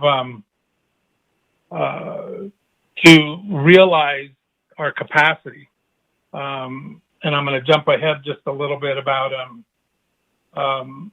the IHS water infrastructure project that had been pending for years, well before I came to the Navajo region for some of them a little bit more recently. But the reason why they were pending was because there was an agreement between the two federal agencies on the use of categorical exclusions to get those projects through the NEPA process. We had to define the law and what that meant and how it applied. But nonetheless, those 14 projects are completed. We turned them back over to IHS. They had 14 identified. We completed 13, and the 14th one was a mistake in reporting it to us because they had never really submitted that application. So that was one that shouldn't have been on the list. But the 13 that are completed. On the BIA side, our work is done. Now it's on IHS to move those projects forward along with the Navajo Nation. Hopefully, CARES Act funding can be used for those. But back to natural resources, again, the NEPA process is critically important to that. And I've developed an internal management team that's driving these projects from transportation to natural resources to other projects that require right-of-way. We happily supported the TAA legislation. Many of you probably saw that letter that I signed supporting that, and we're happy that that was approved by this body. And we're just waiting to provide clarity on additional projects. We're expecting, because of that legislation, that we'll receive a lot more projects to get through the process, or not through the process, but that we can define that it falls under TAA and doesn't require federal action, and which will help things move a lot quicker, and we're happy about that. A lot of other activity that we've done in each agency, just getting a lot of work done both at the Shiprock Agency and Western Navajo, and we can get into those specifics. I've already covered a couple with grazing permits, as well as the former Bennett Freeze area projects associated with that. Branch of Forestry continue to move forward. We're working with a lot of different Navajo Nation entities, NTUA, forestry, and so forth, with projects, with infrastructure, with electric service, and so forth. And we're moving forward with those. We continue to meet regularly with forestry to get those pieces tied together, and working with Dr. Shabala's shop and so forth to move those things forward. Branch of Engineering is moving forward with, has been very instrumental in participating in the federal team with identifying watering points through this pandemic and getting that piece clarified on the BIA's role, as well as what we're doing alongside IHS and the rest of the federal team, as well as those team members from the Navajo Nation on that project. So we're happy to be engaged with that and moving forward. And our work with NIP and other projects remains the same going forward as well. And it's all explained in the written report. Safety of dams is one of the same. We're reporting that dam safety examinations and reports provided, the information that was necessary with what we needed to do. I already mentioned NIP with Navajo Indian Irrigation Project, with the work that we continue to do there. We've had some staffing changes that you may or may not be aware, and I only mention these because these are branch managers. We have a vacant budget officer that became available, that will be out on the streets very soon for advertisement, for somebody to come join our team with budget, as well as real estate services. The regional realty officer is also vacant and will be hitting the streets for advertisement to build that. And I only mention those because those are critical positions that are part of this, what we call my internal team, the BIA region's internal team, to get these projects moving in all different areas. They're very, very insightful and very knowledgeable in tying those programs to specific activity, because there are certain key indicators that central office monitors, and this team that I developed, those two positions are critical in meeting those criteria of those those items that central office monitors as far as the work that we're doing. Services, which includes human services, which is social services, continues to meet ICWA requirements and doing what they do to engage and provide technical assistance and guidance to Navajo Nation tribal social workers, and that work continues. We haven't seen, in terms of caseload, expand during the pandemic, but they really don't correlate, so that doesn't really, at least for the work we do, because we're not caseworkers, we're not out in the field and doing that work. That's what the Navajo Nation has 638'd, so that's where that lies. Just trying to hit the highlights here, as I said. Branch of safety, we've had issues with, of course, like anyone else, having positive cases of COVID-19 among our workforce, and we've developed a robust response plan to dealing with our federal facilities and how we sanitize, how we clean, how we evacuate, and how our process for closure, and which includes notifying the Navajo Nation and Navajo Nation programs that are co-located in those federal facilities that are managed at the agency level anyway by BIE. We've actually talked about this a couple of times with a letter or a tribal resolution, I believe it was, where this governing body in 1991 moved all those agency level facilities to BIE.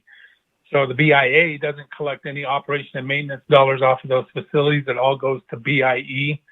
And because of that, when there's an issue, say like at the Chinle agency, where we need facility help, either with sanitizing the building or major or minor improvements or repair, we have to go through BIE because they collect the O&M for those buildings. I've met with a couple of you independently, and we've talked a little bit about if that's the way we want to continue moving it forward. But again, it's the decision of this governing body, whether that remains with BIE or whether it comes back to BIA, where we can manage the buildings of which we occupy at the agency level. The Fort Defiance agency is still uninhabitable. We had a call from OSHA. It was an anonymous tip to OSHA regarding that agency's condition and safety for our employees. And because of that, we had to move all those employees out of Fort Defiance down to Gallup in the federal building. Of course, that cost us because we have to pay for any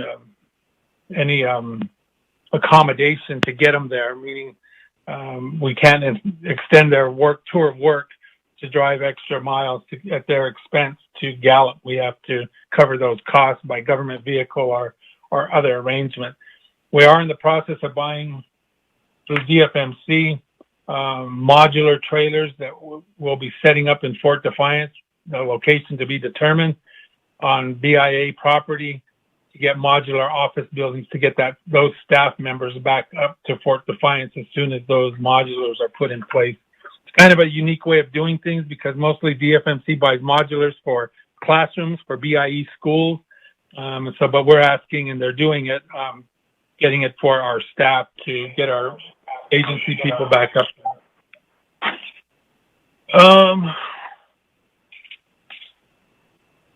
Just a lot of work that's maintaining. It's been 2 years since I've been the regional director, 2 years next month. Time flies when you're having fun, and we're definitely past the stage of assessment and figuring out best practices and getting the work done. And now we're more strategically thinking in terms of getting these teams together, understanding our capacity, getting projects completed, setting a very explicit timeline and of events and engaging and being responsive and being held accountable for the work that we do. So that part moving forward has worked out very well. And the BIA and Navajo region is doing very well with those pieces of work, and we're excited about those things. I'd like to end my presentation by again thanking you all and a special thanks to Delegate Halona, as well as Delegate Yazzie, Edmund Yazzie specifically, for bringing us to the forefront. We believe the information that BIE brings forward to these meetings is critically important for all of you to know and understand, and being able to speak to should you have to outside of this realm. But it's important that you know the projects that we're moving forward, the accomplishments that we're making, and how that ties back to doing, or rather fulfilling our trust responsibility. And we're committed to that. And I think we've actually demonstrated that to a great extent, especially this quarter. We've made great strides with all of the chapters and the delegates that are engaged and choose to be engaged in the work that we do, as well as the administrative side of things. So again, special thanks to Delegate Edmund Yazzie and Delegate Pernell Halona for really getting us to the forefront on the agenda, because as I've said, this is critical information. And more, just as important, hearing from you and being able to answer your questions so that you can take what responses or information back to your constituents. One piece I didn't get to was the Wood Springs 2 wildland fire that we just all dealt with, starting just northeast of Ganado and then working its way up to about 12. Okay. That's it. Okay.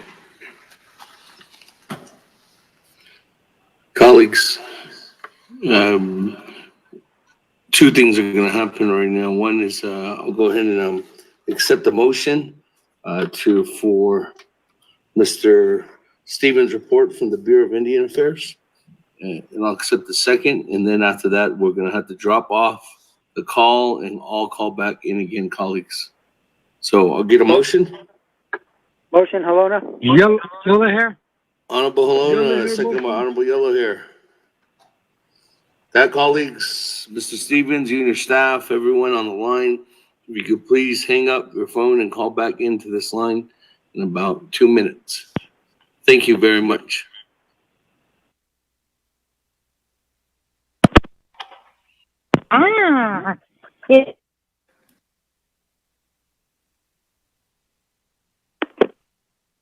Joe? Shoot number one. It's The organizer.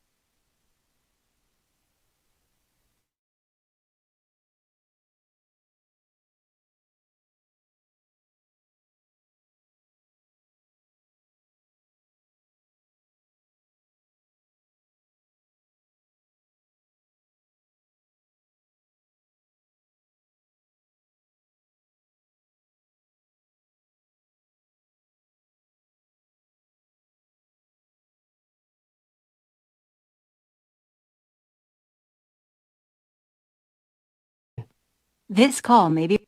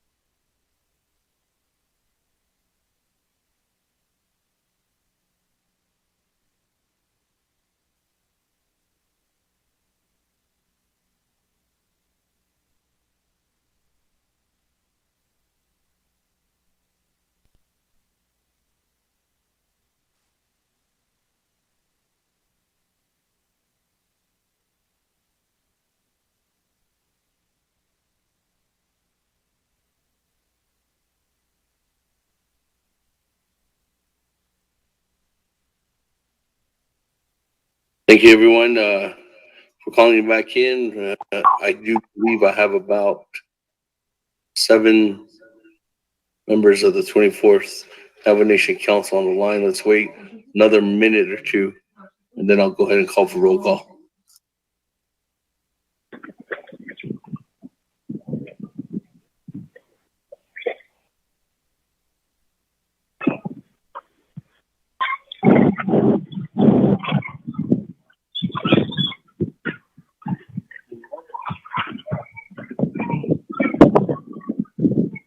No.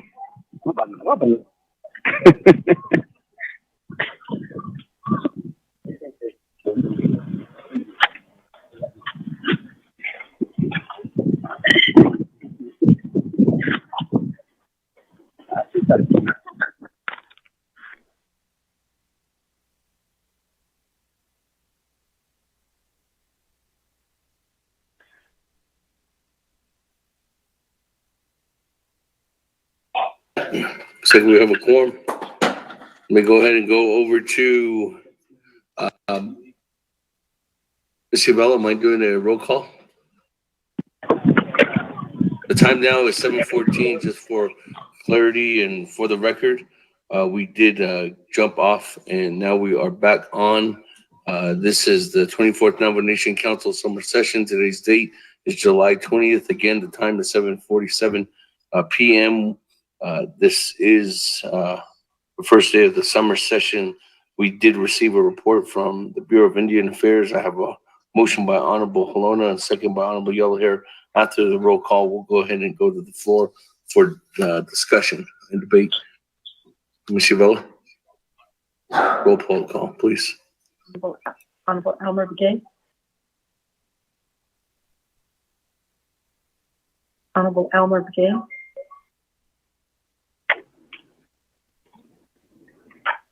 Honorable Elmer Begay did not answer roll call.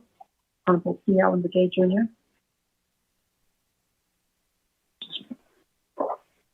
Honorable C. Allen Begay Jr. Honorable C. Allen Begay Jr. did not answer roll call. Honorable Paul Begay Jr. Delegate Paul Begay is This present. conference is reached. Honorable Paul Begay Jr. answered roll call. Honorable Nathaniel Brown. Delegate Brown present. Thank you. Yeah. Honorable Nathaniel Brown answered roll call. Honorable Regina Charles Newton. Charles Newton is present from Shiprock, New Mexico. Honorable Regina Charles Newton answered roll call. Honorable Amber Kenneth Carty. Delegate Amber Canis-Balcrotty is present, calling in from Sheep Springs, Navajo Nation. Thank you. Honorable Amber Kenneth Carty answered roll call. Honorable Speaker Damon. Elmer Begay votes green. Honorable Speaker Damon answered roll call. Honorable Herman Daniels Jr. I'm here. Honorable Herman Daniels. Goodbye.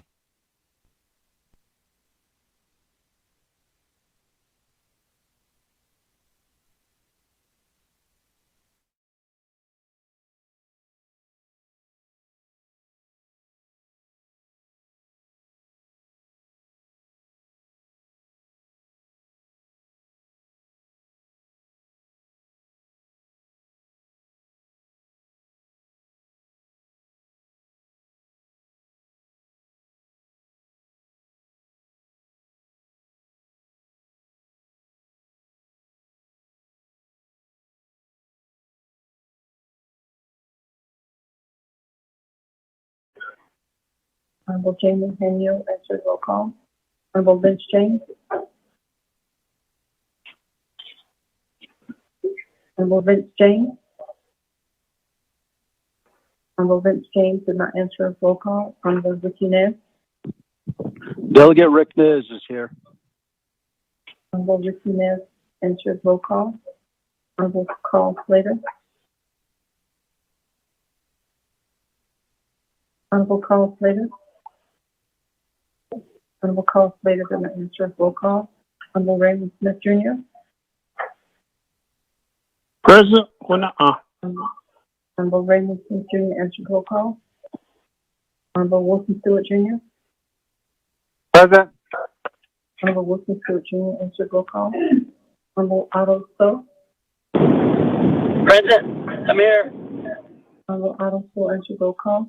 Honorable Charlene So. Present. Honorable Charlene So answered roll call. Honorable Daniel So. Daniel So is present. Honorable Daniel So answered roll call. Honorable Eugene So. Thank you. Honorable Eugene So answered roll call. Honorable Thomas Walker Jr. Thomas Walker, present. Honorable Thomas Walker Jr. answered roll call. Honorable Edison Monica. Here. Honorable Edison Monica answered roll call. Honorable Edmund Yazzie. Honorable Edmund Yazzie. Honorable Edmund Yazzie did not answer roll call. Honorable Jimmy Yellowhead. Present. Honorable Jimmy Yellowhead answered roll call. Going back up, Honorable Elmer Begay. Elmer Gate is here. Honorable Elmer Begay answered roll call. Honorable Kial Begay Jr. Delegate Calvin Jr. present. Honorable Kial Begay Jr. answered roll call. Honorable Vince James. Honorable Vince James. Honorable Vince James did not answer roll call. Honorable Carl Slater. Honorable Carl Slater. Honorable Carl Slater did not answer roll call. Honorable Edmund Yazzie. Honorable Edmund Yazzie. Honorable Edmund Yazzie did not answer roll call. That, Mr. Speaker, we have only one member present, Mr. Speaker.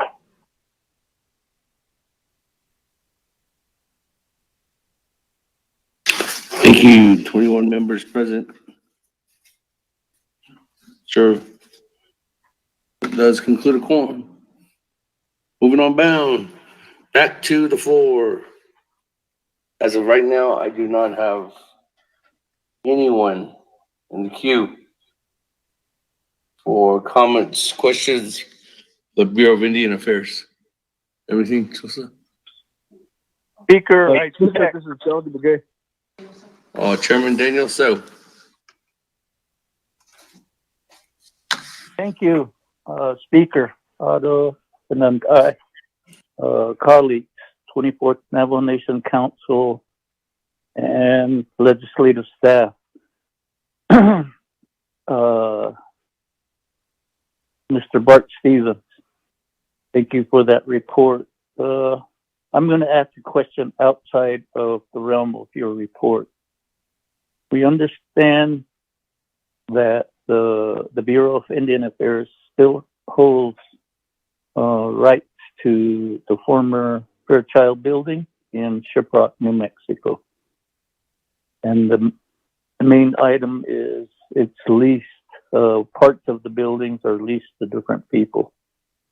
And in one of the leases, there's, I don't know which particular entity that Mr. Dinesh Benali is operating under. You have office space leased to him. But I'm understanding that the lease, the property is being used to perhaps process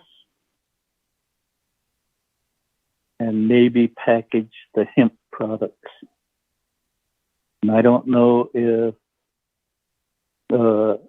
within that lease agreement that it allows for the processing of hemp. The Navajo Nation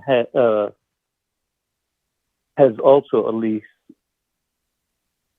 and the Navajo Nation employees have complained to the Health, Education, and Human Services Committee and we've referred it to Navajo Office of Safety and,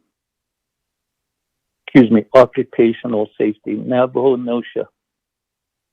And a letter was written and you were CC'd. And I'm wondering what exactly the realm of that lease you have with the main proprietor, Mr. Denepanali. And again, that space that's leased to him, are you allowing the processing of the hemp? Both the Point of order. Point of order. Honorable Eugene So, I do believe. Yeah. Just What is got your a point of order? question. This is in litigation, I presume. I don't think we should discuss issues in that regards. Thank you.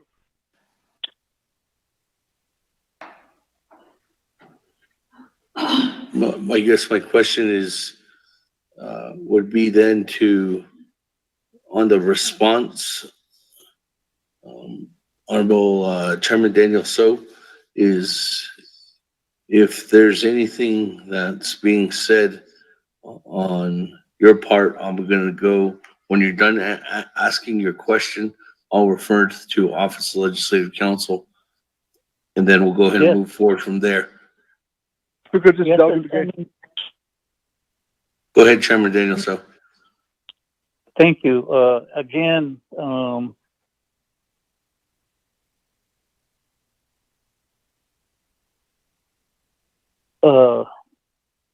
based on my little brother's concern, let's refer whether my question should be limited or I should refrain from asking it in public, based on my little brother's point of order, and let's refer it to Legislative Council immediately. Thank you, Mr. Speaker. Thank you. Ms. Barbara? Thank you.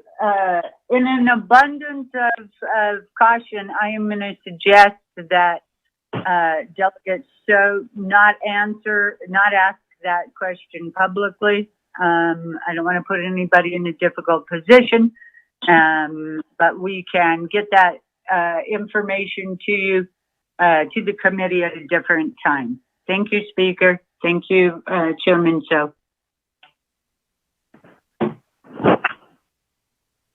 Thank you, Legislative Council. Based on that, then that would be the extent of my question at this time. I'd like to reserve the balance of my time. Thank you. Okay, reserve your time at 1 minute, 45 seconds. That, I don't have anybody else. Anybody? Once? Speaker, twice. this is Delegate Brown. Honorable Brown. Hey, Honorable Brown, go ahead. Thank you, Speaker. Thank you, Mr. Stevens, for your report. One of the questions on some of my constituents and regarding going back to school, opening the schools back up, I wanted to know, I know some of the schools in my area, in my jurisdiction, they needed help with computers, laptops, if we're going to do and recommend distance learning.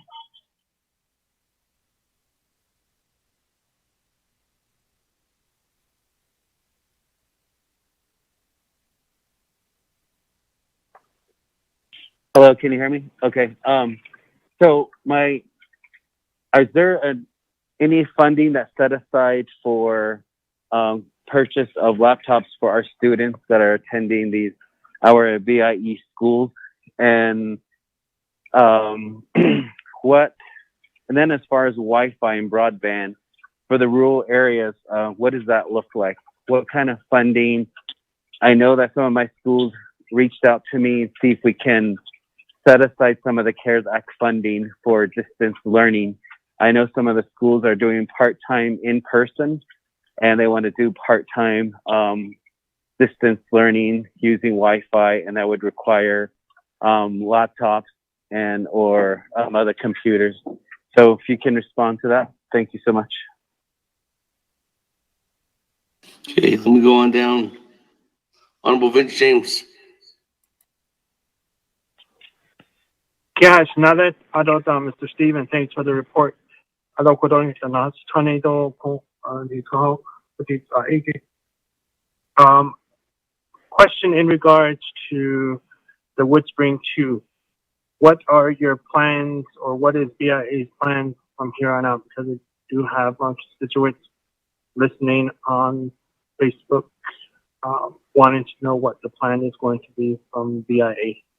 Thank you. Reserve my time.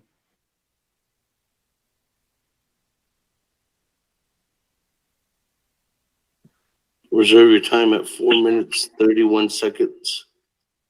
Moving on down. Honorable Elmer Begay. Honorable Elmer Begay, and then I'll come back to you, Mr. Stevens. Okay, Stephen. Thank you, Speaker Mr. Stevens. My question, I just sent an email to Speaker and then LaShonda and Byron too.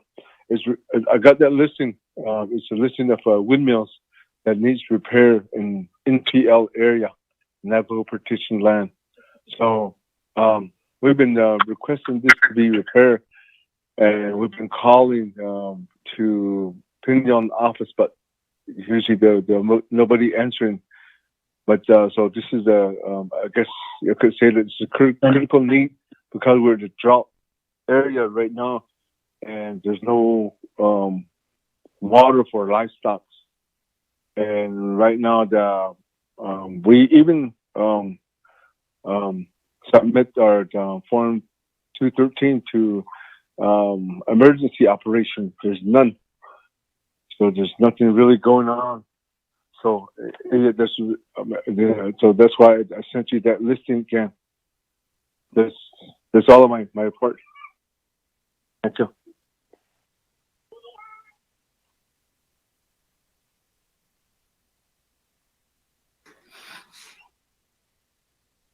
Okay.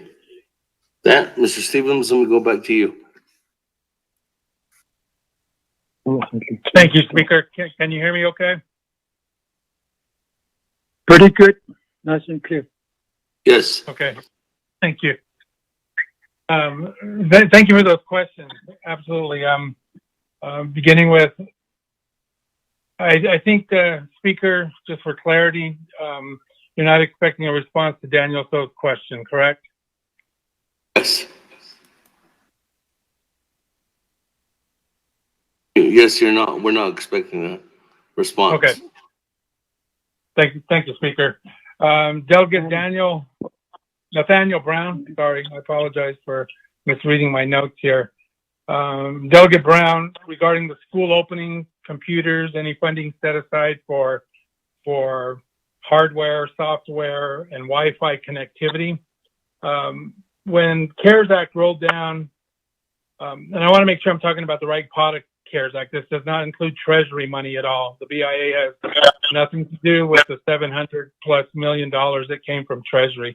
This is just CARES Act that rolled through Indian Affairs. And there was BIE received a set aside funding, and I believe, I don't have my notes in front of me, but I believe it was $54 million extra to address just your questions, to provide computers, laptops, and improve Wi-Fi connectivity, and any hardware or fiber optics or anything that a school needed to build their capacity to deliver distance learning. So BIE is in charge of managing that $54 million. So taking back to your schools that information to reach out to the Associate Deputy Director of BIE in Window Rock, and I believe Emily Arvizo is the person that's acting in that capacity right now. And that's where she can provide you the exact details of how that money is going to be, how they're going to assess the needs of all their 183 schools, and then how they're going to divide up the money to meet that need. But they have set aside funding of about $54 million to develop infrastructure and buy computers. And you hear of other schools, buying every student a tablet or an iPad or a laptop of some sort.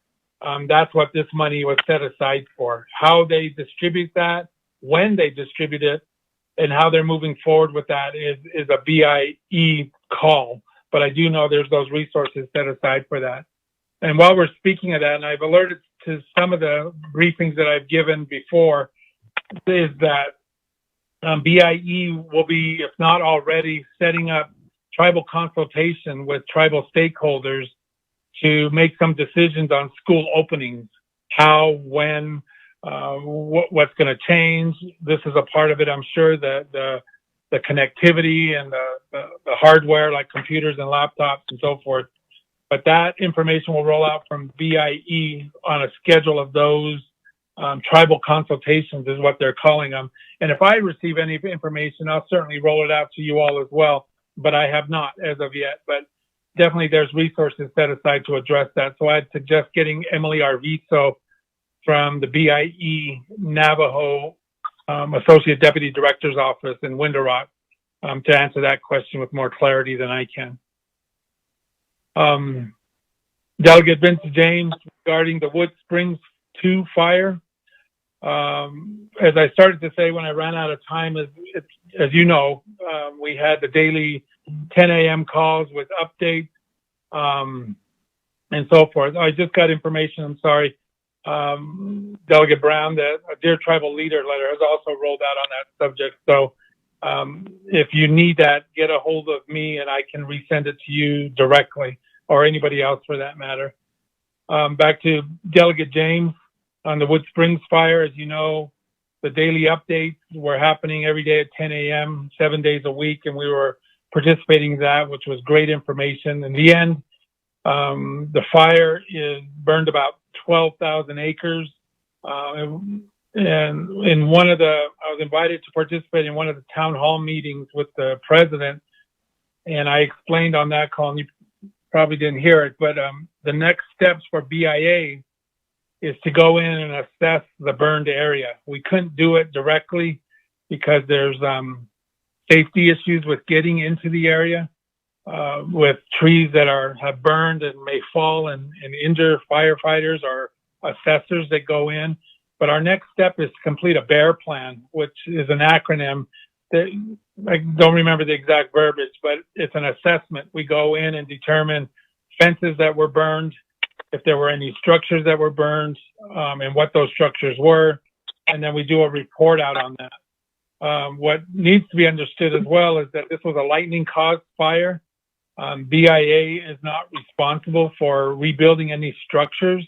However, if there are some management plans and some grazing permits and different things like that in the area that had fencing, we've already had our BIA staff out there assessing and thinking that there's probably about several miles of fence that will need to be replaced. And that's something that BIA will determine in that BEAR assessment.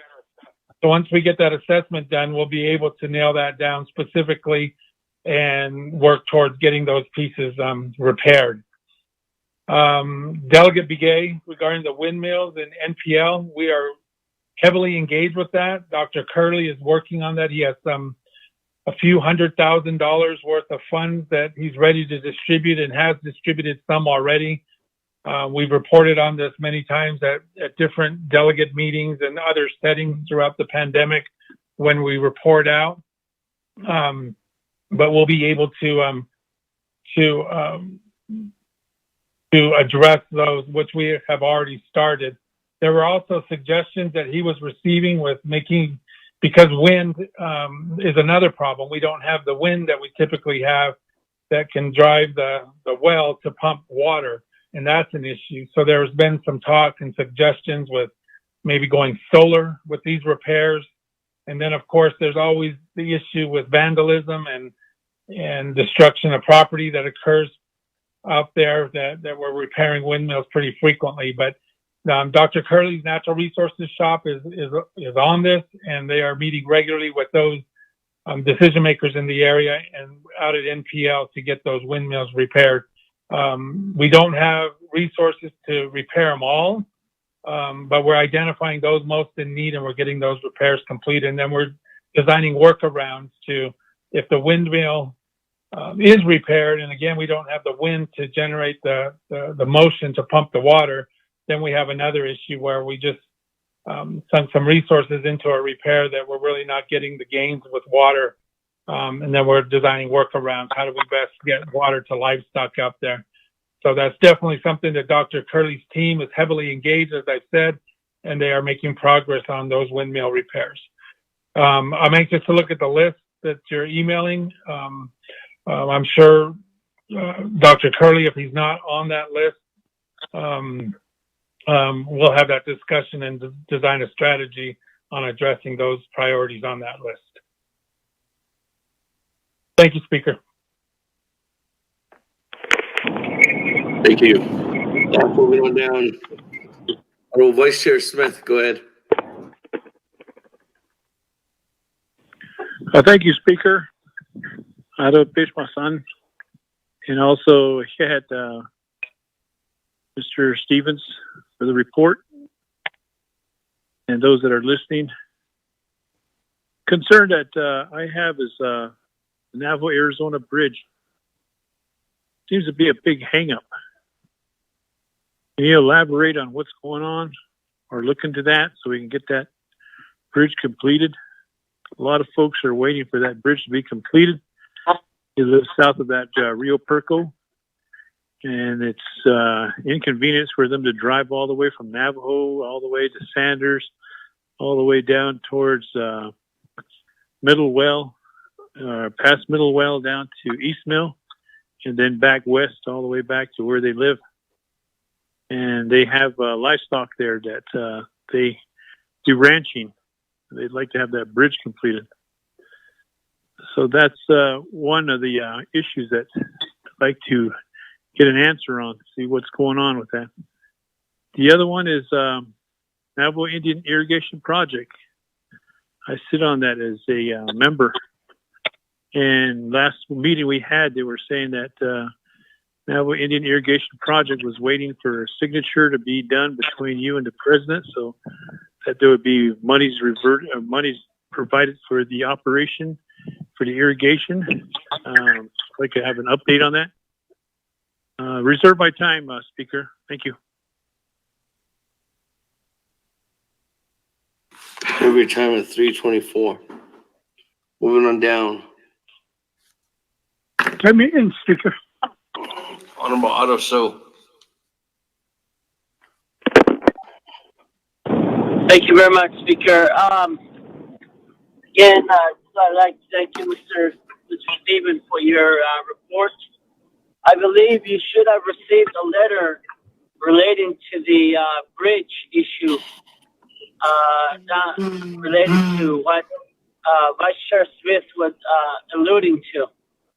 And I am hoping that we do get a response from BIA.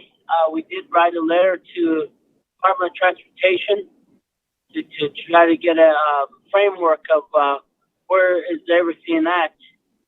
And that's one of the areas that we really need to try to move forth.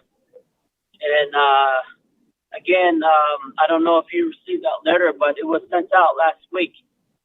So you should have had that, and I'm not too sure how long that response will take. That's number one. Number two, the MPL office from Pidion office, I believe there's some maintenance, I guess that needs to happen. And one that I would like to maybe you could forward that information to me is this is the maintenance that the OP or the Phoenix area office usually maintains. And if you could forward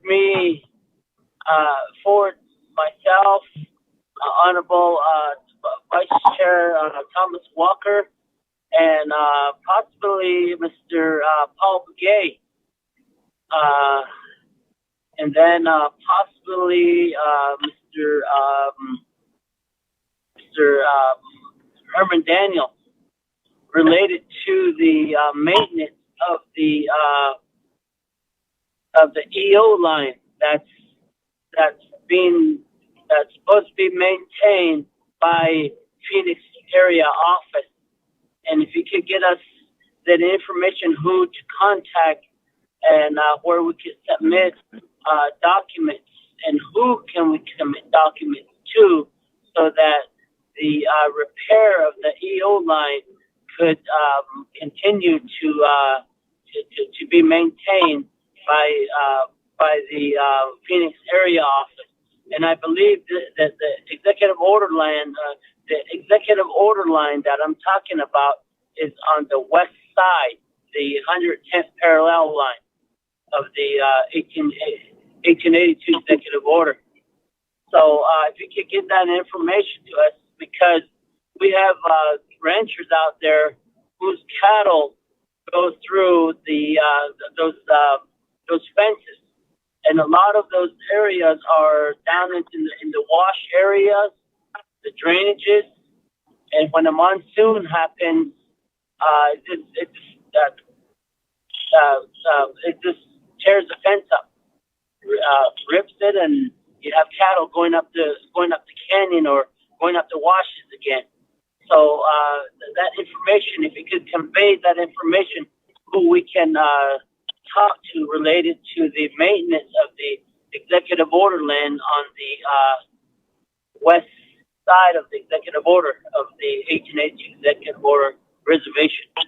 So that's number two. The other is that I believe it's good that you say that you're almost here 2 years. I was requesting for some information related to the Tuba City Administrative Area executive order that created the administrative orders. And if you can, I'm here thinking it's taking almost 2 years now to get that information from BIA, who and what, and to understand the issue of the of what the community is in Tuba City, because we have government buildings, government structures that are within the executive order, which is on a health facility track. And I'm trying to get to the bottom of who's responsible for a certain road. And I've been asking BIA to try to get that information. And it sounds like it's almost been 2 years now, Mr. Stevens. That's my second one, or my third one. The other is that we have the Tuba City Healthcare Corporation, and we have the Tuba City Boarding School that exists on the secretarial order land. And this is 100% government property. And I believe these two facilities has gas lines that are already approved and gone through the process. And all right, okay. Okay, that time up on Honorable Otter. So that moving on down, Honorable Eugene So. That Mr. Stevens, I see you still know me. I'm aware of the situation office closures, etc., because of this pandemic. But I just want to just remind you when things come clear again, I need my place for housing, for police and others, and economic development and other Navajo Nation government business housing for employees. I got a lot of plans for that, for the future, for that land that I've been asking you for, the old BIA land that's been abandoned. I want that piece of ground back so I can put some stuff on it. And I'm pretty sure that there's a virgin land on there that's never been used. And this, I informed what's her name, that should come first, because I think that would be easier to get, better than easier than the other ones that we had to go to all these other stuff. That's only just a reminder to, but I'm still alive and I'm still after that land. And then and then we have not enough rain during the monsoon, and we might be looking at that bark beetle again that eats all these trees. So in that regards, we need to how's the acreage doing in that area? Is that, or do they cover that area to BIA? And also a lot of water issues in my part of the country. So just to remind you that, and just inform you when the time comes again. But I do really need that land back. Thank you.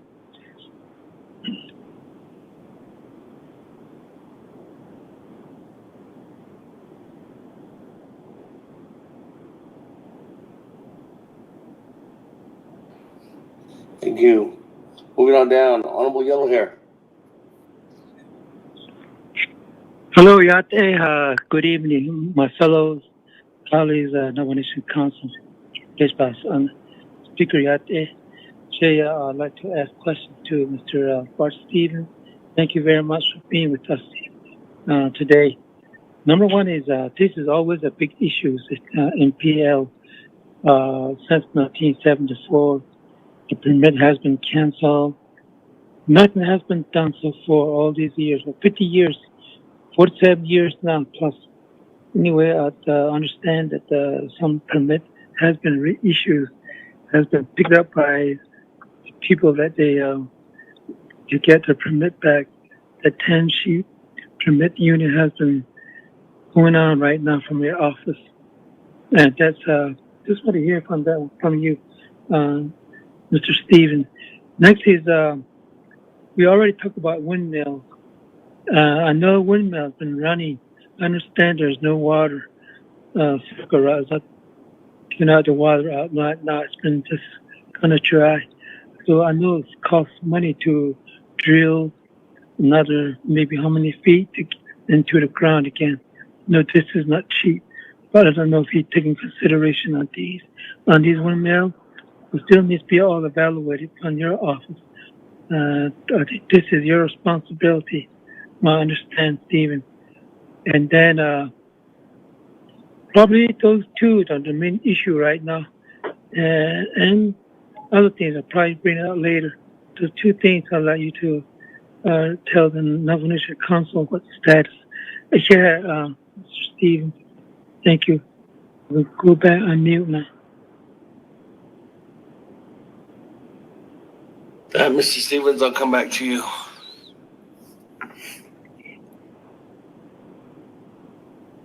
Thank you, Speaker. Hey.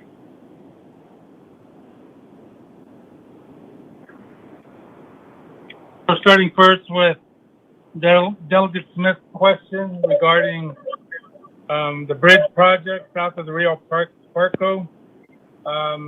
That is, money has been awarded through our awarding official technical representative who made the award for that bridge project to NDOT, Navajo DOT, and they subbed some work out to NECA, who subbed up additional work. And the issue that we're running into there that's causing delays with that project is the subcontractor of NECA is requesting additional funds after the scope of work and everything's been submitted and the award of those funds has been made.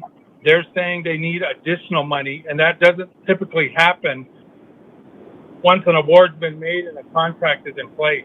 We don't have resources, nor is there a mechanism for them to come back and say, well, we need more money. We didn't calculate right, or whatever the situation is. So that's what the delay is. So the AOTR is working through that because the contract's been put in place and been signed, and now they're wanting additional money. The subcontractor is, and that's what's holding up the process. Is that there isn't a mechanism to get them additional money. And so we're working through that to figure out what we can do in determining, does it require additional costs, and what do we do moving forward. I'm not aware of any pending document regarding NIP O&M. I know that that Indian Irrigation Project has been operating outside the scope of what O&M they get. And in the past, they've been able to supplement some of that money back to them. The last request they were requesting, I can't remember the exact amount, but it was millions of dollars more for O&M. And again, it's budgeted based on the linear measurement of the irrigation project. So, and that generates the O&M. So where we're at right now is that there aren't, most Indian irrigation projects roll additional O&M expenses down to their water users and have them pay for use of that water. And that doesn't occur in this project. So we're working away on how we can better balance that out, because we don't have additional resources sitting that we can, because O&M is a unique line item by itself. It's generated by that formula of the length of those canals and the project itself that generates a dollar figure into a formula. And when they exceed that cost, we don't have another pot of money, or we can't even request another pot of money from central office to supplement that. So what we're working towards is, how do we recapture some of those O&M expenditures by passing those costs on to the water users, like most Indian irrigation projects do throughout the country. So that's where that lies. But I'm not aware of any pending letter that needs to be signed. Nothing's been forwarded to my office for signature. I'll check on that to see if there's something that I may have missed. But I'm not aware of a document pending my signature. I take pride on my responsiveness, and most things that I get, we turn it around pretty quick, which leads me to Delegate Otto So's question regarding a letter that was sent. You referenced that it was sent to transportation, and then you referenced that it was sent to me. So I got to hunt down that letter because it wasn't received in my office. If I have it, like I said, we would be responding within a week and gathering that information to get you the information that you're requesting. So I will follow up with Herbie Larson if indeed it went to transportation, or Lester Sosi if it went to another area of transportation that he may handle, and we'll get the answers. We'll track down that letter. If you find that it would be quicker to just email me that letter, which I would strongly suggest, I can look at it and get my team on it and draft you a response within a week, and we can get that information or what answers you're asking in that letter. But as of today, I have not seen that letter.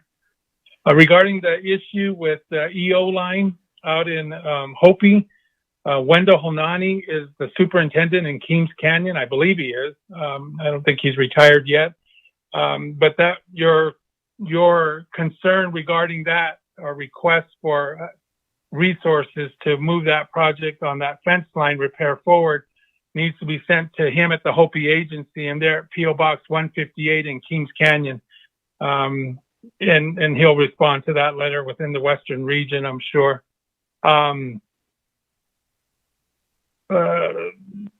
Delegate Otto So's next question about the Tuba City administrative area. We actually have been having those discussions every time we meet, in getting an answer to those roads. And a lot of those roads that are in disrepair in that administrative area as you know, we've been dealing with an ownership issue. Whose are they and who's in charge of the maintenance? And that's the piece that we're working through. I apologize for letting this fall to the back burner, but I'll get with Herbie Larson and we can make those determinations and put something in writing to you. We can have that. I'll have that internal discussion with transportation tomorrow. As far as the Tuba City Healthcare Corporation, I meet with them at least twice a month on other issues related to, they have some demolition that they want done. They want to build a laundry facility. They want to tie into the BIA or the BIE's water suppression system. They wanted to tie into other water in that area, which is causing problems, but nonetheless, we're working through it with me and my team and our solicitors, as well as the Julius Young at Tuba City Healthcare Corporation and his attorney. And like I said, we meet twice a month and we're working through the demo project and all other things, but I've never heard of a gas line that has been approved. So the meeting happened today, but I didn't make the meeting because I was waiting on this call to be called upon. But I had my team attend that meeting with them. So I'll follow up with them and we'll get an email to their attorney asking about this gas line, because in all the discussions that I've had with Tuba City Healthcare Corporation, we've never broached the subject of a gas line. So that's news to me. So I will figure out more information on what that is and where it's at and hear from them themselves. And then I can provide you some feedback after that. Delegate Eugene So, I'm glad you're still around. I'm glad you're still wanting the land. We were having robust meetings pretty regularly in my office, and we produced a bunch of maps, and we're waiting for you, I think the last we left, to make some determinations on those maps, exactly what piece of land we were talking about. And then we provided you descriptions and land statuses and current leases. We went through the whole discussion in my conference room. And then the pandemic hit and everything kind of just fell apart, but that's still on our front burner. I'll get Charlotte from my realty staff to get us brought up to speed. Maybe we can set up a conference call where we can all get caught up and get this moving forward again, because our desire is, again, to pick up where we left off. And things just kind of went crazy when the pandemic hit, and everybody, for rightful reasons, we're being protective and we're teleworking and so forth. But getting that started again, because so much work has already been done, will be very easy. And I'll get Charlotte Davis to send out the calendar invite to you and your assistant to get that discussion rolling again by conference call. Delegate Jimmy Yellowhair, the NPL issues, as I said, and along with the windmill issues, Dr. Curley's shop at Natural Resources has money set aside for it. I know his staff out at NPL are heavily engaged in the project of what they're identifying to get those windmills repaired. We're also working with the Pinion office up there, waiting for approximately 35 individuals to pick up grazing permits that are still sitting there. They're still working on getting into compliance with the 10 sheep unit, and that's been an issue and has been an issue, and we don't need to rehash that, but that's kind of where we're at with the decisions that were made and what the carrying capacity allows for those permits to be in place. And we've had discussions both up there and in other places that talk about the capacity of the grazing unit and then how that's divided. It's been referenced that some want 50 sheep units, but if the carrying capacity of that section is 300, and if we did 50, we could only issue 6 permits. We bring it down to 10, we can issue 30 permits. So that's doesn't necessarily increase the amount of sheep that carrying capacity can hold. It'll just divide it up by fewer, so they have larger amount of sheep. We're also amenable to, which there doesn't seem to be interest in anyway, in in kind of like a feedlot type environment where you corral them and are able to not graze them but supplement their feed. And that's always, those numbers can be worked with at higher numbers because they're not out grazing the land. So regarding that, also the airship process is still moving forward. And like I said, the Navajo Department of Ag is also engaged with this, and the grazing officials and everybody's been engaged. But as like everything else, with everybody going on telework and working remotely, and responsiveness is low on all of our parts because of this COVID-19, that has kind of stalled, not necessarily stalled, but it's gotten slower. So, but I'll have Calvert jump on it and pull it all back together, and we can provide an update or get the key players back to the table to begin moving those things forward. Thank you, Speaker. Speaker, I didn't hear him. How many permits has been returned so far, Mr. Stevens? Stevens. Delegate Yellowhair, I believe you're asking how many permits are sitting up there waiting? Sitting up there with it, and how many are returned back to the people with that 10 sheep units permit? I don't have the exact number in front of me, but I can get that to you on how many I signed off and we've issued. But I know that there's 35 individuals waiting to pick those upgrazing permits and working on compliance with the 10 sheep units. I can get you accurate numbers that I don't have in front of me right now, but I can easily get them and get them back to you. Thank you very much. 12. Yeah, I think it's around 12 though, but I'll check it for accuracy and get it back to you. Okay. Yeah. Thank you. Yeah, moving on down, new player, Honorable Stewart. Thank you, Philip. And colleagues, good evening. Honorable Mr. Stevens, thank you for the report and the update that you provided for us this evening. And thank you for waiting around to give us your report and your update. And they are very informative and very positive on what you give us and what your staff provides to us as well, not only through the council, but also as well as RDC. But I've been wanting to ask a couple of questions to you and the staff. Is along the BIA roads, we have fencing issues where people cut the fence and then they go and make new roads that didn't even exist there. Whether it be to get to the wood that's in that area or even just to a residence when there's already another road to that residence. That's what I have a problem with out here. I'm sure other communities have that problem as well. The other one is the livestock, the cattle that transfer from one district to another just because they're roaming, grazing issues. We have a lot of cattle that are coming down off of the Chuskas into this side of Red Lake and Navajo, and they actually belong on the other side. So we have ranchers that are loading them up and transporting them back on top of the mountain, and then they still come back down with more on this side again. The other one is the trash and the grazing land, where we have in the ravines and also in the little irrigations that are made by the rain and snow and whatnot, where people just throw their trash down there, auto parts, mattresses, and whatnot. And I find these when I go riding or when I'm just out in the communities. I see them out there.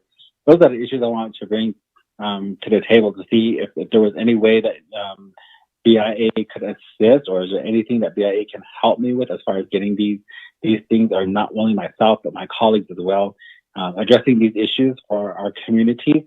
That's all. Going back on mute.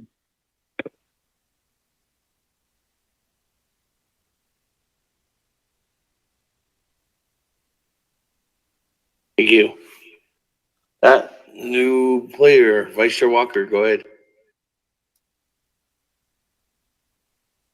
Thank you, Speaker, and members of the council, our legislative staff, and then everyone that's on this call. Although the BIA Regional Director, Mr. Stevens. Thank you for giving us a report, an update, and then answering our questions and addressing some of our comments. I appreciate this time to interact with our federal trustee.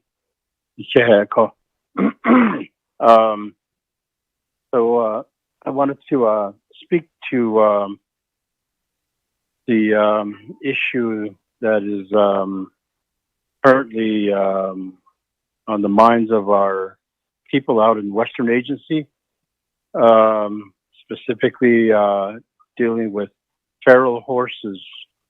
Feral horses, there was a study done in 2016. According to the study, one of the communities chapters that I represent, which is Cameron, Gray Mountain area. Although Eastern Agency, there's several communities. Our esteemed leader from that area, Mark Freeland, Daniel Sohi.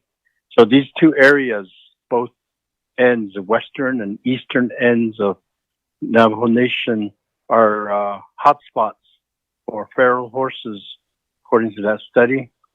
And I don't think there's an updated study to look at to tell us where things are at today as far as the population of feral horses.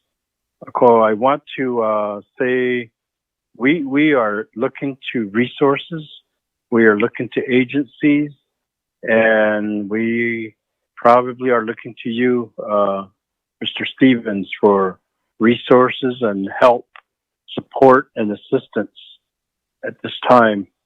One reason is that our Navajo Nation Department of Agriculture, our Division of Natural Resources, are not addressing the feral horses as we request, as we hope and anticipate. It's an internal matter, and maybe you don't want to address that or can't address that because it's internal, but that's the situation. But a local community such as Cameron, local officials that are charged with responsibilities over local natural resources and livestock and so forth, if they reach directly to the Bureau of Indian Affairs for support and assistance in addressing the feral horses, what can we reasonably expect from your office, Mr. Stevens? And then, of course, question, and probably our leaders from the Eastern Agency, did this answer or your comment could help them as well. And usually we don't bypass our programs, departments, and divisions. But in this case, we are on record at the Resource and Development Committee at the Cameron chapter. There's a standing resolution that seeks requests, assistance, and support to address the feral horse problem. And then like I said, we are on record with Resource and Development Committee and addressing the matter, but we're kind of like going in circles. It seems like there's a hesitancy or reluctance from our division, our own tribal government, to address the feral horse situation. The explanation is not clear. We're not provided that straight, direct answer. Just today, our president also was asked to address the same. And again, it was not a well thought out or very convincing type of action-oriented response. So in speaking to the trustee from a local level, what can we reasonably expect from your office as far as support and assistance?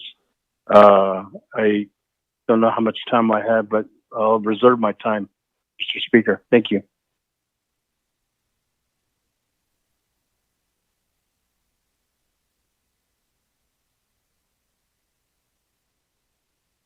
Vice Chair Walker, reserve your time at 3 seconds.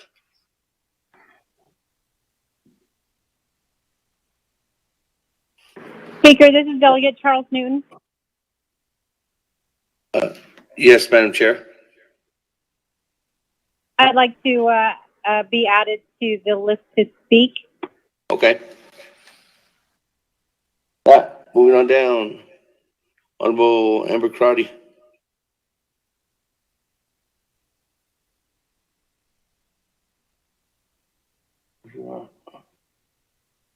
Thank you, Speaker, colleagues. Thank you. Yes, thank you, Mr. Stevens, for your. I just want to thank the firefighters and the crew that responded to the various fires throughout Navajo Nation and here in Northern Agency.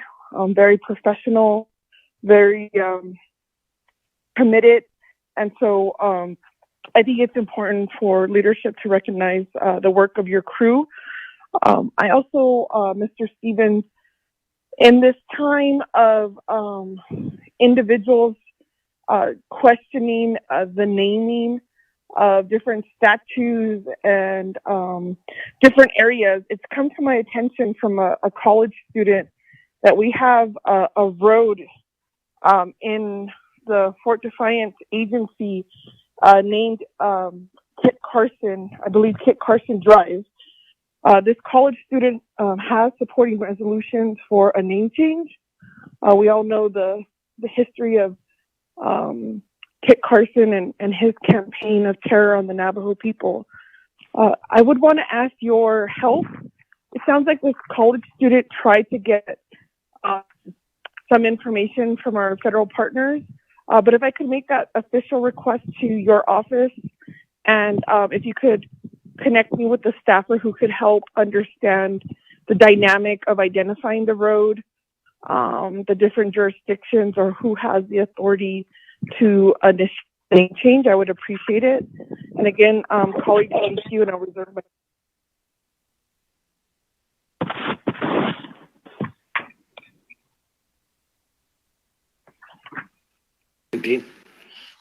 $319.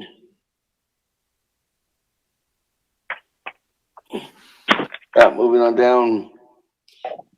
Madam Chair, Charles Newton, floor is yours.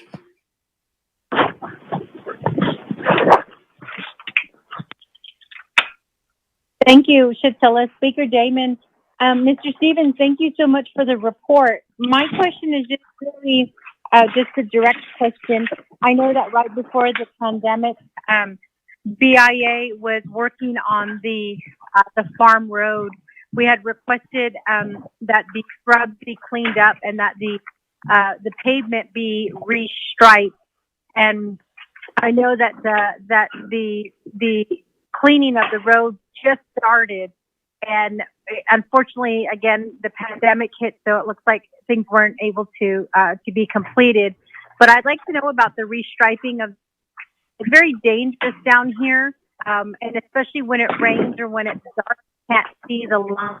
Is there any possibility I get in writing on when BIA plans to complete that project, especially pertaining to the restriping of the roads down the Mesa Farm Road?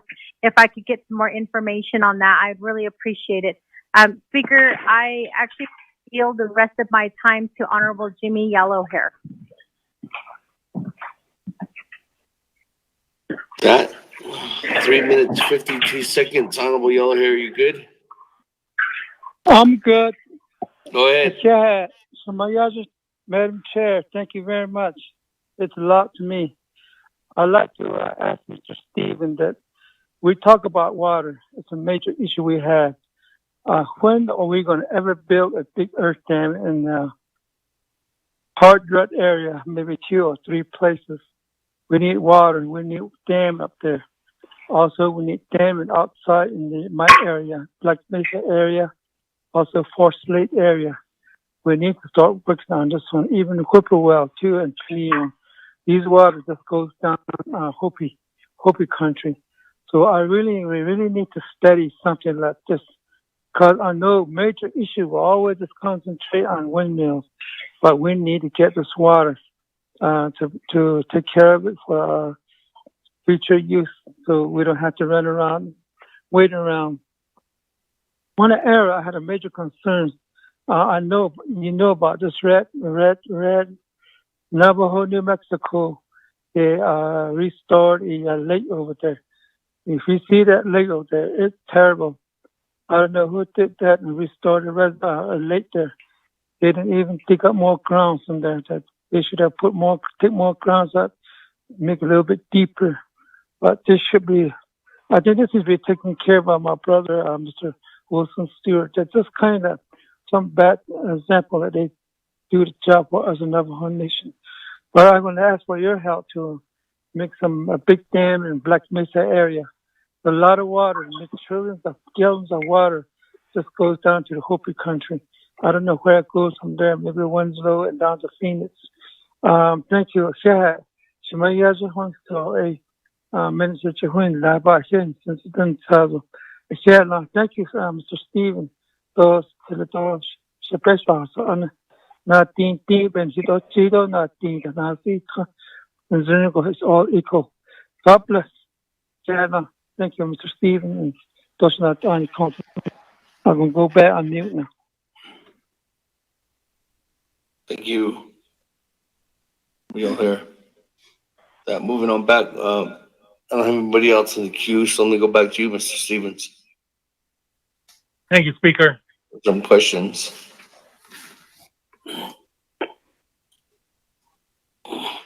I failed to draw a line for where we cut off last time. I believe the first question on this go around was from Delegate Wilson Stewart regarding fencing issues and the cutting of fences and making new roads to get to Wood, our residences. And a lot of what we deal with, along with grazing issues that have also come up in this session, is enforcement.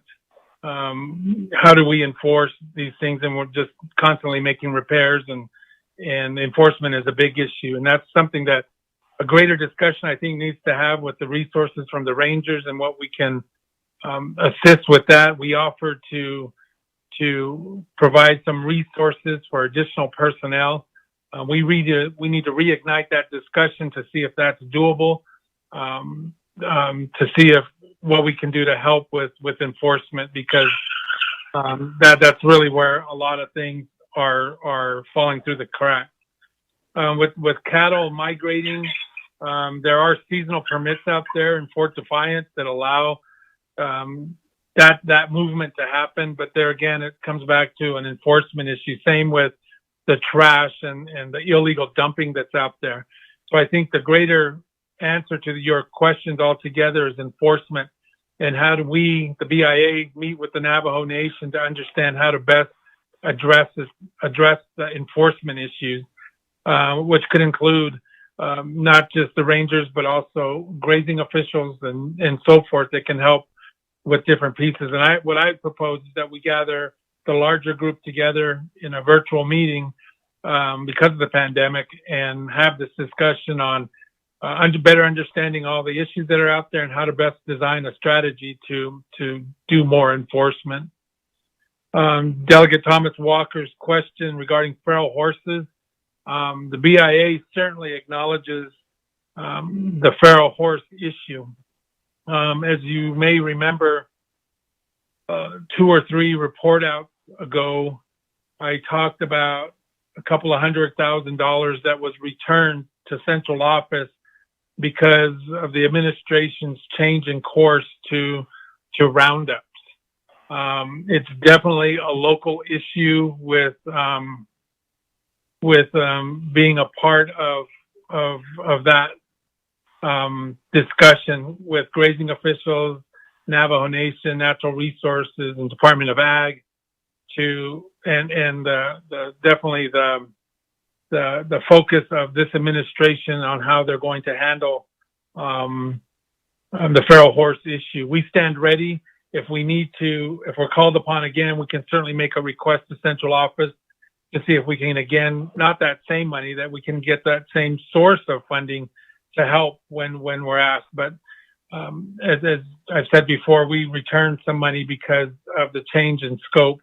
And I know Dr. Shabala has a short-term plan and a long-range plan, and we're standing here ready to assist whatever approach that decides to take. And we can certainly, again, if we need be, make that request to Central Office. Not that we would get it, but we can certainly request funds to relight that project again.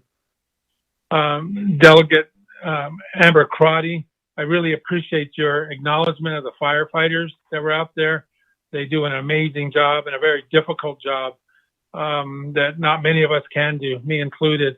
And I really appreciate that. I will forward and convey those accolades to the team out at Fort Defiance, the hotshot crew, and the entire firefighting team out there being acknowledged. I really appreciate it, and I'm sure they will as well. They do amazing work. Regarding the Kit Carson Road, this came to me nearly 2 years ago. I can't remember from which council delegate, just in passing, referenced this road. And our roads, BIA roads, just like Navajo roads, are named by actual documents and maps as numbers. The names that they've put on them are definitely a community-driven decision, and I support wholeheartedly. And that's the answer I gave a while back when this came up. I said, absolutely, change the name. I'm well familiar with the history of Kit Carson, and I support any name change. As I've said, the BIA will always refer to them as the BIA route number and the Navajo road number, and not by the name. So that is definitely a local community issue to change the names. We would assist with sign removal. I'd have to check if we're able to replace them with whatever the name change may be, but we can have that discussion. But I don't think that requires nothing more than just a letter requesting, and we make the change, because legally it's referred to as a number, and it's just for aesthetics that we like to place names on them in honor of whoever that might be. And so I support that name change wholeheartedly. If you just want to get me a letter, we can make it official once you determine what that name is going to be changed to, and then I can work with transportation to see what signage. I'm sure we can find some resources to buy a few signs to change out. Delegate Eugenia Charles Newton, I will follow up on the striped road or the striping of the road out at Mesa Farm and get you something, a detailed timeline of activities. I know that was right on the cusp of happening. And I know I did approve the purchase of some paint, highway paint, for this project. So I'll follow up, and Cheryl and I will be getting back to you to give you an exact timeline on that project moving forward. Definitely a safety issue that we want to get clarified. And that goes without saying for all of the questions. Not only am I on the call, but Cheryl Curley is also on the call taking copious notes that I may have missed. So we're going to get written responses back like we have in the past, with a summary of your questions in detail, with probably more detailed answers than I provided just verbally. So that document, it usually takes us a couple of weeks to turn that around after the council meetings, but we'll get it back to you with more details. And in it, I'll have those details with your question, Delegate Eugene Charles Newton, about the striping of the road and the cleaning project. Thank you, Speaker.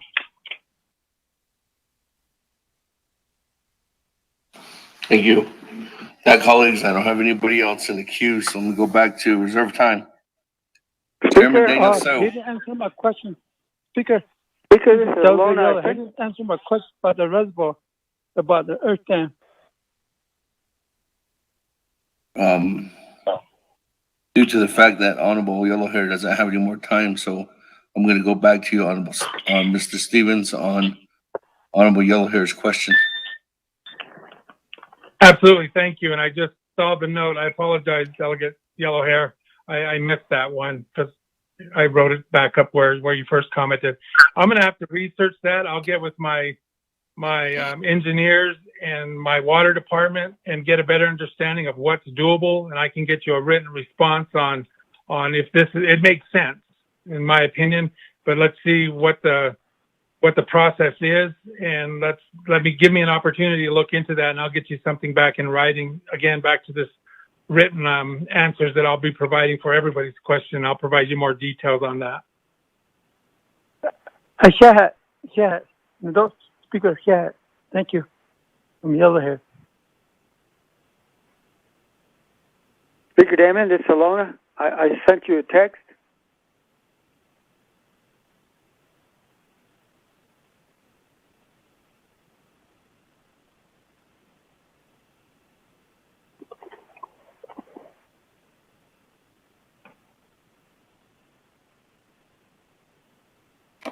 That text must be coming over to Chusca Mountain still, because we haven't received a text from the Honorable Honor. I sent it a long time ago, 8/12. Probably still, it's probably still fishing at Asai Lake. Hey. Okay, go ahead. Pulled over at Yatahe. Okay, thank you, sir. Good evening, Mr. Bart Simpson, or Bart Stevens.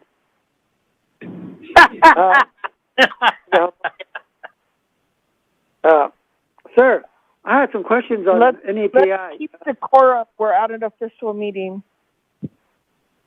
I guess we have NAPI's been having trouble up there with funding. VIA continues to shortfall the O&M costs for and NIP. And I guess it's been going on for like 4 years now, four separate years where the O&M runs out of money, NIP runs out of money towards the end of the season. And NAPI has been having to pick up the bill for those shortfalls. They've been requesting to have the money reimbursed, but so far nothing's been happening on that. I still have. I was trying to find my letters about exactly how much it was, but it's over it's over $4 million now, and it's about 4 years of cost shortfall that NIP has been running up against, and so NAPI has been forking up the bill for that, and they're requesting the refund on it. I understand there's two separate different funds in which they can get a refund out of, and when I find that letter, I'll send it to you, but I don't know if you aware of this or not, but I wanted to bring it to your attention today. Thank you, Mr. Stevens. I reserve my time. 3:15 reserve time. Hold on. Thank you. With that, let me go back to Chairman Daniel So, 1 minute, 45 seconds. Thank you, Speaker, Mr. Bart Stevens. This is regarding Navajo Route 9 that goes from Crown Point to Torreon. There's issues of cattle guards. Either the brace posts have come down, or the cattle guard actually is filled up with dirt. And I guess the status, has that been turned over to MDOT, or is that one of the programs that's still within BIA roads? And if it's still under BIA roads, we'd sure like to see some repair and maintenance on those cattle guards. There's a lot of horses and cattle that get onto the right of way, and those are some concerns of the community residents all the way from Whitehorse Lake to Torreon. Thank you.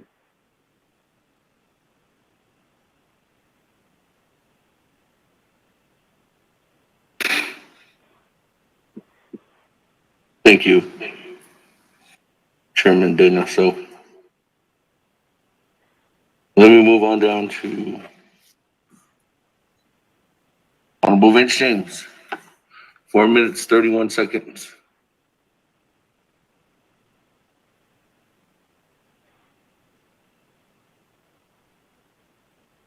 Sonale, thank you very much. Go, Mr. Stevens. Yat again. In regards to Feral Horse Roundup, I know we did have questions in regards to Super Tuesday that the nation was doing. So at this point in time, has Department of Agriculture of Navajo Nation had what kind of requests have they made for manpower for feral horse roundup? I have always been against horse roundup, but with the conditions that we are in and seeing many of the horse out there trying to look for water and putting themselves fully into a whole puddle of mud is very sad to see. I've made my announcements many times, trying to make that announcement to come pick up your horse if your horses are here. But at this point in time, with the condition that we are in, I think it's best that some sort of horse roundup happens quick. And 4 out of my 5 chapters, they've had resolutions. Even one chapter has a resolution that's in place for 4 years of support of horse roundup. And the others are like every year on an annual base thing. So I want to get an answer from you in regards to that. Next one is an update on probate. Are you guys still moving forward with your probate process? My third one is in regards to home site and business site. We do have this CARE Act bill that's out, and a lot of these things that we've discussed throughout the weekend were in regards to waters, infrastructures for water and power line. And at this point in time, do we have an answer if some of these homes that don't have home sites will still be served due to the pandemic that we are in? Another, the fourth one is in regards to the Russian olive cutting. Is that going to continue? If so, when will it be starting again in Cornfields Valley into Sunrise and down into Greasewood and so forth? My last one is in regards to branch of transportation, which is in 15, the route from Burnside to Greasewood, Burnside to Cornfield. I know in your previous report, the plan was to move forward with getting a new pavement in place for the first 10 miles. So since we're doing that by phase, what is the status on that? When do we plan on that project to start back up? So that will be my last question. Reserve my time. Thank you.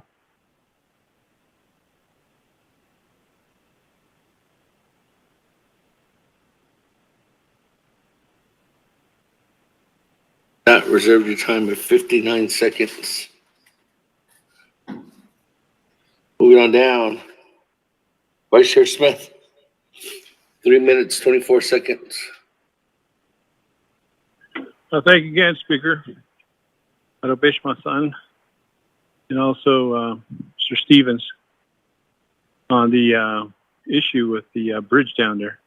There was a resolution passed by Natadzil. I don't know if you got a hold of that, but if you would like me to send you a copy of that regarding the construction that needs to be underway. Like I said earlier, they were told that the bridge was going to be done at a certain time. I know certain things popped up, subcontractors and all that. I think it'd be good for maybe someone to relay that to the commissioners so that they could relay that information to the people on behalf of what's going on with that bridge. They're excited about it.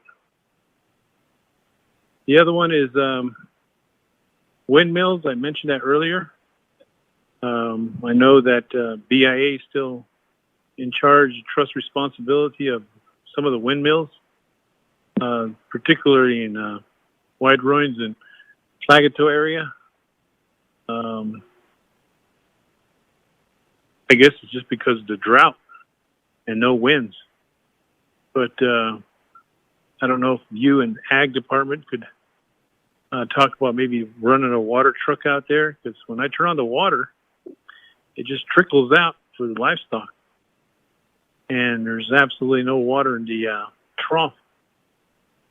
I don't know if the grazing officer has made it known to Ag Department, or if they were aware of this. But like I heard a lot of animals are thirsty out there. I don't know if it can be coordinated through Real Watchman Shop to transport some water out there for these animals, not only for the animals, but also wildlife too. They partake of that water. The other one too, Mr. Stevens, is 9402. I wanted to just say thank you for your engineers and also Navajo Department of Transportation working together, and also Honorable Stewart and helping out with getting that bridge to construction phase, and it should be under construction shortly. 9402 is a major route that runs from Lupton all the way down to Sanders through Elk. We've been trying to get that road improved. Every time there's a monsoon season, even a dry season, that's the worst of the worst roads. I don't know if you remember how Pine Springs was. I don't know if you were around at the time, but Pine Springs is now paved, and it's a beautiful road, even the one up in Navajo Mountain. I remember being a ranger and going up that way, and that was one of the worst roads. But now it's paved all the way up. So I'm trying to work with the chapters, and they're working diligently trying to get the right-of-way so that we can solicit funds from the federal government to do a right-of-way, so we can get that road improved, not just graded, improved, meaning magnesium chloride or either pavement. So that's what I would like to bring to your attention. Thank you, Speaker. Yeah. Okay, with that, moving on down.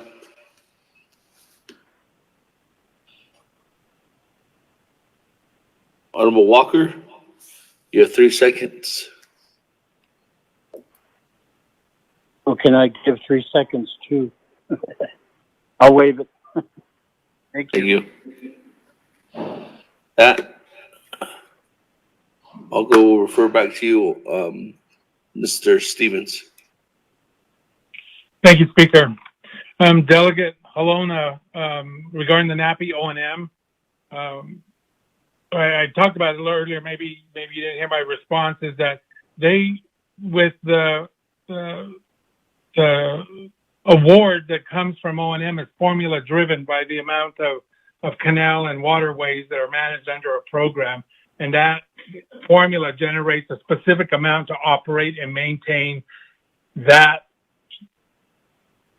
those functions, the canals and so forth. NAPI submits an annual work plan and a budget, and what they need to do is have that work plan and budget fall within the O&M cost. What they do is every year they exceed that by $4 million. And so they come back to the Bureau saying, well, we exceeded it. And like I said earlier, we don't have money set aside for when they exceed what the formula has already generated for that amount of linear feet of canals. So what we were working with them, and we're having discussions before the pandemic hit, was rolling some of those costs down to their water users, which NAPI would be the water user to the NIP project. So that's where that would make up that deficit. We don't have additional resources, and I've denied them every year because I just don't have the resources and can't commit to that. which is an Anti-Deficiency Act violation on my part if I tell them I have money to make up that shortfall, and then they start planning with additional resources every year, which we don't have to award.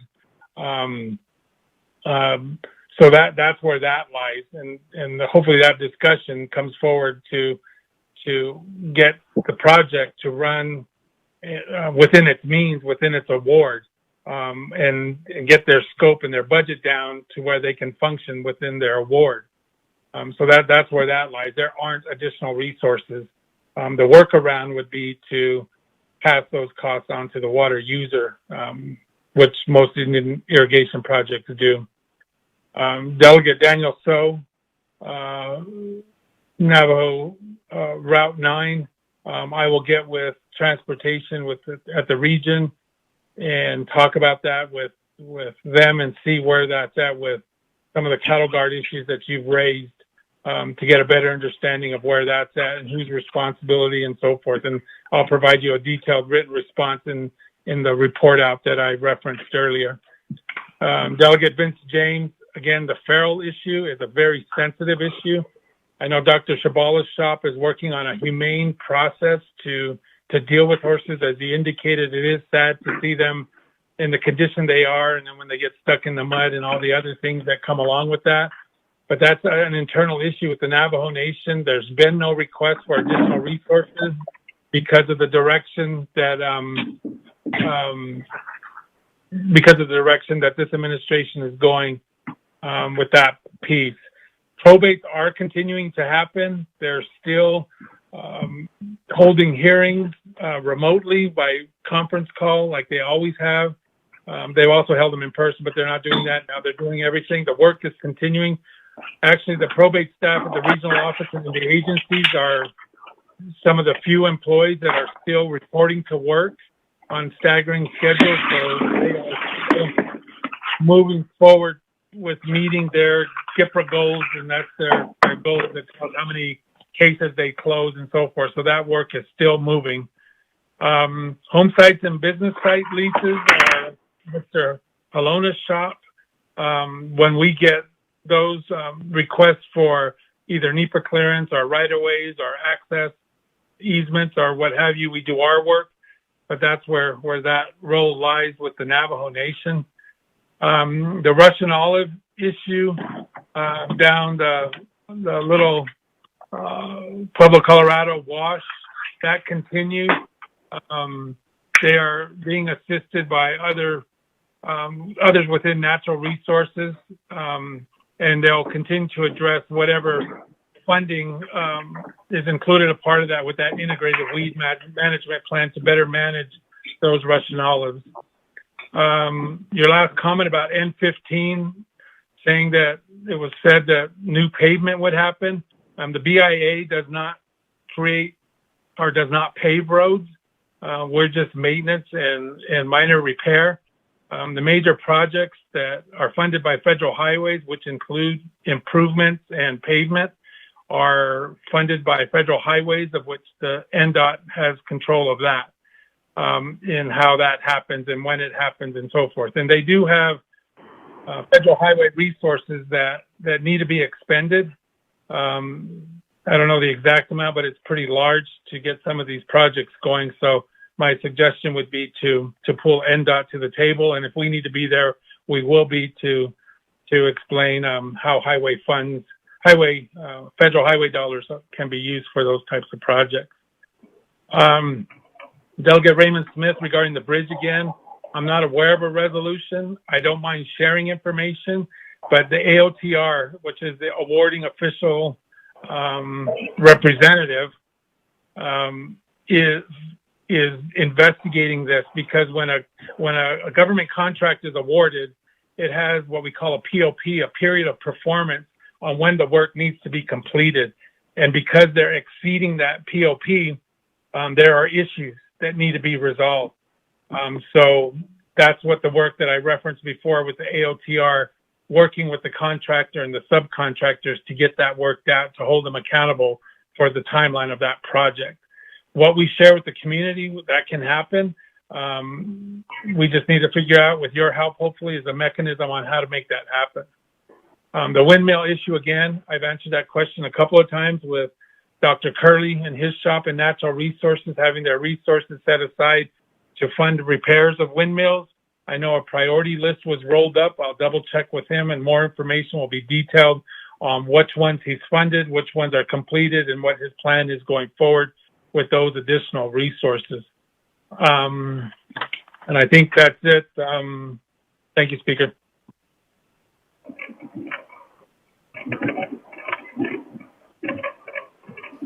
Thank you, Honorable Stevens. Honorable Stevens.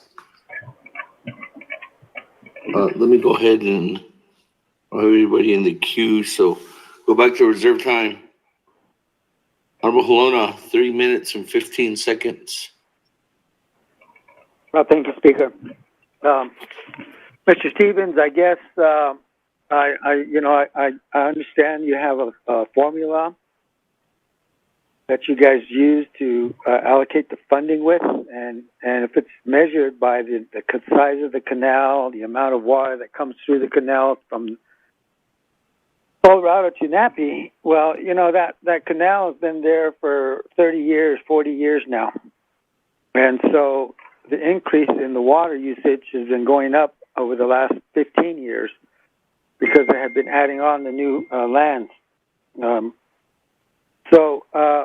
I don't understand the formula because in the past they've been O&M has been receiving $6.9 million annually for the last 20 years, and then within this last 5 years, they have been cut down. And so I don't the measurement that you're talking about and how you do the linear feet and come up with those numbers on what kind of funding they're having.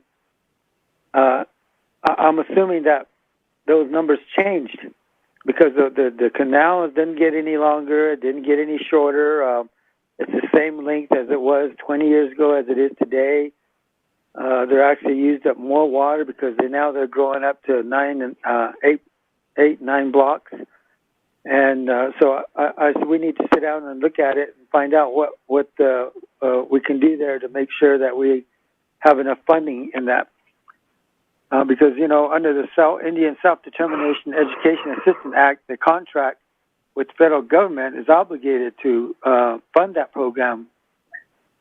And the other part is that I didn't bring up was the funding for the increase on the farm to grow the farm out to its full capacity up to 110,000 acres. That funding has been cut down over I guess it was back in 2002, 2003, somewhere back in there where they, maybe a little farther back. We used to get about $18 to $20 million for future development there every year at Nappy. And then the war came. I'm not sure which one of those wars came with the Middle East. And so a lot of the monies were cut back because of the war to save the money we needed, the money for the war, to fund the war overseas. And then the war ended, but the money never came back into the pot. And so Nappy has been held back and held back and held back for the last 15 years, barely getting $2-3 million a year for future development. That's not even enough to build the canal and the power plant that needs to be built to finish out the project. So those are other things that we need to look at also. But that funding needs to be restored. Just because the way that the farm was created was because of the Rio Grande lateral, the water that was sent over the mountain to go through Abiquiu Dam and down Albuquerque. And they got their project all completed over there, but Nappy still hasn't their project completed. So I want to address that too, Mr. Stevens. Thank you. Okay, with that, we're on back down.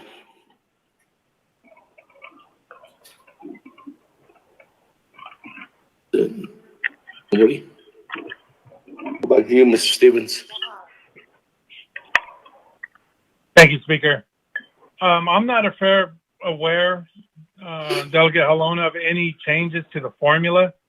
Some of the issues that you may or may not be made aware of is this was a Bureau of Reclamation project that, like the Gallegos pumping station is what I'm referring to specifically, and other projects that were out there with the other units that are incomplete. And Bureau of Reclamation, BOR, transferred all that back to the BIA without O&M. So there may be issues with that transfer, and that happened several years ago. I'm not aware of any war in the last decade or so that would have pulled money from other programs, because Department of Defense is very well funded by Congress. So I don't know. I have to figure that part out. But the issue has been is that it's not necessarily, in my opinion, a shortfall of us not giving them enough money.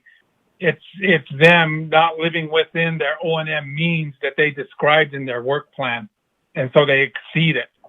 And that's where the issue lies. I agree we need to come back to the table and have that discussion and figure out a workaround or what we can do differently, because quite frankly, we don't have the additional resources to make up that gap. Now, this may become an issue that I would encourage those of you that can lobby Congress to address the issue of the shortfall, if indeed that's what it is and that's where it's stemming them. Because I can't give money that I don't have and commit the government to that, which is a violation on my part to do that as a federal official. So I have to live within my means and only promise or distribute what funds I get for specific projects, whether they're formula driven or not. But having that discussion again to figure out how they're going to live within their O&M needs that we fund, and then how we handle that excess that they go over, again, back to the water user piece that I've referenced before. Thank you, Speaker. Speaker Freeland. New player. Honorable Freeland. Thank you, Speaker. Good evening, Mr. Stevens. Delegate Freeland here. I want to first of all thank my chief for bringing up the feral horse situation, where this is where a good example where East meets West or West meets East. Just seeing these horses, the current situation they're in, malnourishment. You see their bones, you see their hip bones, you see them hanging around windmills looking for water. It's a pretty severe and sad situation, unfortunately. And to hear that that the nation returned money for the feral horse program is really disheartening to hear. Would you be able to share that amount of how much the nation returned? Or is that information that can't be shared? Just a question to you, Mr. Stevens.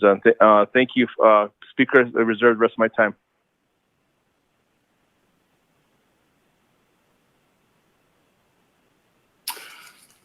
Honorable Freeland, 3 minutes, 58 seconds. Third time. We'll go back to you, Mr. Stevens.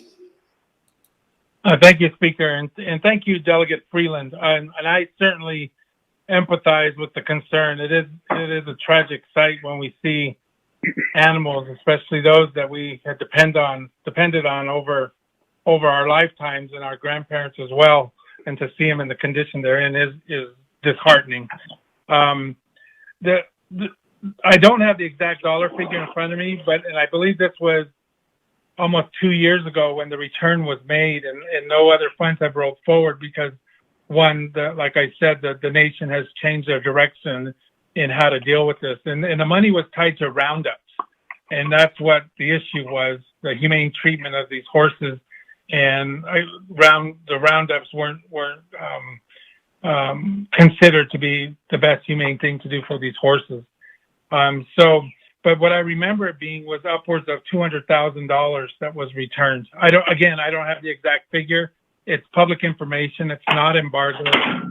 But I can get that exact figure and get it to you. Thank you, Speaker.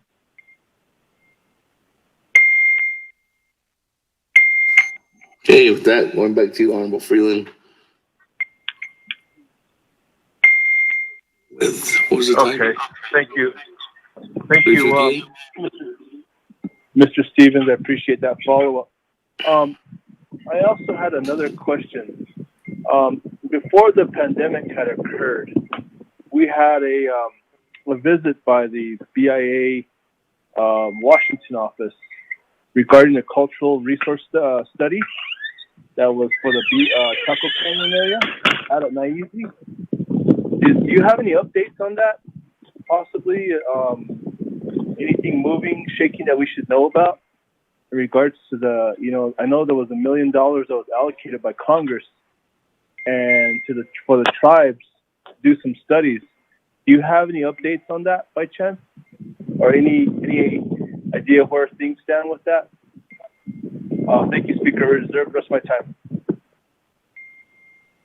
Reserved at 311.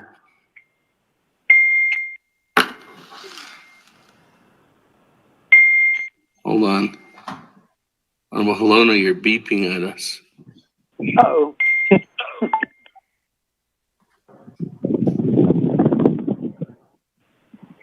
Okay, with that, let me go back to Honorable, back to Mr. Stevens.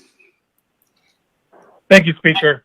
Thank you, Delegate Freeland. I know that an extension was granted. I don't have my notes in front of me. They're back in my office, but I'll get that information to you. It's still in place, obviously, but they just pushed the deadline out for those proposals, but I'll get the exact timeline on when they're due and all that information to you in our written report, or you and I can have that conversation. I can get it back to you, and I'll still include it in my written responses to all these questions.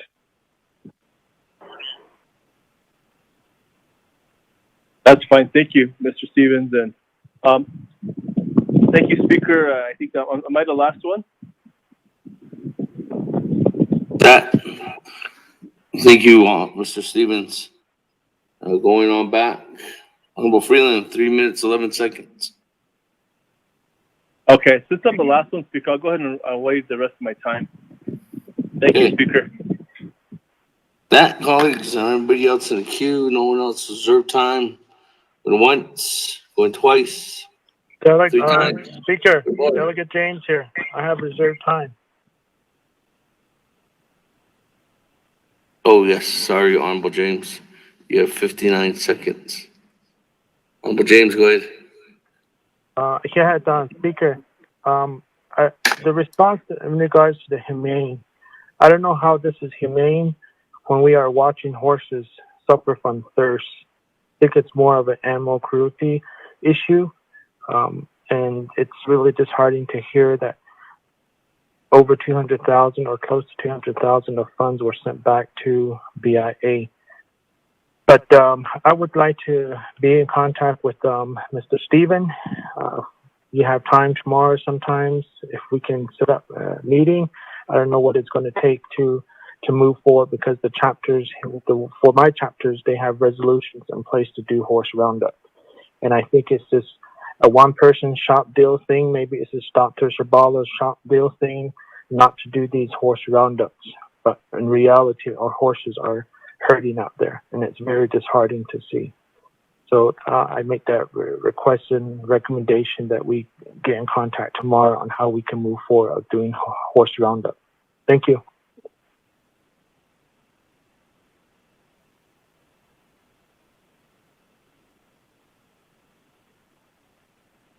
Nobody else on the board? Go ahead, vote on the report. Because, well, let me go back to the response. Sorry, Honorable James. Mr. Stevens? Thank you, Speaker. Delegate James, this is not something that the BIA is the decision maker. This is an internal Navajo Nation issue, and we are just supporting the direction and the request that the Navajo Nation has. It wasn't the BIA's decision to return the money, nor is it the BIA's decision to start or stop roundups, nor is it the BIA decision to determine what's humane or inhumane. the comments that I shared regarding feral horses is that I empathize. I understand the humanity that's involved here. I understand that, but it's not the BIA's decision to make. That lies with the Division of Natural Resources and their plan going forward. And as I've said, it wasn't the BIA's decision to return the money, to stop the feral horse roundup, to do the community roundup that was happening. That's all Department of Ag and Department of Natural Resources making those decisions, of which we as the trustee respect and honor those decisions made by the Navajo Nation with the program funding that they do or do not get. Once it leaves our coffers, it's their program money. So I just wanted to make that clarified. So I think the meeting that you need to have is internally with the Navajo Nation to get on the same page on an approach to dealing with the feral horse issue, of which then we'll come back to the BIA and we'll support by requesting additional resources or whatever we have to do to support the direction that the Navajo Nation is going to go with dealing with the feral horse issue. Thank you, Speaker. Thank you, Mr. Stevens. Colleagues, we'll go ahead and go to accepting the report this evening from Mr. Stevens, Representative, Bureau of Indian Affairs. Suvilla, roll call vote. Honorable Almer Begay. Honorable Almer Begay. Honorable Almer Begay did not vote. Honorable Key Allen Begay Jr. Delegate Key Allen Begay Jr. votes green. Honorable Key Allen Begay Jr. votes green. Honorable Paul Begay Jr. Delegate Paul Begay votes green. Honorable Paul Begay Jr. votes green. Honorable Nathaniel Brown. Delegate Brown votes green. Yeah.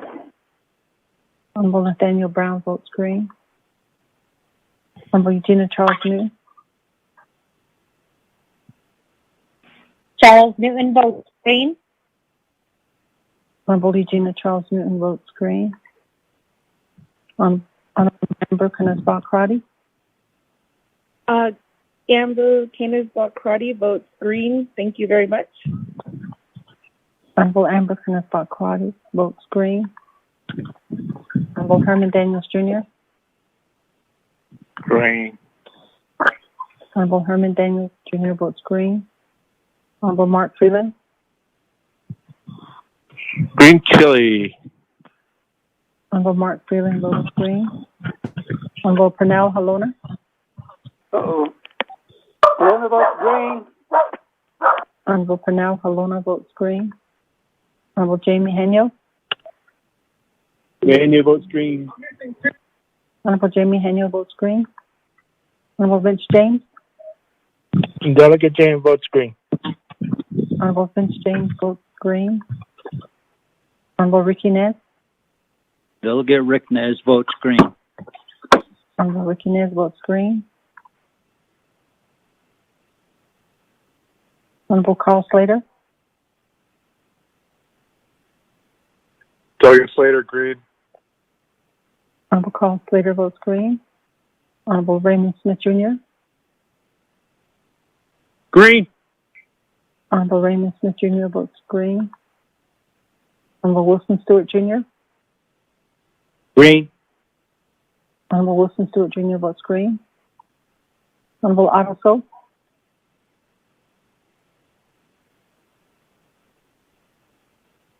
Honorable Otto So.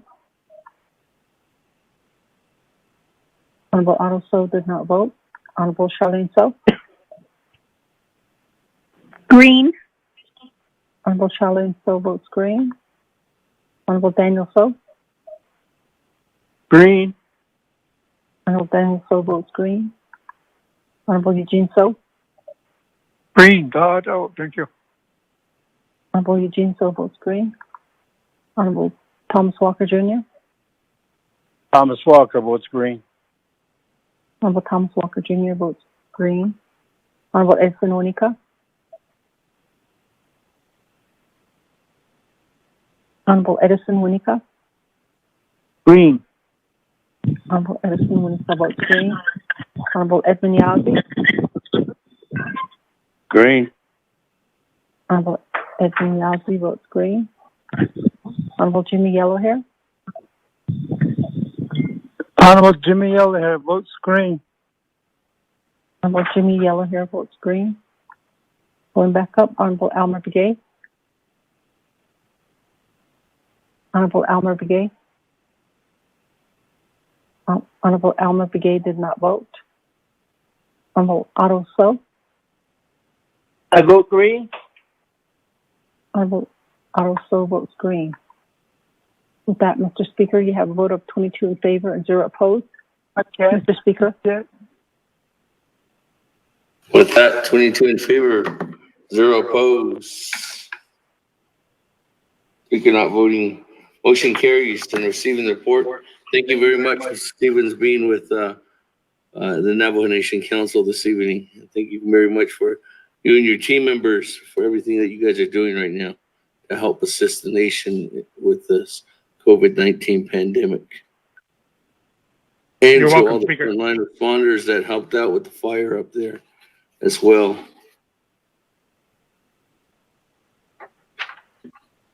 You're welcome, Speaker. Hey. Thank you, My Mr. colleagues. Stevens. Motion to recess. Motion to recess by Honorable Halona. Yellowhair second, if possible. Honorable Yellowhair seconds at 9:42 p.m. I accept that motion to recess. Second by Honorable Yellowhair. Any comments, questions? I'm just getting my second win. That, go to board on the recess motion. Speaker, Almer question Begay. before we go to the board. Madam Chair, Charles Lewin, I already called for the vote. You can raise a point of a question of privilege. Question of privilege. Question of privilege? Question of privilege, Madam Chair, Charles Lewin. We're voting. Yeah, so tell us just really quickly. So tomorrow morning, do we pick up with reports? Do we pick up where we left off? Yes, I announced that earlier, Madam Chair. Per the Title II subsection, or subsection 164, number 15. Speaker authorizes to start off with the reports on Tuesday morning, July 21st.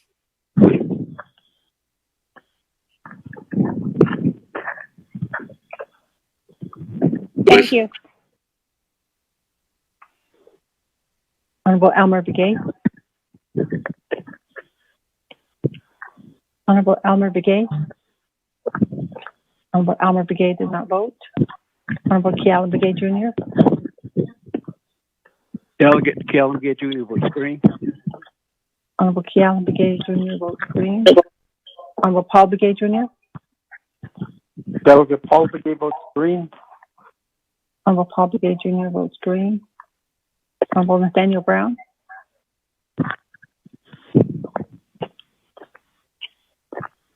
Honorable Nathaniel Brown. Honorable Nathaniel Brown did not vote. Honorable Regina Charles Newton. Delegate Charles Newton votes green. Honorable, Nice. Honorable Regina Charles Newton votes green. Hey, go outside, go pee. Honorable Amber Canesbach Crotty. Delegate Amber Kenneth-Crotty votes green. Thank you. Can someone mute Purnell? Honorable Amber Canesbach Crotty votes green. Purnell, mute your pup. Honorable Herman Daniel. I vote red. Honorable Herman Daniels Jr. votes red. Honorable Mark Freeland. Freeland votes green. Thank you. Honorable Mark Freeland votes green. Honorable Pernell Halona. Halona votes green. Honorable Pernell Halona votes green. Honorable Jamie Henyo. Henyo votes red. Honorable Jamie Henyo votes red. Honorable Vince James. Delegate Vince James votes red. Honorable Vince James votes red. Honorable Ricky Nez. Delegate Rick Nez votes red. Honorable Ricky Nez votes red. Honorable Carl Slater. Slater, red. Honorable Carl Slater votes red. Honorable Raymond Smith Jr. Green. Honorable Raymond Smith Jr. votes green. Honorable Wilson Stewart Jr. Green. Honorable Wilson Stewart Jr. votes green. Honorable Otto So. I vote green. Honorable Otto So votes green. Honorable Charlene So. I vote red. Honorable Charlene So votes red. Honorable Daniel So.